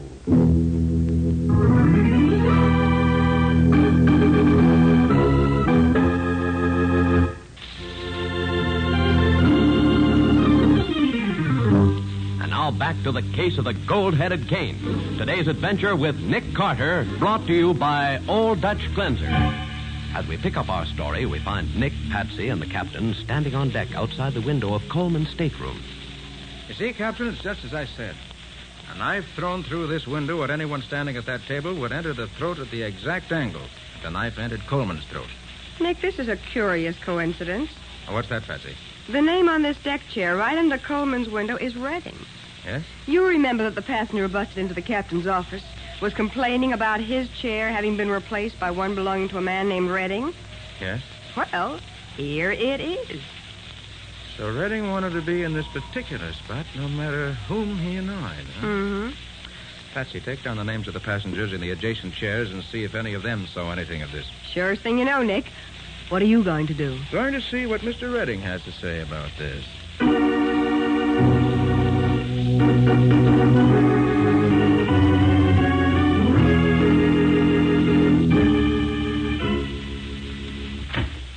Well? Pardon my intrusion, Mr. Redding. Just curious to know why you changed your deck chair from wherever it was to the position it now occupies. They put my chair in the wrong place to begin with. What's it in your life? I'm acting on behalf of the captain. His chart doesn't show your chair in its present position. I can't help that. That's the spot I was promised. Mr. Redding, do you happen to know a man named Sir Armand Coleman? Coleman? Coleman? Yes. Never heard of him. Oh, I see you have a burn on the palm of your right hand, Mr. Redding. Been working recently? What I have on the palm of my hand is no concern of yours. Quite correct. I was just curious to know if you got it by practicing knife throwing. Knife? Get out of here. Get out. I've had enough of this. Very well, Mr. Redding. Oh, by the way, Did you hear about the murder on board a while ago? Murder? Mm-hmm. I'd like to know what you're getting at with all these questions. You suspect me of the murder, perhaps? I was going to say, when you interrupted me, that I'm about to make a very interesting call. I'm going to call on a woman who saw the killer and says she can identify him. So long, Mr. Redding. See you later.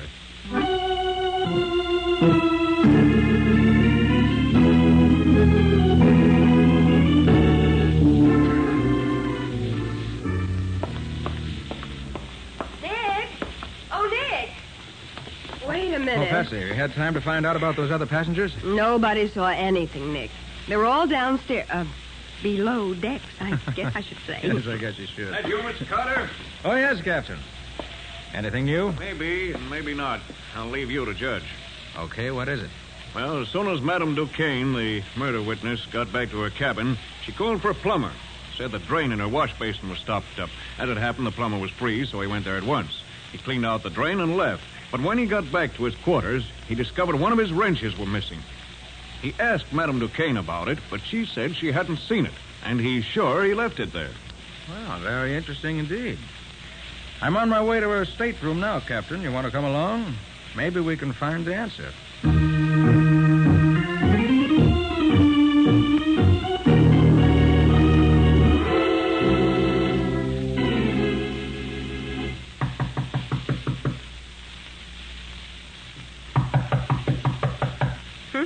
Guess Madame Duquesne isn't at home. Well, I think we better get in and have a look at her room anyway. I have a key, Mr. Carter. I'll let you in. Thanks. All right, Patsy. See if you can find the wrench. I'm sure it's hidden somewhere here. Right. What makes you so sure Madame Duquesne has it, Mr. Carter? I believe she stole Coleman's diamonds. Then tried to find a safe place to hide them.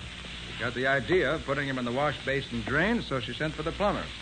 Watched what he did, then stole one of his wrenches, and when he was gone, opened up the pipe again and hid the diamonds inside. Oh, why didn't she just put them down through the drain in the basin? Too big to go through the strainer, I should say. Nick, I found the wrench. Good. It was under the mattress. Now, suppose we have a look at that drain. Right. Oh, hurry up, Nick. I can't wait. Oh, just a minute. There. Oh. And look at these, Captain. What? Well, magnificent stones, aren't they? Why, there's a fortune there. What are you doing in my room? Looking for diamonds, Madame Duquesne, and we found them. Madame Duquesne, you're under arrest for the murder of Sir Armand Coleman. No, I did not kill him. But you did steal the diamonds, didn't you? Yes, I admit I took the diamonds. When I came out of Coleman's dressing room, I saw a man standing there with Coleman's cane in his hand. When I spoke to him, he dropped the cane and disappeared. And you got curious, examined the cane, and found the diamonds. Yes. I could not resist them. I hid them here in my room. Then I reported the murder as if it had just happened. In heaven's name, why did you do that? I had to. Gid knew I was with Coleman. He knew we were to be together for dinner. If I had not reported it, I should have been blamed for the murder myself. Can you prove you didn't kill him? No, she didn't do it, Captain. But she knows who did. Don't you, madam?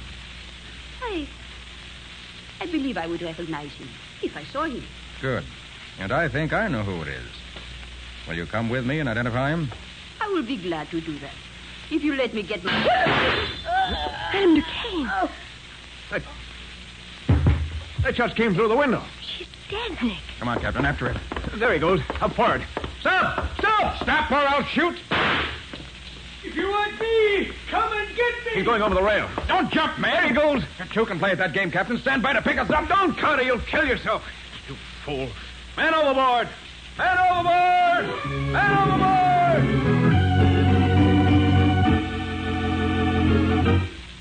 Well, it takes a brave man to dive into the ocean as Nick did, but Nick is never the man to let a criminal get away from him. In just a moment, we'll hear the conclusion of today's story.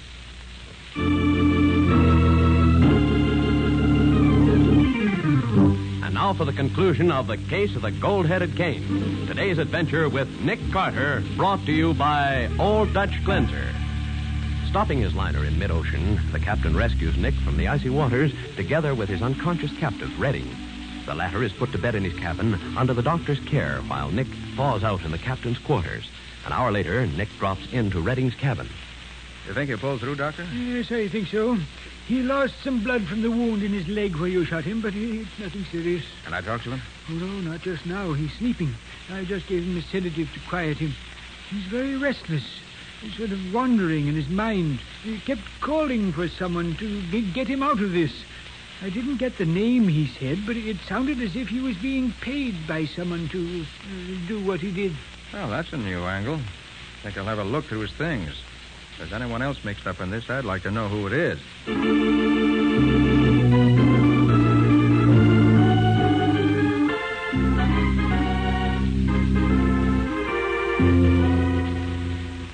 Mr. Carter, Miss Bowen to see you, Mr. Filbert. Well, Nick, glad to see you back. Glad to be back, John. Did you accomplish anything, Nick? Well, yes and no. I found the man who stole the diamonds, but he was dead when we found him. Oh, that's a tough break. But I got the diamonds back for you. Here. Excellent, excellent. You never seem to fail to get what you go after.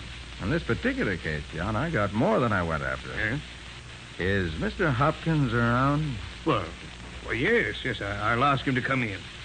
Yes, Mr. Filbert? Ask Mr. Hopkins to step in here. Yes, sir. I want him to hear the rest of this story. Think it'll interest him even more than it will you. Well, You want to see me, Mr. Filbert? Oh, hello, Mr. Carter. Have a successful trip? I did. Found the thief and recovered the diamonds. And had a very pleasant plane ride in the bargain. Good. Mr. Hopkins, I'm puzzled about one thing. Yes, Mr. Carter. You said the diamonds on that display table near the exit gate were checked every night, didn't you? That's right. As I understand, these diamonds were stolen about noon. Correct, sir. And why wasn't the loss reported until late on the following day? Well, I thought that... It was to give the thief a chance to get safely aboard the boat that sailed for the States that evening, so he'd be out of the country before the loss was reported, wasn't it? See here, Carter. Are you accusing me of something? John? Yes, Nick. When I was here before, Hopkins gave me 2 new $500 bills as a retainer, remember? Yes, I recall that. And he apologized because he'd spilled red ink in the corner of them. Yes, I recall that, too. What would you gather when I show you these 5 new $1,000 bills that also have red ink spilled on them in precisely the same places? See here, Carter. Be quiet, Hopkins. Go on, Nick. Where did those 5 bills come from? I found them in the stateroom of the man named Redding. The man who killed the diamond thief, Coleman, and tried to steal the stones from him. I don't follow you, Nick. Well, here's what I think happened. Sit down, Hopkins, and be quiet. Why, John? I believe Hopkins allowed Coleman, who was really an international jewel thief, to steal the diamonds from the display table.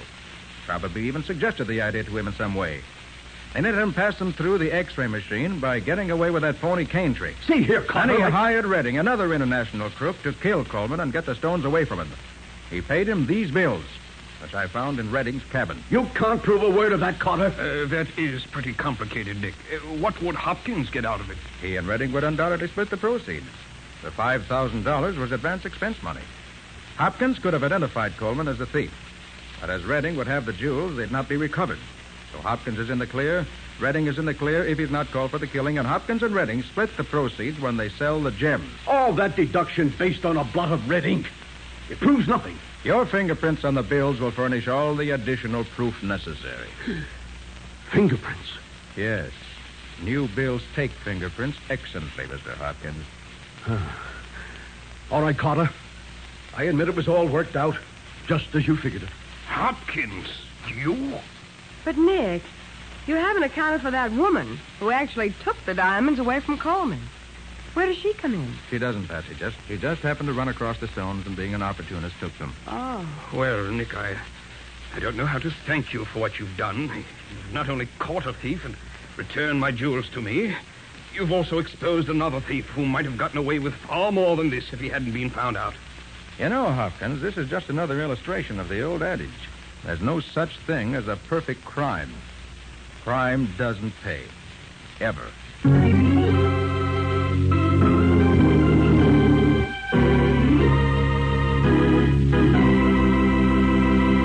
I'm curious, Nick. What happened to Redding? Well, by the time the ship docked, Bob, Redding had recovered sufficiently to stand trial. And later, he was executed for what he did. Well, he certainly deserved it. It was a cold-blooded murder. Nick, it's about time to look into the adventure that Old Dutch Cleanser's going to bring us next week. All right, Bob, here it is. It's the story of one of the most unusual rackets and crime I've ever encountered. Unusual is right. It terrorized a whole city. And Patsy speaks from first-hand experience. Uh-huh. But to go on, Bob. This case included a murder on a dark street, a deserted warehouse. The telltale marks of tires in an alley, a masked man whom they called the boss. And that's enough for now. What do you call this story, Nick? I call it A Case of the Persistent Beggars. Nick Carter, Master Detective, is presented each week at this time and over these same stations by the Cudahy Packing Company, makers of Old Dutch Cleanser.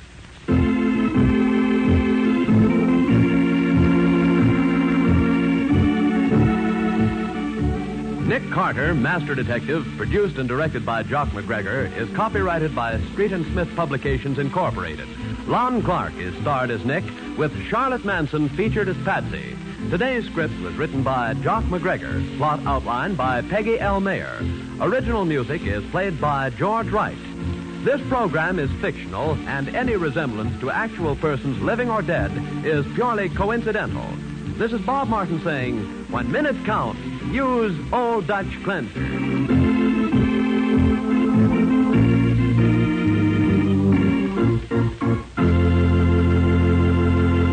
This is the Mutual Broadcasting System.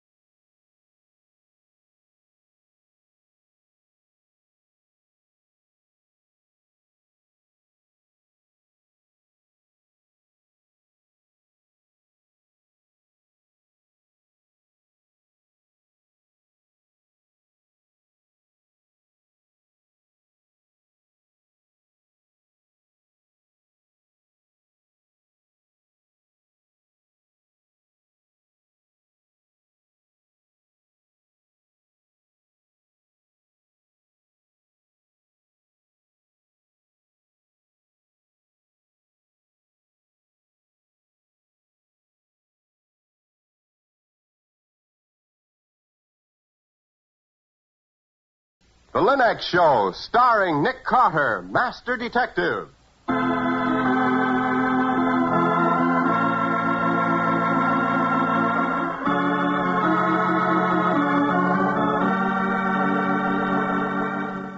This is the story of a man known the world over as one of the most daring and resourceful characters in the history of detective fiction.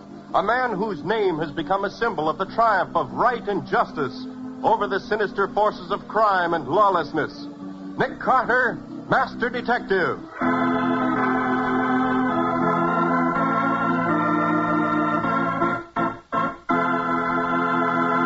Today's exciting case, Shakespeare's Ghost, in which Nick Carter tracks a disappearing corpse and the ghost is accused of murder.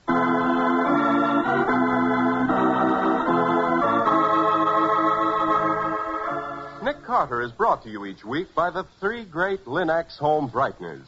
Linux Cream Polish, Linux Clear Gloss, and Linux Self-Polishing Wax. You know, there's no time like New Year's for making good resolutions.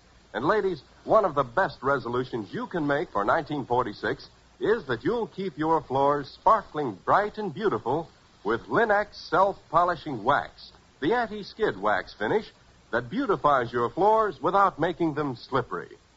Your folks are sure to appreciate the added skid resistance Linux Self-Polishing Wax gives, and how proud you'll be of the satiny, lustrous appearance it lends all your floors and linoleum.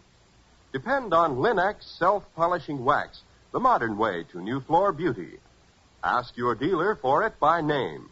Linux Self-Polishing Wax, the anti-skid floor finish that wipes on in a jiffy, dries without tiresome rubbing.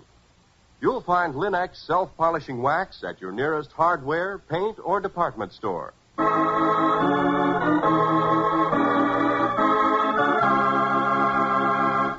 And now for today's exciting case from the life of Nick Carter. As we look in on the old brownstone mansion at the corner of 4th and 5th, Nick is clearing up the files on his desk as Patsy answers the door. Let's see. Lefty Flanton, convicted of arson, 15 years. Harry North. Gentlemen to see you. Mr. Carter, my name is J.T. Reed, but I don't suppose that means anything to you. Not unless you're the J.T. Reed who bought the original letters of John Keats, the poet, at the Gibson Auction Galleries on March 15th, 1920. Why, that's amazing. Absolutely right, even to the day of the month.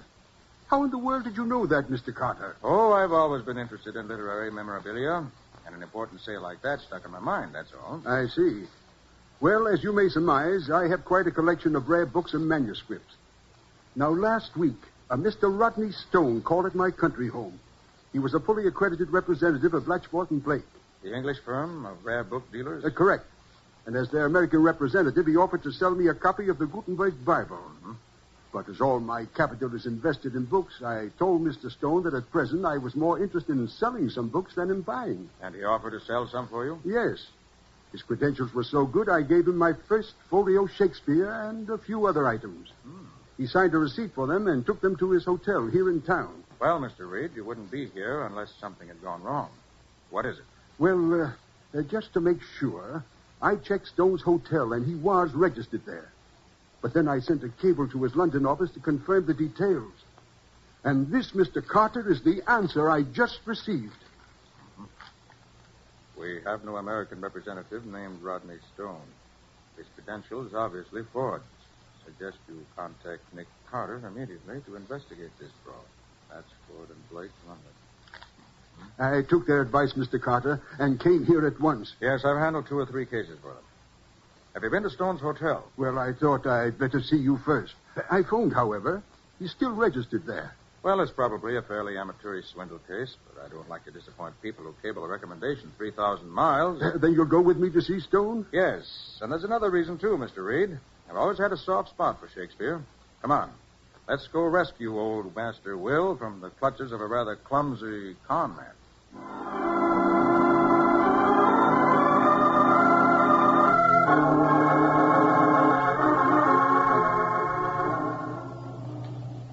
You say it was the first complete edition of Shakespeare's plays, Mr. Reed?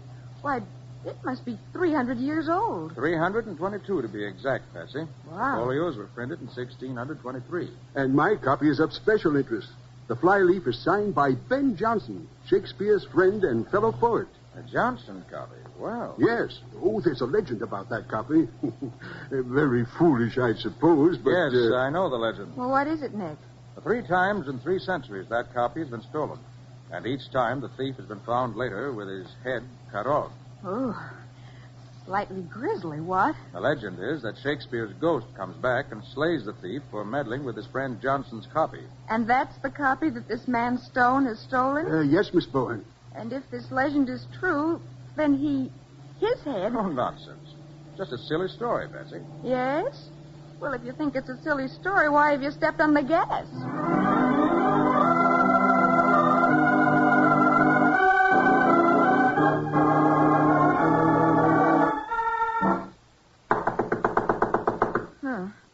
Still no answer. I'll try it. Never mind.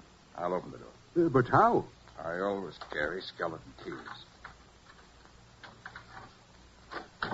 There. Let's go in. Nick. Great heavens. Inside quickly, both of you. Shut the door. That man on the floor. His head. Just like the legend. I suppose that's Rodney Stone, Mr. Reed? It was. Oh, poor chap. Oh, just look at this room. There must have been a terrific struggle. Yes. Furniture overturned, blood all over, clothes almost ripped from the body. Oh, what a battle he must have put up to save himself. Well, one thing's certain. Our simple case of fraud has certainly become a lot more serious. The bedroom door's open. I'll go in and see whether there's anything in there. Are you going to examine the body, Nick? In a moment, Betsy. First, I want to get an all-over picture of the room from here. Uh-huh. Often tell a lot just from standing in one spot. Getting kind of a perspective on the crime. For instance, the position of the body, location of the bloodstains, and the way the clothes are ripped. Yes. It looks as if the ghost of Shakespeare has struck again. Mr. Carter, come in here, quick. Right with you. Look what I found on the windowsill here, Mr. Carter. Don't touch it. Let me see. A sword. A blood-stained sword. Yes. 16th century claymore. A 16th century sword. The thief's head cut off. Why, it all fits. Well, Mr. Carter, what do you think of the legend of Shakespeare's ghost now?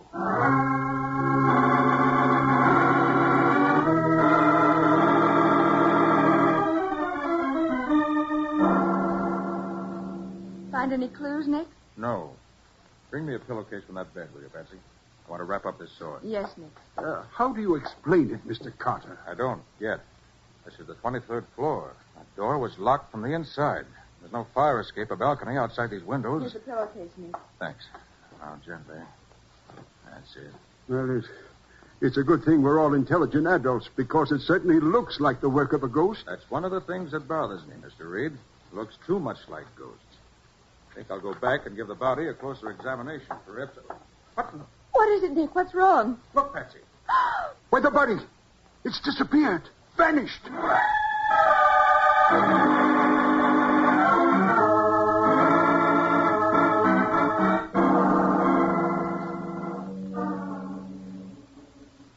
Hand me that microscope slide, Patsy.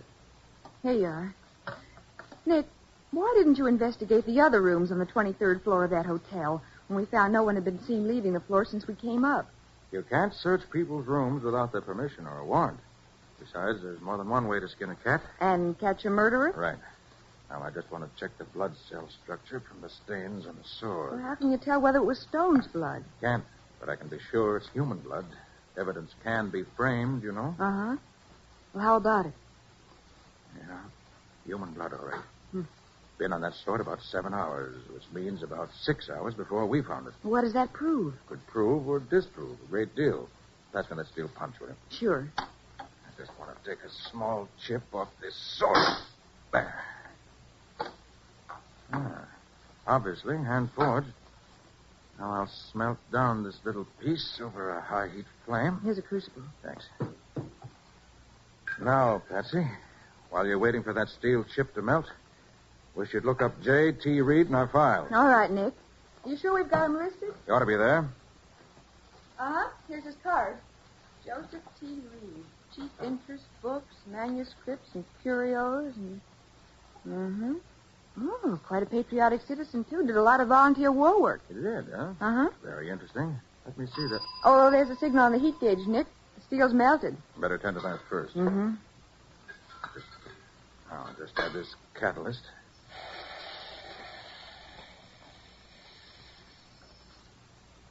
Aha. Just as I thought. What's the matter, Nick? Was the sword a modern fake? On the contrary, Patsy, the chemicals used in its manufacture prove almost conclusively that it's authentic Elizabethan. Now let me see Reed's file card. Here you are. Nick, why were you so anxious to prove the sword is genuine? Because it shows someone is trying to throw suspicion. Great Scott. What is it, Nick? What do you see on the card? Patsy, send a wire to J.T. Reed. Tell him we're coming out to report to him tonight. Well, that's more like it. A little action. If Reed can tell us what we need to know, we may crack this case tonight. Tell me what's on your mind, Nick, please. I can tell you two things, Patsy. First, there was more than one criminal involved. There was? And second, they're among the most cunning and cold-blooded men I've ever met. You haven't met them yet. Well, we may tonight. And with my Colt automatic. And then we're on our way.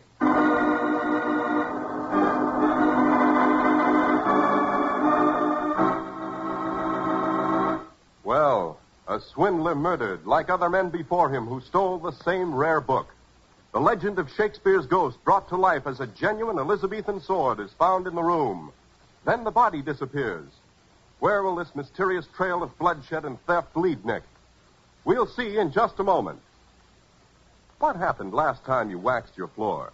Did hubby grumble because the floors were slippery? Did the youngsters use that fresh new wax job for a skating rink? Not if you used Linex self-polishing wax.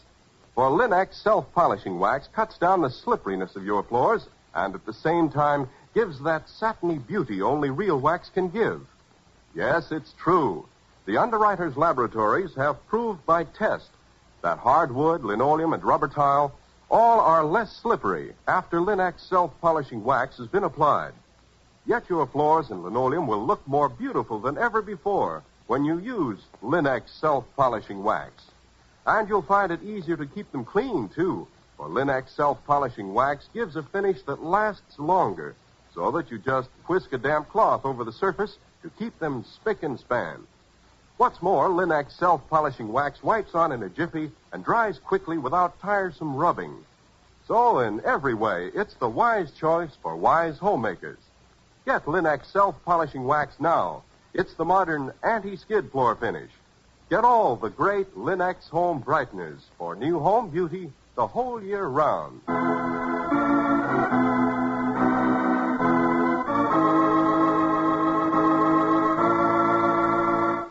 And now back to our story. Nick and Patsy are investigating a strange murder, a vanishing corpse, and the disappearance of a copy of a first folio Shakespeare. The entire crime seems to be linked to a legend about Shakespeare's ghost. They are now in a small suburban railway station waiting for their client, J.T. Reed. Nick, what do you suppose is keeping Mr. Reed? Oh, station master. Yep.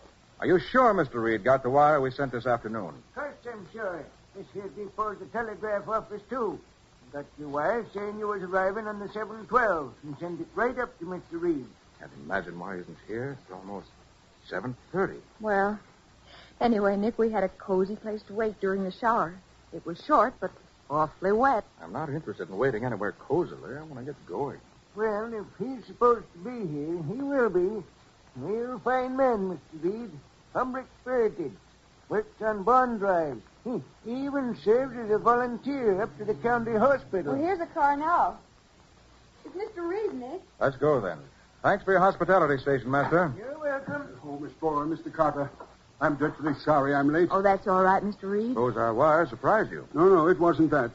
I had trouble starting my car. Couldn't even get it out of the garage till 10 minutes ago. Oh, no? Right this way. No. My butler Evans insisted on helping me. Every time I thought the motor was ready to run, he'd reach in under the hood to adjust something, and bang, it would stall again. Well, let's hope it won't stall on the way back. I'm rather anxious to see your place and your butler.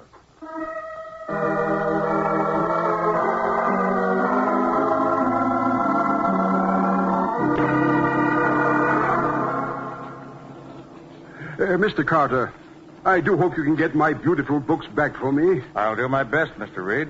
Oh, by the way, were they insured? Oh, yes, thank heaven. But I want my books back.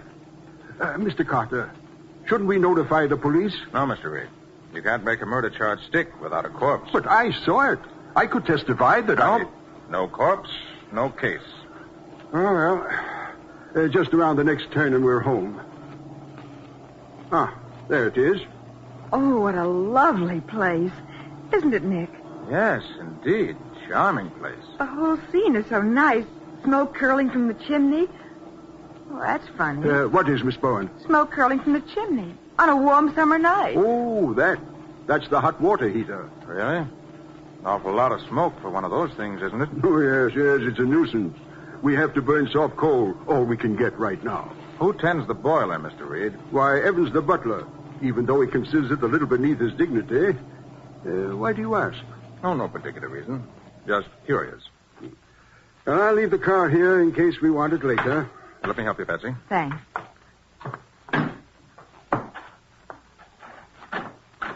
Good evening. Oh, good evening, Evans. Come on in, both of you. Thank you. Evans, this is Miss Bowen and Mr. Carter. They'll be staying the night. Very good, sir. Mr. Carter, the detective, may I ask? Yes, why? Nothing, sir. Nothing at all. Would you care to wash up, either of you? Oh, no, thanks. I freshened up on the train. I'd like to wash, please. Oh, but Nick, you... I know, Patsy. Yeah, I'll take you upstairs. Thank you. Meanwhile, Evans, will you show Miss Bowen into the library? The library, sir? Yes, the library. Perhaps Miss Bowen would like to see the garden. The hollyhocks are quite lovely now, and there's still enough light. I'll look at the garden in the morning, if I may. Oh, certainly. Show Miss Bowen to the library, Evans. Yes, sir. Very well, sir. The library. This way, please.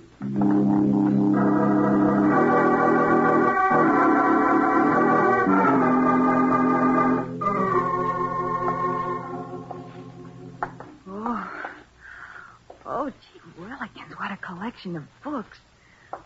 First edition Paradise Lost. David Copperfield in the original part. Beg pardon, miss. Oh, Evans, you surprised me. I didn't hear you come in. Sorry to startle you, miss. Thought you might like some tea. Thank you. And, Evans, could we have a little more light in here? Why... You've only this one lamp on. The whole other half of the room is dark. Makes it gloomy. I don't think it's gloomy, miss. I do. May we have a little more light, please? Very good, miss. Oh, look at that other wall. Yes, miss. Wait, it's covered with armor, swords and things. Yes, miss. Very interesting. If you need anything, you will please ring, miss. Thank you. Let's see. I think I'll take a look. Complete suit of armor, time of Henry II. Well, in target, 14th century. Crossbow. Quiet, Patsy. Oh, Nick, it's you. I thought... Well, never mind. Come along. We've got work to do. Oh, but Nick, look here at the collection of armor and swords. So I see. Like a good collection of British battle swords, too. Look here, Nick. See this? Oh, yes. One sword missing. And the label says it was a 16th century claymore. True enough, Patsy. Good for you. Nick, that butler... Save it for now, Patsy. Come on. We've got work to do. Where are we going? Out through the French windows, into the garden. Whatever for? To see the hollyhocks and other things. Come on.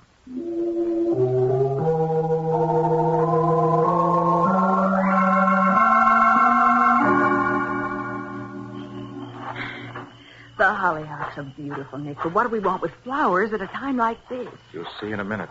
You know, Nick, I just realized why you were so excited when you saw Mr. Reed's file card. You knew that curios meant swords and armor, didn't you? Oh, did I? Oh, I knew there was some reason why that butler was so anxious to keep me out of the library. He didn't want us to notice that sword was missing. Maybe so. We ought to nab him quickly, Nick. He'll make a getaway. Not just yet, he won't. Over here, Patsy. Hmm? I found what I came out for. A door. A door to the house. Oh, but why come out here to find a door going back into the house? Unless I'm much mistaken, this is a door to the cellar. Oh, the cellar. Locked, of course. Well, a curious keyhole. Now, my pick lock was made for just such unusual locks. So let's see. Well, what do we want in the cellar, Nick? Patsy, when we arrived, you noticed smoke pouring from the chimney. And Reed said it was the hot water heater. Yes? Well, I made a point of going up to wash my hands. And the water in the hot faucet was only lukewarm. With all the smoke we saw, that water should have been boiling hot. See, that means... That it's not the hot water boiler that's burning. Something else is burning in the cellar. Or being burned. There. Thought that would do it. Now. Wait till I turn on my flashlight. Uh-huh. All right. Down those steps. Easy. Right. Nick, it's hot down here. Yes. And a big fire going in that furnace. You can see it's still glowing over there. Nick, that smell. It's like... You're right, Patsy. Afraid that's just what it is. Wait. Take this slice bar and open the furnace door. Oh, Nick. Just as I thought. Look, there's a toe of a shoe left. Yes. Unquestionably one of the shoes we saw on the body of Rodney Stone. Oh, Nick, shut the door, please. Right. It all fits together, Nick. That butler. He probably overheard everything about Stone in the first folio of Shakespeare. Then stole the sword. Then followed Stone to the hotel and killed him. And Nick, remember? When Reed came to the station, he said he was delayed because Evans kept stalling the car. Yeah. And Evans has charge of this cellar. And he thought he'd have time to burn the body. But our wire surprised him. He kept delaying Reed so we wouldn't get here too soon. Certainly hangs together, Patsy, but you... Oh, someone's coming. Wait, Patsy, behind this bin. Hurry. Okay. Nick, it's Evans. Quiet.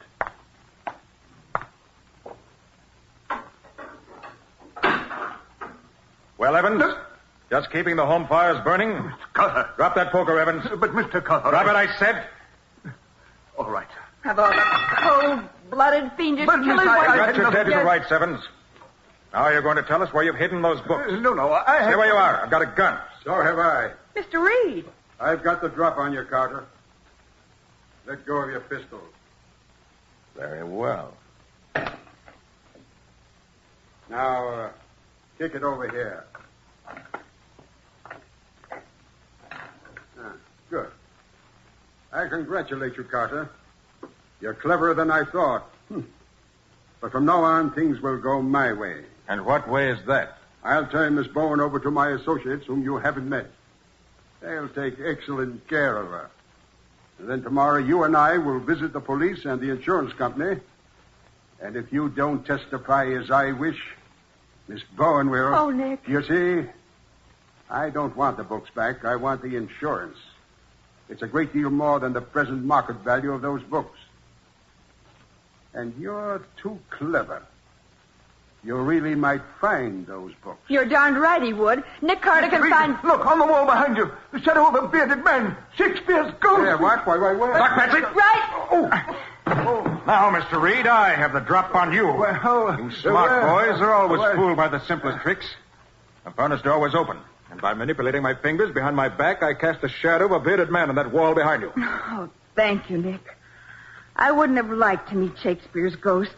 I think I'm much more attractive with my head on. Now, Reed, I'm sure you won't be too reluctant about naming your accomplice, because you won't want to go to jail for both of you. Then we'll turn over to the police two of the most cold-blooded thieves I've ever met. Thieves? You mean murderers? No, Patsy, they aren't guilty of that. They couldn't have murdered Rodney Stone because Rodney Stone never lived.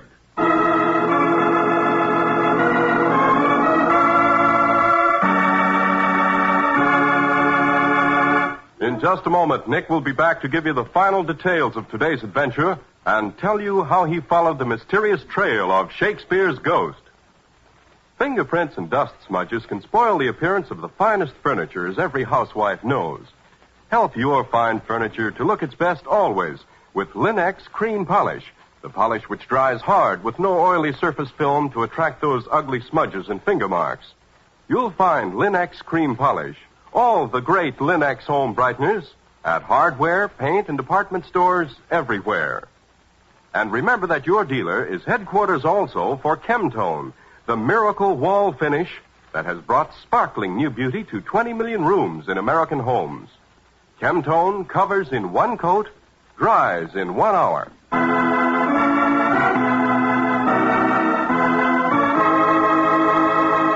And now let's hear from Nick Carter himself. You see, Patsy, there never was such a man as Rodney Stone. It was all a scheme that Reed and his accomplice cooked up to collect the insurance on those books. You see, Reed's file card told me he'd been a volunteer worker at the county hospital.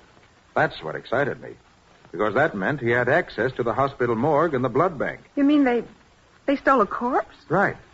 Some poor, nameless pauper, probably. Oh. And they also took a couple of pints of blood from the blood bank.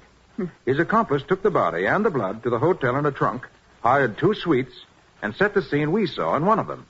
Meanwhile, Reed had sent his cable to London, knowing full well the answer he'd get. Well, why did he want you in on it? He needed a reputable witness to the murder and the theft. And then, as soon as I had seen it, they had to get rid of the body at once to avoid a checkup. Oh, but how did the body disappear? The accomplice was hiding in a closet.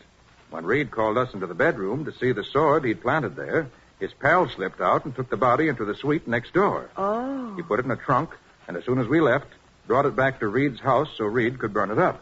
I thought Evans was the guilty one. No, Patsy, I was convinced Reed was lying when he met us at the station. He said he'd started only 10 minutes before, yet his car was wet. I remember. The sudden summer shower. Right. The rain had stopped 15 minutes before, which meant that Reed himself had delayed along the road in the shower so that cremation would be over before we got back to the house. Yeah, but Nick, when we were in the cellar, it was Evans who came down to see if the body were consumed. Patsy, Evans told me that he knew nothing of the swindle Reed had planned until he accidentally found him putting the body in the furnace. And then, having been with Reed's family for years, he loyally did what he could to help him out. Oh. Nick, why didn't you try to trace the body when it disappeared? Because I had a strong hunch that there was something phony about the murder. And I felt sure I could catch the crooks another way. Looked awfully real to me with all that blood around. That was one reason why I suspected his genuineness. If the man had been killed as we were led to believe he had, he would have dropped on the spot. And there'd have been no blood in the far corners of the room. Oh, Patsy, there was too much blood in too many places. Why, of course. What's more, the body was too dramatically arranged. Murdered people usually sprawl in almost ludicrous and unbelievable positions. But the clincher, Patsy, was the corpse's elbow. Oh, Nick. What could you tell from an elbow? Patsy, you recall that the blood analysis showed the blood was at least 6 hours old? Uh-huh. Well, when a body lies as long as 6 hours in one position, immediately after death, gravity causes the blood to settle into the parts of the body touching whatever it's resting upon. As a result, the skin becomes purplish at that point. Well, the corpse's bare elbow was touching the floor, yet there was no sign of any purple color, which meant something was not as it should be. Well, well. Work for Nick Carter and learn while you earn, I always say. And so do I. What's next week's adventure going to be, Nick? Well, Ken, next week I have a rather unusual story for you. A man came to my office and told me he had just killed a man. Well, that's odd. I suppose he came to give himself up. Oh, no. He came to ask Nick to find the body of the man he just killed. Oh, we found it all right. But it took a black mirror and a pinched bar to find the killer. Well, I thought you said he confessed. He did. And that's what makes the story. I give up. What do you call the story? I call it The Case of the Wandering Corpse.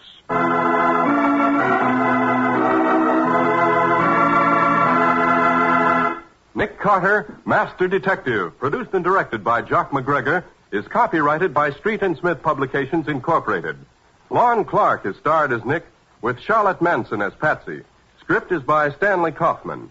Original music is played by George Wright. The programs are fictional, and any resemblance therein to actual persons living or dead is purely coincidental.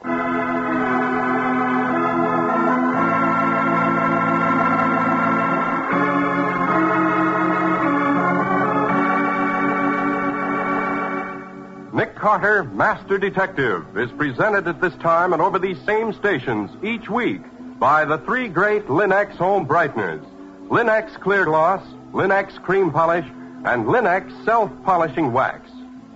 Now the makers of the great Linex home brighteners take this opportunity to send you their most cordial good wishes for a bright new year, filled with contentment, prosperity, and the realization of every personal ambition. May 1946 be the best year you've ever known. This is Ken Powell speaking for the thousands of Linex dealers all over America and saying so long until next week.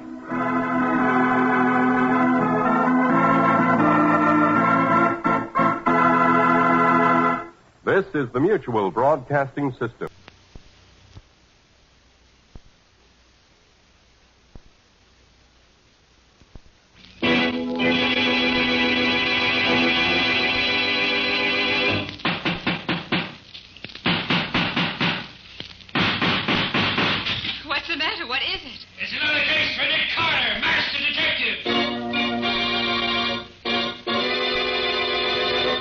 Yes, it's another case for that most famous of all manhunters, the detective whose ability at solving crime is unequaled in the history of detective fiction, Nick Carter, Master Detective. Presented by the three great Lin-X home brighteners, Lin-X Clear Gloss, Lin-X Cream Polish, and Lin-X Self-Polishing Wax. Created by Acme, America's great producer of Acme quality paints. Today's curious adventure, Death in the Pool, or Nick Carter and the Mystery of the Mink Coat. In just a moment, we'll hear how an expensive mink coat helped Nick Carter solve the mystery of the dead man found floating in the lily pool. But first, here's something you'll want to remember. A home is a place to enjoy. That's why you keep it as lovely as you can. Thousands of American homemakers have discovered that Chemtone, the miracle wall finish, is the way to new wall beauty. Now, renewing the beauty of your floors, Lin-X Self-Polishing Wax gives a satiny luster without tiresome rubbing. And it resists wear, water, and dirt amazingly, for it contains real carnauba wax. You can actually clean with a damp cloth or mild suds. What's more, Lin-X Self-Polishing Wax, the non-skid floor finish, resists slip even when water is spilled on it. Get Lin-X Self-Polishing Wax at your paint, hardware, or department store. Headquarters for all three great Lin-X home brighteners and Chemtone, the miracle wall finish. And now for today's mysterious adventure with Nick Carter. As our story opens, Nick and Patsy, his assistant, are driving home a girl who is not feeling well. Where does she live, Patsy? In the Gray Bar Apartments, Nick. It's the one with the big lily pool in the court. Oh, that one. She would live in a place like that. All show, nothing else, just like Sally. I wish you wouldn't talk that way about her, Nick. She used to be one of my best friends years ago. Well, she's no friend of mine. I've no use for girls that drink the way she does. She's had a lot of trouble recently, Nick, and she just drinks to make herself forget. Her husband divorced her about a year ago just because she went out on a few parties he didn't approve of. She's been alone ever since. Funny, you standing up for her, Patsy. Usually you'd be the first to condemn anyone who plays around the way I understand she does. All right, Nick, think what you like. Just as long as we get her home to her apartment so I can put her to bed. Who's going to bed? Evelyn's young yet. Let's go somewhere. The only place you're going, young lady, is home to bed. Well, who's that? I don't know him. Oh, yes, you do, Sally. That's Nick Carter, the man I work with. Never heard of him. This the place? Just ahead, Patsy? Yeah, stop at this first entrance. She lives on this side. Okay. Come on now, Sally. This is where you live. I'll get out first and give you a hand. Help myself. Don't need a hand. Can take care of myself. Want me to go up with you? No, Nick, you wait here. She'll be all right. All right. But don't let her keep you up there all night. I won't. Oh, I better go after her. She'll fall in the lily pool if she's not careful. Yeah. She's getting pretty close to the edge of it. You better... In heaven's name... She sounds terrified. Come on. What's the matter, Sally? What is it? Man in the pool. A man. He's dead. Dead!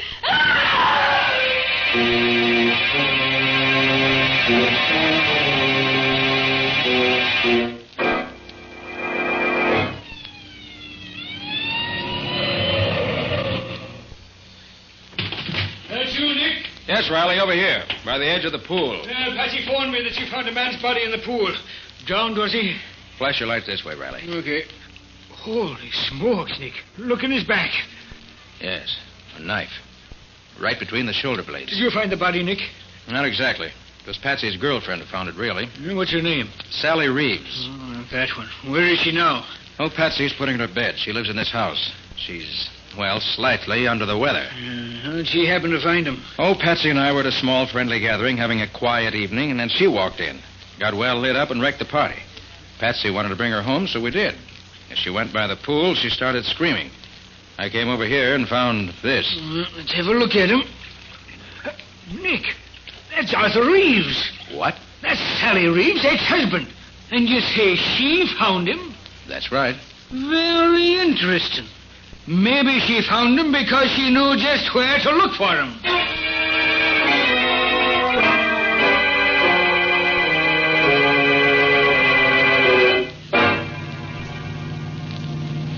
Lieutenant Riley seems to think Sally did it herself. He's a dope. Well, you said she's hated her husband ever since he divorced her, Patsy. Maybe she did kill him. Oh, Nick. Well, she certainly acted guilty enough when they questioned her. That doesn't mean anything, and you know it. Well, maybe and maybe not. Well, Riley will find out.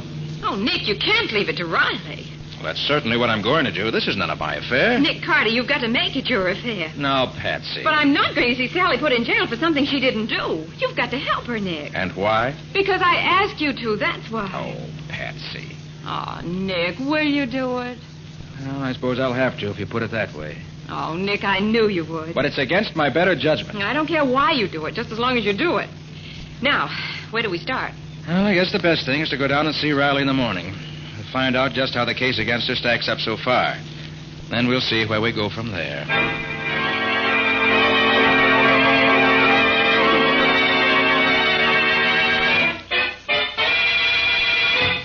Well, good morning, Nick and Patsy.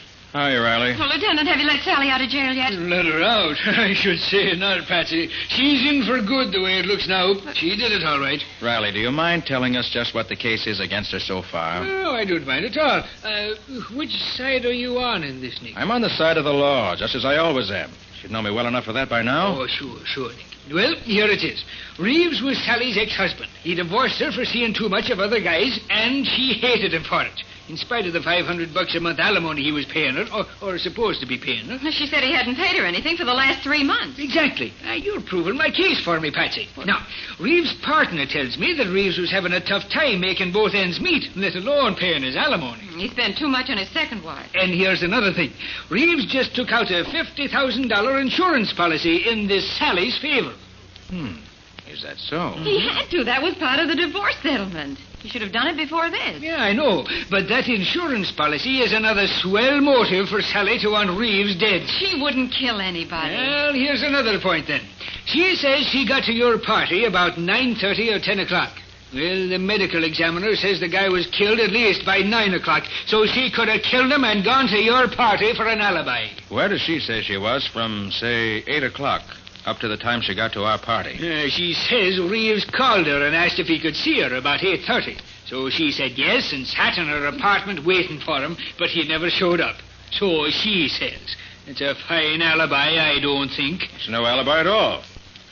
Who was the last one to see Reeves alive? Oh, his partner, Workman. He said Reeves was at the shop, but left to go to see Sally about something. Amazing how everything points to Sally, isn't it?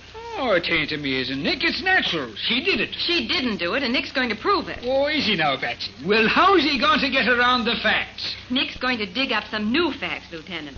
Then you'll see how wrong you are. Well, maybe, but I doubt it. Look, Lieutenant, can I see Sally? Oh, sure. I guess it'll be all right. Would you like to see her now? If I can. Okay, I'll fix it. You go ahead with your investigation, Nick. I'll go back to the office and wait for you when I'm through here. All right. I'll see you then in a little while. I think I'll go down and have a talk with Reeves' partner first.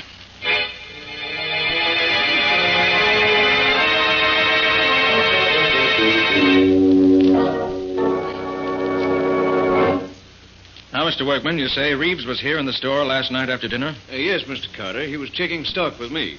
Then he left to see Sally. That was about 8:30. He said he'd be right back to help me finish checking. Did he say why he wanted to see her? He said he was going to ask her to let him out of some of the alimony he owed her. I see. But he didn't come back. No. I stayed here by myself until about 1 o'clock. Mm-hmm.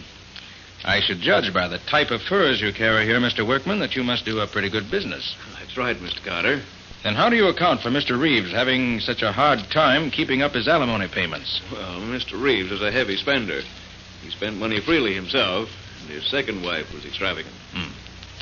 Did Reeves have any insurance with the partnership? The kind, I mean, that leaves you any money if he dies. Oh, no, Mr. Carter. We talked about it, but decided it wasn't necessary. Have you and he ever had any trouble? Oh, not the slightest. We've always been the best of friends. Mm-hmm. Well, thanks for your trouble, Mr. Workman. I guess that's all for now. Anytime I can help you, you let me know. Oh, by the way, mind if I use your phone? Oh, not at all. It's on the desk over there. Thanks. Just want to call my office. I'll be in the back room if you want me. Thank you. Nicholas Carter's office. Oh, Patsy, how'd you find Sally? Oh, better than I expected, Nick. She's so mad at Riley for thinking she did it that she hasn't had time to be depressed. How'd you make out? Nothing new. That is, nothing definite. I'm going to see Reeves' wife. Then I have to drop in on the DA, so I may be tied up the rest of the day. Oh, that's good, Nick, because Sally wants me to go and stay in her apartment while she's away. She has a cat and a canary, and she wants me to take care of them. And I swell idea. What's so swell about it? What don't you see? It'll give me a chance to go all through her things. I'll bet you I find something to help prove she's innocent. Or guilty. Now, Nick, don't be like that. If you'll drop over there around 8 o'clock tonight, I'll show you what I found. Okay, see you about 8 then. At Sally's apartment.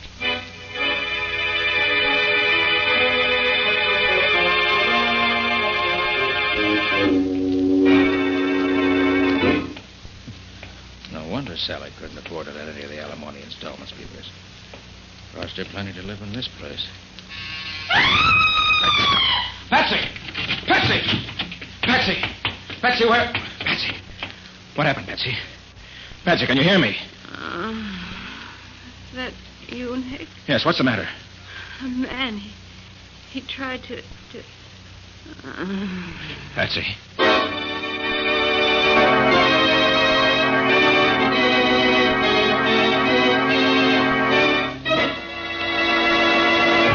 Well, what started out to be, for Nick at least, a routine investigation has suddenly taken a strange turn.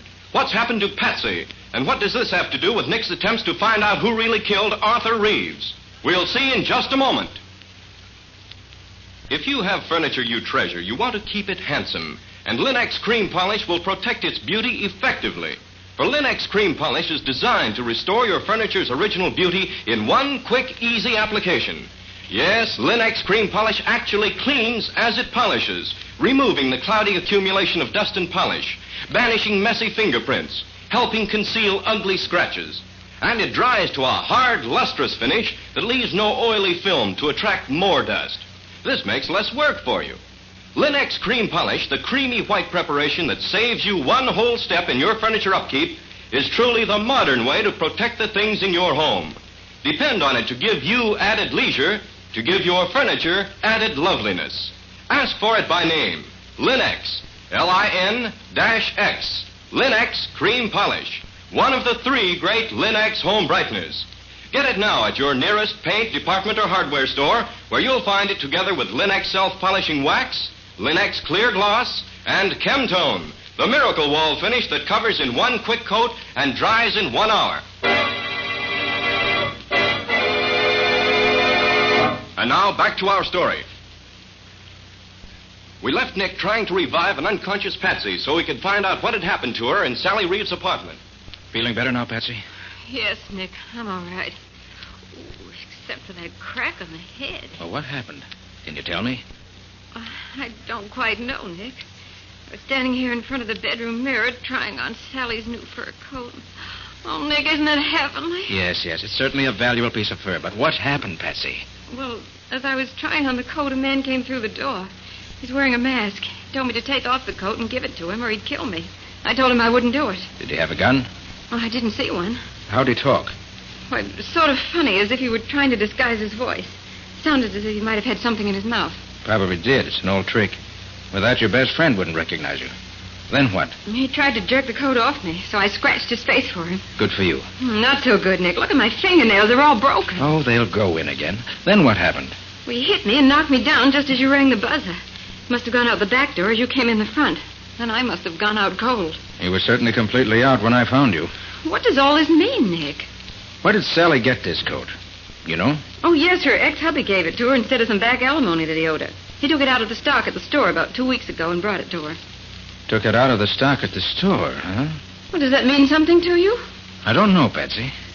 But either this coat is tied up with a murder, or it's an extraordinary coincidence. Well, how can you find out? Get the history of the coat, first of all. Well, how do you do that, for heaven's sakes? I know a man who can tell me. Come on.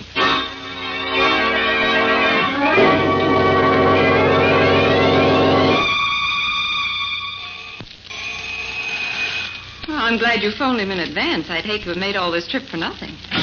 Hello, Mo. Nick, how are you? Come in, come in. This is Patsy Bowen, my assistant, Mo. How do you do? Hello, glad to see you. And now, what is this puzzle you say you got for me, eh? Here's a fur coat, Mo. Have a look at it. Why, it's beautiful, Nick. Beautiful. What can you tell me about it? Well, it's worth at least $4,000. No, that isn't what I mean. What can you tell me about the coat itself? Oh, everything I could tell you about it, Nick. But I might have to rip it apart a little here where it's sewed. Go ahead. I want to know as much as you can tell me. Sure, Nick, sure. Now, I rip a little of the lining here. Then I cut a few of the stitches here, where the skins are sewed together. Now, look, Nick. Mm-hmm. Yeah. You see this little blue mark on the skin here? Yes. That means the coat was sold by Fishburne Brothers. Their mark. The skins were sewed together by Herman Schultz, who works for them. Nobody else in the business stitches like Herman. Anything else? Well, Fishburne Brothers make up the coat. They sell it to a retailer. That's all I could tell. Suppose they could tell me anything else about it? You can ask them. They got a store right down the block from me. I could telephone them that you are coming, and they should take good care of you right away. Thanks, Mo. Oh, by the way, that knife there on the counter, is that any particular kind of knife? All for you who make garments use them, Nick. That is a good knife for trimming the skins. Why do you ask? Oh, just saw one while ago, and I was curious. Come on, Patsy. Let's go see Fishburne Brothers.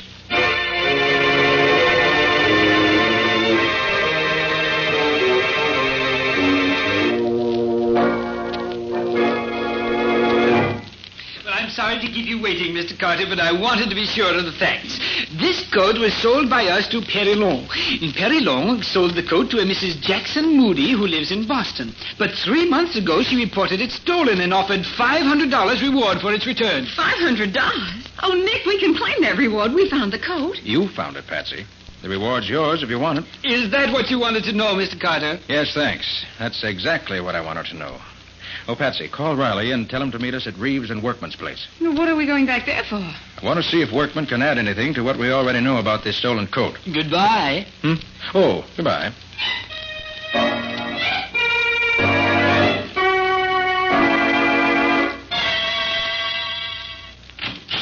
Why, Mr. Carter, I didn't expect to see you again tonight. I just want to ask you a few more questions, if you don't mind. Oh, no, not at all. Come in, all of you. Working pretty late, aren't you? Yes, I am. You see, without Mr. Reeves, there's so much more for me to do. Pretty dark in here for you to be working, isn't it? Oh, no, I can see plenty well in this light. Well, Lieutenant Riley has to make some notes, so... Make notes? On what, Nick? Why, on Mr. Workman's answers to my questions, naturally.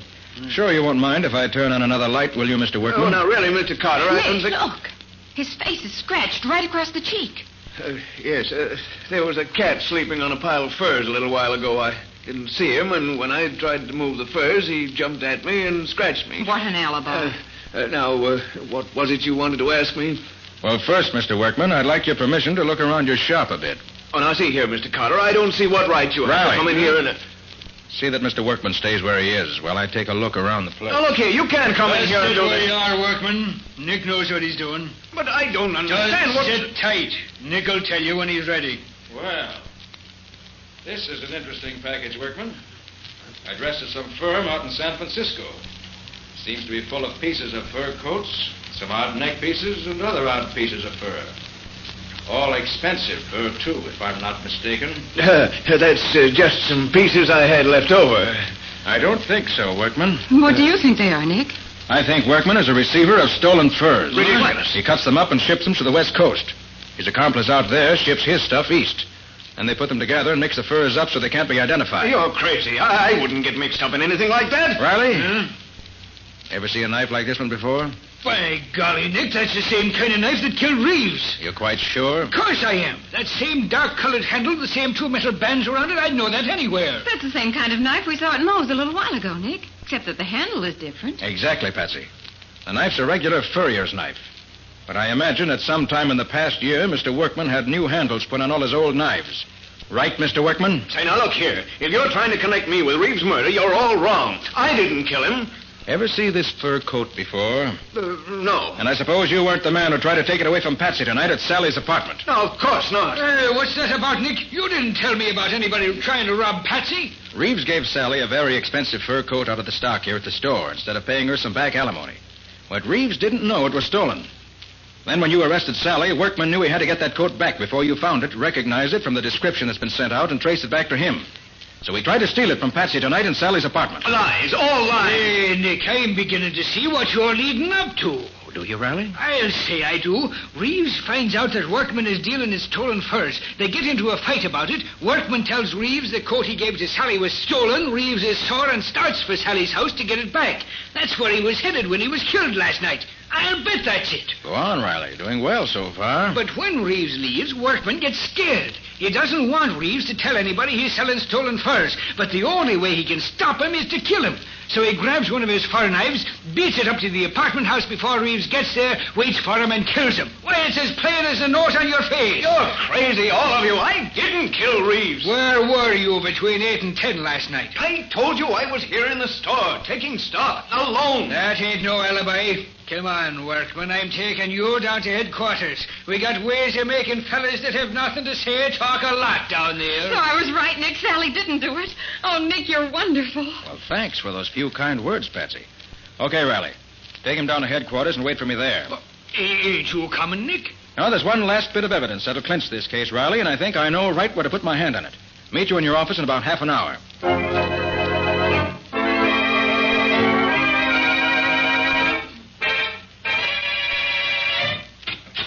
Oh, there you are, Nick. Well, glad to see the four of you gathered here to welcome me. Riley, Patsy, Sally, and Mr. Workman. Now let's sit down and be real cozy. What's all this about, Mr. Carter? They won't tell me anything except that you've got some news for me. Okay, Nick. Okay, Riley, go right ahead. Well, Sally, it's like this. Mr. Workman here is the man who killed your ex-husband, Arthur Reeves. That's a lie, Riley. Oh, no, it ain't. Selling stolen furs, your knife, Sally having a fur coat that was stolen, and you trying to get it back, it all adds up. Just wait till the jury gets it. Then, you know I didn't do it. Of course we know it. And I'm apologizing right here and now to both you and Patsy for being such a dumb idiot as I was. I should have known you wouldn't kill him. Isn't it wonderful, Sally? You're free. And Nick did it. I knew he would. Now I can collect the $500 reward for recovering the stolen fur coat. Oh, it's just super, Patsy. You collect that money, and I'll collect the $100,000 on the insurance that Arthur took out for me. I don't think you will, Sally. But, Mr. Carter, why not? Yes, Nick, why can't she get that money? Sally, Yeah? you told me Reeves never got to your apartment last night. That you didn't see him at all, didn't you? Yeah, that's right. I waited and waited, but he didn't come. Riley, got the things you found in Reeves' pocket? Well, sure, Nick. Sure. Right here. There you are. Sally, in Reeves' pocket was a bill for women's clothes, addressed to you, postmarked the morning of the murder. It must have been delivered to you that afternoon. Now, if you didn't see Reeves, how did that bill get in his pocket? Why... You did see him, didn't you? Yes, he tried to take my fur coat away from me, but I wouldn't let him. And you got into an argument about money, didn't you? He was broke and couldn't give you any, so you gave him this bill and said he could at least pay that, right? Well, And by the time he left you, you were so mad you could have killed him, weren't you? But I didn't kill him. Workman did. Workman didn't kill him, Sally. You did. After he left, you grabbed up that furrier's knife, ran down the stairs, rushed over to where he was still standing beside the pool, and plunged the knife in his back before he knew you were there. No, I never owned a knife like that. I couldn't have done it. Ever see this picture, Sally? Huh? I found it in your apartment a few minutes ago. A flashlight shot of a tea party you had in your apartment. Dated 3 months ago. And on the table is one of Workman's fur knives being used as a cheese knife. So you did own a knife like that. All right, I did kill Arthur. I had to have money quick. I got a lot of bills that have to be paid. He wouldn't give me any money. Insurance was all I could get. So I killed him. Well, Nick, so she did do it. I was right all the time. I told you I didn't do it. I knew you didn't do it all along, Workman. But I had to do it this way to break down the case against Sally. Sorry. You say you knew all along, Nick? Certainly. I knew Workman couldn't have done it because he'd never have chosen such a public place as the court inside a large apartment house at 9 o'clock on an early fall evening. There's altogether too much chance of his being seen. He'd have picked a much safer spot. Furthermore, he never would have killed him before he got that stolen coat back from Sally. No, Riley, only someone who was so mad they didn't stop to think would kill a man in such a public place. Well, then I gotta let Workman go? He was dealing in stolen furs, wasn't he? Oh, by golly, you're right, Nick. I'll see that he gets his for that, I will. Come along, you. And you too, Sally Reeves. I'm going to put you both right where you belong. I knew it was you right from the very first. And Nick Carter's going to show me up. Well, Nick, I was certainly wrong that time. And the right person is going to pay for Reeves' murder. Those are the things that really matter. Always.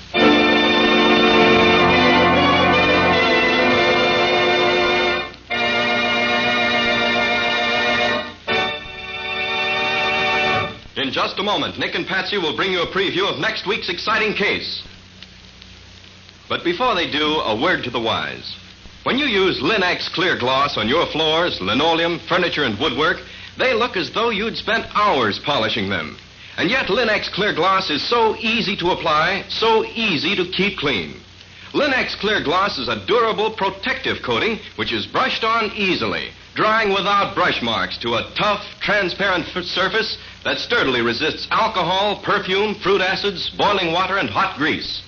The brilliant beauty of Linex Clear Gloss is a constant source of satisfaction to every homemaker, for it wears and wears, keeping its good looks for a long, long time. Linex Clear Gloss keeps dirt on the surface, too, where it's easily wiped away.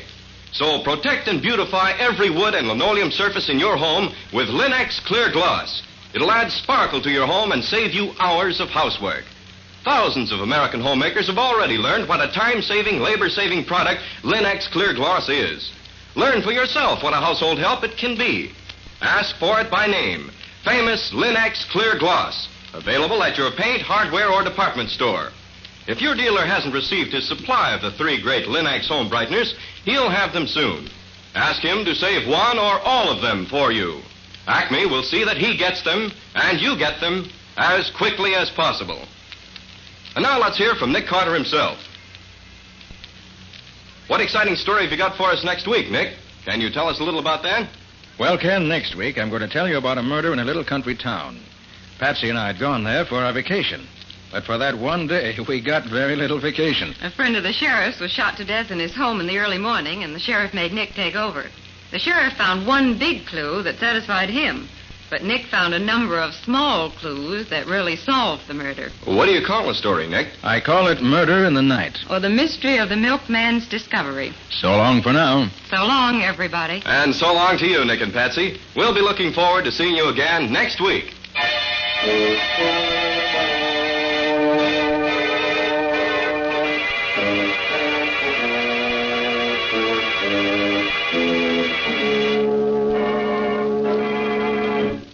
Next week at the same time, listen to another curious experience of Nick Carter, Master Detective, entitled Murder in the Night. Or Nick Carter and the Mystery of the Milkman's Discovery. Nick Carter, Master Detective, is a copyright feature of Street and Smith Publications, Incorporated. It is presented at this same time and over these same stations by the 3 great Linex home brighteners. Linex Clear Gloss, Linex Cream Polish, and Linex Self-Polishing Wax. Created by Acme, America's great producer of Acme quality paints. In the Nick Carter Adventures, Lon Clark is starred as Nick. Helen Choate is featured as Patsy. Original music is played by Lou White. The programs are written and directed by Jock McGregor. This is Ken Powell speaking for the thousands of Linex dealers all over America and saying so long until next week. This is Mutual.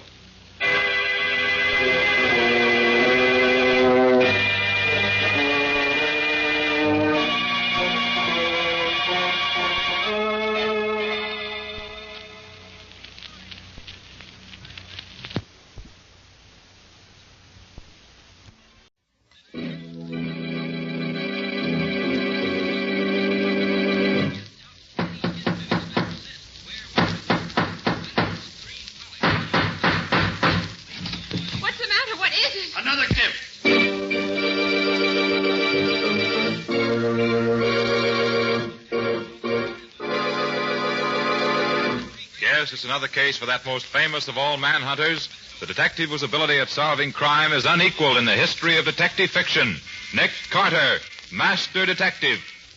Tonight's curious adventure, The Double Disguise, for Nick Carter and the mystery of the kidnapped heiress.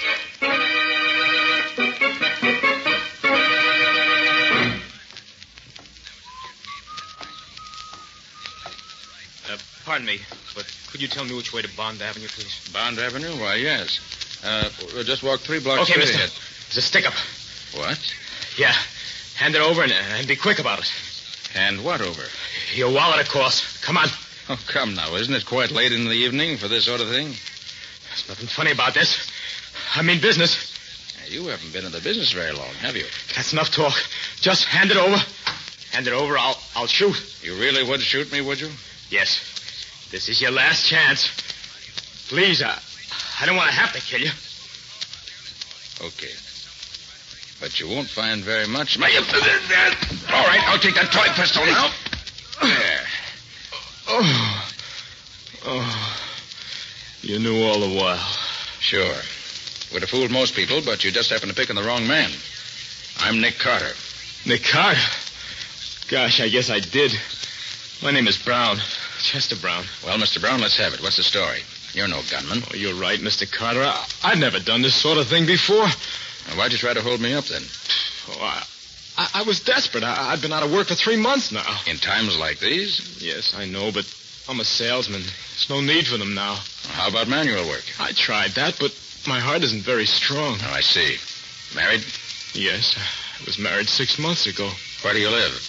We live in a couple of rooms in a boarding house. Only a few blocks from here, Mr. Carter. Why do you ask? I'd like to go home with you and meet your wife. Oh, that means you aren't going to turn me over to the police. No, not yet, at least. Oh, thanks. But one never knows, Mr. Brown. Let's go.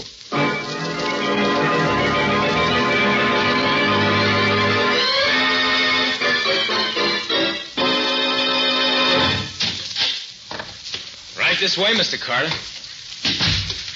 Stella! Oh, Stella! Stella! That's strange. She isn't home. Maybe she went out for a while. At this time of night? She'd be back by now. What does it mean? Well, it probably doesn't mean much. Oh, wait a minute. Here's a note. Perhaps this will explain things. Here, let me have it. Dear Chet, I'll be gone for a few days. Don't worry about me. All our troubles will soon be over. We're coming into a fortune. I can't explain anymore now. You're Stella. Well, congratulations. Ah, look what's enclosed. $100 bill. May I see it, please? Oh, here you are. Gosh, I can't believe it. It's too good to be true. Tell me, Mr. Brown, has your wife any rich relatives? Rich relatives? Never heard her speak of any. Mother and father no longer living. Well, she has an uncle, a man by the name of James Spear. He lives somewhere out in Colorado. Maybe it's he. Yes, maybe. What are you doing, Mr. Carter? Just checking the number on this bill against a list I have here. But why? What is it? Mr. Brown, I'm afraid my congratulations were a bit premature. What do you mean? Have you read the evening paper? No, I haven't seen a paper all day. Why? Michael Stillfield, the banker, was murdered last night. $10,000 was stolen from his private vault in one of the cleverest safe-cracking jobs seen here in years. Yeah, what's that got to do with this? The stolen money consisted of $100 bills. So what? The bill your wife left for you was one of those stolen by the murderer.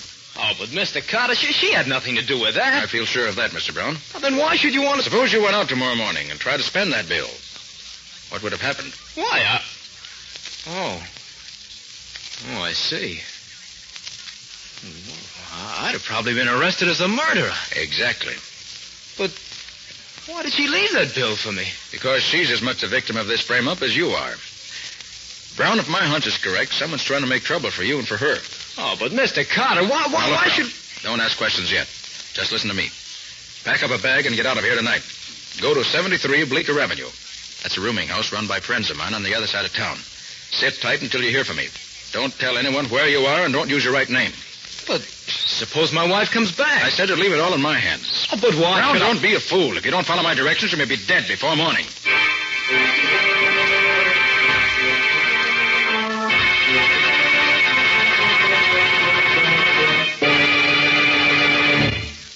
So you don't think either Brown or his wife had anything to do with the murder, Nick? No, Patsy, I don't. Too obvious a frame-up. A frame-up? Yes, don't you see? The murderer persuades Mrs. Brown to go somewhere with him on some pretext or other and gives her one of the stolen bills to leave for her husband, who's sure to be arrested if he tries to spend it. But why should the murderer want to pin the job on Mr. Brown? That I don't know the answer to, Patsy. Except that for some reason or other, he wants to get Brown out of the way. Hello? Hello, Nick. I'm glad I found you in. Oh, Riley, what is it? You still say you're not interested in the Stillfield killing? Well, as a matter of fact, Riley, something's happened since you spoke to me about it. I've changed my mind. Oh, so you've heard already? Heard? What? About the big Postal Express robbery down on Front Street. That's where I'm calling from.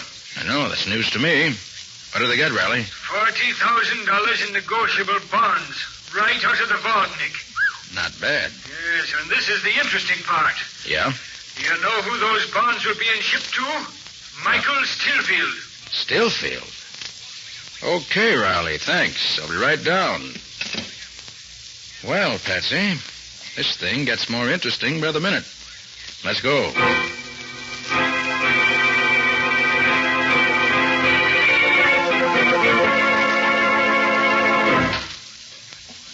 Here you are, Nick. Hello, Patsy. Hello, Lieutenant. Well, Riley, let's have a look. Sure thing, Nick. Come on inside. Now, this is Mr. Johnson, Nick. He's in charge of the express office. How do you do? So glad you came, Mr. Carter. Nothing like this has happened in the 30 years I've been with the company. Well, I suppose there's always a first time, Mr. Johnson. That's the vault over there, Mr. Carter. No, thanks. Certainly don't come any finer. That's true, Mr. Carter. Absolutely burglar-proof. Or so we thought. Was anything else taken? No, just the bonds. And they're as good as cash, you know. When did you discover that they were missing? This morning. They were put in that vault last night. I watched the bookkeeper do it myself. I see. And you were the one who closed the vaults? That's right. I closed it and adjusted the time mechanism myself. Well, seems to be intact. That's just it, Mr. Carter. I can't understand it.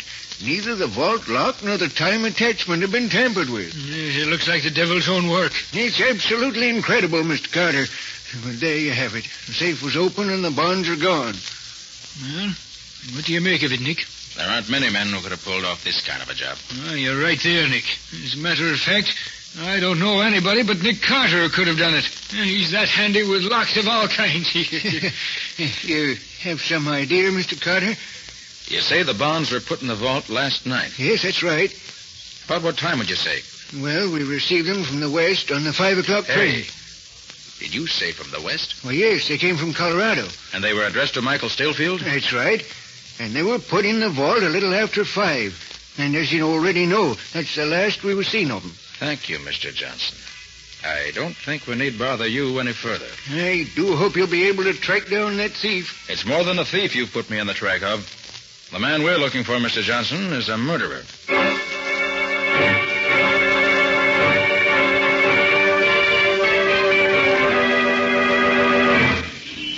Hey, what was that stuff you were giving Johnson about looking for a murderer, Nick? That's exactly what I meant, Riley.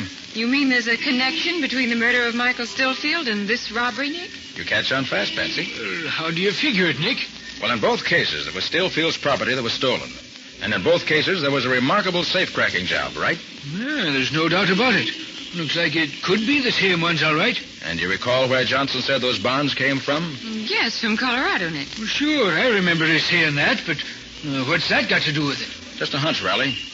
By judging by the way these two safes were broken into, I think I know who probably did it. Who? Clint Bartow. Clint Bartow? Oh, you're having me believing the dead come to life again, Nick. Why, don't you remember? He was reported dead 5 years ago up in Canada someplace. Yes, but where Clint Bartow's concerned, I don't have much faith in that kind of a report. He's the most dangerous and resourceful criminal on the continent. Riley, I wouldn't be surprised that he had that report circulated purposely. Well, no, I hadn't thought of it that way. Furthermore, I suggest you make a thorough check on the background of Michael Stillfield, the murdered banker. An idea there may be some interesting facts turned up. Okay, Nick, it's as good as done. When you get the information... Well... What is it, Nick? We're being followed. Huh? Well, not for long we won't be. Now, just let me... Wait a minute. I want to handle this my own way, Riley. You continue on the way you're going. Patsy and I'll turn up this side street. Okay, Nick. I'll be seeing you. So long. So long, Riley. All right, Patsy, come along this way. Is he still following, Nick? Yeah.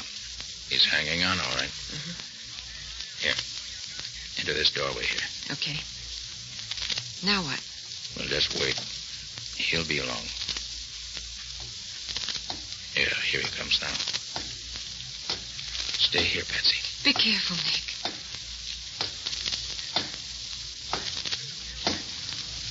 Hey, you. What's the idea of following me? What? Who? Me? Yes, you. You've been tailing me ever since... Oh, no, you don't. Hang on. Let go of me. I ain't done nothing, mister. No, not yet you haven't. Now talk, my friend. And let's hear something interesting. Okay. I was tailing you. That's what I thought. What's your game? Oh, not my game. It was some bloke I met near the express office. Yes? What about this bloke? Well, he says there's a 10 spot in it for me if I keep an eye on you all day. You know, see where you go and what you do. Well, then what? Well, that's all, mister. And I was supposed to report back tonight at 8 with a dope and get paid. I see. Where were you supposed to report back? Beach Street, opposite the railway station.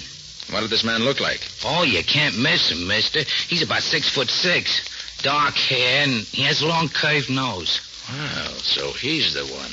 Oh, you know him, huh? Yes, I think I do.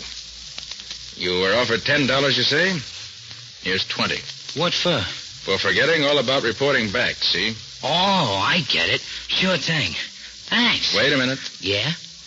I want to get a good look at you. Huh? Mm-hmm. Yeah. Okay, I shan't forget what you look like in a hurry. Now beat it, and remember, stay out of my way. Okay, mister. All right, Patsy, come on. What now, Nick? We're going back to the office. I've got a special job to do now that requires a complete change of wardrobe. In fact, Patsy, a complete change of everything.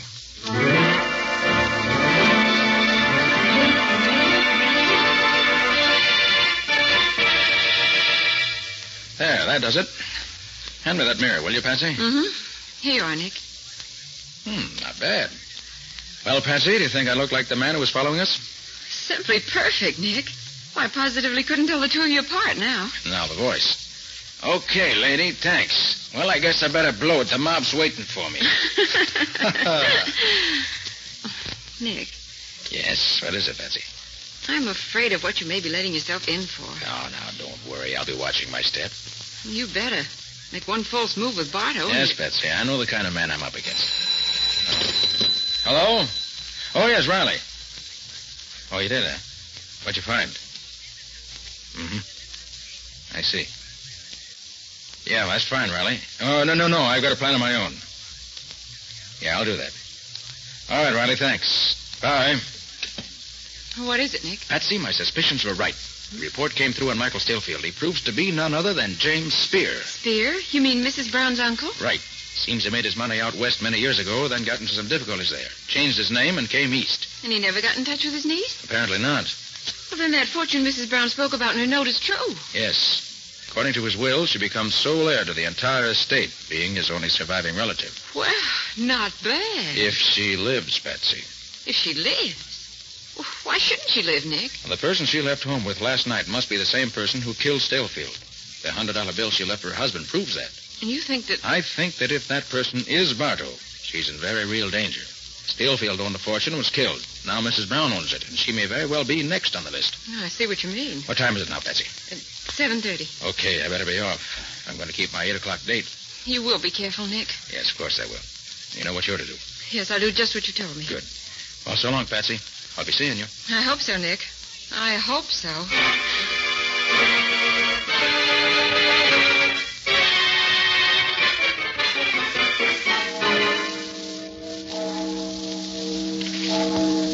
Now, 8 o'clock. And this is the corner, all right. But nobody seems to be sure. Wait. Uh-oh. You waiting for someone, Bud? Yeah. I was supposed to meet a guy here at 8. Okay, I guess you're the one. Follow me. Where are we going? I'm taking you to the boss. Where's that? You'll find out. Come on.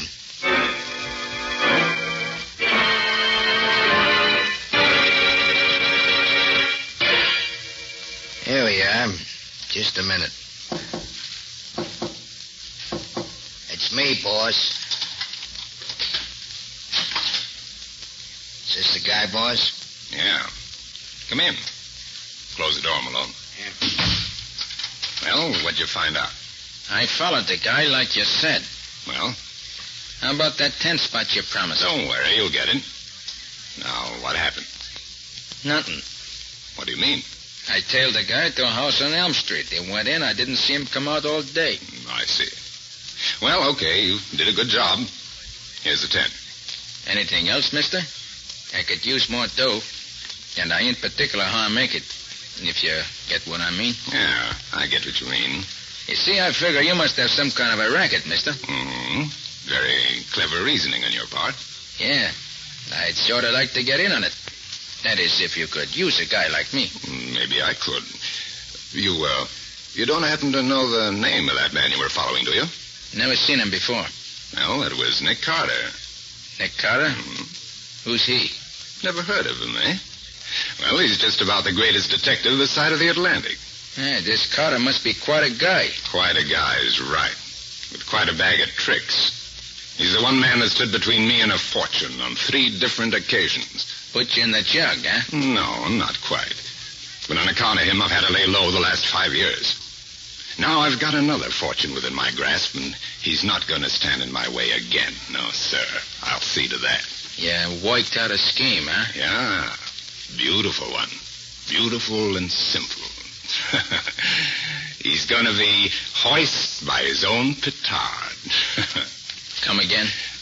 One of his own great tricks is going to be his undoing. I don't get you. All right, Nick Carter. You can come out from under that trick voice now. Keep him covered, Malone. Yeah, mate. Well, congratulations, Bardo. I was sure I had you fooled. It was a neat job, Carter. Your resemblance to Trigger is absolutely uncanny. Trigger? Yeah, one of my own men. Oh. It was all a frame, and you fell for it. Knowing you and your tricks, I figure that's exactly what you do. And now that I'm here, what do you propose to do? Something I should have done a long time ago. This is the end of the road for you, Carter. Bardo, I think you're bluffing. Oh, you do? Yes, I do. Why'd you have to go to all this trouble? You could have had one of your men shoot me in the street. No, Carter, I had a special reason for wanting to bring you here alive. Yeah? What's that? I wanted to see the look on your face when I opened the door to this inner room and you saw this. What? Chester Brown? Yeah. And I assure you he wouldn't be sleeping so peacefully if he knew what I was planning for him. And for you. Hey, you, wake up. Wake up. You've got company. You gave him too much of that dope, Malone. You might have killed him. So what, boss? Ain't that what you want? Yeah, but I want him to wait until Mr. Carter could keep him company. I want them to go out together. Come on, you. Wake up. What's all of... You may not believe it, Brown, but this tough-looking thug is really our old friend Nick Carter. Oh, so it's you, Mr. Carter. I thought I told you to hide away at that address I gave you. I did. These guys found out where I was. Did you tell anybody where you were? No, nobody. I just gave my address to my old landlady so she could forward my mail. Right boy, isn't he, Carter? Well, now that I've got you both here together, I'm going to hang you both together. Trigger. Yeah, boss? Come in here. Help Malone tie this great detective up while I keep him covered. It'll be a pleasure, boss. Hello there, detective. And thanks again for that 20. Don't mention it. You want this other guy too, boss? Yeah, get him up on his feet. I want to watch them dance together. Yeah. Come on, you. Come on up, sonny boy. Okay, boss. All set. Did you frisk him? Yeah, he's clean. Here's his gun. All right, then. Mr. Carter, what are they going to do? Looks as if they mean to hang us. No, they can't do that. You can't. I haven't done it. Squeal like a stuck pig. Be like Carter. He isn't saying a word. I still don't believe you're going through with this, Bardo. No. Get Carter's rope over the rafter at this end. Put Brown's rope over the other end. Come on. There you are, boss. Good. Now a couple of chairs for him to stand on. See here, Bardo. You've nothing to gain by murdering us in cold blood this way. You've killed one man already. You've stolen $50,000. What more do you want? $50,000? That's pin money. Stillfields is worth $5 million. What about it? That fortune's going to be mine, every cent of it. And you're the only man that might stop me, so I'm taking no chances. I know you're clever, Bardo, but I can't see how you're going to get your hands on Stillfield's money now that he's dead. On the contrary, Carter, that's what makes it all so simple. Because it makes Mrs. Brown his sole heir. And Mrs. Brown has been led to believe, by something that I said, that I'm a lawyer. And she's already turned over to me all the credentials necessary to claim her uncle's fortune. I'm sure my own wife will have no trouble at all convincing the real lawyers that she is Mrs. Brown. The real Mrs. Brown, poor woman, won't be with us very long, I'm afraid. Oh, you fiends, you devil, get after you. Oh. So that's your devilish scheme, is it? Yes, and it's a scheme that I'm sure is going to pay off. I don't think so, Bardo. What do you mean? You really don't think I was foolish enough to come up here without taking certain precautions? Such as what? The police know exactly where I am. I'm afraid the laugh's on you, Bardo. Yeah? Look out of the window, Trigger. Okay. I don't see nothing. Hey, wait. Say, there is a cop across the street. What's he doing? Just stand there. Hey, maybe there's something to it, boss. Let's get this thing over with and beat it. Okay. Maybe what you said was so, Carter. It isn't going to help you much. Get them up in the chairs, boys. Right. Come on. Up you go. Come on. Up you go. Yeah, that's it. Are the ropes tied fast, Malone? Yeah, boss. Both of them are okay. Well, goodbye, Mr. Brown and Mr. Carter. No, you can't. Okay. In the street. Kick the chairs away, boys. Dance, Carter, dance. All right, boys. Let's get back to the hideaway.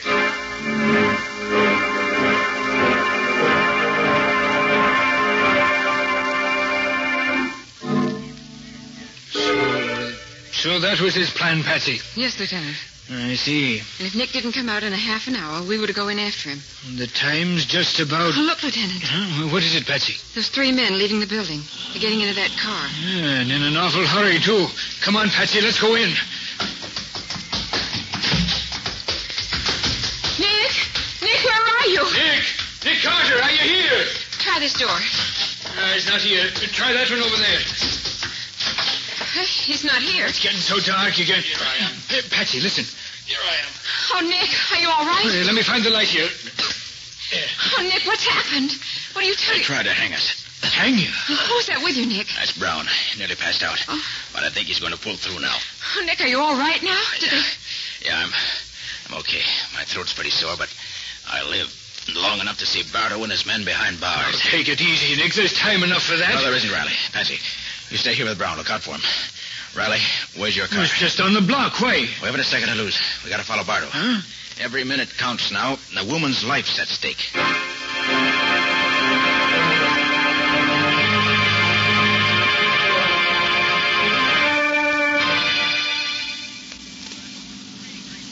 There's no sign of him yet, Nick. Oh, that's all right, Riley. Keep straight ahead on this road. Hey, do you have an extra gun in the car? Yeah, you'll find one under the seat there. Good. Oh, yes. Here it is. Well, how does your head feel, Nick? Much better now.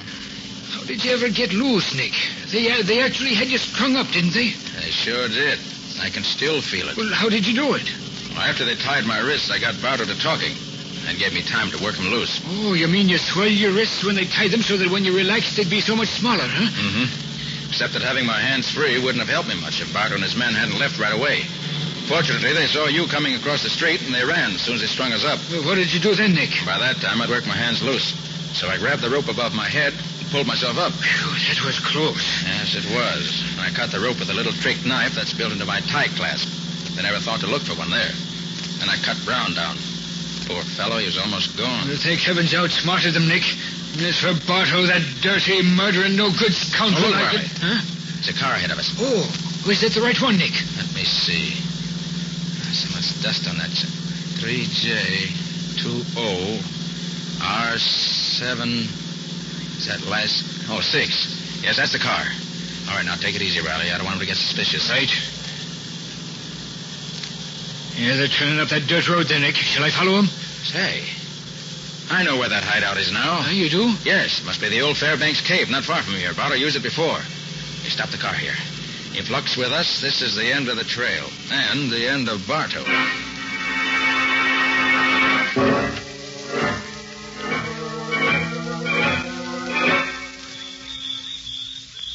Yeah, that's it over there, Riley. See it now? Yeah, we got him cornered like rats, Nick. All we have to do now is sit tight and wait for him to come out. No, that won't do. They've got Mrs. Brown in there. We gotta get in before it's too late. Hey, Nick, there's someone coming out. It's Trigger. Come on, Riley. This is our chance. Quiet now. We'll creep up on him. I'm right with you, Nick. You get behind him.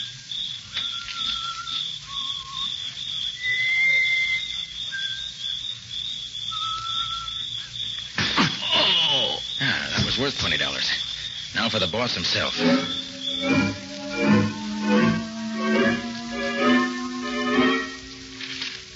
Well, boss, when are we going to get it over with? Right now, Malone. Did you take a look at her?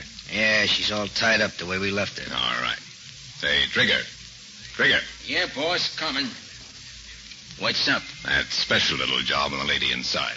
We're going to take care of that right now. Then what, boss? What do you mean, then what? Then we bury her, of course. That's the end of Mrs. Brown. Then my wife takes over, claims the fortune, and we're all set for life. Oh, yeah. I was forgetting that you're going to palm the wife off as Mrs. Brown. You talk too much, Trigger. I prefer action. And so do I. Get your hands up, Clint Bartow, and you too, Malone. Hey, what is this? Boss, that's... Hoist by his own petard, eh, Bartow? Carter.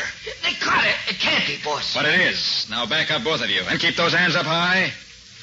Riley. Yeah, Nick. Come on in. Good work, Nick. Were you in time? Yes, Mrs. Brown's okay. She's inside there. Well, I guess we can call it a day, Nick. You saved the lives of the Browns, and we got Bartow and his gang where we can put him away forever. Yes, Riley, that's true. Clint Bartow and his tricks. Hoist by his own petard. Huh? What in the world does that expression mean, Nick? It's an old Hindu proverb, Riley. It means, man who make noose for other fellow, sometime find it around own neck.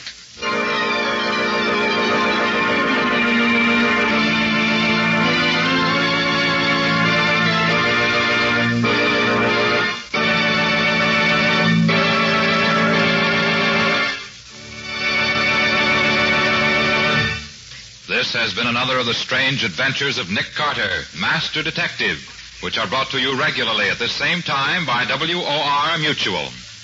What's on the menu for next week, Nick? Imagine a murderer sitting in the death cell at State's prison. It's just 8 hours before he's scheduled to die in the electric chair. And then suddenly he sends for Nick Carter to prove he's innocent. Why did he wait so long before he sent for Nick? Well, that's all a part of the story, Joe. But I want to tell you that the next 8 hours are about the busiest 8 hours that Nick ever spent. And was he innocent? That's also a part of next week's story. In other words, Mr. Ripley, we're just not telling anymore until next week. So I see. But I think when you've heard it, you'll agree that it's a story well worth hearing. So long. So long, folks. So long to both of you for another week. In the strange adventure you have just heard, Nick Carter was impersonated by Lon Clark, Patsy by Helen Choate. The story was written for Nick Carter by Ralph Berkey. Original music was played by Lou White. The entire production was under the direction of Jock McGregor.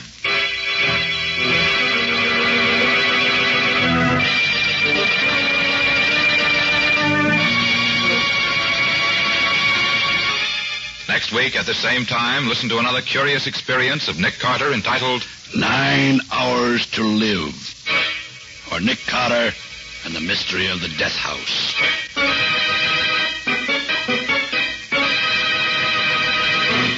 This story is a copyrighted feature of Street and Smith Publications, Incorporated. The Return of Nick Carter is produced in the studios of WOR and is broadcast over most of these stations every Saturday evening at 7 o'clock Eastern Wartime. This is Mutual.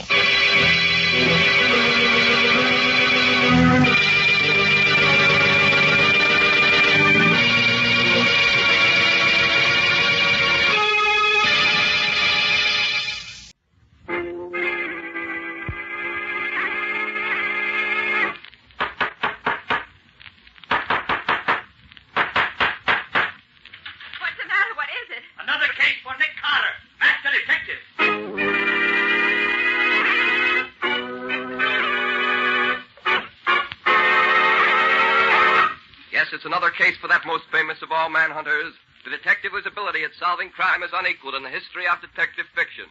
Nick Carter, Master Detective. Tonight's curious adventure, Murder by Magic, or Nick Carter and the Mystery of the Missing Identity.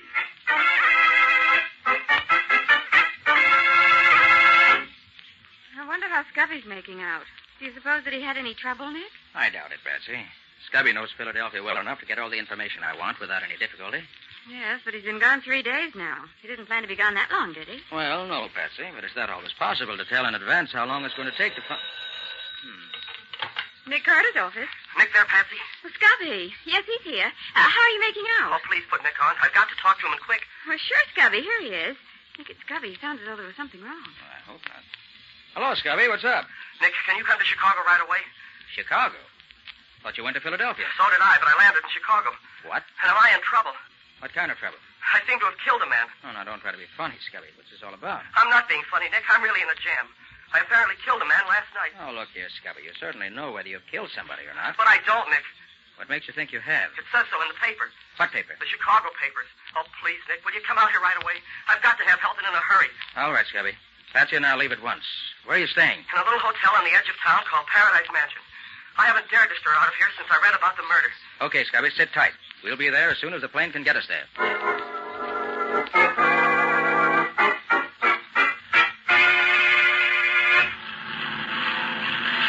Gosh, Nick, we were awfully lucky to get seats on this plane. Yes, Patsy.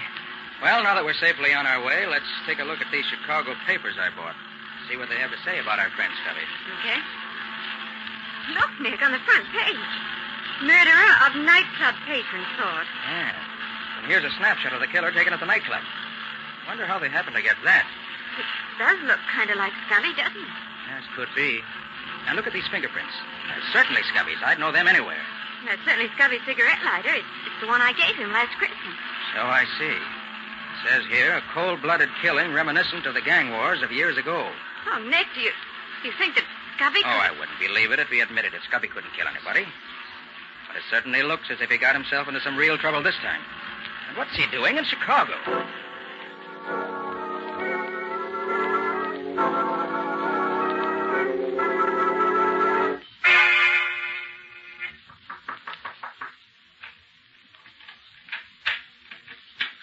Oh, Nick. Hi, Scubby. Oh, I never was so glad to see anyone in my whole life. Scubby, are you... Come in quick. Let me get this door closed. Jittery, huh? Yeah. Well, I'm glad to see you're still out of jail. Oh, Nick, don't joke about it. I'm just about crazy. Look, I'm in a jam. Well, suppose you sit down and tell us just what happened. And begin at the beginning. Don't leave out anything. All right. Well, it's quite a story and pretty unbelievable, but I'll try to tell it the best I can. As you know, I started for Philadelphia, and I was sitting in the airport waiting room, waiting for my plane to be announced, when somebody stumbled over my feet.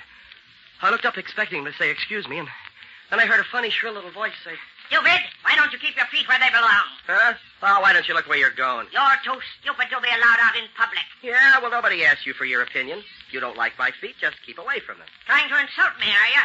You're not even fit to speak to me, you stupid idiot. Look here, Bud. That's 3 times you've used that word stupid about me.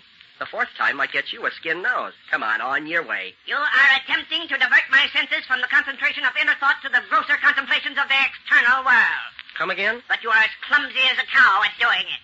Look, fella, if you've got somewhere to go, just go ahead. Your room is better than your company. You are being sarcastic. That is because you do not know who I am. All right, I'll bite. Who are you?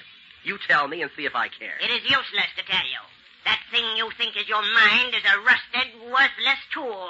A sponge too dried out to soak up anything. Oh, dumb, you mean? Exactly. Do you really want to know who I am? Quite frankly, I don't give a tinker's damn. I am Chi-Chi, the omnipotent. In the central council of the farthest inward, I am the most completely self-equipped. Brother, you don't make sense. I am the mystic. In the whole council, I am the most honored. There has been, in 20 generations, no other great enough to be the mystic. But I am he. Okay. Well, now that we've settled that, how's about some peace and quiet? You have offended me grievously. I do not let such offenses go unpunished. I shall sit here beside you and decide what your punishment is going to be. I shall say no more until I have decided. Okay. Well, happy thoughts, my mystical little pal. So he sat down beside me and didn't say another word. He was a funny, weaseled-up little man, and he amused me rather than worried me, so I forgot all about him. Did he take the same plane you did? Oh, don't get ahead of me, Patsy. I was tired from working all night and then the night before, and I guess I must have dozed off. The next thing I knew, somebody was shaking me by the shoulder. Come on, Palsy. Snap out of it. This is as far as this cab goes. Hey, wake up, Palsy. This is where you get off. Huh? Oh, sure. Sure, I'm awake. Come on, Palsy. This is your hotel. Must have been some night you had last night, huh, Palsy? Oh, stop calling me Palsy. Sure. Whatever you say, Palsy. What the deuce is the matter with me? Why does my head feel so foggy? What? Hey, where am I? Where's the plane? Look, Palsy, I don't know who you're kidding, but this is where you live. Are you getting out or you going to stay in a cab? Well, where's my baggage? You're a great little kidder, Palsy. Now, come on. Get out. You better get some sleep. There's nothing like it for a hangover.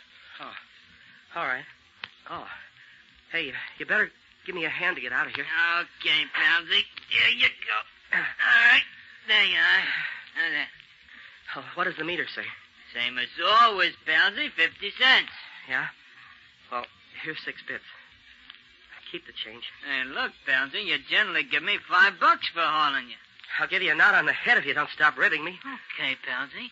Yeah, now you sound more like yourself. See you later. And he drove off, leaving me standing in front of the crummiest-looking hotel I ever hoped to stop at. You mean you have no notion of how you got there? No, not the faintest. No, but Scubby, you just Oh, can't... hold everything. Wait till I finish the story. Well, as I was apparently expected to go in the hotel, I did. As I approached the desk, the room clerk, a sad sack with a sourpuss, tossed me a key. There you are, Mr. Gerson. I picked up the key and started to ask the clerk a lot of questions. But my head was so dizzy that I couldn't think straight. So I went up to room 714, which was the number on the key. What was it like, Scubby? Oh, cheap and flashy. And it reeked of cheap perfume. I found some letter paper on the writing desk, and the letterhead said, Hotel Prince Royal, Chicago. Then I at least knew where I was. My head was aching so that I stumbled into the bathroom to bathe it. I got one look at myself in the mirror, and it almost finished me. How do you mean, Scubby? Well, it wasn't me I saw in the mirror. But that's ridiculous. How could it be anyone else? Well, that's what I wanted to know. What I saw was a typical cheap, pasty-faced gangster with red hair. But your hair isn't red. Well, it was then. And then I discovered that I was wearing a zoot suit. What a sight you must have been. Well, it didn't amuse me, Nick. By this time, I was scared sick. My head was so dizzy I couldn't think straight. I thought maybe I was still having some kind of nightmare. So I picked up the house phone, and when the operator answered, I asked her, what day is this? It's Friday, Mr. Gerson. Friday, March 24th? Of course, Mr. Gerson. Then it was yesterday that I left New York. What's that, Mr. Gerson? Oh, nothing. That's all, thanks. Oh, palsy. Huh? I just heard from the hospital. You just broke Betty's arm, that's all. What? Oh, when was that? Well, last night, you remember. But don't worry, Betty's a good kid. She won't say nothing to the cops. Oh. Oh, yeah, thanks. Bye. And then I hung up the phone. Oh, it was getting worse and worse. I went back into the bathroom for another look at my new face. And then the room door opened, and I heard someone come in. You hear, Palsy? Huh? Oh, hello. Hi, Palsy. What's cooking, Snuggins? Give me a match. Thanks, Tank. Would you mind telling me who you are? That's a new one on Dolly, Palsy. What's the rib? Oh, I just want to find out who you are. I'm Dolly, the spare rib, the girlfriend. You're my girlfriend? Say, Palsy, you're talking awful funny. What goes? Is this some new kind of a brush-off? Oh, no, you misunderstand me. Say, if you're trying to give me the air... No. No, it's still love. Dove. Well, that's more like it. For a minute, you had me guessing. See, by the way, Palsy, where was you last night? We had a date, Gate. Why'd you stand me up? Huh? Did I? I don't like that, Rat. You better explain and make it good. Well, I had business. Oh, I get it. You did a job you want me to cover for you. Okay, where do I say we went last night, you and me? Oh, well, I think that we'd better say that... I'll get that. There's something going on around here I ain't in on. Hello. Okay, thanks. What was it? She says there's 4 guys named Spike, Steve, Brainy, and Lucky coming up to see you. I got a blow. Them guys give me the chills, honey. They're real killers, and they ain't fussy who they kill. Be seeing you. I fly. Goodbye. Gosh, Scubby, what happened then? Were these 4 gentlemen up to expectations? Oh, they were gangsters, all right. They came sliding into the room as if they were afraid of me. Well, I'd already discovered I was supposed to be a guy named Palsy Gerson, a mug who broke girls' arms when I wanted to, and I was a no-good who gave $5 tips to taxi drivers, and I was a crook who had his girlfriend cover up for him when he did a job, and now I seem to be buddies with this gang of hoodlums. Gee whiz. Well, one of them, a guy with a squint eye, did all the talking. Hi, Palsy. Look, you guys, look me over carefully. Am I Palsy Gerson? What's the matter, Palsy? Bad hangover? Oh, let it go. What's cooking? Look, Palsy, we're clean. There's not a rod on any of us. We come here for a peace talk. Yeah? Yeah. We've been pals working together for a long time now. We've been like that, right? So what? So everybody knows we're tied up with you. Even the cops know it. Now, if you get pulled in, we all get pulled in. Because the cops will figure we're all in it together. Oh, what are you getting at? It's about this rub out last night. We didn't know nothing about that, Palsy. You didn't tell us. So we want you to give us the lowdown so we'll know what to say if one of us gets picked up. Oh, what are you talking about? Now, look, Palsy. Everybody knows about last night's killing. We know it was your job, even if you did hire someone else to do it for you. Why, it's in all the newspapers this morning. Here, let me see that paper. Oh, there was the headline, all right. Murder in nightclub. And there was a picture of me. Not a picture of this Palsy Gerson, but of me, Scubby Wilson. Taken on the spot by the nightclub photographer, it said. And there were my fingerprints, Nick. Those prints that both of us know so well, found on the gun that was used. And a picture of the cigarette lighter Patsy gave me last Christmas. Look, you got me all wrong. I'm not Palsy Gerson. There's been a terrible mistake. Palsy? You mean you ain't gonna be straight with us? I tell you, this is all a mistake. Palsy, you trying to cross us up? We don't like it. We ain't gonna take it. Oh, listen a minute. You can't finish. Can't do it, Palsy? Come on, boys. Take him over. Watch out for his ride. You ain't crossing us and getting away with it. Oh, I was so weak, I couldn't do a thing. And a minute later, they bent a blackjack over my left ear, and I went out cold. Scubby, you poor guy. You certainly had a tough time. Well, how did you get out of that Palsy Gerson role you were playing? I don't know, Nick. When I came to again, I was on the bed in this room. I lay there a few minutes, getting my senses back, and then I jumped off the bed and raced to the mirror. I was myself again. I was Scubby Wilson once more, and in my own clothes, and my hair wasn't red anymore. Yeah. And my own luggage was on the rack at the foot of the bed. But things like that just don't happen, Scubby. Well, so I've heard, Patsy, but you can't prove it by me. So you went to sleep in the airport in New York. When you woke up, your mind was in the body of a local crook named Palsy Gerson. And some of Gerson's pals knocked you over the head. And when you woke up again, you were back in your own body in this hotel. Yeah, that's right. And while you were using Gerson's body, somebody was using your body to kill that guy in the nightclub, is that it? Yeah. Yeah, oh, I know it sounds insane, Nick, but that's the way I see it from here. And unless something happens, I'm slated for the electric chair. Oh, gosh, Nick, we can't let anything happen to Scubby. Don't worry, Patsy, we won't.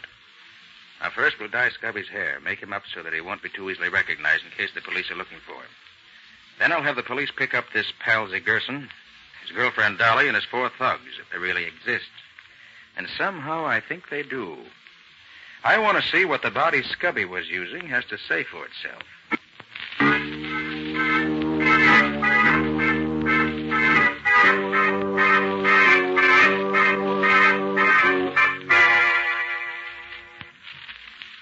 Well, Nick, these past 2 days haven't gotten us very far.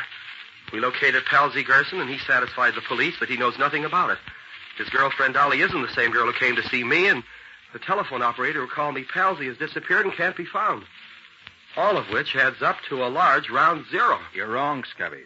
It all adds up to proof that you were part of a well-laid plan. But why, Nick? Why? Look, Scubby, if the police discover that you're the one who apparently killed the man in the nightclub, they'll arrest you. And I, even with my reputation for being on the right side of the law, will be arrested with you as an accessory after the fact. Police couldn't do anything else.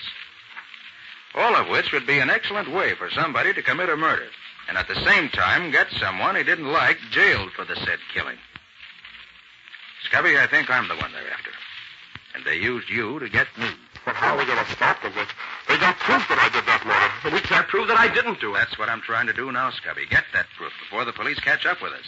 So far, I haven't had... Oh, Patsy, see who that is, will you? Sure, Nick. Hold everything. Hold everything.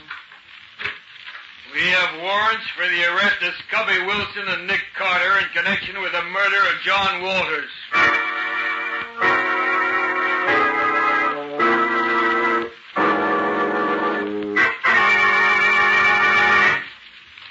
But why didn't they keep you in jail, too, Nick? Because they were extremely decent about it, Patsy. They told me that although they had positive proof that Scubby committed the murder, and that I'd been abetting him in defiance of the law, they were so impressed with my insistence that Scubby didn't murder him that, out of consideration for my past reputation, they were going to give me 10 days to prove his innocence, if I could. If I fail in that time, I give myself up, and they proceed with the charges against Scubby and me. How did they find out about him, Nick? Very simple, Patsy. They sent the fingerprints they found on the gun to Washington, to the FBI. And they identified them as Scubby's. You know, he and I are both on file there as law enforcement agents. Mm-hmm. Little investigation found Scubby was living here, and the rest was easy. What's your next move, Nick? Patsy, if my hunch is right, the man behind this wants to get at me for some reason or other. So he's going to be awful mad when he finds the police have let me go again. And he may try to do something himself about getting me out of the way. And if he doesn't? I have a couple of the boys keeping their eyes open for anyone who looks like that mystic Scubby was telling us about. I believe he's at the bottom of all this, Patsy. If I can lay my hands on him, I feel sure he can tell us all the answers. But he might mystic you, too, Nick, the way he did Scubby. He might. But I doubt it. Well, I'm going down to pick up a paper at the newsstand. I'll be right back, Patsy. Evening Journal, please. Thanks. Don't make any sudden moves, Bud. Looking for me? You Nick Carter? Yes. Then you're the one we want. What can I do for you? Keep your hands in plain sight so me and my two boys here don't have to do any sudden shooting. This ain't a water pistol I got here. I'll take your word for it. What do we do now? The mystic wants to talk to you. Come on. And come quiet.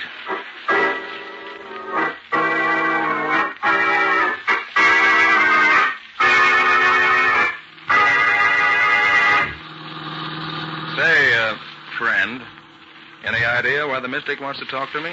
I don't think he likes the idea of the cops letting you go after they took you to the jug. He thought you was out of the way for keeps. So now he's going to do something himself about getting rid of me, huh? No. Me and the boys are going to do it for him. When? Now. As soon as we get down to the pier. Oh. An old abandoned pier, I suppose. Yeah. One where there ain't nobody to bother us when we take care of you. Just around the corner. What are you planning to do with me? A couple of sash weights tied to your legs will do the trick. After putting a couple of bullets through your head. Lucky. Yeah? You get out the sash weights and the rope. They're in the back of the car. Okay. Barney. Right. You go get the girl. We'll take care of both the girl and Carter at the same time, like the boss suggested. All right, Carter. You and me will walk out on the pier together. But don't forget, I got this little persuader in my hand. It's getting dark, which is what we want, but even if you can't see this .38 of mine, it's still there pointing at you. I have no doubt you're right, and I shan't forget. You know you can't hope to kill me and not pay for it. I'll take my chances on that, Carter. You ain't the first guy I bumped off, and you ain't going to be the last. This'll be far enough. Well, then, there's not much I can do about it, is there? No. Oh, is that the girl coming with your pal there? Where? Oh, yeah. I guess Drop it. Break your arm. Drop it. No noise if you want to stay alive. I'll drop it. Thanks. Now, I'll take charge here. I'll do just as I say, and you won't get hurt, but try any funny business, you'll never see daylight again, you understand? Yeah, I got you. Didn't need to break my arm off, though. Fine. Here comes the girl and Bernie. Not a sound of you. Okay. Here she is, Spike. Got enough weight for the two of them? Answer him. Answer him right. Yeah. We got enough. Tell him to bring her over here. Bring her over here. Yeah, we're coming. She didn't want to come, but Drop your gun and get your hands up, Bernie, quick. Quick, I said, get those hands up. I'll take your gun, too. Now, Bernie, come over here. Just a little closer now. What are you going to do? It's getting dark now. It's time for bed. So I'm just going to put you to sleep. Like this. Gee, you're wonderful. You don't have to kill him, do you, I Carter? didn't kill him. You Nick Carter? Why, yes, I am. Oh, I've been praying something like this would happen, but I didn't think it would. Quiet. We're not out of the woods yet. All right. Hey, Quiet. Spike, keep your mouth shut if you want to keep on living. When he gets here, tell him to bring you the weights and stuff. What'll I do with this stuff? Now, tell him. Bring this stuff over here, Lucky. Okay. Don't move, Lucky. I've got the gun this time. All right, young lady. Will you get the gun out of his pocket, please? All right. Here it is. I'll take it. Thanks.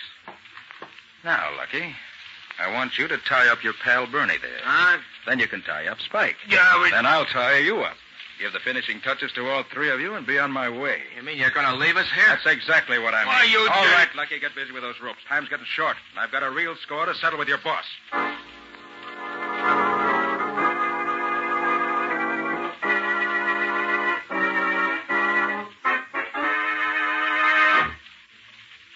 Gee, Mr. Carter, you're wonderful.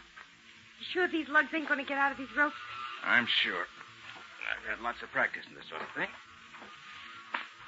There. All right, come on. We can leave them there safely now. Say, look, I ain't told you who I am yet, have I? Why, no. Who are you? I'm Dolly. Dolly.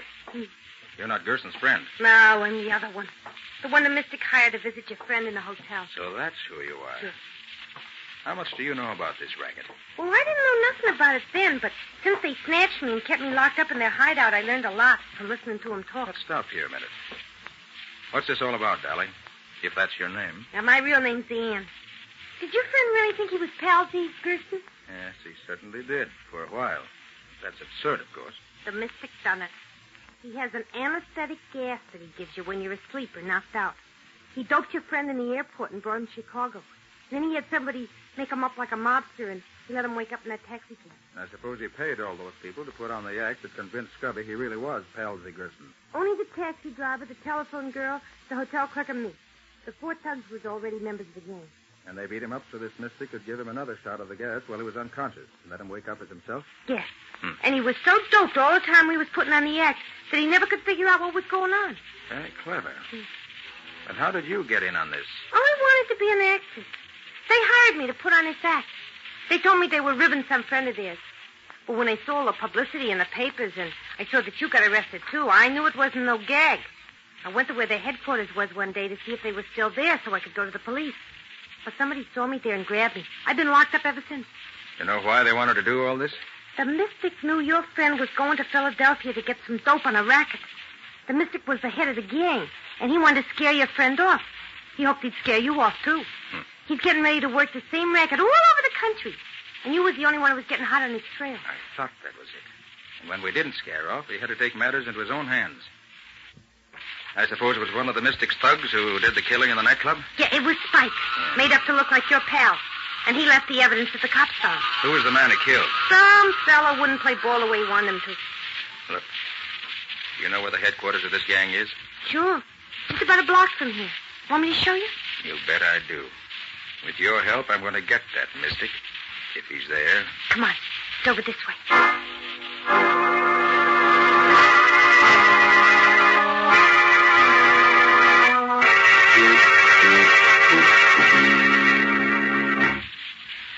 That's the place. That little house beside the warehouse. Is there another entrance? Yeah, round on the side. That's all. How many in the gang? 5 besides the boss. You got 3 of them tied up on the pier. Good. Can you handle a gun?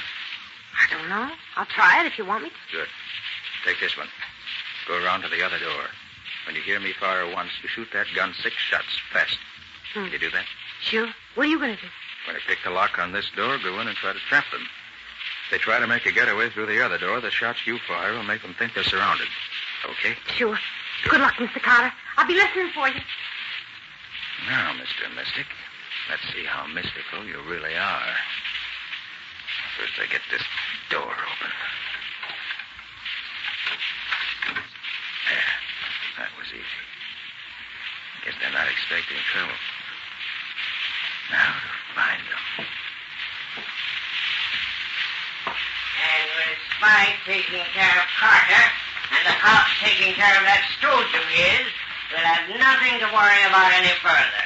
I guess we were too clever for the great Nick Carter. Think so, do you? Up with your hands, all of you. Make it snappy. Nick Carter, get him, boy. Oh, good. You're surrounded. You can't get away. Guns, boss. We ain't got a chance. Drop your guns if you want to stay alive. Very well. We're too many for us this time. Drop your boys. Drop. Thank you.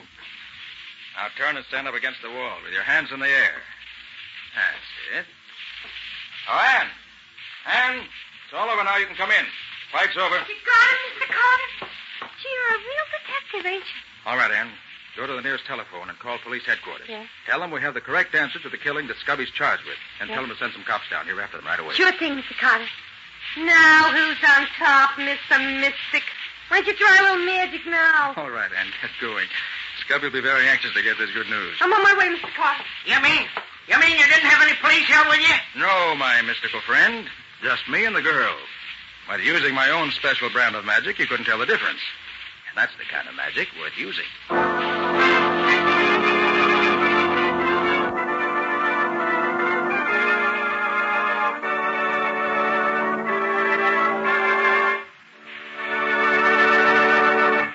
This has been another of the strange adventures of Nick Carter, Master Detective, which are brought to you regularly each week at the same time by WOR Mutual. Well, Nick, I'd like to hear a few of the high spots from next week's story. Okay. Next week's story started with a cat. But not a common, ordinary cat. This one was a lemon yellow Persian cat with a pedigree. The chase started when I tried to find the said pedigreed Persian puss, which had been stolen from its rightful and very ultra owner.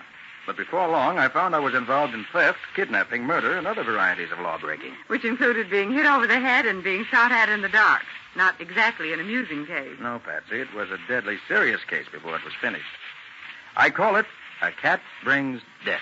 Or The Mystery of the Missing Persian. And that's all for now. So long. So long, everybody. And so long to you both, Nick and Patsy. In the strange adventure you have just heard, Nick Carter was impersonated by Lon Clark, Patsy by Helen Schultz, Scubby by John Kane. Original music was played by Lou White. The entire production was written and directed by Jock McGregor.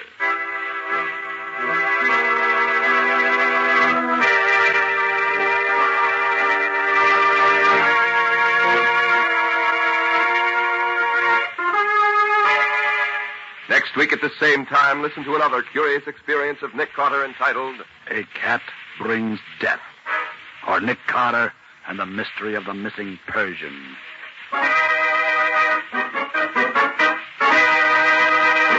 This story is a copyrighted feature of Street and Smith Publications, Incorporated.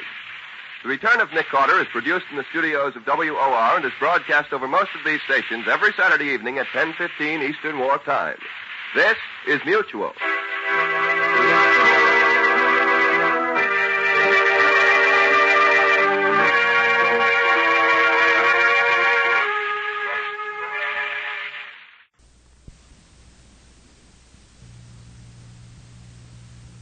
What's the matter? What is it? It's a case for Nick Carter, Master Detective.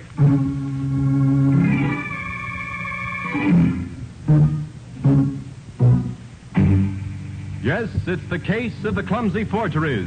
Another case for that most famous of all manhunters, the detective whose ability at solving crime is unequaled in the history of detective fiction. Nick Carter, Master Detective.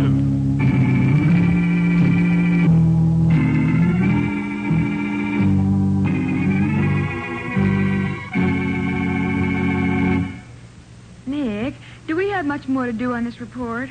Not much, Patsy. Why? Well, it's after 5, and I have an appointment with my hairdresser at 6. Well, you'll make it all right. I'll see that you do. Far be it for me to prevent you from making yourself as beautiful as you can. Nick, what a thing to say. No, I was only joking, Patsy. Really, you're a fine-looking girl. Oh, Nick, do you mean that? Well, yes, of course I do. Oh, that's the first personal compliment you've paid me in all the years I've been working for you. I didn't know you ever noticed me, except as your assistant. I notice a good many things I don't mention, Patsy. Oh, don't I know that by now? Well, I can... Oh, darn it. I bet I don't keep that date with the hairdresser after all. Nick Carter's office, Patsy Bowen speaking. Is Nick there, Miss Bowen? This is Dr. Bradford. Oh, yes, just a minute, Doctor. Here, Nick, Dr. Bradford. Oh, thanks. Oh, Doc, where you been keeping yourself all these months? I haven't seen you in a dog's age. I know it, Nick. That's the old story. Shortage of doctors makes double work for the rest of us. Especially good ones like you. What's new? Well, Nick, I've just run into a very peculiar thing, and I think you can help me. I'm glad to if I can. Let's have it. Well, I've been treating old Gerald Gould for years. He's Mhm. been in bed with a very bad heart for some time now, due to pop off almost any minute. Well, this afternoon, when I dropped in for my regular visit at 5 o'clock, I found him dead. Heart failure? To the best of my ability to determine so quickly, yes. But when I started to straighten out the body so it wasn't as twisted as it was when he died, I found a piece of paper under him, on which was scribbled, "He killed me. He gave me." That's all. Looks as if he started to write something and died before he could finish it. Could he have been having hallucinations? I wouldn't say so, but I'd like your opinion before I do anything. Maybe you can find something that I've missed that'll show whether it was murder or not. You at the Gould house now? Yes, could you take a run over here? Certainly, Doc, if you really think it'll help. Well, I'm sure it will. But, just in case, suppose you come as my assistant. Say, Mr. Nicholas, how's that? Oh, fine. All right, Doc, I'll be there in 10 minutes.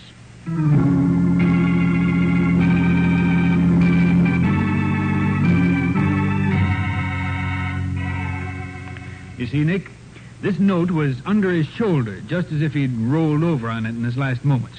This pencil was there, too. How long had he been dead when you arrived? Only a few minutes at most.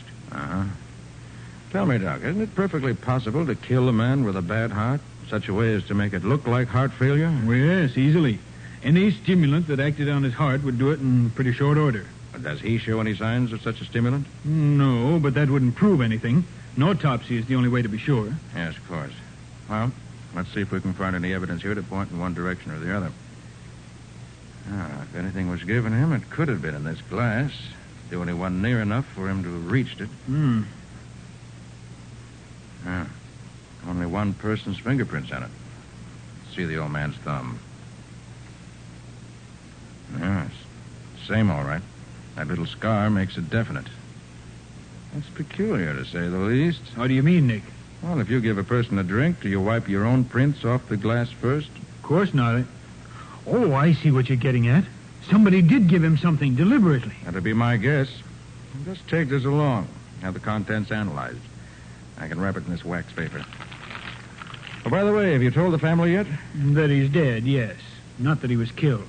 I asked them to wait downstairs until I was ready for them. Let's see. There are two sons, if I recall. Yes, Raymond is the elder, and Peter. What are they like? Well, Raymond is pretty much of a sport, but Peter is a quiet, stay-at-home type. They're both nice fellows, as far as I know. Uh-huh. Did Gould have a nurse? Yes. Would you like to see her? She's in the next room. Yes, please. Oh, I'll get her. Miss Waters? Yes? Miss Waters, would you come in, please? Yes, Doctor. Miss Waters, this is Mr. Carter, Nick Carter. How do you do? Detective? Yes. I regret to tell you that Mr. Gould did not die naturally. He was murdered. Murdered? But, Doctor, you said he died of heart failure. He did, Miss Waters. But somebody induced that heart failure. I want to know. Where were you when Mr. Gould died? Why, in the kitchen, I suppose. You see, every day Dr. Bradford comes to see Mr. Gould around 5 o'clock. So about 4:30, I go down to the kitchen to get his supper ready. He likes to eat right after the doctor goes. And I was there till Dr. Bradford called me to tell me Mr. Gould was dead. Was anyone there with you?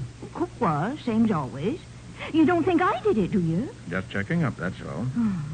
Did you give him anything except his regular medicine today? No. You ever use the glass that was here in the corner of this table? Well, that was Mr. Gould's water glass. Anybody could have used it to give him a drink. He drank lots of water. Mm-hmm. Mr. Gould keep any valuables here in this room? The only thing I know about is that box of his on the shelf under the table over there. He used to... Well, I declare, it's open. Was it usually kept locked? Yeah. Never saw it open before unless he was using it. And look at the keys there on the table. They was always kept under his pillow. Let's have a look at that. No, don't touch it. Maybe prints on it that we'll need. I'll lift it carefully like this. Yes, this copper surface shows up the prints excellently. Well. What is it, Nick? This is strange. Only one set of prints on this, too. Are they Mr. Gould's? No, I don't think so. I can't be sure. Well, let's see what's inside. Sorted papers, letter from his lawyer, few notes. And a will. Signed and witnessed by Amelia Waters and Delphina Hayes. That's Cook and me.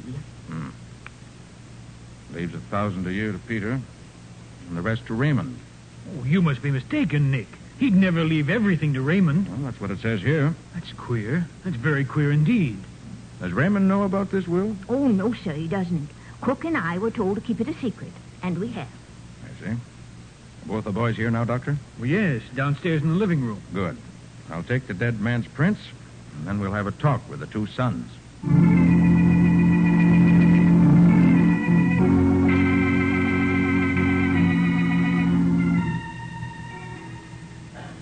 You know the law says you have to report a murder as soon as it's discovered. Why ask me a fool question like that? I just wanted to be sure, Matty. Oh, for the love of Pete. Very well, here's the report. Yeah. Gerald Gould has just been found dead in his bed.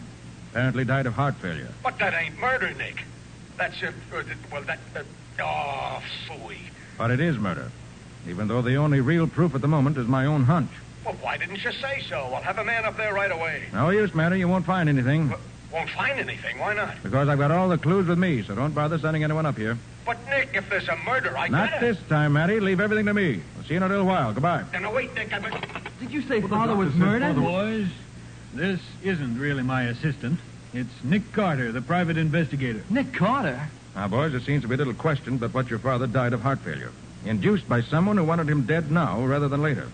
And that's murder. I can't believe it. Do either of you know the terms of your father's will? No, I don't. I've always understood he was planning to leave most of his money to Peter.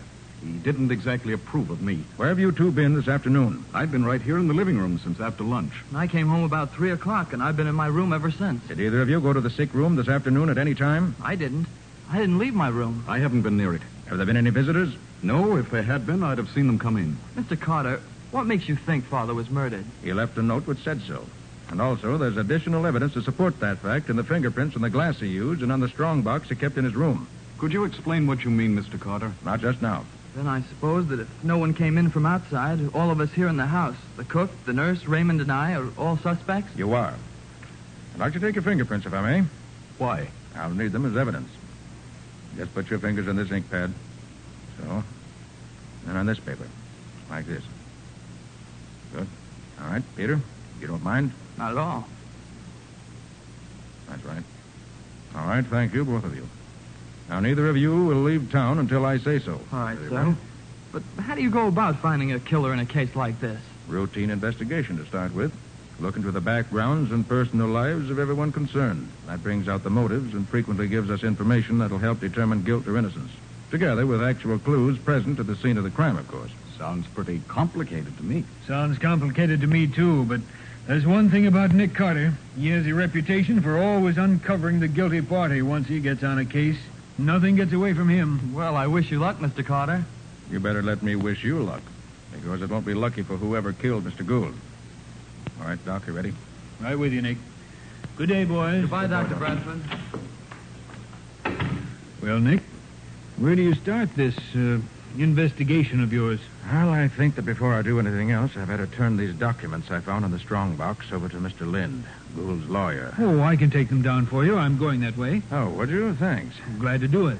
That'll let me get to police headquarters a little sooner. Matty must be ready to hang me by now.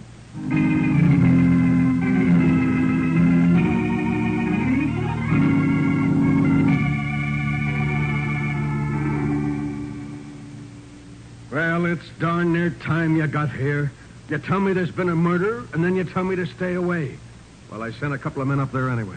Well, Matty, as I told you on the phone, they won't find anything. I've got the only clues with me right here in the bag. I'm saving you time. Save me time? Yeah. Give me heart failure. Oh, what a pal. All right, here we are. Here's a drinking glass. Contents unknown, with only the dead man's prints on it. Have it analyzed to see what was in it, will you? Yeah, all right, Mr. Carter. Whatever you say. Thank you. Yes, Sergeant. Come in here. Yes, sir. Now, what else, Nick? Here's a copper box with some fingerprints on it. Gould kept his will and some other papers in it. Yeah? And here for comparison are the prints of the dead man and his two sons. See if the prints in the box can be identified. Yes, Sergeant. Yeah. Take this glass to the chemist. Tell him I want to know what was in it. And have the fingerprint boys look this box over. Right, Sergeant.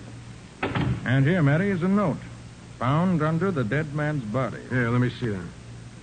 He killed me. He gave me... Huh. Well, I suppose he just had time to write this before he passed out. That's what I thought, too. But then when I found this pencil under the body, I wasn't so sure. How do you mean? The note was written with a soft pencil. But the pencil I found is a hard one. So the whole thing is a put-up job. Murder. I told you that before. Yeah, I know you did. I'm just thinking. I can think too, can't I? I hope so. Why, you... Okay. Oh. Now, look, Nick, would you mind telling me about the murder? Very simple, Matty. Gerald Gould had a very bad heart. Somebody gave him a stimulant. Started his heart racing, overtaxed it, and it stopped. He died. Huh. So, and without the clues you picked up, it would have looked like a natural death. Not bad. Here's the report, Sergeant. Oh, let's see. Glass contained benzodrine and water. It's an awful deadly combination. Certainly is, if the victim had a bad heart, as Mr. Gould did. How about the prints in the box? The only prints on the box are Raymond's. And that means what? Considering that the will, which was in the box, leaves practically everything to Raymond, it's interesting, to say the least. You mean he did it? I do not. But I'm going to start finding out who did it if I can. Where are you starting? Going to do some research work on the two Gould boys.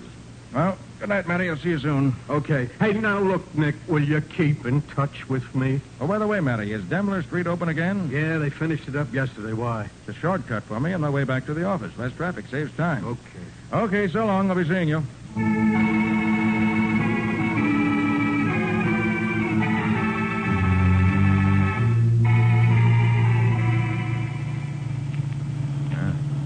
Even less traffic here than usual. I wonder if Patsy's back yet. I'll be just like her to wait for me when there's no need of it. Calling Patsy Bowen, private investigator. Calling Patsy Bowen. Patsy Bowen. Patsy speaking, Nick. Are you in trouble? No, indeed. Just wanted to tell you to go on home. Oh, did you get your hair fixed? No, I've been waiting here. I never know when you're going to need me. Oh, sorry, Patsy. Go on home, go to bed. I'll tell you all about it in the morning.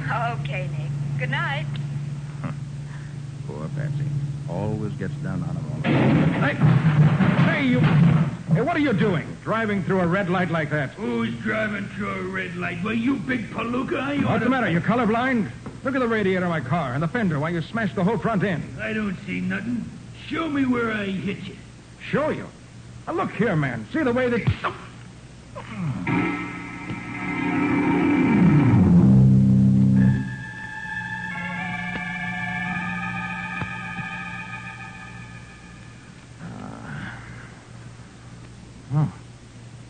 Is that you, Patsy? Hello? Hello yourself. Oh, gosh, Nick, am I glad to hear you're talking sense again. Huh? Talking sense? Yes. You've been lying here in the hospital for almost 2 days now, muttering and making no sense at all. 2 days? Did you say 2 days? Practically. That shock you got when you hit your head against the windshield almost gave you a concussion of the brain. When I what? Say that again, Patsy. I said that shock you got when you hit your head against the windshield. Is that what you think happened? Of course. One of the prowl cars found you lying on the wheel of your smashed car with your forehead all cut and bloody. Patsy, it's a plot. I wasn't hurt when the smash-up occurred. Oh, I was... Nick. Does your head hurt you? Yes, it does, but I'm not out of my mind. After the accident, I got out and started to argue with a mug who ran into me when he suddenly socked me in the head when I wasn't looking. Huh? Is the car that ran into me still there? Oh, no. That was a funny thing. The other car was gone. Somebody wanted to get rid of me and apparently thought they had. So they towed the other wreck away. But, Nick, who would want to kill you? For a guess, I'd say the same person who killed Gerald Gould. Was afraid I'd find out too much when I started investigating him. Well, he failed this time, and he won't get the chance again. And I'll find out what he was afraid I'd find out just as soon as I get out of this bed. Well, the doctor says you'll have to stay here at least another 3 or 4 days. Nonsense. I'll be out of here tomorrow at the latest. Oh, by the way, have you heard anything more about the Gould case? Sergeant Matheson called this morning to ask how you were. Said he was getting nowhere rapidly. He said he heard the Gould will was to be read tomorrow afternoon at the lawyer's office. Now, I know I'll be out of here tomorrow. I've got to be present when that will is read. Oh, but, Nick, you can't. And why do you have to be there? I don't know, Patsy. I just know I've got to be present when Mr. Lind reads that will. But the doctor... Doctor or no doctor, I'm going to be at Lind's office tomorrow afternoon.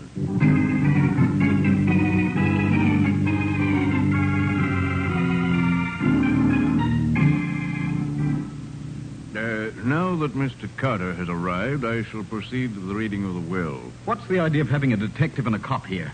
This is a family affair. Raymond, Mr. Carter and Sergeant Matheson are here at my invitation.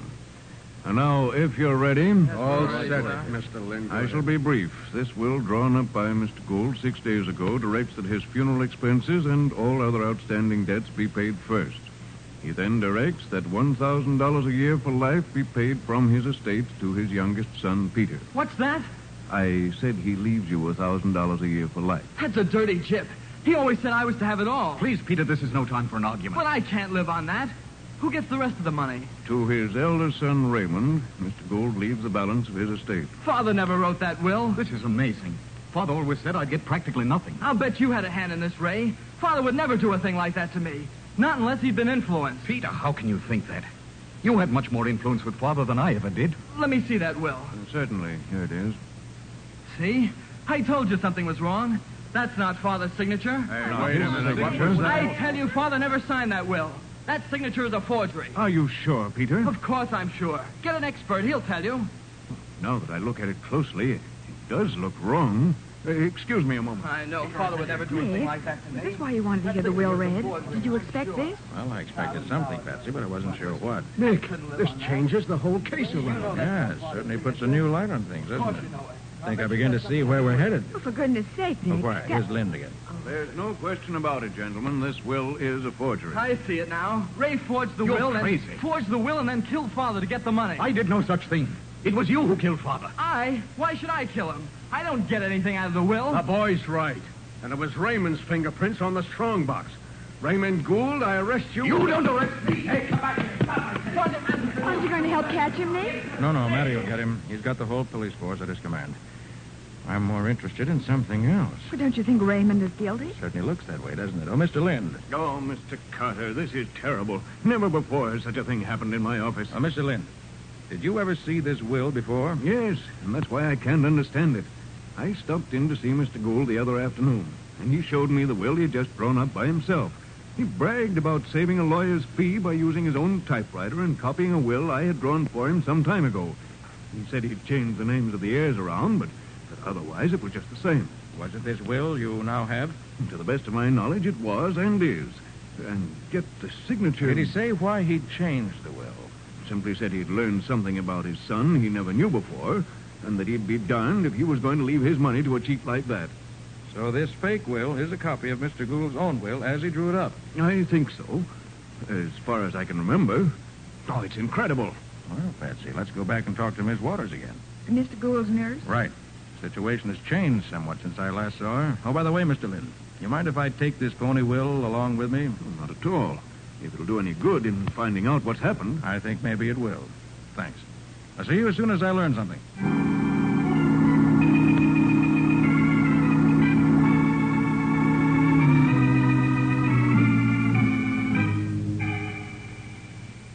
Now, Miss Waters, you said you and the cook witnessed the will which Mr. Gould drew up himself. Yeah, we did. Is this your signature? Why, yes, that's... No, it ain't either. I thought not. Why, for pity's sake? Because this will is a forgery, signatures and all. Well... Did either of the sons ever borrow their father's typewriter? Yeah, they did. Both of them. Every little while. Patsy, go upstairs and get me a sample of typing from that machine, will you? Of course, Nick. Bring you back every letter there is on it. Good girl. Now, Miss Waters, tell me. Was there any friction between Mr. Gould and either of the boys? Him and Raymond used to argue all the time. Mr. Gould didn't like the way Raymond carried on. But him and Peter got along all right. Mm-hmm. Did Mr. Gould have an argument with anyone shortly before he drew up the new will? Do you know? Yeah, he did. I was going by his room the evening before, and I could hear him giving somebody what for. To whom was he talking? Well, now, I couldn't tell you. The other voice was so low, I don't know who it was. But Mr. Gould got a letter that afternoon, made him all excited. Maybe that was what he was talking about. Yes, maybe it was. And that reminds me, Mr. Carter, another letter come today from that same party. You mean the one that got him so excited before? Yeah. Recognize the fancy handwriting. Want to see it? Yes, I think I better. All right, here it is. Dear Mr. Gould, why haven't you answered my last letter? I can't wait any longer. If you don't do what I asked you to, in 3 days, I'm going to start something. And you don't want that, do you? Your friend, Alice Fenwick. Return address, 35 Gladstone Place. Here's your typing sample, Nick. Oh, thanks. Yes. That's the typewriter that was used to type the phony will beyond any question. Good.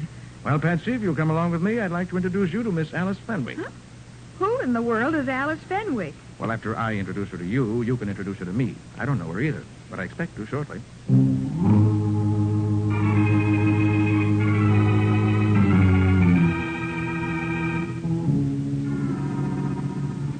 Gosh, this is a lonely section out here. Yeah, it's pretty well out in the suburbs. But we're nearly there now. Hey, Patsy. You see that car parked in the dark shadows under that tree? Yes, why? Why, that's the car that ran into me the night I was hurt. Are you sure? Of course I'm sure. I recognize that patch of light-colored paint on the rear fender. What's it doing out here? I wonder. Maybe there's some connection between that car and the Fenwick girl. She lives in the next house. Oh, Nick, hurry, let's find out. Maybe it's more trouble. I hope we're not too late to prevent it if there is. That mug who knocked me out plays altogether too rough. All right, this is close enough. Okay. Don't make any more noise than is necessary, that's it. I won't. Somebody's having a fight in there, Nick. That sounds that way. Let's look there, through the kitchen window. Nick, he's threatening her. I better get in there and fast. Nick, he's choking her. He's going to kill her. All right, you take your hands off that girl. Up with your hands, fast. Where'd you come from? Keep your hands up and your mouth shut. Patsy, see how she is. Sure, Nick. Now, you. All right. What are you doing here? None of your business. Who sent you? We've got you cold, so your only chance is to tell what you know. Jack sent me. Told me to scare her so she'd shut up about it. Jack who? Jack Gould. Who's Jack Gould? Old man Gould's son, the guy who killed the old man. You sure his name is Jack? Well, how should I know? That's what they call him. How's the girl, Patsy? She'll be all right, Nick. More scared than hurt, I think. Okay, I'll call Matty and tell him we're coming down. If he's picked up Raymond, and if he can get Peter to join us, our car party will be complete, and we can settle this case.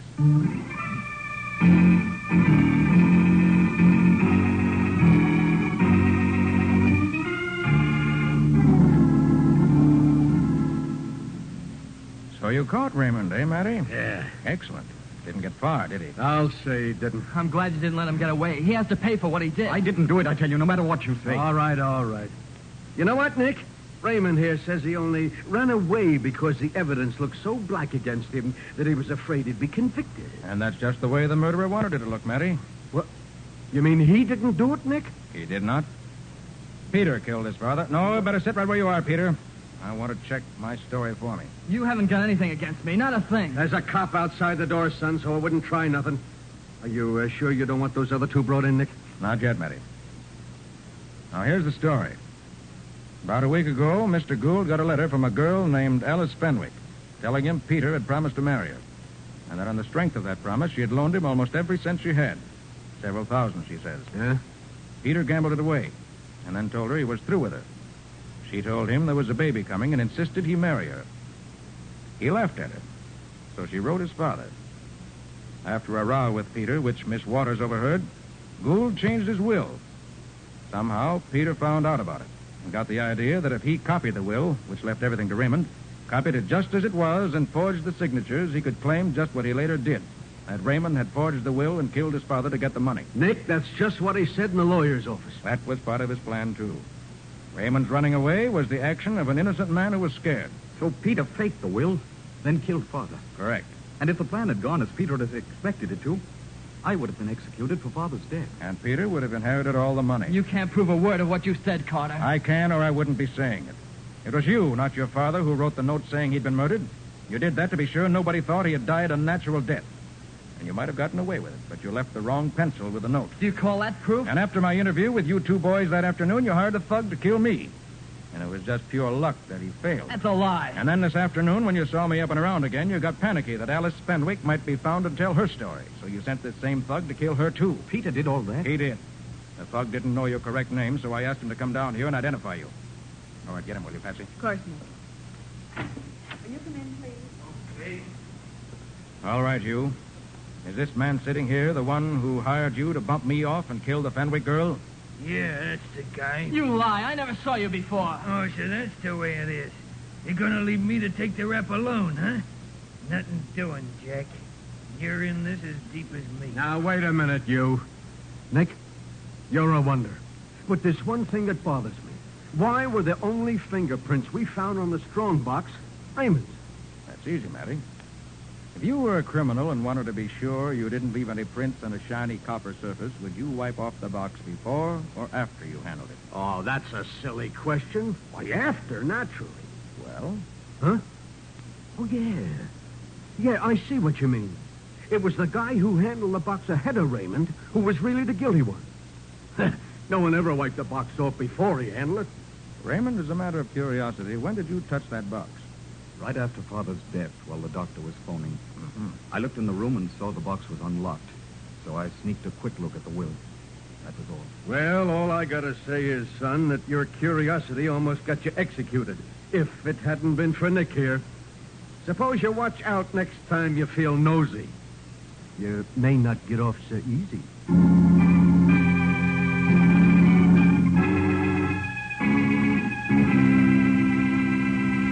Well, Nick, it's about time to hear something about next week's story, I think. How about it? Well, next week, Ken, we're going to hear about a moving picture in which Waldo took an active part. But not an active enough part.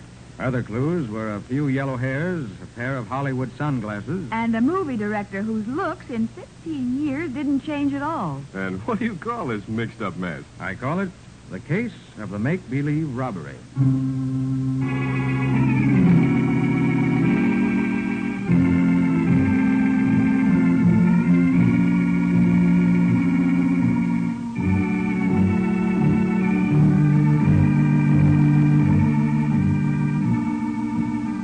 Nick Carter, Master Detective, which is produced and directed by Jock McGregor, is copyrighted by Street and Smith Publications, Incorporated.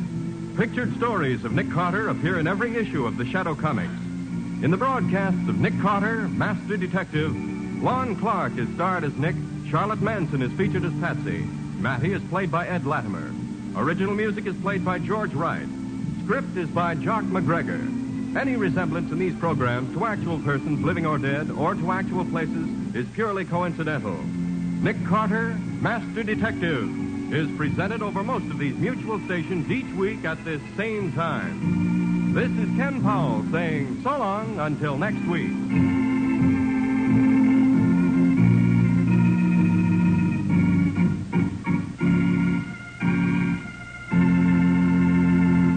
This program was heard in Canada through the facilities of the Canadian Broadcasting Corporation.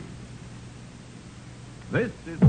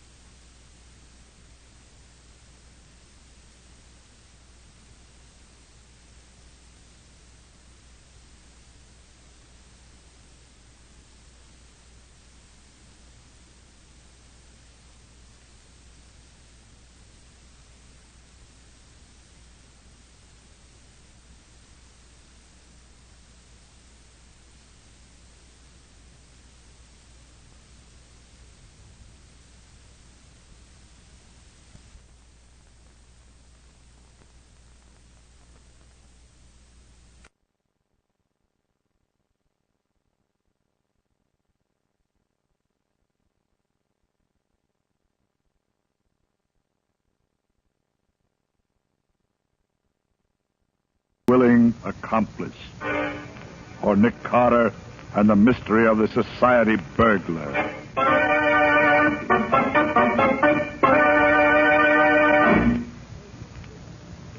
Hello, Lieutenant. What's new and interesting? Well, if it ain't my old friend Nicholas Carter.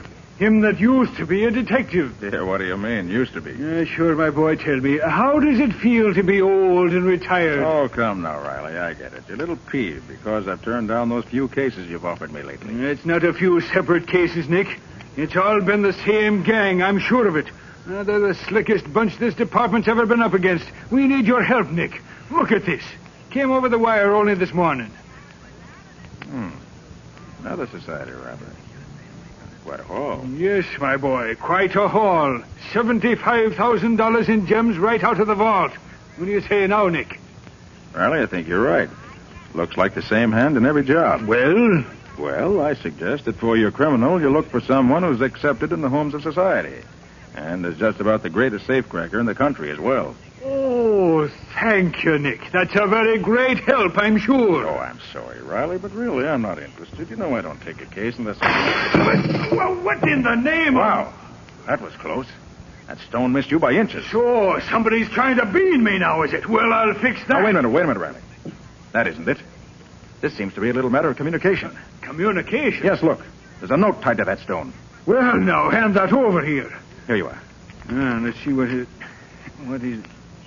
Well, listen to this, Nick. My dear Lieutenant Riley, since the jobs I have pulled off lately have so completely mystified your department, may I suggest that you call upon the services of your very good and able friend, Nicholas Carter. What's that? It won't help much, of course, but at least I'll then have an adversary more worthy of my talents. You see, I'm varying the pattern and going on to much bigger things. Today it has been the National Loan and Trust Company. It is not only theft, but murder as well. Well, Nick, what do you make of that? Very interesting. Interesting, is it? Why, the cheek of him. The National Loan and Trust Company, he says. And murder, he says. We're dealing with a conceited maniac. Give me that phone. I'm going to check up on this. Unless it's now 5:30 on Saturday afternoon, Riley. I doubt that you'll find anyone at the bank. Excuse me, Lieutenant. Yeah? There's a lady and gentleman here to see you. They say it's most urgent. Well, what are you waiting for? Show 'em in. Yes, sir. This way, please. Thank you. Lieutenant Riley? Yes?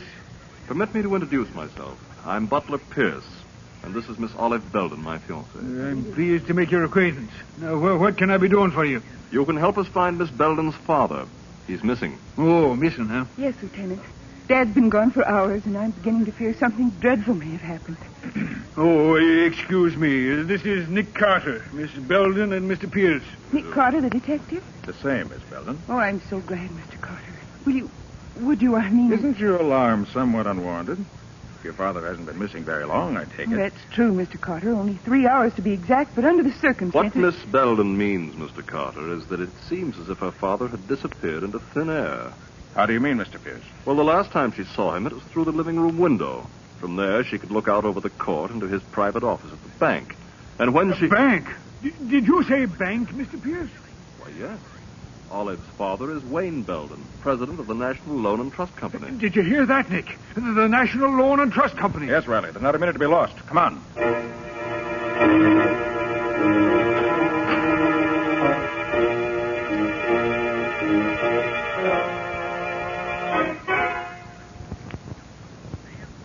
Now, let me get this straight, Miss Belden. You say your father came into his private office here through that special passageway that leads from the house to the bank. That's right, Mr. Carter. Father often spent Saturday afternoons here writing letters. I see. And there was no one else in the bank at that time? No. This is Saturday, you know, and it was after banking hours, of course.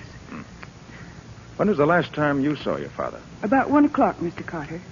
He was sitting at his desk here writing a letter.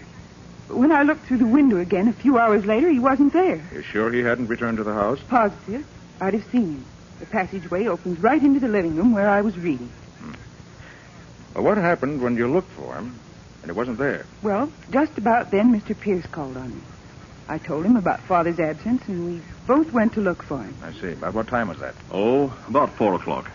Mm-hmm. And so you both went into the bank as soon as you missed your father? Yes. We found Mr. Belden's office just as you see it now. Then we looked all through the bank. There wasn't a sign of him anywhere. Now, wait a minute, all of you. What was to prevent Mr. Belden from walking right out the front door of the bank? As easy as that. Well, that's not very likely, Lieutenant. He was wearing his house slippers at the time, and he had no coat or hat. Oh. And not only that, Riley. Do you see this letter here on Belden's desk? Huh? He was writing it when something interrupted him. You notice anything peculiar about it? Well, no, except that he broke off in the middle of a sentence. More important than that, Riley. He stopped in the middle of a word. Belden was interrupted very abruptly. Oh, that must be the cashier now. Hello, Mr. Cook. Come in. Hello, Miss Belden. I got here just as soon as I could. This is Mr. Carter and Lieutenant Riley. Good afternoon, gentlemen. Now, what's all this I hear about Mr. Belden disappearing? That's right, Mr. Cook. But I've an idea he'll soon be found. What do you mean by that, Mr. Carter? I've asked Mr. Cook to come down here because as the cashier of the bank, he's the only one beside Mr. Belden who knows the combination to the large vault. And I want that vault opened. Immediately. But that's impossible, Mr. Carter. The large vault operates on a time lock. It can't be opened until 9 o'clock Monday morning. We can't wait that long. It must be open now. I'm sorry, Mr. Carter. That's impossible. Then I'll do it myself. But it's impossible, I tell you. Give me 1 hour and we'll see how impossible it is.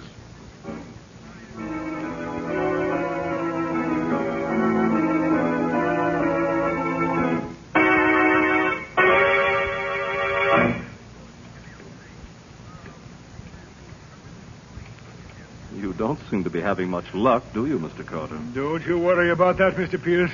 I never saw the lock yet that could keep its secrets from Nick Carter very long. But not that kind of lock, Lieutenant. Why, there isn't anybody in the world that could... By heavens, he did it. There we are, gentlemen. I told you so, Pierce. Riley. Huh? Look there. Yeah, what is it, Nick? There in the corner. His father. Yes, Miss Belden. Your father's been murdered.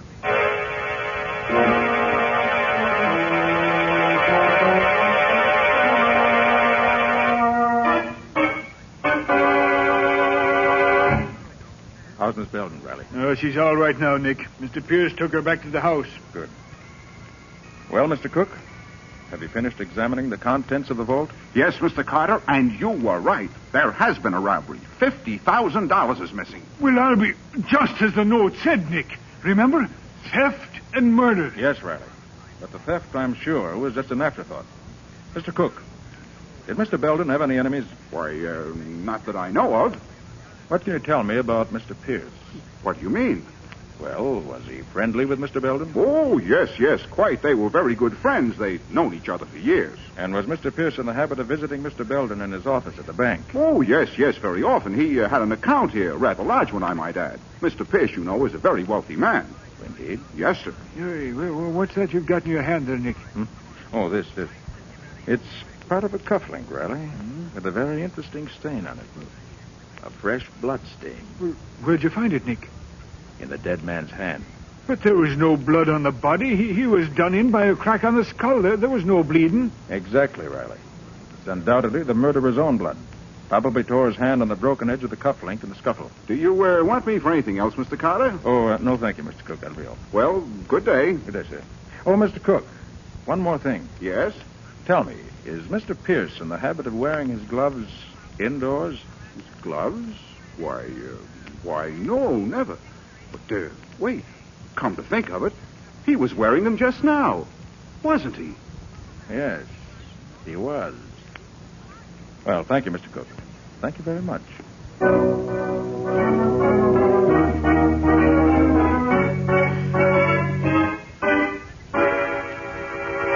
Confound it, Patsy. This is the strangest case I've ever worked on. Well, you've certainly been acting strangely, Nick.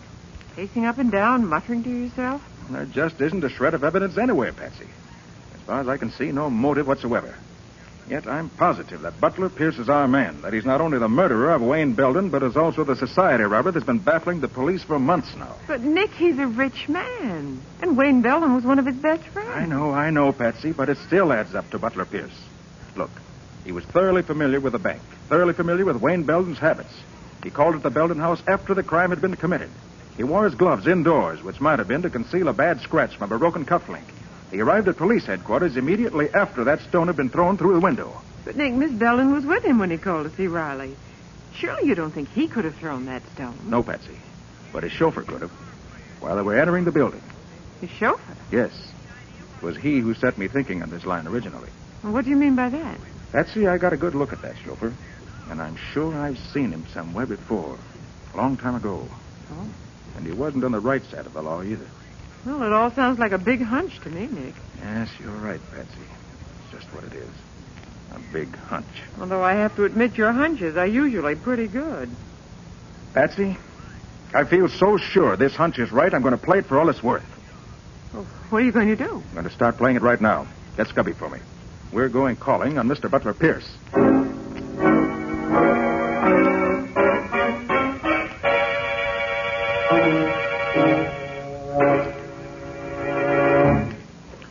You're taking a long time opening that safe, Nick.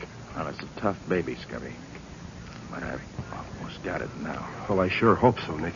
I don't think Mr. Pierce would like to come home and find us here in his library. Well, at this stage, I grant you, that would be a trifle embarrassing. when I get through. Ah, I did it. Now, let's see what we have here. No, not there. Copy. Look at this. Why, it's full of jewelry. And it's the real stuff. Yes. Unless I miss my bet, every piece of it will answer the description of some stolen gem. Well, let's see what else now. Uh-oh. What's that, Nick? What does it look like? It looks like a package of bills. And all big ones, too. Exactly what it is, Scubby. Let's see how much. 5, 10. Boy, look at those $1,000 bills. 20, 40, 45, $50,000, Scubby. The exact amount stolen from the bank. Well, of course, it could be a coincidence, Nick. Yes, it could be, but I doubt it. Ah, this does it. Scubby, we don't have to speculate any further. No? This letter I found in the drawer here clears up everything. Listen to this. Yeah. Dear Butler, this is a warning to you to permit you to escape if you care to do so. I have definite proof that you're a thief, and on Monday morning I shall place that proof before the proper authorities. You have until that time to escape. Signed, Wayne Belden. Gosh, Nick. Yes, Scubby, gosh. And there we have the motive for Wayne Belden's murder. So your hunch was right after all, Nick. The rich Mr. Pierce is nothing but a thief. And a murderer, Scubby. Oh, well, look, Nick, you better get out of here. Scubby, it just came to me. What? Butler Pierce's chauffeur is really Jim Martin. I knew I'd seen him before. Jim Martin? I never heard of him, Nick. No, that was before your time. Oh. I tangled with him many years ago on the West Coast. One of the cleverest cracksmen in the business. He could open almost any safe I could. Oh, so that's it. He and Pierce have been working together. Yes. Pierce with the front and real brains, while Martin supplied the technical skills, so to speak. Oh, I see. Well, what now, Nick? Scubby? Yeah. I want you to clear out of here quick.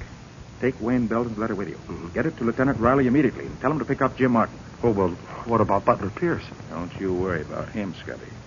I'm staying right here. I want to tackle Butler Pierce myself.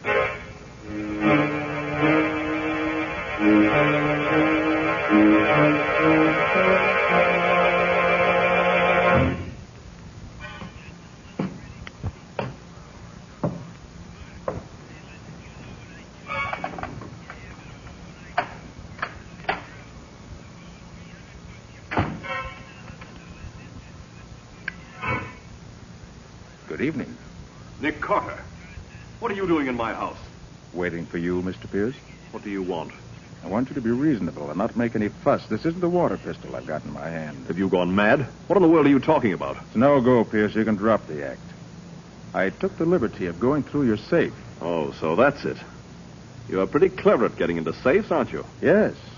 As good at it as your pal, Jim Martin. Oh, I see.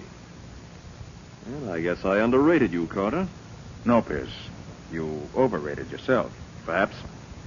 What's your next move? My next move is to turn over to the law a thief and a murderer. Turn around. Get your hands behind you. Uh-huh. So there is a scratch on your wrist, just as I expected. There. Guess those handcuffs ought to hold you for a while. Sit down on that chair. And stay there.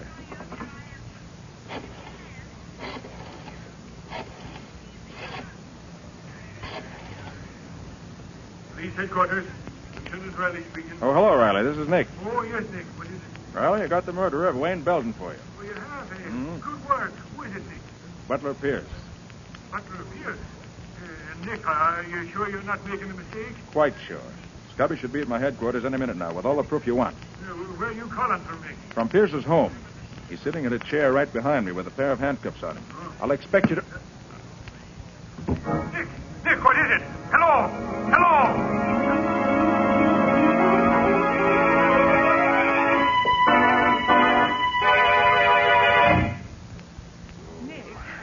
Oh, Nick, are you all right?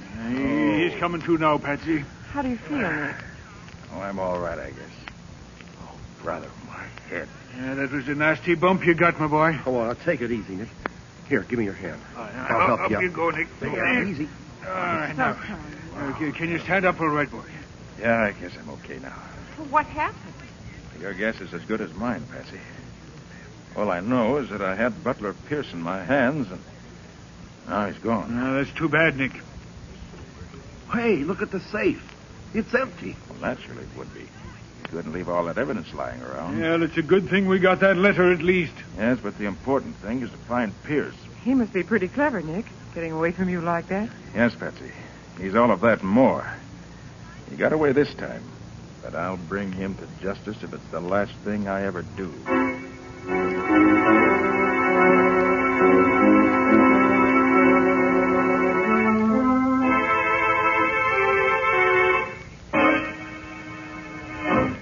Well, Nick, we got Jim Martin anyway. Picked him up late last night. Good work, Riley.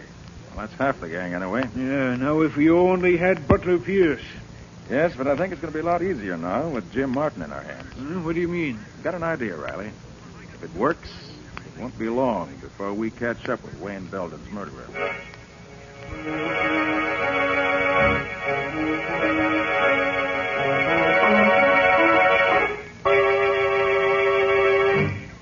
Well, Martin, we meet again. Yeah.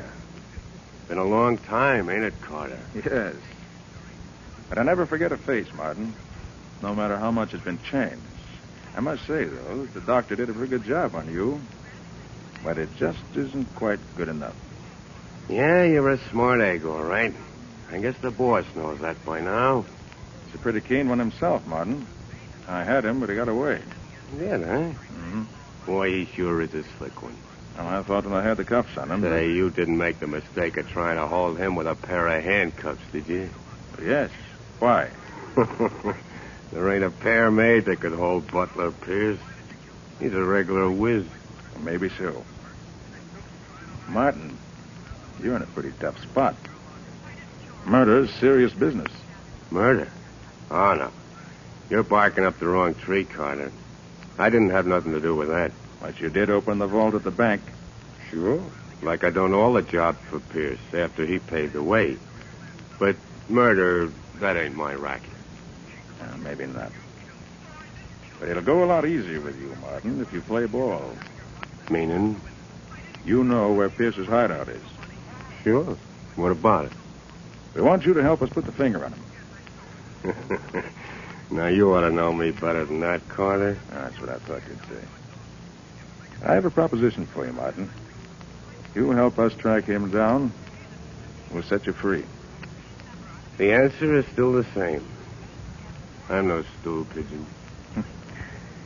Well, Martin, we're going to let you walk out of here anyway. What do you say to that? I say it won't work, Carter. What do you mean? Listen, I'm onto your game. You're going to set me loose so you can tail me. Ain't that it? Exactly. With a think coming. Because that's the last thing I'd ever do. And I'm telling you that right now. And yet, Martin, that's exactly what you're going to do. Lead us right to Butler Pierce. You must be off your nut. I wouldn't even try to go near him. In fact, I'd do everything I could to throw you off. I know that, Martin. And yet, in spite of yourself, you're going to help us catch Butler Pierce.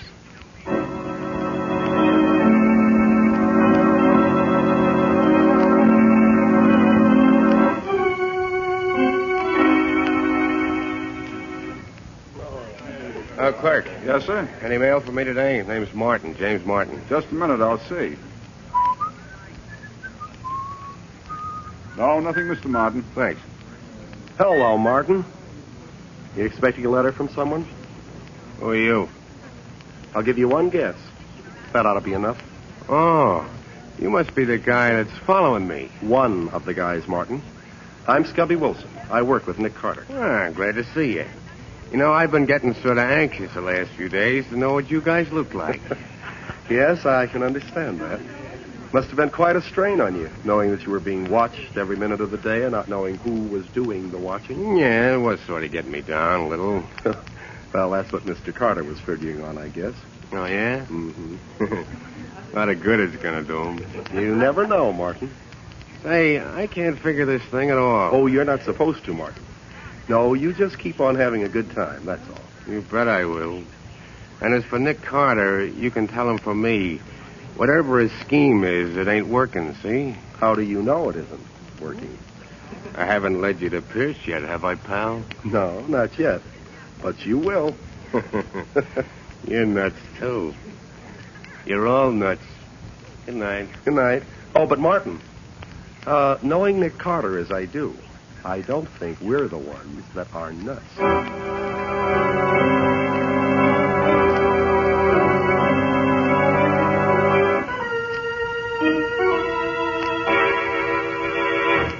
It's the one sure way of getting on Pierce's trail. It sure don't seem very positive to me. You've got plainclothes men and detectives out looking for him, haven't you? Well, sure. We set out a general alarm just as soon as Pierce got... No. See what I mean? My way's slow, Riley, but it's sure. Well, Nick, all I can say is I wish I was as sure of that as you are. If we don't get Pierce this way, they're going to laugh me right out of the department. Using up valuable men and time, just keeping an eye on a scoundrel that should be behind bars this very second. He will be, Riley. Just as soon as we get Pierce, too. To keep him company. Police headquarters. Lieutenant Riley speaking. Yeah, he's here. For you, Nick. Yeah. Thanks, Riley. Hello? Oh, yes, Scubby. Yeah? Oh, you did it. Okay, that's fine, Scubby. Good work. So long, Scubby. Well, Riley, it looks like this is it. Yeah? What happened? Did Martin finally get in touch with Pierce? No, Riley. It happened as I expected. The mountain came to Mohammed. Huh? Who did what? Unless I'm very much mistaken, Pierce has finally got in touch with Martin.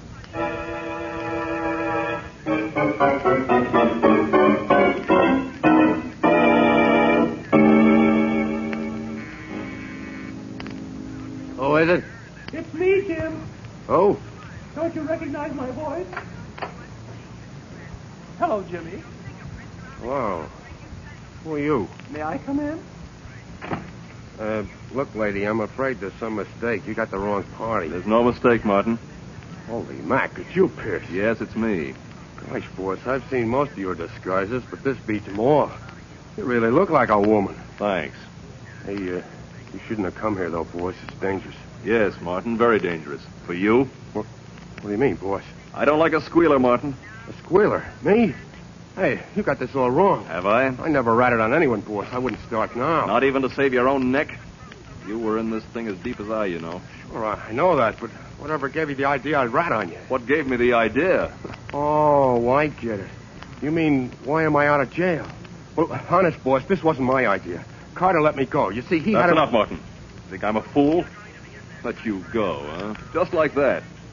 Well, I won't be so generous, stool pigeon. Hey, what are you doing, boss? No, you ain't gonna use that gat on me. Guess again, squealer. You're making a mistake, boss. Please, you gotta listen to me. Let me tell you how it happened. No, Martin, you listen to me and I'll tell you. Carter didn't have a thing on me. Not a thing, do you understand? Yeah, sure. Then he spotted your ugly mug and put two and two together. I didn't think anybody'd recognize that pan of yours anymore, but somehow Carter did. So he had you picked up. And what he got out of you must have been plenty. I swear to you. Shut up. Why else would Carter have let you go? I don't know. I'll tell you why. Because you spilled the works, Martin. Spilled the works and got your freedom for it. No, that ain't why they let me go. It was all a scheme they had. What are you talking about? Sure, boss. They told me they'd let me go if I steered them to the hideout. But I wouldn't do it. Not me. No, so they let you out anyway. Yeah, that's it. Okay, squealer, I've heard enough. No, boss, no. Great shooting, Nick. You knocked the gun right out of his hand. Nick Carter. Yes, Mr. Butler Pierce. We meet again. You all right, Martin? Yeah, I guess so, but you didn't get here any too soon. Oh, so I was right, you rat. You were expecting Relax, him. Pierce, relax. Martin wasn't expecting anyone. He played square with you right along. Yes? Then what was he doing on the loose? Just a temporary arrangement, Pierce. It was a trap we set for you. And you obliged us by walking right into it. Very clever of you, Carter. Not at all. You see, Mr. Pierce, I based my plan on the belief that at bottom you were not so clever. Really? And how do you mean that? Because instead of doing the really clever thing, getting as far away from here as you possibly could, I felt sure that your personal vanity would lead you to expose yourself to almost any risk in order to get the man you thought had betrayed you. All gangsters react that way. You can hardly consider me a gangster, Mr. Carter. At heart, that's exactly what you are. And that's what I counted on. So you had it all figured out? Yes. I also counted on your pal Martin doing exactly as he did. After we let him go, he laid low for a while. He was afraid of what we were going to do. But after a few days of that, he got bored doing nothing, just as I figured he would. About you two did together, and now he wanted to spend some of it. So he stepped out, visited the high spots, stayed at a fine hotel. So I heard. Yes, I knew you would. Matter of fact, I counted on him. You figured we'd let him loose and had paid him well for squealing on you. Well, Pierce, you put two and two together all right, but you got the wrong answer. And the wrong answer you got is going to send you to the electric chair. It's the end of the road for you, Mr. Pierce. Mr. Carter, I gotta take my hat off to you. Really, Martin? And to what am I indebted for this great honor? Well, you said I'd lead you to Pierce, and I said I wouldn't. And you made me do it. And you even knew what I was thinking all the time I did it. Yes, Carter. You're cleverer than I thought you were. Thank you, gentlemen. I'm very happy. I can't say the same for you two.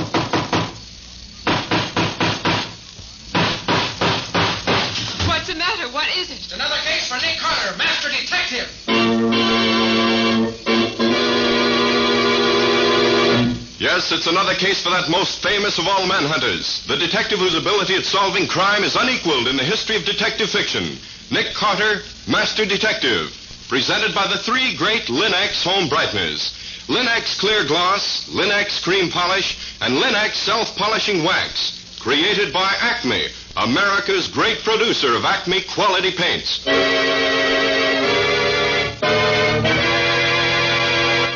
Today's curious adventure: Murder in a Decanter.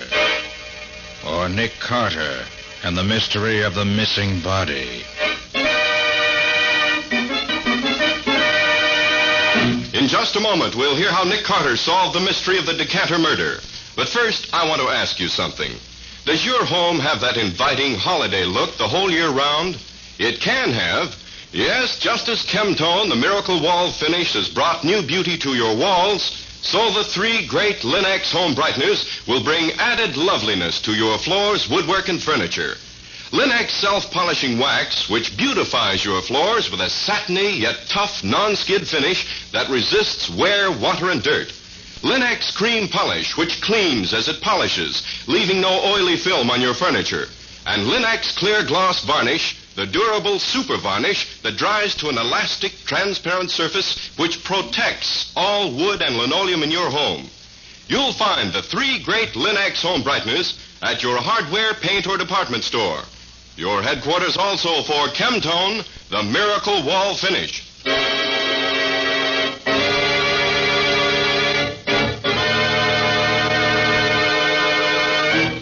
And now for today's mysterious adventure with Nick Carter. As our story opens, we find Nick and Patsy at a New Year's party talking to their host. I'm sorry, Mr. Carter, but the man I asked you here to meet has been unavoidably detained. You and he would have had a great deal in common, I know. Yes, Nick's been looking forward to it for a long time now, Mr. Cord. And I can keep looking forward to it for a while longer, I guess. Well, Mr. Carter, you'll probably find all kinds of people at my parties. I'll be seeing you. Well, there are certainly all kinds of people here, Patsy.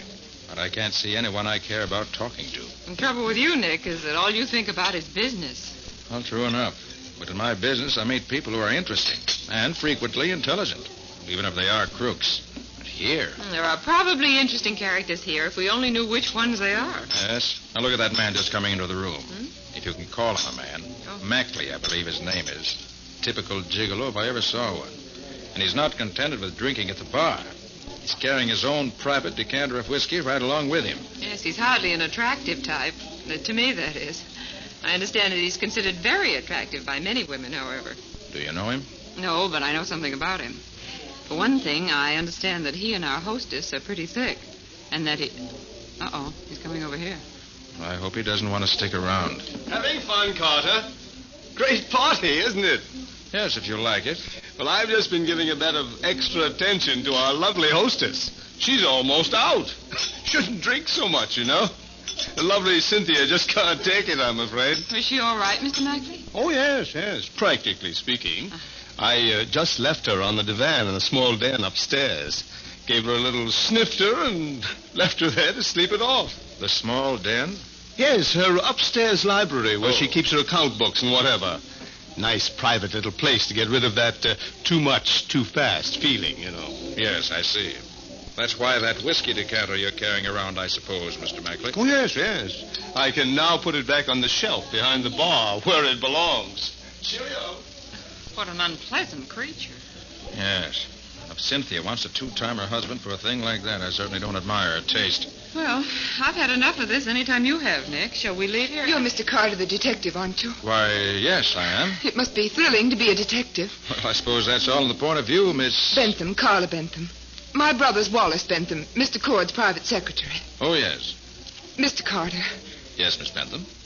will you please help me find my brother? Find your brother? Why, what do you mean?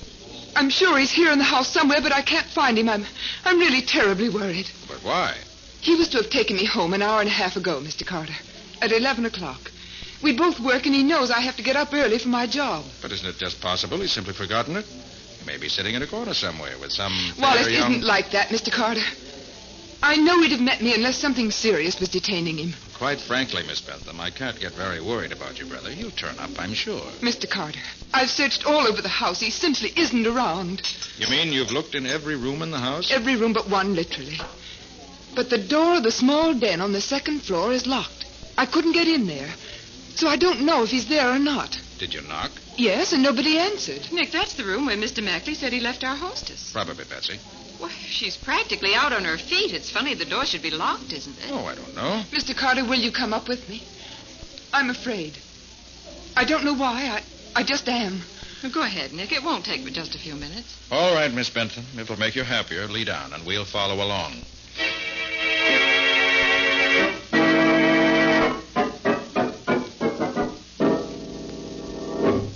It's right over here, Mr. Carter. Huh? Is this where the 40 thieves hung out? How do you mean? Look at the size of those jars or urns or whatever you call them. 2 at the head of the stairs and 2 more on the landing. Boy. They're Oriental, I believe. Brought back by one of Mr. Cord's ancestors. This is the room. Here. The door's locked, all right. Well, let's try knocking. You see? No answer. Well, the detective's supposed to look through keyholes, so I might as well live up to my reputation. Yes, I think I will have a look in there after all. Well, something is wrong, Nick. Mr. Carter, what is it? You'll see in just a moment. And it won't be pleasant, I warn you.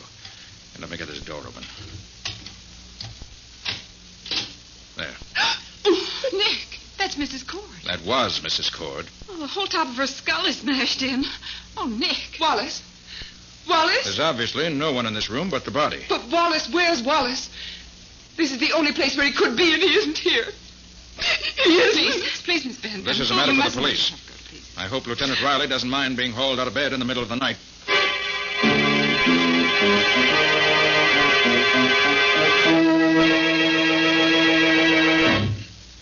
You sure nobody's touched anything since you found the body? Positive, Sergeant Kilroy. It's a wonder to me how we always find you on the scene of a killing whenever we get here. Lieutenant Riley lets you get away with murder. But now that he ain't here, you got me to deal with.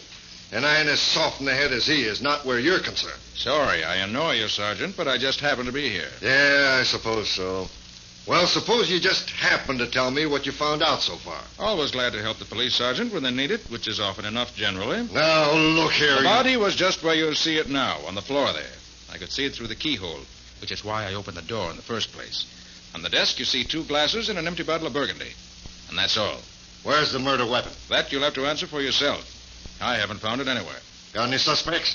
Have you talked to Mackley yet? I have. He says he was up here in the den helping Mrs. Cord get over a bad spell. He says he gave her a shot of liquor and went downstairs again. That's all he knows. Puts him in a pretty tight spot, doesn't it? It might, except for a few facts you've overlooked. Such as what? Carla Bentham swears her brother must have been in this room. Says she searched the rest of the house and couldn't find him. Therefore, he was in here. Therefore, he killed Mrs. Cord and scrammed out of here with a murder weapon. It ain't here anywhere, so he must have taken it with him. Sure of that? Mrs. Cord was clubbed to death. There's nothing in any of these rooms that could have done the clubbing. Therefore, young Wallace and the weapon went out of here together. Kilroy, sounds like a pretty feeble story to me. You don't even know Wallace was in this room. He may have been outside on the grounds while his sister was looking for him. You think Mackley did it? I feel quite sure he didn't. His motive would have been to keep her alive rather than otherwise. He could get money and gifts out of her only as long as she was alive and healthy. No, I haven't found the murderer yet, and neither have you, Kilroy. Yeah?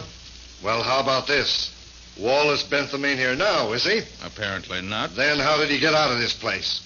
He ain't in the house. He ain't anywhere on the grounds. My men know that now.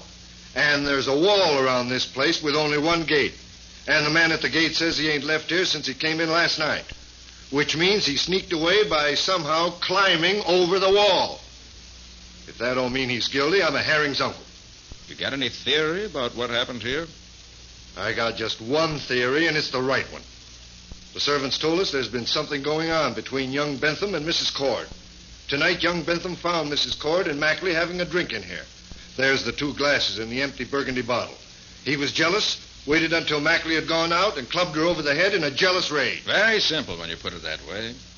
You got any better ideas? Until I have facts to go on, I don't have any ideas at all. Well, I think I'll be getting home if I can find Patsy. Good night, Lieutenant. Or should I say Sergeant? That's all right, Carter. It'll be Lieutenant one of these days, and don't you forget it. And when it is, Carter, watch your step. I'll be happy to. So long.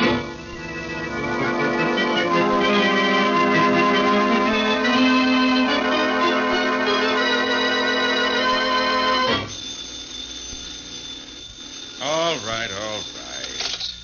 Nick Carter's office. Mr. Carter, this is you-know-who. Don't mention my name. Oh, yes, I recognize your voice. Can you come to 2343 Orleans Street at once? I'm in terrible trouble. Terrible. But what's the matter? I can't tell you on the phone. For the love of heaven, come. All right. Lucky you caught me. I was just going out to dinner. Be right over.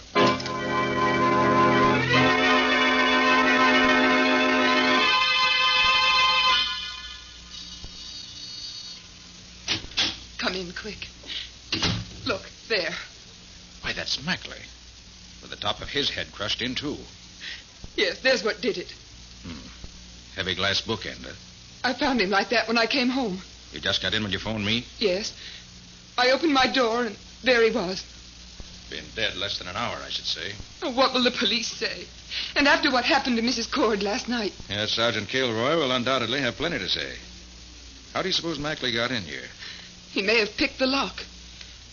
Or what? My brother Wallace had the only other key to my apartment.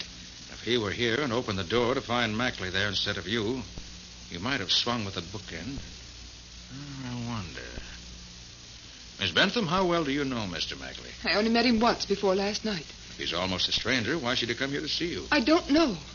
And that's the truth. Let's see what he has in his pockets. Maybe that'll tell us something. Usual junk man carries around. Pencils, pen, receipted bill, check for his car in a parking lot around the corner. Oh, see here. This is addressed to you. What is it? It says, Dear Miss Bentham, I phoned all day to try to get in touch with you. Finally, I came in person as I could wait no longer. I must see you. I have something to tell you about last night and your brother. Also, I want your help. I want you to keep... And that's all. That's a funny way for a note to end, Mr. Carter. Yes. That and the ragged way the note is folded makes it obvious. He was scribbling this note to you here at your table when something startled him and he crammed it in his pocket.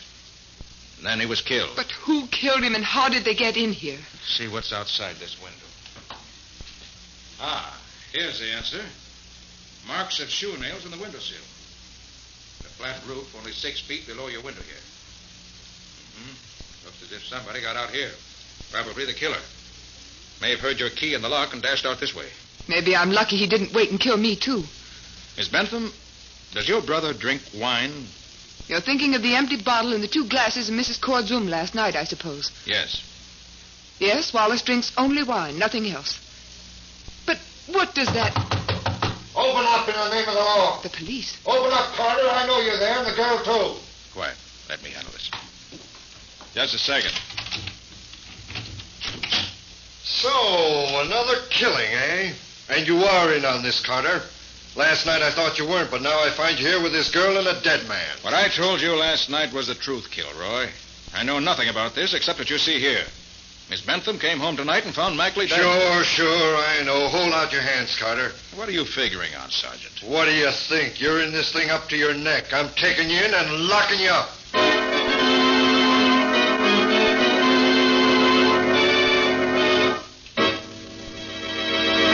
Well, what can Nick do now? Arrested and in jail for a murder he didn't commit, he can't do much to find the real murderer. What's going to be his next step? We'll see in just a moment. No matter how careful we are, we're all likely to track in mud, snow, and slush from out of doors these winter days.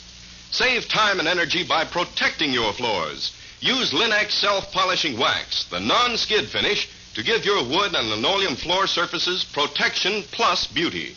Because Linex self-polishing wax contains genuine Carnauba wax, it wears well and may be renewed at any time without re-waxing the whole floor. Linex self-polishing wax resists water, too, so that it may be wiped up easily. And it lessens your work because Linex self-polishing wax keeps dirt on the surface where it's readily wiped away. What's more, Linex self-polishing wax gives all your floors a beautiful, satiny appearance you'll be proud of. Best of all, Linex self-polishing wax requires no tiresome rubbing or polishing. You simply wipe it on in a jiffy. So depend on the modern way to keep your floors looking their best with a minimum of work. Get Linex, L-I-N-X, Linex self-polishing wax now. You'll find all three great Linex home brighteners and Chemtone, the miracle wall finish, at hardware, paint, and department stores everywhere.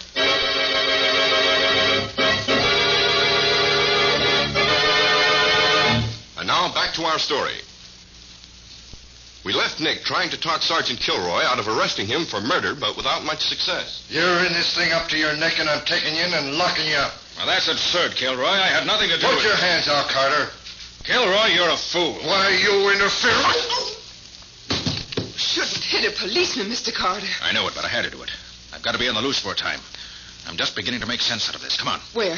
Kilroy was alone when he came up here, but he must have men downstairs. We have to get out of here before they come here looking for him. You got any money? Yes, some. Good. Go to a side street hotel somewhere and register under an assumed name. I'll be at the Green Hotel under the name of John Nicholas. But don't call me unless it's very important.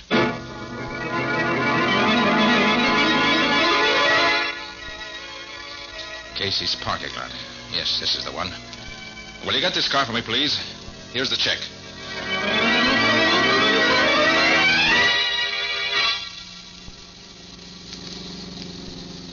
Yes, this ought to be far enough away. Now, let's see if there's anything in this car of Mackley's. Nothing inside here. Well, maybe he has something in the rear compartment. Now, which one of these keys unlocks this? There. Ah, hat box, huh? But that's a whole lot heavier than any hat box I ever... Uh-oh. I'll have to postpone this investigation for now. I better get out of here.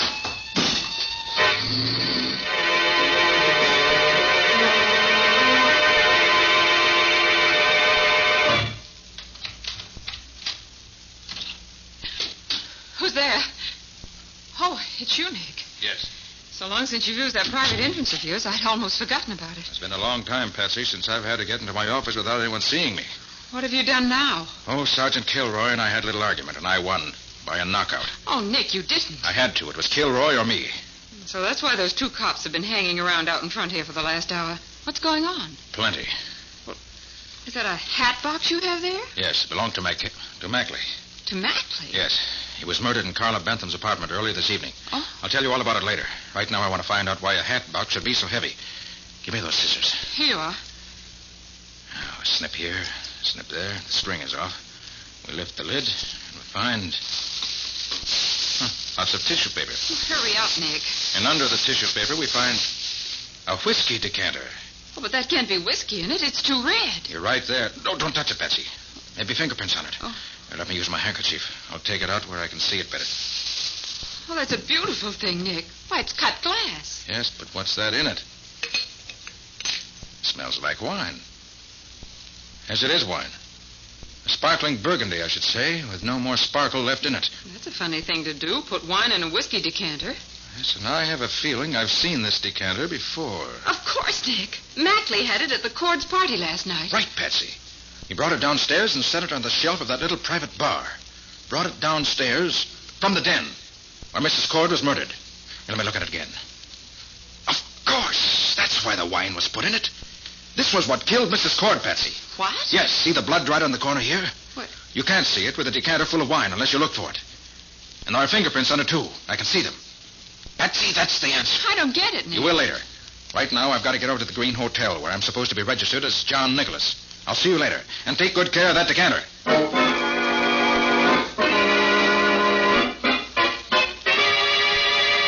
Oh, I wonder why I ever picked out such a dump to come to. Should at least have picked a radio. Yes? Can you come to see me again? Right away? What is it this time? Something special. Wallace is coming to see me, and I thought... Wallace? Your brother? Yes, and I thought he could get some advice from you. How do you know he's coming? He just phoned me. Said he'd be here in 5 minutes. But that's utterly and completely impossible. That's what he said. How do you know where to phone you? I guess he must have been near my hotel when I left and followed me here. Can you come? You bet I'll come. I wouldn't miss it. Where are you? The Marlow. Ask for Helen Laughlin. I'll be there in 10 minutes.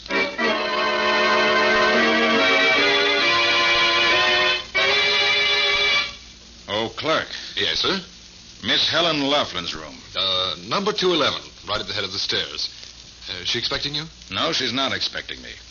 And I don't want to phone up to her. I want to surprise her, see? Oh, sorry, sir. Rules are that all visitors have to be announced. Is that so?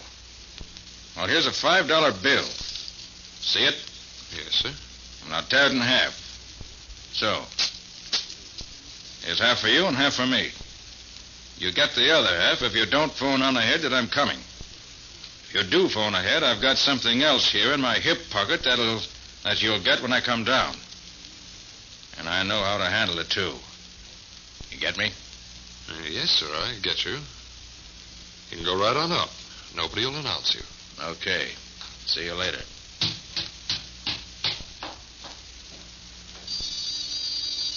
Come in. Get your hands up quick, Carter. Close the door, Arthur. Yes, Father. Oh, very nicely done. Mr. Cord and son Arthur, if I'm not mistaken. I'm sorry, Mr. Carter. They made me phone you. We did. A few twists of her arm, and she was glad to oblige. I knew they'd be here, Miss Bentham. So I notified the cops on our way up here. They should be along any minute. Hear that? We've got to get He's out. lying. The police would never believe him now. He's wanted himself. Besides, why should he expect to find us here? For the simple reason that Miss Bentham's brother Wallace just couldn't be coming here to see her. It's a physical impossibility. What do you mean by that? The dead can't walk. Oh. He's just talking, Carter. Come, Carter. Where's that decanter? Suppose I told you it was at headquarters. Fingerprints, blood and all. I wouldn't believe you. You couldn't know anything about it. It couldn't be much plainer. Blood in two places in the decanter. Where your wife was clubbed once, and the other place must have been where you clubbed Wallace. Oh, no. No. I'm sorry, Miss Bentham. These two killed your brothers who? Father, he knows. Just what do you know, Carter? Plenty. You caught Wallace and your wife together and killed them both by slugging them with a whiskey decanter. I imagine that Mackley was close enough to see you do it without being seen himself. Then you had the idea that if young Bentham disappeared, the police would blame the murder on him. So you and your precious son carried his body out and hid it. But while you were gone, Mackley got his big idea. Blackmail. Here in front of him was a decanter with blood and fingerprints on it. And you, Mr. Cord, were now a very rich man, having inherited your wife's fortune at her death. So Mackley got the decanter, poured out the whiskey, and filled it with the wine from the bottle on the desk. The blood didn't show up that way. Then he took it down to the bar, carrying it carefully so as to preserve the valuable fingerprints. Father, how can he know all this? Go on, Carter. Anything else? Plenty. Judging by the note we found on Mackley's body a while ago, he must have gone to Carla's apartment to let her in on the blackmailing scheme, too. Maybe he wanted to hide the decanter there for safety. But you trailed him there, Cord, and socked him with the bookend, figuring you don't hang any higher for 3 murders than for 2. But Carla came in just then, and you had to leave before you could search Mackley's body. Then I got into the case. You trailed me and saw me get hold of Mackley's car in which the decanter was hidden. Meanwhile, your sweet son trailed Carla here, and the rest was easy. Force her to call me and then force me to produce the incriminating decanter. You're a fool. Why should I kill my own wife? Because she had money and because you were broke. That and a jealous disposition are motive enough. Okay, so I killed her. Now I want that decanter. You'll call the messenger on that phone. Tell him where to bring it to you at once. If you don't, we'll start working on Carla again. Okay, Gord, you win.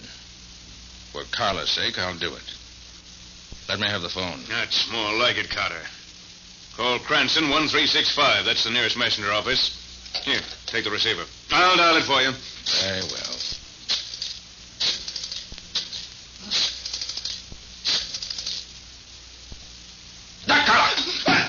Get your hands up, Carter. No, you don't. Are you slapping little world? Give me that gun. I'll fix you. Mr. Carter, look out behind you! Hey, Carter, take it easy. I'll take over now. All right, good for you, Sergeant. Well, did you hear anything while you were out there? I heard enough to send the old boy to the chair. I'm glad you got my message okay. Message? I didn't get any message from you. The hotel clerk downstairs phoned and said... That was the message I sent you. After I threatened him with my gun and flashed a torn $5 bill on him, I knew he'd get in touch with headquarters right away. Smart fellow, that clerk. Wouldn't let anyone put anything over on him. And you're a smart fellow, too, Kilroy, recognizing his description of me and answering the call yourself. Well, nobody but me was going to have the pleasure of pulling you in. But look here, Carter. You said Cord and his son hid young Bentham's body. We went all over the house last night, and he isn't hidden there. Did you look in one of those big urns that Cord's place is decorated with? You mean those big vases? Heck no, never thought to look inside them. I'll send someone up right away. Well, how about me? I haven't forgotten you wanted to arrest me a while back. I ain't forgotten it, Carter, and I ain't forgotten about that sock in the jaw you gave me. But, look, suppose we decide that I broke this murder case myself. Would you have any objections? Why, no, Sergeant. Tell you what I'll do. I'll swap you a decanter complete with fingerprints and bloodstains in return for letting bygones be bygones and no hard feelings anywhere. Agreed? Okay, but in the future, keep out of my way. I don't want to have any more arguments with you. Your arguments have too much punch behind them for me.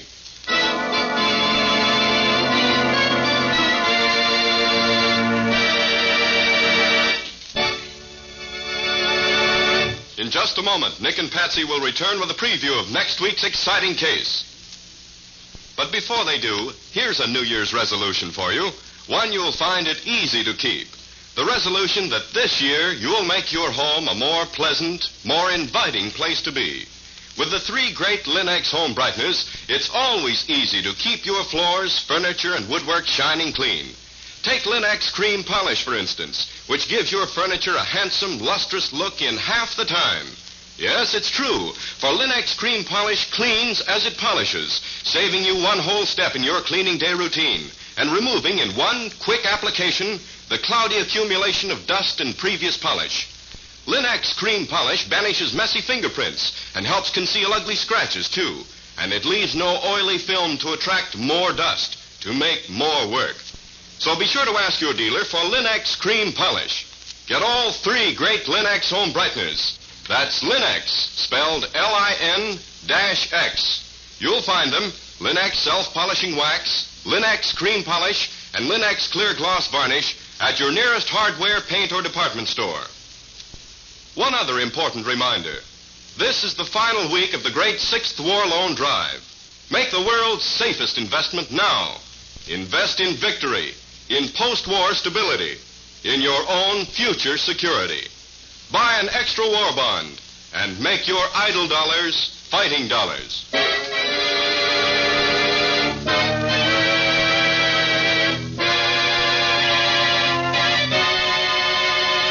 And now let's hear from Nick Carter himself. How are you going to start the new year off, Nick? Have you got a good story for us? Well, I think so, Ken. A friend of mine, a college professor, was shot in his own home just a few minutes before I got there to see him.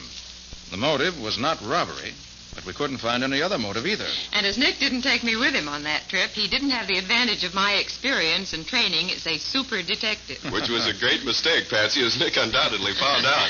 Another murder followed on the heels of the first, and a third victim was nearly added to the list. The said third victim being Nick himself. Yes, I came nearer the end that time than at any other in my life. What do you call it, Nick? I've called it Monkey Sees Murder. Or the mystery of the Peruvian red mark. Well, listen next week for further details.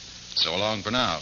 I think you'd be interested to hear Nick Carter as the guest detective on the Quick as a Flash program this evening at 6 o'clock over most of these stations. Why not tune in? And now, so long. And so long to you both, Nick and Patsy. Be seeing you again next week.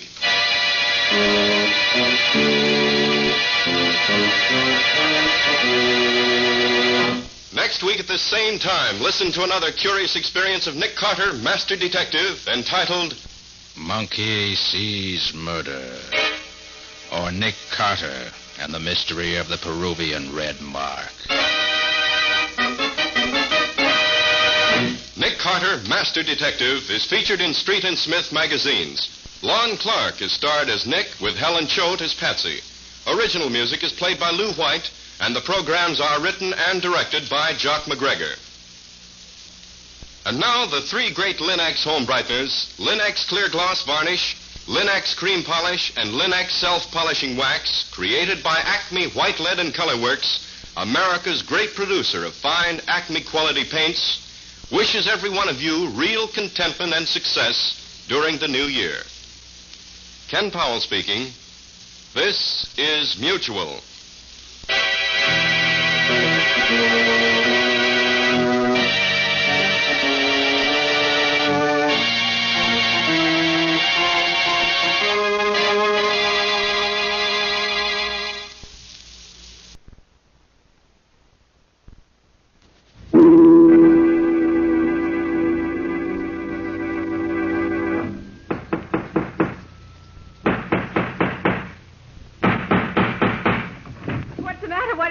Another case for Nick Carter, Master Detective.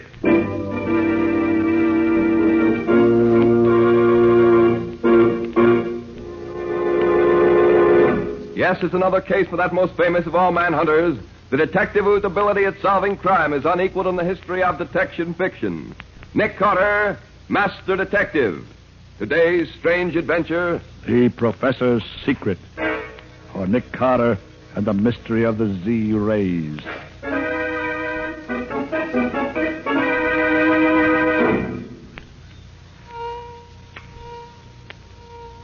Working, Dad. Why, that wound in the guinea pig's shoulder is healing. Why, it's only about half the size as it was before. Yes, Jean. It looks as if my new invention was a success. All that I need to do now is build a full-scale model, and I shall be ready to bring a new era of healing to the entire world. Don't move either. What is it? Just stand where you are and put your hands in the air. What do you want? We have no money. We don't want money. We want that Z-ray machine of yours. Shut it off. But you can't. Shut it off, I said. All right. Now fix that machine so we can take it with us. And no funny business either. Pack it up good, Pop. Better do it, Dad. These men mean business. Very well, Jean. Just as you say. Hurry up, Pop. We got a long way to go. How did you know how to find this place? That's our business, lady. Ready, Pop? Yes, it's ready. But be careful of it. Don't worry. We'll take good care of it. All right, Bill, you and Jake take it out to the car. And treat it gentle. Okay, come on, Jake. What are you going to do with it? That machine heals cuts and bruises and things, don't it? Yes. If it'll do that, it'll heal holes made by guns, too. Save a lot of wear and tear on the boys. You mean you're going to use that wonderful machine to help your gangsters? Sure thing, kid. Now, you two get your hats and coats. You're going with us. But that's kidnapping. You can't do that. Get your hat, Pop. I ain't got all day. Come on, Dad. It's no use arguing. All right, Jean. Get your hands up. You're surrounded. Down on the floor. Tony, I got Jake. But I got one of them, Tony. Any more of them, Bill? I don't know. Maybe that guy was just bluffing. We got to get out of here. We'll leave Jake here. A dead man's no good to us. All right, in the car, you two. Hurry it up. All right, in there. Make it. Come on. Get going. Let's go.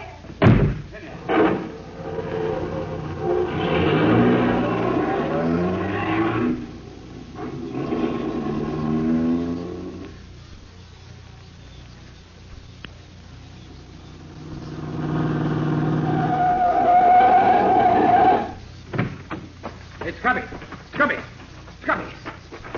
Oh, there he is. Not dead, thank heaven. Nasty gash in his head, though. Come on, Scubby. Oh. Wake up, will you? Come on, Scubby. Oh.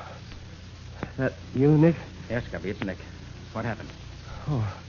Well, you said to meet you here. You didn't get here. The gang started off with the machine and the prof and his daughter. I tried to stop them. One of them shot me. Well, I got one of them first, I think. Yes, you sure did, Scubby. They left his body here. You all right now? Yeah, I guess so. Good. Come on. Let's see if this dead gangster has any identifications on him. Probably not, but he might have. Let's see. No, doesn't seem to be a thing.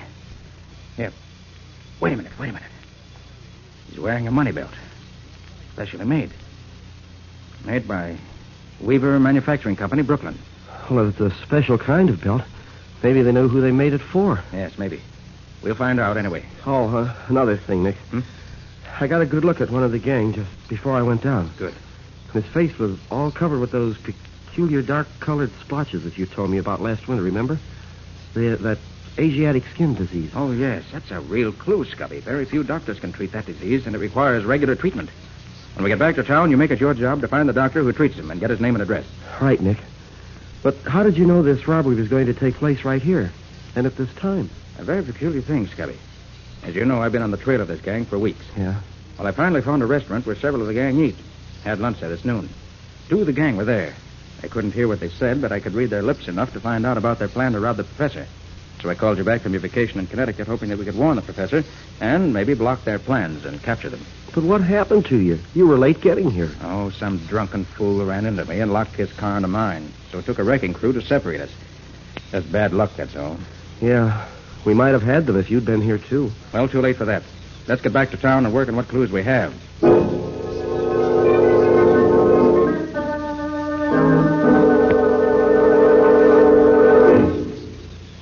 All right, Pop. Get that machine of yours going. I want to try it out and be sure it's okay. Shall I untie him, Tony? Sure. He's got to use his hands to make that thing work. But leave the girl tied up. Okay. There you are, Pop. I'll get busy. Gene, you think I'd better... Better do as they say, Dad. If you don't, they may kill us. The kid's right, Pop. Better do as we say and make it fast. Very well. Give me the machine. Here you are, Pop. Make it work. Why, I can't make it work. Huh? The main adjuster coil is missing. You mean it won't work without something that ain't there? As long as that coil is missing, I can't demonstrate it for you. It won't work. Look here, Pop. Are you trying to kid us? No, I assure you, I'm quite serious. That machine won't work without the coil. If Bill brought that thing down here just the way you gave it to him, you must have left it up there yourself. Perhaps I did. I was very nervous. Why, you old son of a dried-up mummy. I believe you did this on purpose. I believe you've tricked us. What's the diff, Tony? If he's got to have the coil, he's got to have the coil. If it ain't here, we got to get it. Yeah, you're right, I guess. What does it look like, you old goat? It's a small coil of green-covered wire, about 4 inches across. The last time I saw it was lying on the bench near where the machine was. Take a couple of the boys, Bill, and get it. First thing in the morning. And, Pop, you better pray they find it.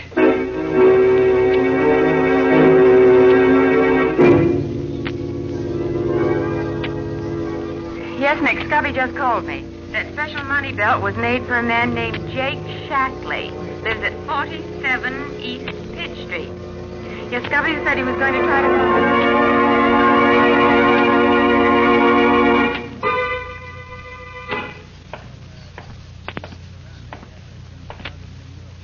Here it is. 47 East Pitch Street. Fine old dump. Wager Shackley's not the only crook who lives here.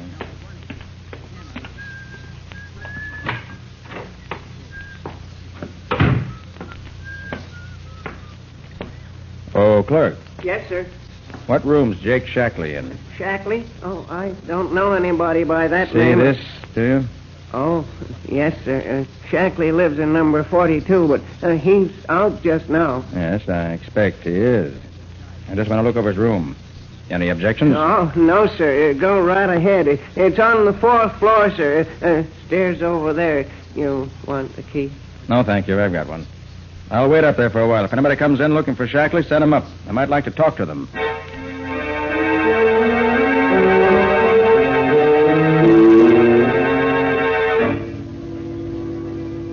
Yes, the man you describe is one of my patients. He comes here twice a week for X-ray treatment. If you have the proper authority, I can give you his name and address. Yes. Yes, I see. That is quite satisfactory. Now here you are. James Duane, 47 East Peach Street. Glad to help you. Good name.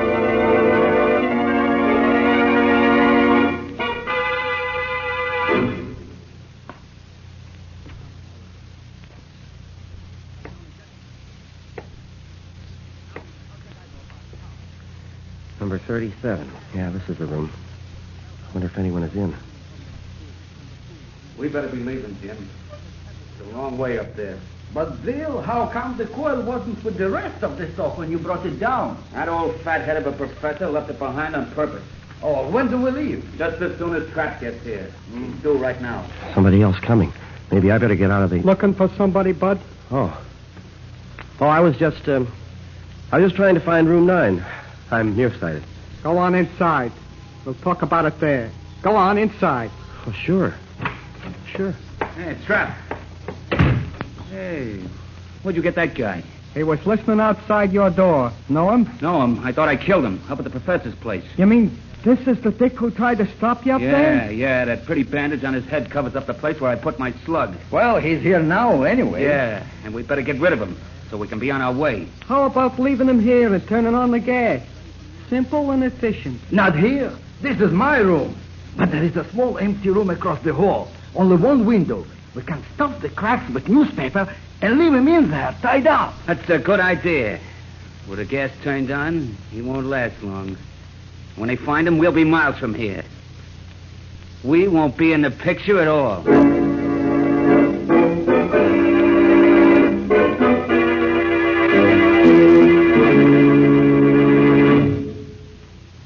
Well, Nick, this clue certainly turned out to be a total loss. Not a thing in the room that's of use. Nobody dropped in. Well, Mr. Jake Shackley must have lived a very lonely and uninteresting life. Nick, you better try another lead. Let's start by walking down those 3 flights of stairs. I would pick a clue that leads me to a place without an elevator. Hey, wait. A strong smell of gas on this floor. Better look into this. It must be down this way. Yeah, the smell's stronger here. Yeah, this must be the room. Number 36. Didn't even lock the door when they left. Hope they don't take me for one of the uninvited. Might not like me. Scubby! Scubby, what in the... Where's that gas jet? There. Now for the window. Hey, Scubby. Scubby, come on. Come on, Scubby. Now he's out cold. Come on. Oh, he's all tied up. What's been going on here anyway? I'll have to get him out of this. You're heavier than I thought, old boy. There. It's ought to be all right. Now for artificial respiration. 1, 2, 3. Relax. Fast. 1, 2, 3. Hey, what's going on here? I smell gas. Any trouble, Mr. Man overcome. Gas. Turns out to be a friend of mine. Oh, dear. Don't know what happened. I just got here. I think he's coming around now. Yeah. He's opening his eyes. Scubby, can you hear me? Scubby. Nick. Nick. Gang going back. Left something. Professor's house. Machine no good without it. Nick, hurry. Hurry, Nick. They can't get away. Passed out again. Clerk, is there a doctor around here? Yes, right in the next room. Get him. Oh, Doc, hey, Doc, come on out. You wanted Doc. All right, he'll be all right now. You and the doc take care of him. When he's okay, send him to my office at 3rd and 5th. I'll get back there as soon as I can. I've got a job to do that can't wait.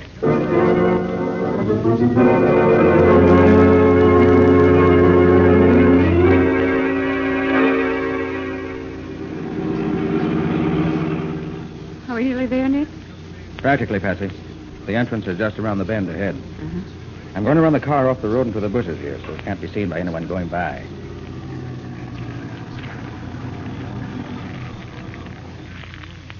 How far's the professor's house from here? About 100 yards. Through the woods there. You going to wait here? No. I'm cutting across to see if the gang scar's there yet. Where's that kit of mine? Now put it in the back, Nick. What's in it? Oh, a little gadget. You wait here for me. I'll be back as soon as I can. Oh, but, Nick, you're not going to try to catch the gang single-handed, are you? No, Patsy, I don't expect you, but you never can tell.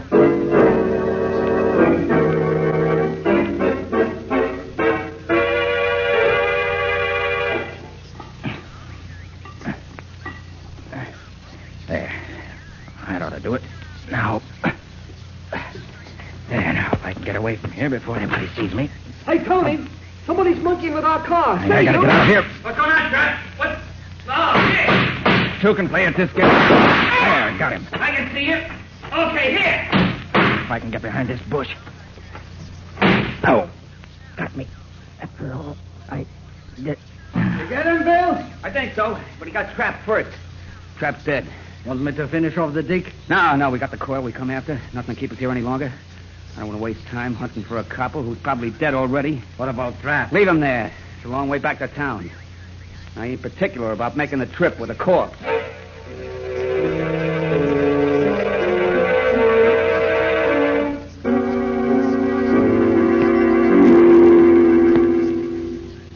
Nick? Nick? Where are you? Oh, Patsy. Patsy. Yes, Over Nick? here. In the bush. Oh, Nick. Nick, are you hurt? No, not seriously, Patsy. Oh, thank goodness. They caught me off guard.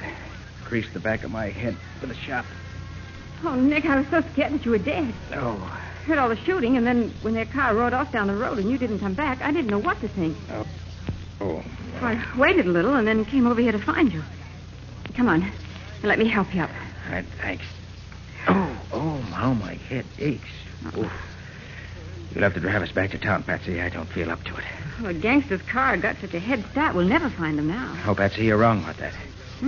We can follow them no matter how much of a start they got. Who do you think you are, Dunninger? You're no mind reader or fortune teller either. No? We'll see. Come on.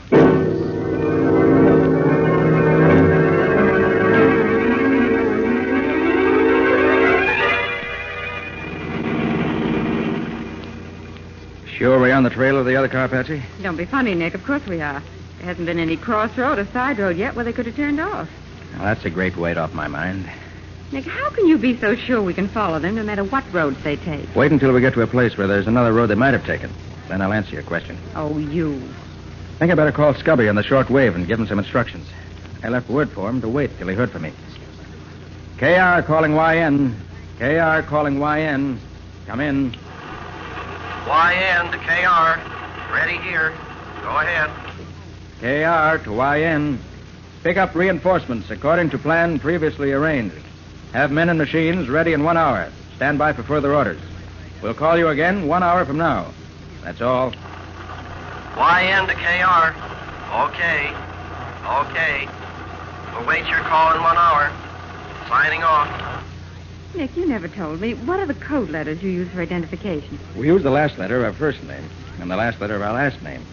For instance, Nick Carter is KR. And Scubby Wilson is YN. Mm-hmm. Mine would be YN, too. Patsy Bowen. Well, Scubby is YN. What would my letters be? Just add the first letter of your first name. Oh, the first letter. Mm-hmm. Well, you mean my letters then would be PYN. That's right. Simple, isn't it? Look, Nick, we're coming to a crossroads. Which way, Maestro? Well, if they're going where I think they're going, they'd take the right fork. So try that one. Now, slow down a little bit, though. Okay. Now what? Just a minute. Stop the car. Well, what is it, Nick? Look there, Patsy. Looks like a firefly on the pavement. That's the answer to your question. Meaning what? It's not a firefly. It's a drop of luminous paint. Nick, you mean the other car is dropping those as they go along without knowing it? Exactly. All right, you can go ahead now. Oh, that's what you were doing when they shot you. Yes, Patsy. I rigged it up before we left the office. Then when I left you to see if they'd arrived yet, I found their car. No one was in it, so I fastened it on the chassis. Yeah. They came out and found me just after I'd finished the job. So that's why you weren't in any great rush. What is it, Nick? A phosphorus solution in a metal can with an adjustable nipple. Enough to last for 100 miles. They can't lose us this time.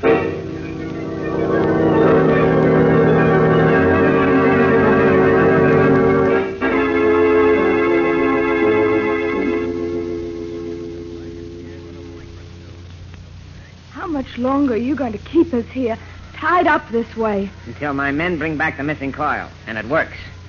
They should be back here by now if nothing's happened to prevent them. And for your sake, I hope...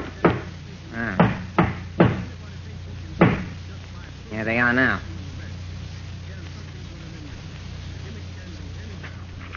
Well, we got it. Where's Trap? We left him there. You had a fight? Yeah. Dick tried to put our car out of commission while we was in the lab. Trap spotted him. They shot it out. Trap lost. And the Dick? He's still up there, too. Dead as a doornail. You fool! Bunglers! Can't you do anything without having trouble? We got the coil, Tony. Is that what you wanted? Of course, of course. But trouble always spells danger. Where is the coil? Here. Pop, take a look at this. Is it the right one? Yes. Yes, that is the coil. Do you have to have anything else to make that machine of yours work? No, it's all here now. All right. There's the rest of it on the table there. Get it going. I want to see it work. Very well. But it'll take time. It better not take too long. Otherwise, your daughter might find things happening to us she wouldn't like. Don't worry about me, Father. I can't help worrying about you, my dear. I'll work as fast as I can. It's just 9:30 now. I'll give you 15 minutes to get that thing working. But that won't be... Better not stop to talk.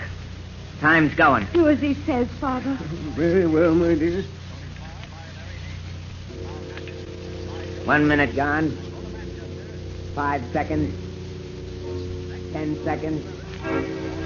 15.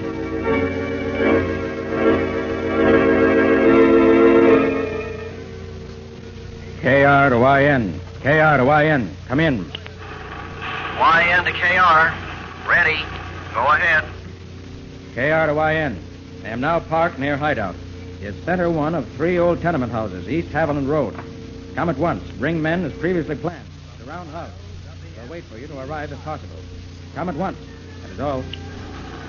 YN to KR. Understood. Leaving immediately. Should be there in 20 minutes. Signing off.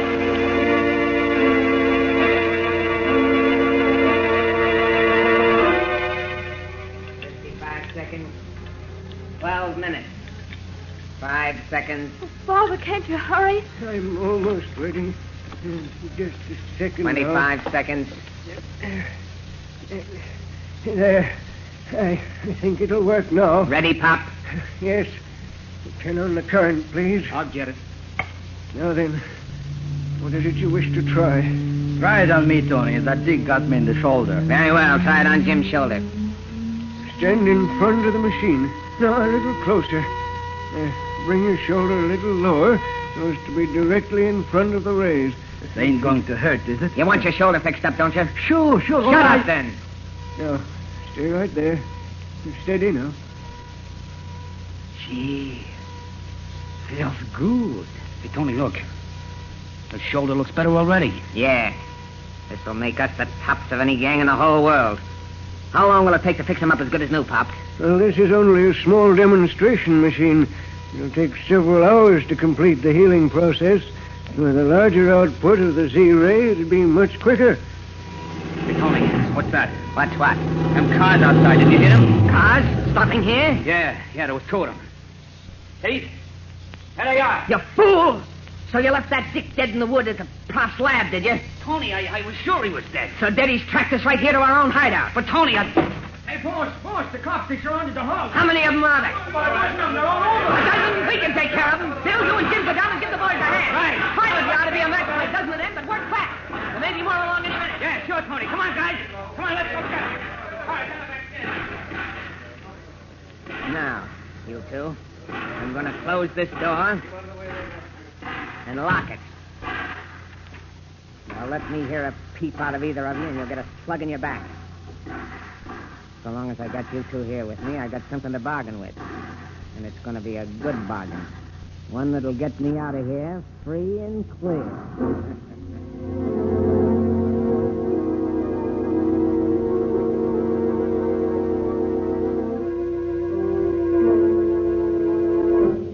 They all accounted for, Scubby? Yeah, Nick. Riley got them all. One dead and 4 wounded. Oh, what fools they are. So busy defending the front and back doors that they forgot that little side window. Yeah. Once we got a man in there, it was easy. Were they surprised to be attacked from the rear? Did you find out where the head of the gang is? No, Nick. We searched every room in the house except this one. He and the old man and his daughter must be in here. Well, I know they haven't gotten away. I watched the house from the time I called you until they got here. I'm positive nobody left the house. Now, let's find out. All right, you in there. You might as well come out. You can't get away. You think so, Mr. Carter? So you know me, do you? Yes, I know you. And you know that you can't get away. I think you're wrong about that, Carter. What do you mean? I have a proposition to make you. All right, what is it? If you let me go free and give me a half-hour start without trying to stop me, I won't harm either the old man or his daughter. But if you refuse, if you try to break down the door to get me, they'll both die before you can save them. Are they all right now? They are. How long they stay that way depends on you. Hey, what can we do, Nick? We can't let him kill the old man and the girl. I have a plan, Scubby. Yeah? Miss Pender, are you all right? I told you she was okay. I want to hear it from her own lips. Miss Pender, are you all right? Go ahead, kid. Tell him. Yes, Mr. Carter.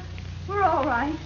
Professor Pender, are you all right? Oh, what's the idea of all the talk, Nick? Let's do something. Quiet, Scubby. I'm running it.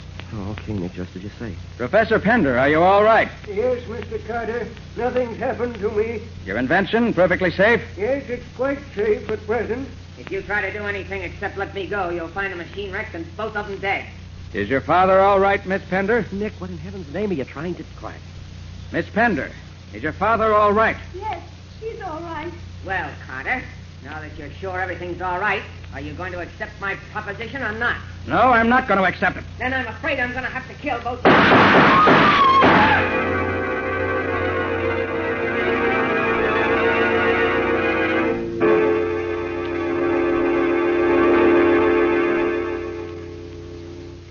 But I can't understand it, Mr. Carter.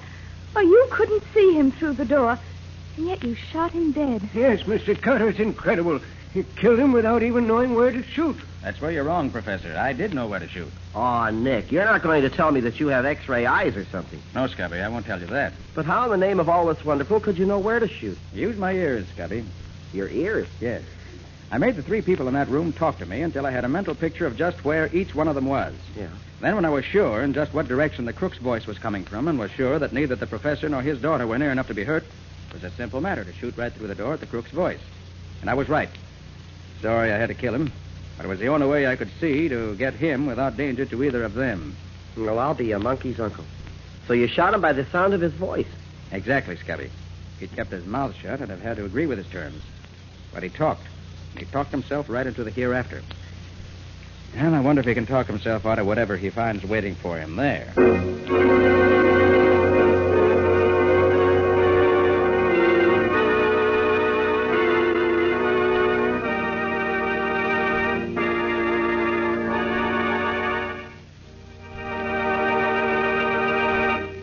This has been another of the strange adventures of Nick Carter, Master Detective, which are brought to you regularly at the same time by WOR Mutual. And now, let's ask Nick for a hint or two about a story for next week. How about it, Nick? Okay. Well, next week's strange adventure was strange indeed. Scubby started for Philadelphia to get some information I wanted. But he ended up in another city under another name and occupying a body that wasn't his. And then we found that somebody else had borrowed Scubby's body to kill a man. I'm afraid I'm getting confused. Well, that's nothing to what was happening to poor Scubby. He didn't know who he was or what he was doing. And yet all the time, he was perfectly sane. And it wasn't until this boss crook, who called himself the Mystic, tried the same thing on Nick that we really got anywhere at all. Well, it sounds like something out of the ordinary, to say the least. What do you call it? Murder by magic. Or the mystery of the missing identity. And that's all for now. So long. So long, everybody. And so long to you both, Nick and Patsy, until next week. In the strange adventure you have just heard, Nick Carter was impersonated by Lon Clark, Patsy by Helen Choate, Scubby by John Kane. Original music was played by Lou White. The entire production was written and directed by Jock McGregor.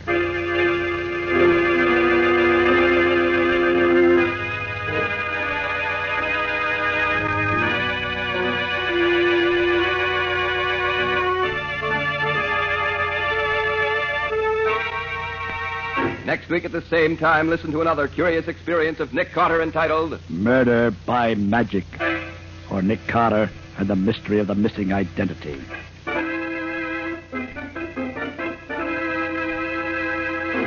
And now, a very special announcement. Beginning next week, the return of Nick Carter will be brought to you at a new time, 10:15 p.m. Eastern Wartime on Saturday evenings.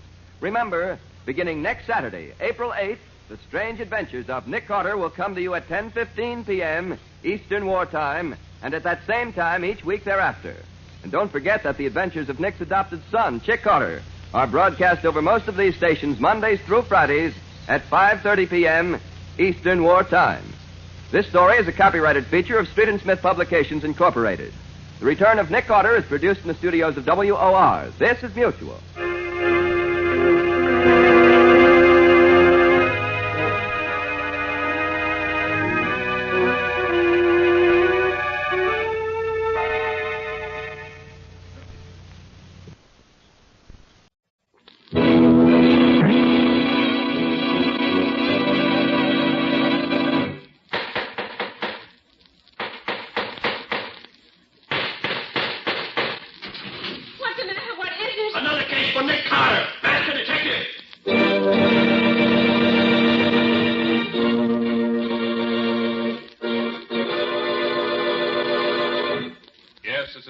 For that most famous of all manhunters, the detective whose ability at solving crime is unequaled in the history of detective fiction, Nick Carter, Master Detective. Tonight's curious adventure, 9 Hours to Live, for Nick Carter and the Death House Mystery.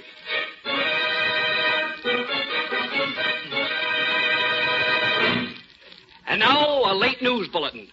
9 hours from now, at the stroke of midnight, Johnny Waldron, the blonde-faced killer convicted of the murder of Mrs. Cornelius Fielding, will go to the chair. Just 30 minutes ago, the condemned man made a last request. But Johnny Waldron did not ask for a sumptuous last meal in the tradition of the condemned.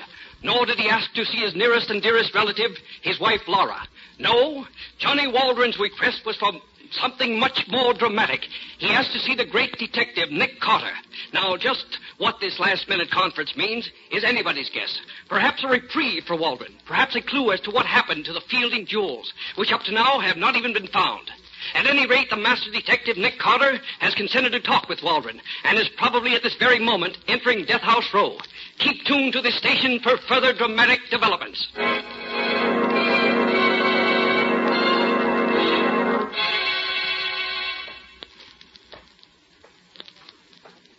Where have you got him, Dad? He's in number 1. We moved him to number 1 this morning. You see, it's a shorter ways to walk to the chair from number 1.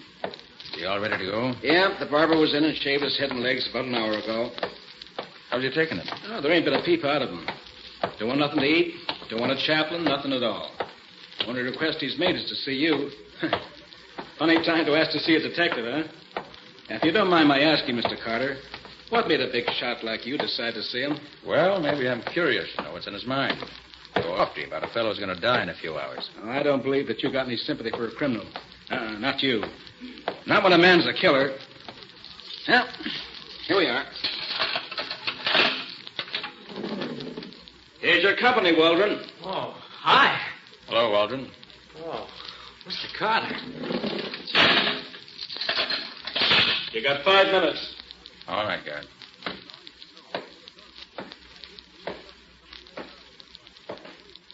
Well, Johnny? Oh, so you did come. Gosh, I was afraid you wouldn't. Well, I must admit I was surprised when the warden called me and said you wanted to see me. Yeah, I imagine you were. Gee, it was sure nice of you to come. Let's skip the formalities, Johnny. Time's too short for chit-chat. Come to the point. What's on your mind? Mr. Carter, you think I'm guilty, don't you? Well, didn't follow your case too closely. But you had a fair trial. You were found guilty. What would you have me believe? I'd like to have you believe that I'm innocent. Pretty late in the game to convince, Johnny. Oh, I'm not looking for a last-minute reprieve. That isn't what I asked you to come out here for. When I got word a little while ago that the governor refused my last request for a reprieve, I just made up my mind that I'd only be kidding myself if I hoped any longer. Why did you want to see me, Johnny? Mr. Carter, I know I haven't got a chance. I'm going to be gone in just a few hours now. But I could go a lot easier if I thought that maybe someday the world would know the truth.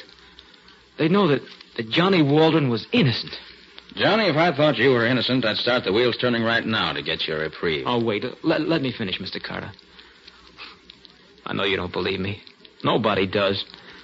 I guess I couldn't expect you to believe me after the way things went at the trial.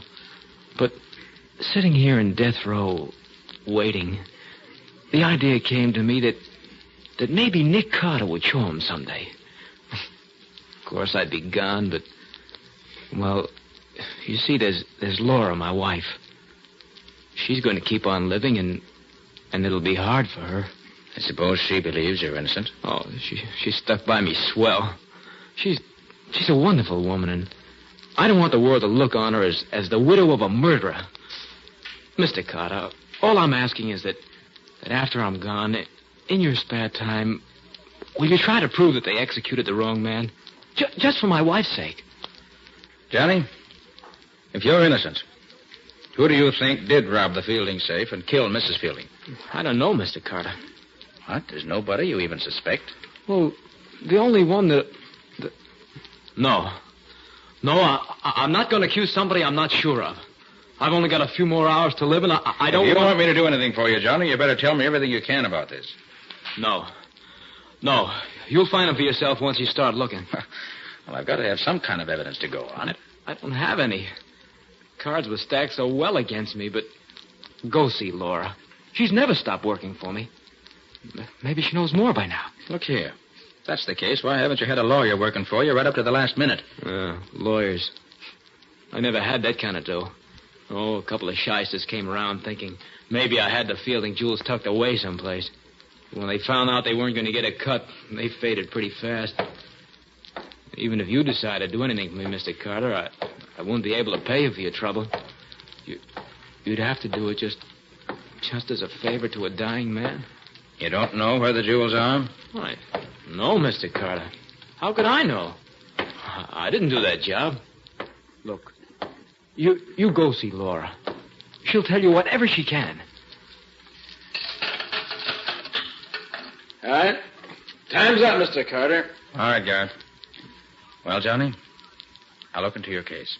I don't suppose you believe me. I bet he's been telling you an innocent man is being sent to the chair, huh? He tells that to everybody. Did it ever occur to you, Guard, that he might be telling the truth? Why? So long. Good luck. Oh, thanks for coming, Mr. Carter. And thanks for whatever you can do for me, sir. I'd very much like to know what happened to those Fielding jewels. Huh? Oh, yes. Well, maybe they'll turn up while you're investigating. Think so? I wonder. Say, Guard, how long is it until 8 hours, Johnny. Just 8 hours more.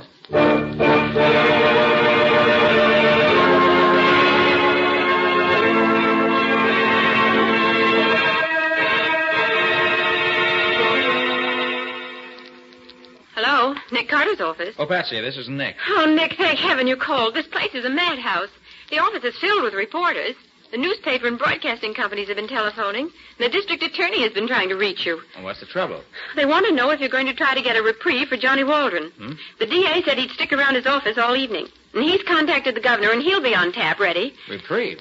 Oh, great heaven, I just talked to the fellow. I don't have any evidence, none whatsoever. What's the matter with the DA? Well, when Nick Carter goes to work on a case, even at the 0 hour, something usually pops. I'll tell him to hang on to the hats a while. And you, Patsy, go up to the courthouse and get a transcript from the Walden trial.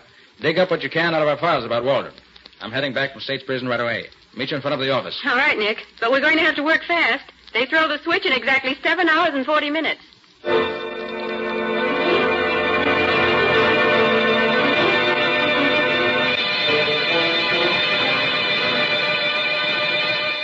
Waldron was really hired as a chauffeur. It was brought out of the trial that he ingratiated himself with the old lady every chance he got. Oh? You know, Mrs. Fielding was an invalid. Waldron used to carry her up and down stairs and waited on her and all that sort of thing. He was inside the house a great deal. Then, let's see now. Oh, the gun was traced to Mrs. Fielding's stepson, Tom Fielding. But the prints on the gun were Waldron's. Her stepson lived there with her? Yes, just the two of them. Waldron and all the other servants slept out and reported for work in the mornings at 8. When was the body found? On a Thursday night at 10 o'clock, in the library of the house. Tom Fielding came home from his club and found her. The safe was open and the jewels and money gone. Of course, any of the servants, as well as Tom Fielding, might have known the combination of the safe. Mrs. Fielding often opened it in front of all of them. The defense harped on that at the trial, but Waldron's prints on the gun and his alibi being so flimsy cooked his goose. I see. How did Waldron strike you, Nick? Guilty? It's the evidence that tells the tale in any case, Patsy. If we could find the party who has the missing Fielding jewels... It would look pretty grim for that. Yes, it wouldn't look good, that's sure. Oh, Nick, look at the time. 5:50. In 6 hours and 10 minutes, an innocent man may be electrocuted. Oh, no, Patsy. No innocent man will be electrocuted for a crime he didn't do. Well, my name's Nick Carter. And here's our first stop, Patsy. His old tenement house. Laura Waldron lives here.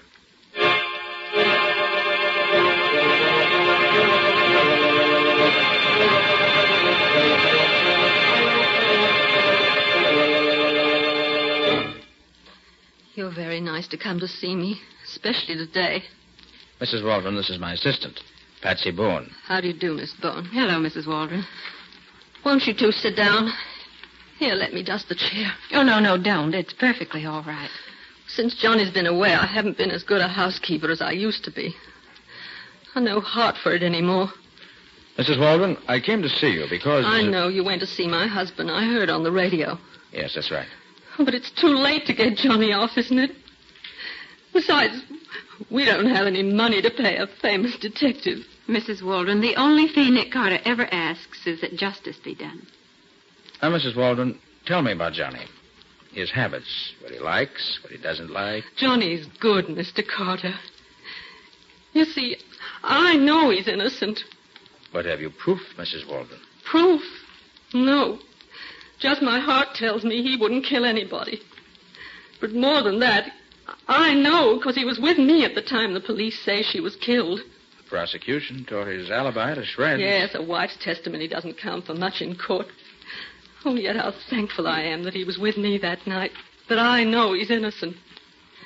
You understand what I mean, don't you, Miss Bone?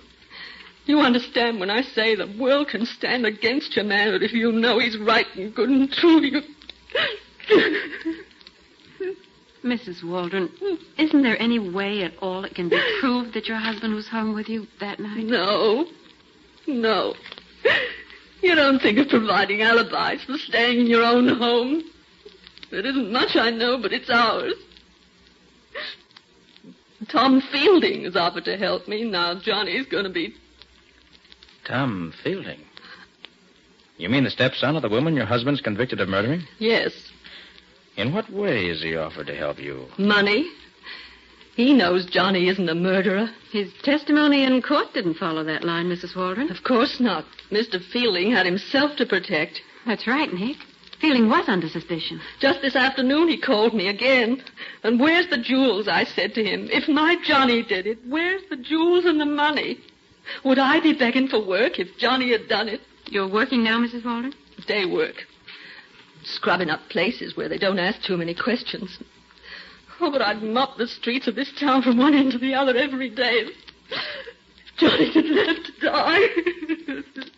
Oh, don't, Mrs. Waldron. Don't cry, please. Please don't cry.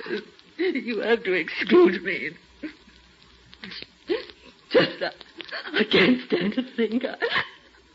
I'm counting the minutes and seconds now. Only a few more hours. Johnny will be gone.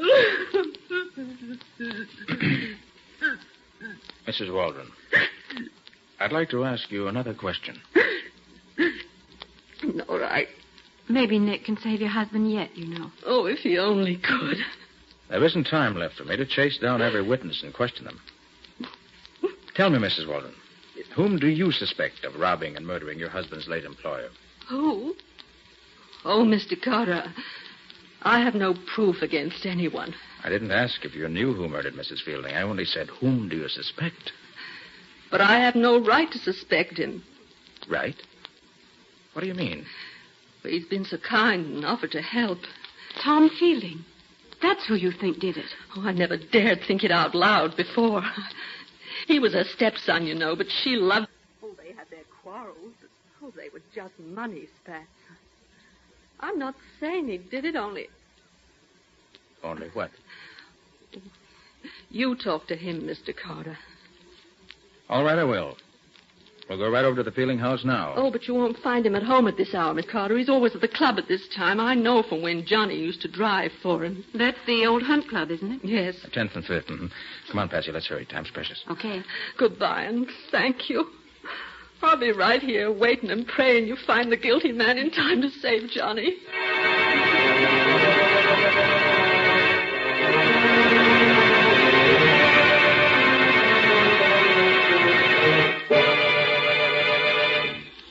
Nick, there's something puzzling you. What is it?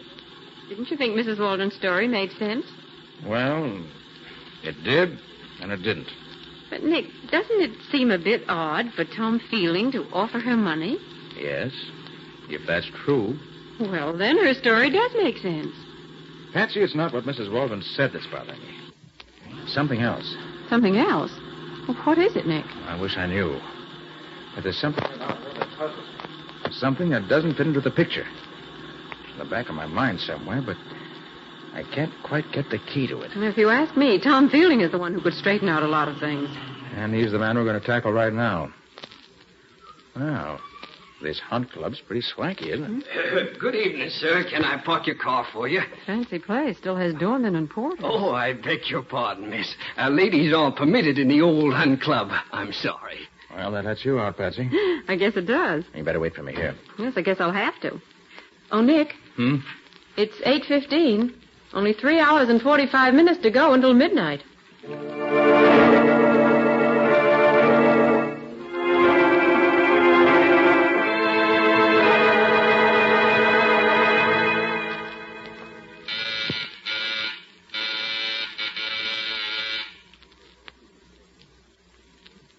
Ring again, Nick. Feeling wasn't at his club, so he's got to be home here. Your womanly intuition isn't working right tonight, Patsy. Not a light in the whole house. I don't think anybody's home. Oh, Mr. Fielding, if you only knew how much time we've wasted looking for you. Well, Patsy, maybe we can uncover enough evidence without seeing Mr. Fielding face to face. What are you going to do? A little high-class lockpicking in the interest of Johnny Waldron and his wife, Laura. There we are. All right, come on in. Stay behind me. Gee, it's dark in here. Shut the door and I'll use my flash. Where are we headed for? The library. Oh. That's the room Mrs. Fielding was killed in, wasn't it? Mm-hmm. Now, let's see. These old houses, the library is usually back this way, off the center hall. Come on. All right. You think there's anybody beside us in the house? I hope not. Here we are. This is the door. This must be it. Mm-hmm. Yeah. This is the library. What are we looking for? Well, right now, I'm looking for Mrs. Fielding's safe. Safe? Mm-hmm. Safe. Oh, it's behind that portrait of her. That was in the testimony. Yeah, you're right. Thanks, Betsy. Oh, turn on that small lamp, will you?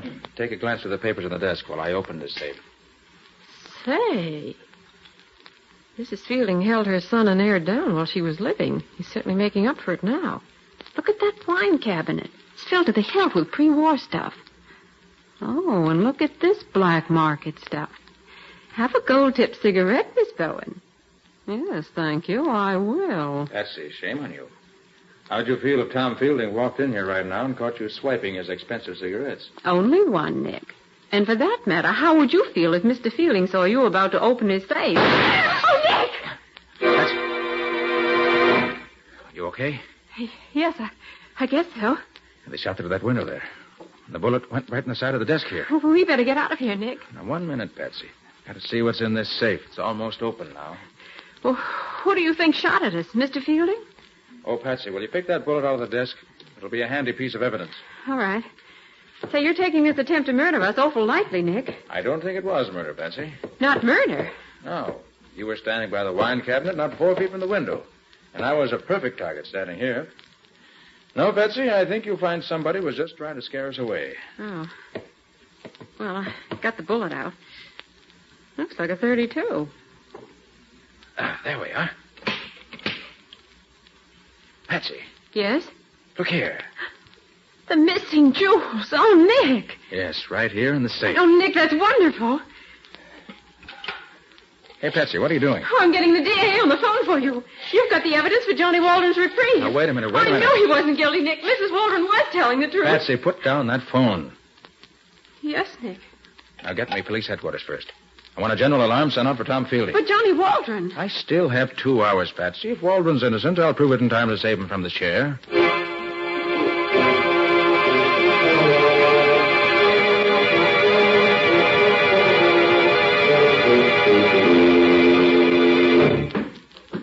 Nick, why should you want to talk to Mrs. Waldron again when you haven't asked for the reprieve?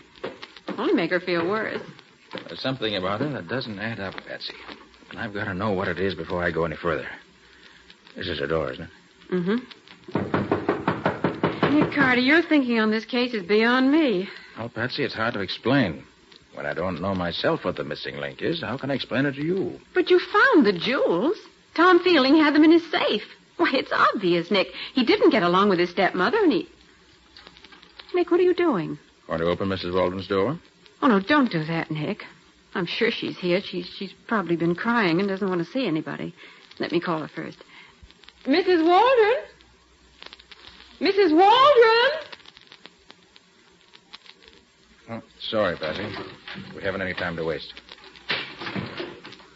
Now, let's see. Where's the light switch? It's here by the door. Oh, she isn't here. So it seems. Nick. Hmm? Look here. There's a gold-tipped cigarette in this ashtray, the same kind we saw at Fielding's house. Let's have it. No lipstick on it. Kind of pinched in near at the end. He's been here. I never would have believed it of him. Believe what? Well, that a man like Fielding would come to a place like this. Why, a man like that wouldn't get his hands dirty putting them on the doorknob of a hovel like this. Say that again, Patsy. What? Well, a man like Fielding wouldn't dirty his hands on the doorknob of a place like... I got it. Patsy, you just gave me the key I've been looking for. Come on. We've got to get back to Fielding's library or there'll be another murder.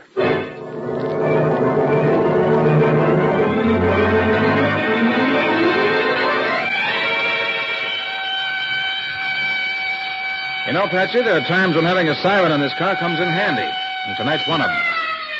Hope we're in time. Do you think the police have picked Fielding up yet, or do you think he'll be at his home? He's at home. I'll bet my bottom dollar on that. Nick, do you know what time it is? Stop worrying about the time and come on. I'm right with you. The place is still dark. There's a little light shining in the hallway. He's here, all right. Watch your step, Patsy. Don't worry about me. I slipped the latch on the front door when we left. Let's see if it's been bolted. No, still open. All right, come on. Where do you think he is? The library, probably. Oh, I hear someone, Nick. Yeah, they're both here. Oh, that's Mrs. Waldron's voice. Open the door, Nick. No, it's locked. I'll try to pick it. Oh, Nick, hurry. I am hurrying. Stay away from me! Help! Oh, he's killed her. There. Oh, Mrs. Waldron. Oh, thank heaven you came. He was just going to shoot me. I got the gun away from him and... You shot him. Yes, Mr. Carter.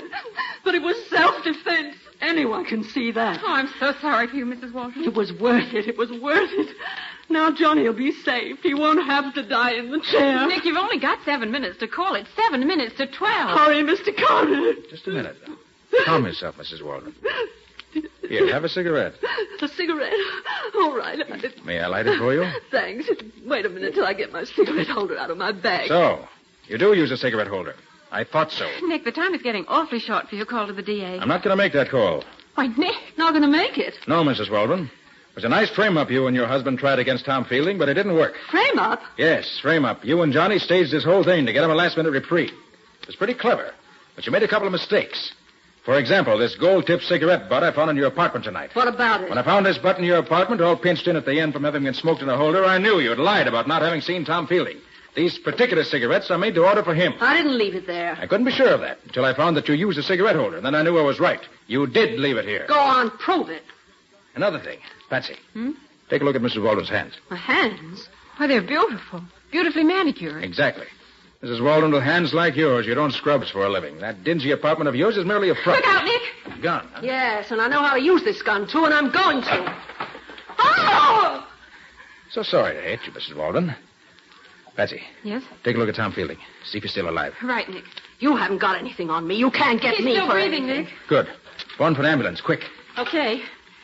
Oh, but Nick, can you prove this charge against Mrs. Walden? Can you be positive she and her husband framed Fielding? Not yet, Patsy, but I'm so sure I'm right that I'll risk my reputation on it. But, Nick, as long as there's the slightest doubt about it, shouldn't you call the DA and give Johnny Waldron the benefit of the doubt? No, Patsy. As far as I'm concerned, there's no doubt whatsoever. I'm so sure I'll even risk Johnny's life on it.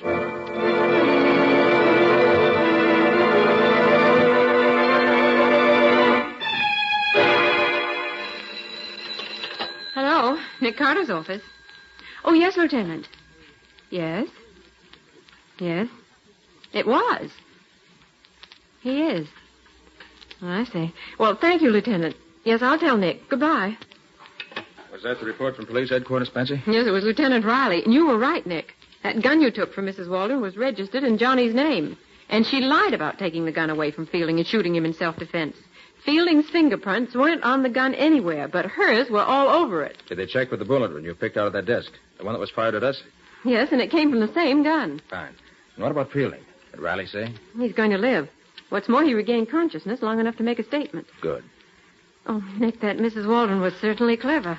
She was planting the jewels in Fielding's safe when he came in the room and caught her. So she held him at the point of her gun and knocked him out, bound his wrists and ankles, gagged him, and hid him away in another room. What? How did you know that? Very simple, Betsy. The marks where he'd been tied were still in his wrists when I examined him, and also there was a bump on his head. Nick, you're always holding out on me. And one other thing. What made you think Fielding's life would be in danger way back when we were in Mrs. Waldron's apartment the second time? Sure, sir.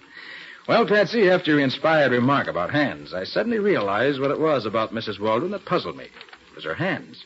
I knew that with hands like hers, she couldn't be earning her living scrubbing floors. Oh, I see. And if she were lying about that, it was very probable she was lying about everything. And the whole thing was a plot to make Fielding look guilty. But why should that make you suddenly afraid that something might be going to happen to Fielding? Patsy, if she and Johnny were so anxious to get Johnny a reprieve that they were willing to give up the jewels to make it look as if Fielding were really the guilty man, it was entirely possible that she might go further and kill Fielding and try to make it look as if he killed himself. But how would that help Johnny Waldron? Well, if it was done right, it would look as if he were remorseful at having let Johnny take the blame.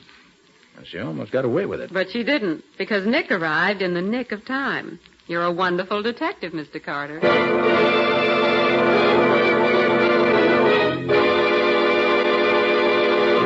And so, ladies and gentlemen, at midnight last night, Johnny Waldron went to the electric chair to pay for the crime of having murdered Mrs. Cornelius Fielding. His dramatic last-minute attempt to get a reprieve failed, thanks to the quick action of that master detective, Nick Carter. In those few short hours that Carter was actually on the case, he found the missing jewels, uncovered a well-laid plot between Johnny and his wife to pin the murder on Tom Fielding and save Fielding's life. Tom Fielding and the entire community owe a debt of gratitude to Nick Carter.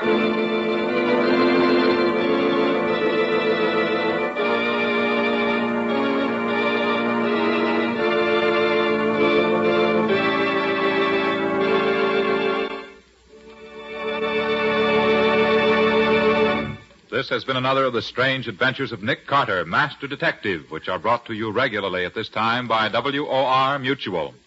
Well, Nick, what happens in your next week's story? Well, I want to tell you the story of the time that I quite accidentally stumbled onto a terrible crime. Or to be more correct, I stumbled onto evidence that a terrible crime had been committed. That doesn't sound like a very unusual thing for you to do. Except for one little fact, Mr. Ripley. We didn't know where or when the crime had been committed. In spite of the fact that we heard the story of the murder from the victim's own lips. As a matter of fact, we even heard the murder committed. And we were powerless to do anything about it. If you're trying to make me curious about it... We are. You're certainly succeeding. Well, it's as unusual a tale as I've had the pleasure of telling in a long while, I assure you. So until next week, so long. So long, folks. And so long to you, Nick and Patsy. In the strange adventure you have just heard, Nick Carter was impersonated by Lon Clark, Patsy by Helen Choate. The story was written for Nick Carter by Barth Conray. Original music was played by Lou White. The entire production was under the direction of Jock McGregor.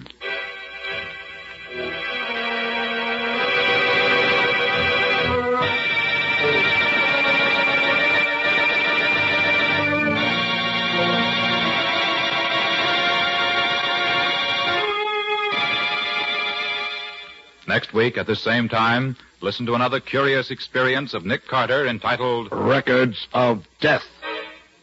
Or Nick Carter and the Mystery of the Unclaimed Box.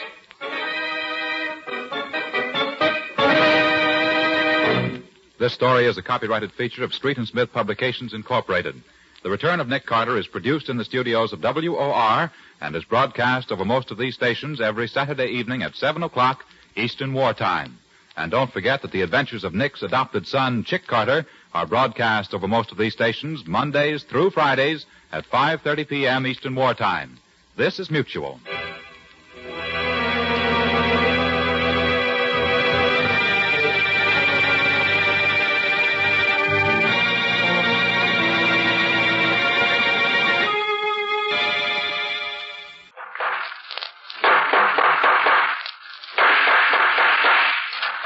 What's the matter? What is it?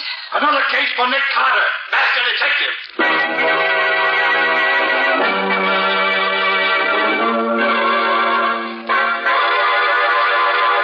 Yes, it's another case for that most famous of all manhunters, the detective whose ability at solving crime is unequaled in the history of detective fiction. Nick Carter, master detective.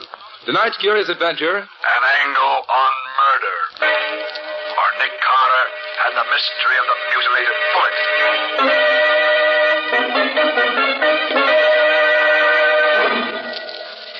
Then I grabbed her, and I wound my fingers around her throat.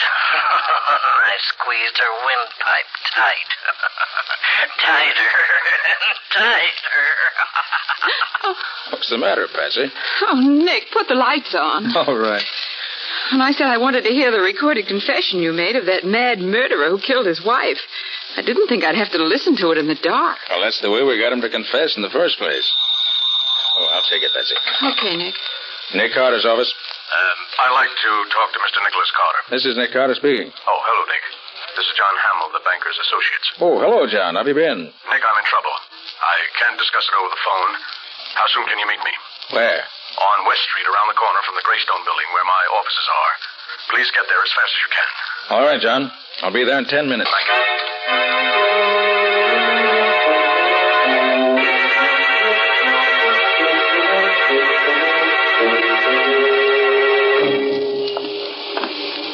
Now, Scubby, you understand exactly what you're to do? Yeah, Nick. Okay. I'll see you later. I've got a date in this corner. Okay, Nick. I'll be seeing you.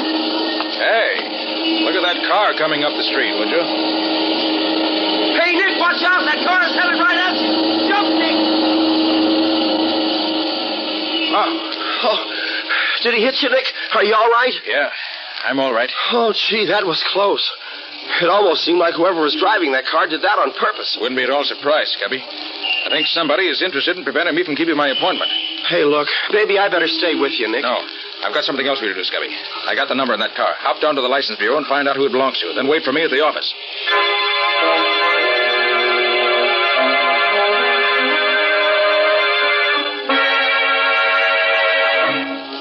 Oh, Nick.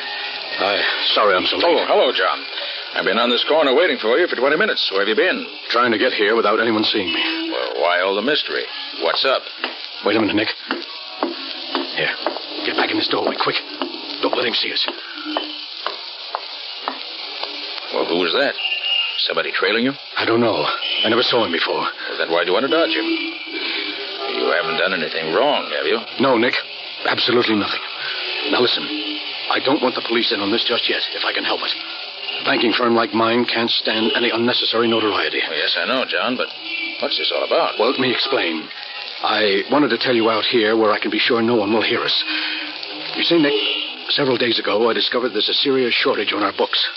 Somebody has been taking money from the accounts, and I'm almost sure I know who it is. I've called a meeting of my 4 partners. They're upstairs in my office waiting for me right now to have a showdown before the stockholders find out. That's why I ask you to come over here, Nick. You may have to make an arrest tonight. Well, you don't want a detective, John. You want a cop. No, you're wrong, Nick. I want you. Please come along. Well, perhaps you better wait down the lobby while I go up and see if everything's all right. That is safe for you to come on. No, Nick. There's no need for that. All right. I want to be in on the showdown. Come on. Anything you say.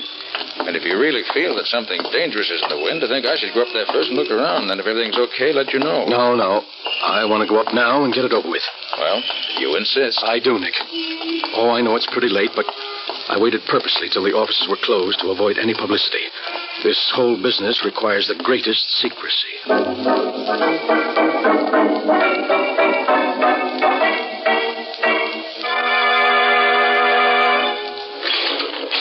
24th floor.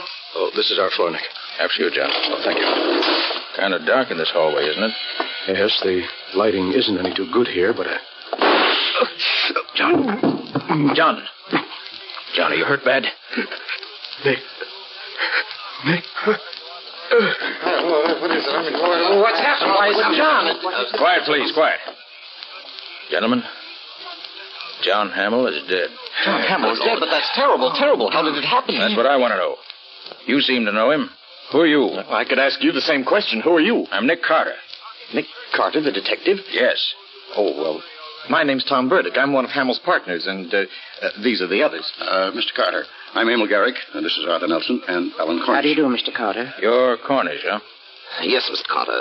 What do you know about this? Nothing. I was in my office all the time. Oh, that's not true, Cornish. I saw you go out in the hall just a few seconds before Hamill was shot. That right, Cornish? Yes, I did go out for a moment. But when the shot was fired, I was back in my office. But why question me?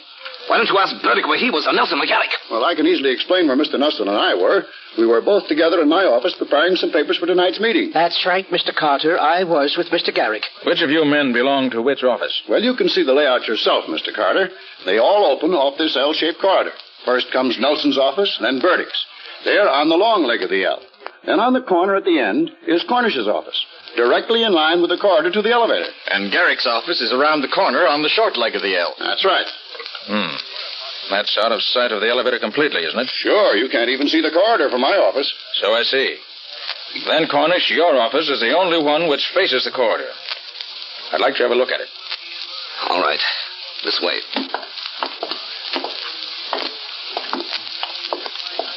This is my office, Mr. Carter. Peculiar order here. Let's see. Well, what have we here in this umbrella stand? A gun. What? And it's been fired very recently. I should say, gentlemen, this was the murder weapon. That's Mr. Cornish's umbrella stand. What do you know about this, Cornish? I don't know anything about it. Well, that gun belongs to Mr. Cornish. That's right, Mr. Carter. I've seen it in his desk many times. I recognize that fancy handle. Say, what are you fellows trying to do? Well, sure, it's my gun, but I haven't seen it for 3 days. Someone stole it on my desk, Mr. Carter. Why didn't you report it to the police? Because I didn't carry a permit for it. I was afraid of getting in trouble. Cornish, I regret that appearances are against you. I'm afraid I'll have to turn you over to the police. You won't turn me over to the police? Oh, what happened to the light? Cornish, turn them out. Turn those lights on, somebody. Be honest, Carter. There he goes, Carter. It's Cornish. He's escaping down the hall. Stop, Cornish. Stop or else...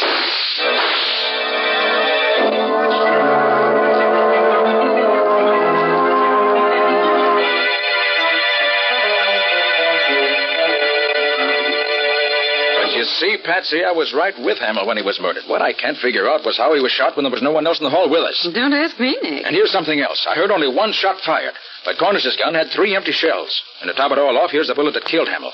The coroner gave it to me. Notice how it's all banged up? Yes, how did that happen? I wish I knew. Patsy, if I knew the answer to that, I think I know the answer to this whole case. Until we find Cornish... I'll get it. Hello, Carter? Yes, this is Nick Carter. Oh, this is Alan Cornish. I suppose I'm a fool for calling you up, Carter, but I need help. I'm desperate and I can't go to the police. You've got to help me prove I didn't kill Hamill. Why'd you run away, Cornish? Because I was scared. Lucky for me you didn't hit me. Don't worry, Cornish. If I'd really wanted to hit you, I would have. Where are you now? I'll tell you, but you've got to promise to come alone. If you don't... The only thing I'll promise you is that I won't do anything till after I've talked to you. Now, what's the address? 1813 Oak Street. Come right over. I'll be waiting for you. Okay, sit tight. I'll be there. You mean we'll be there? I'm sick of sitting around here. I'm going with you.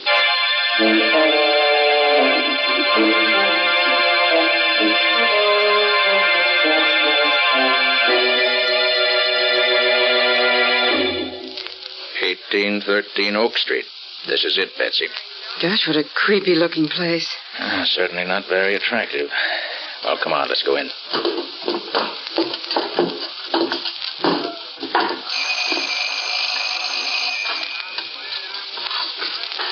Maybe he's not here.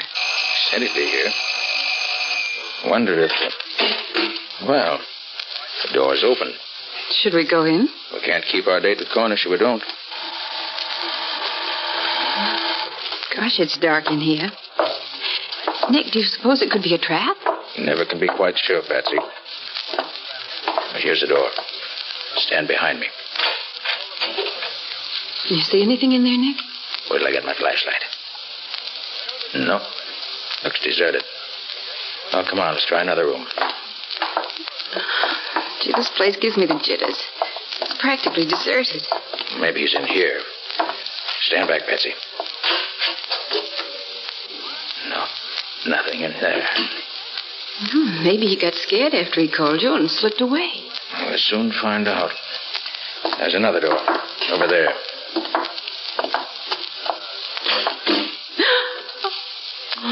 Look, Nick. Is that... Yes.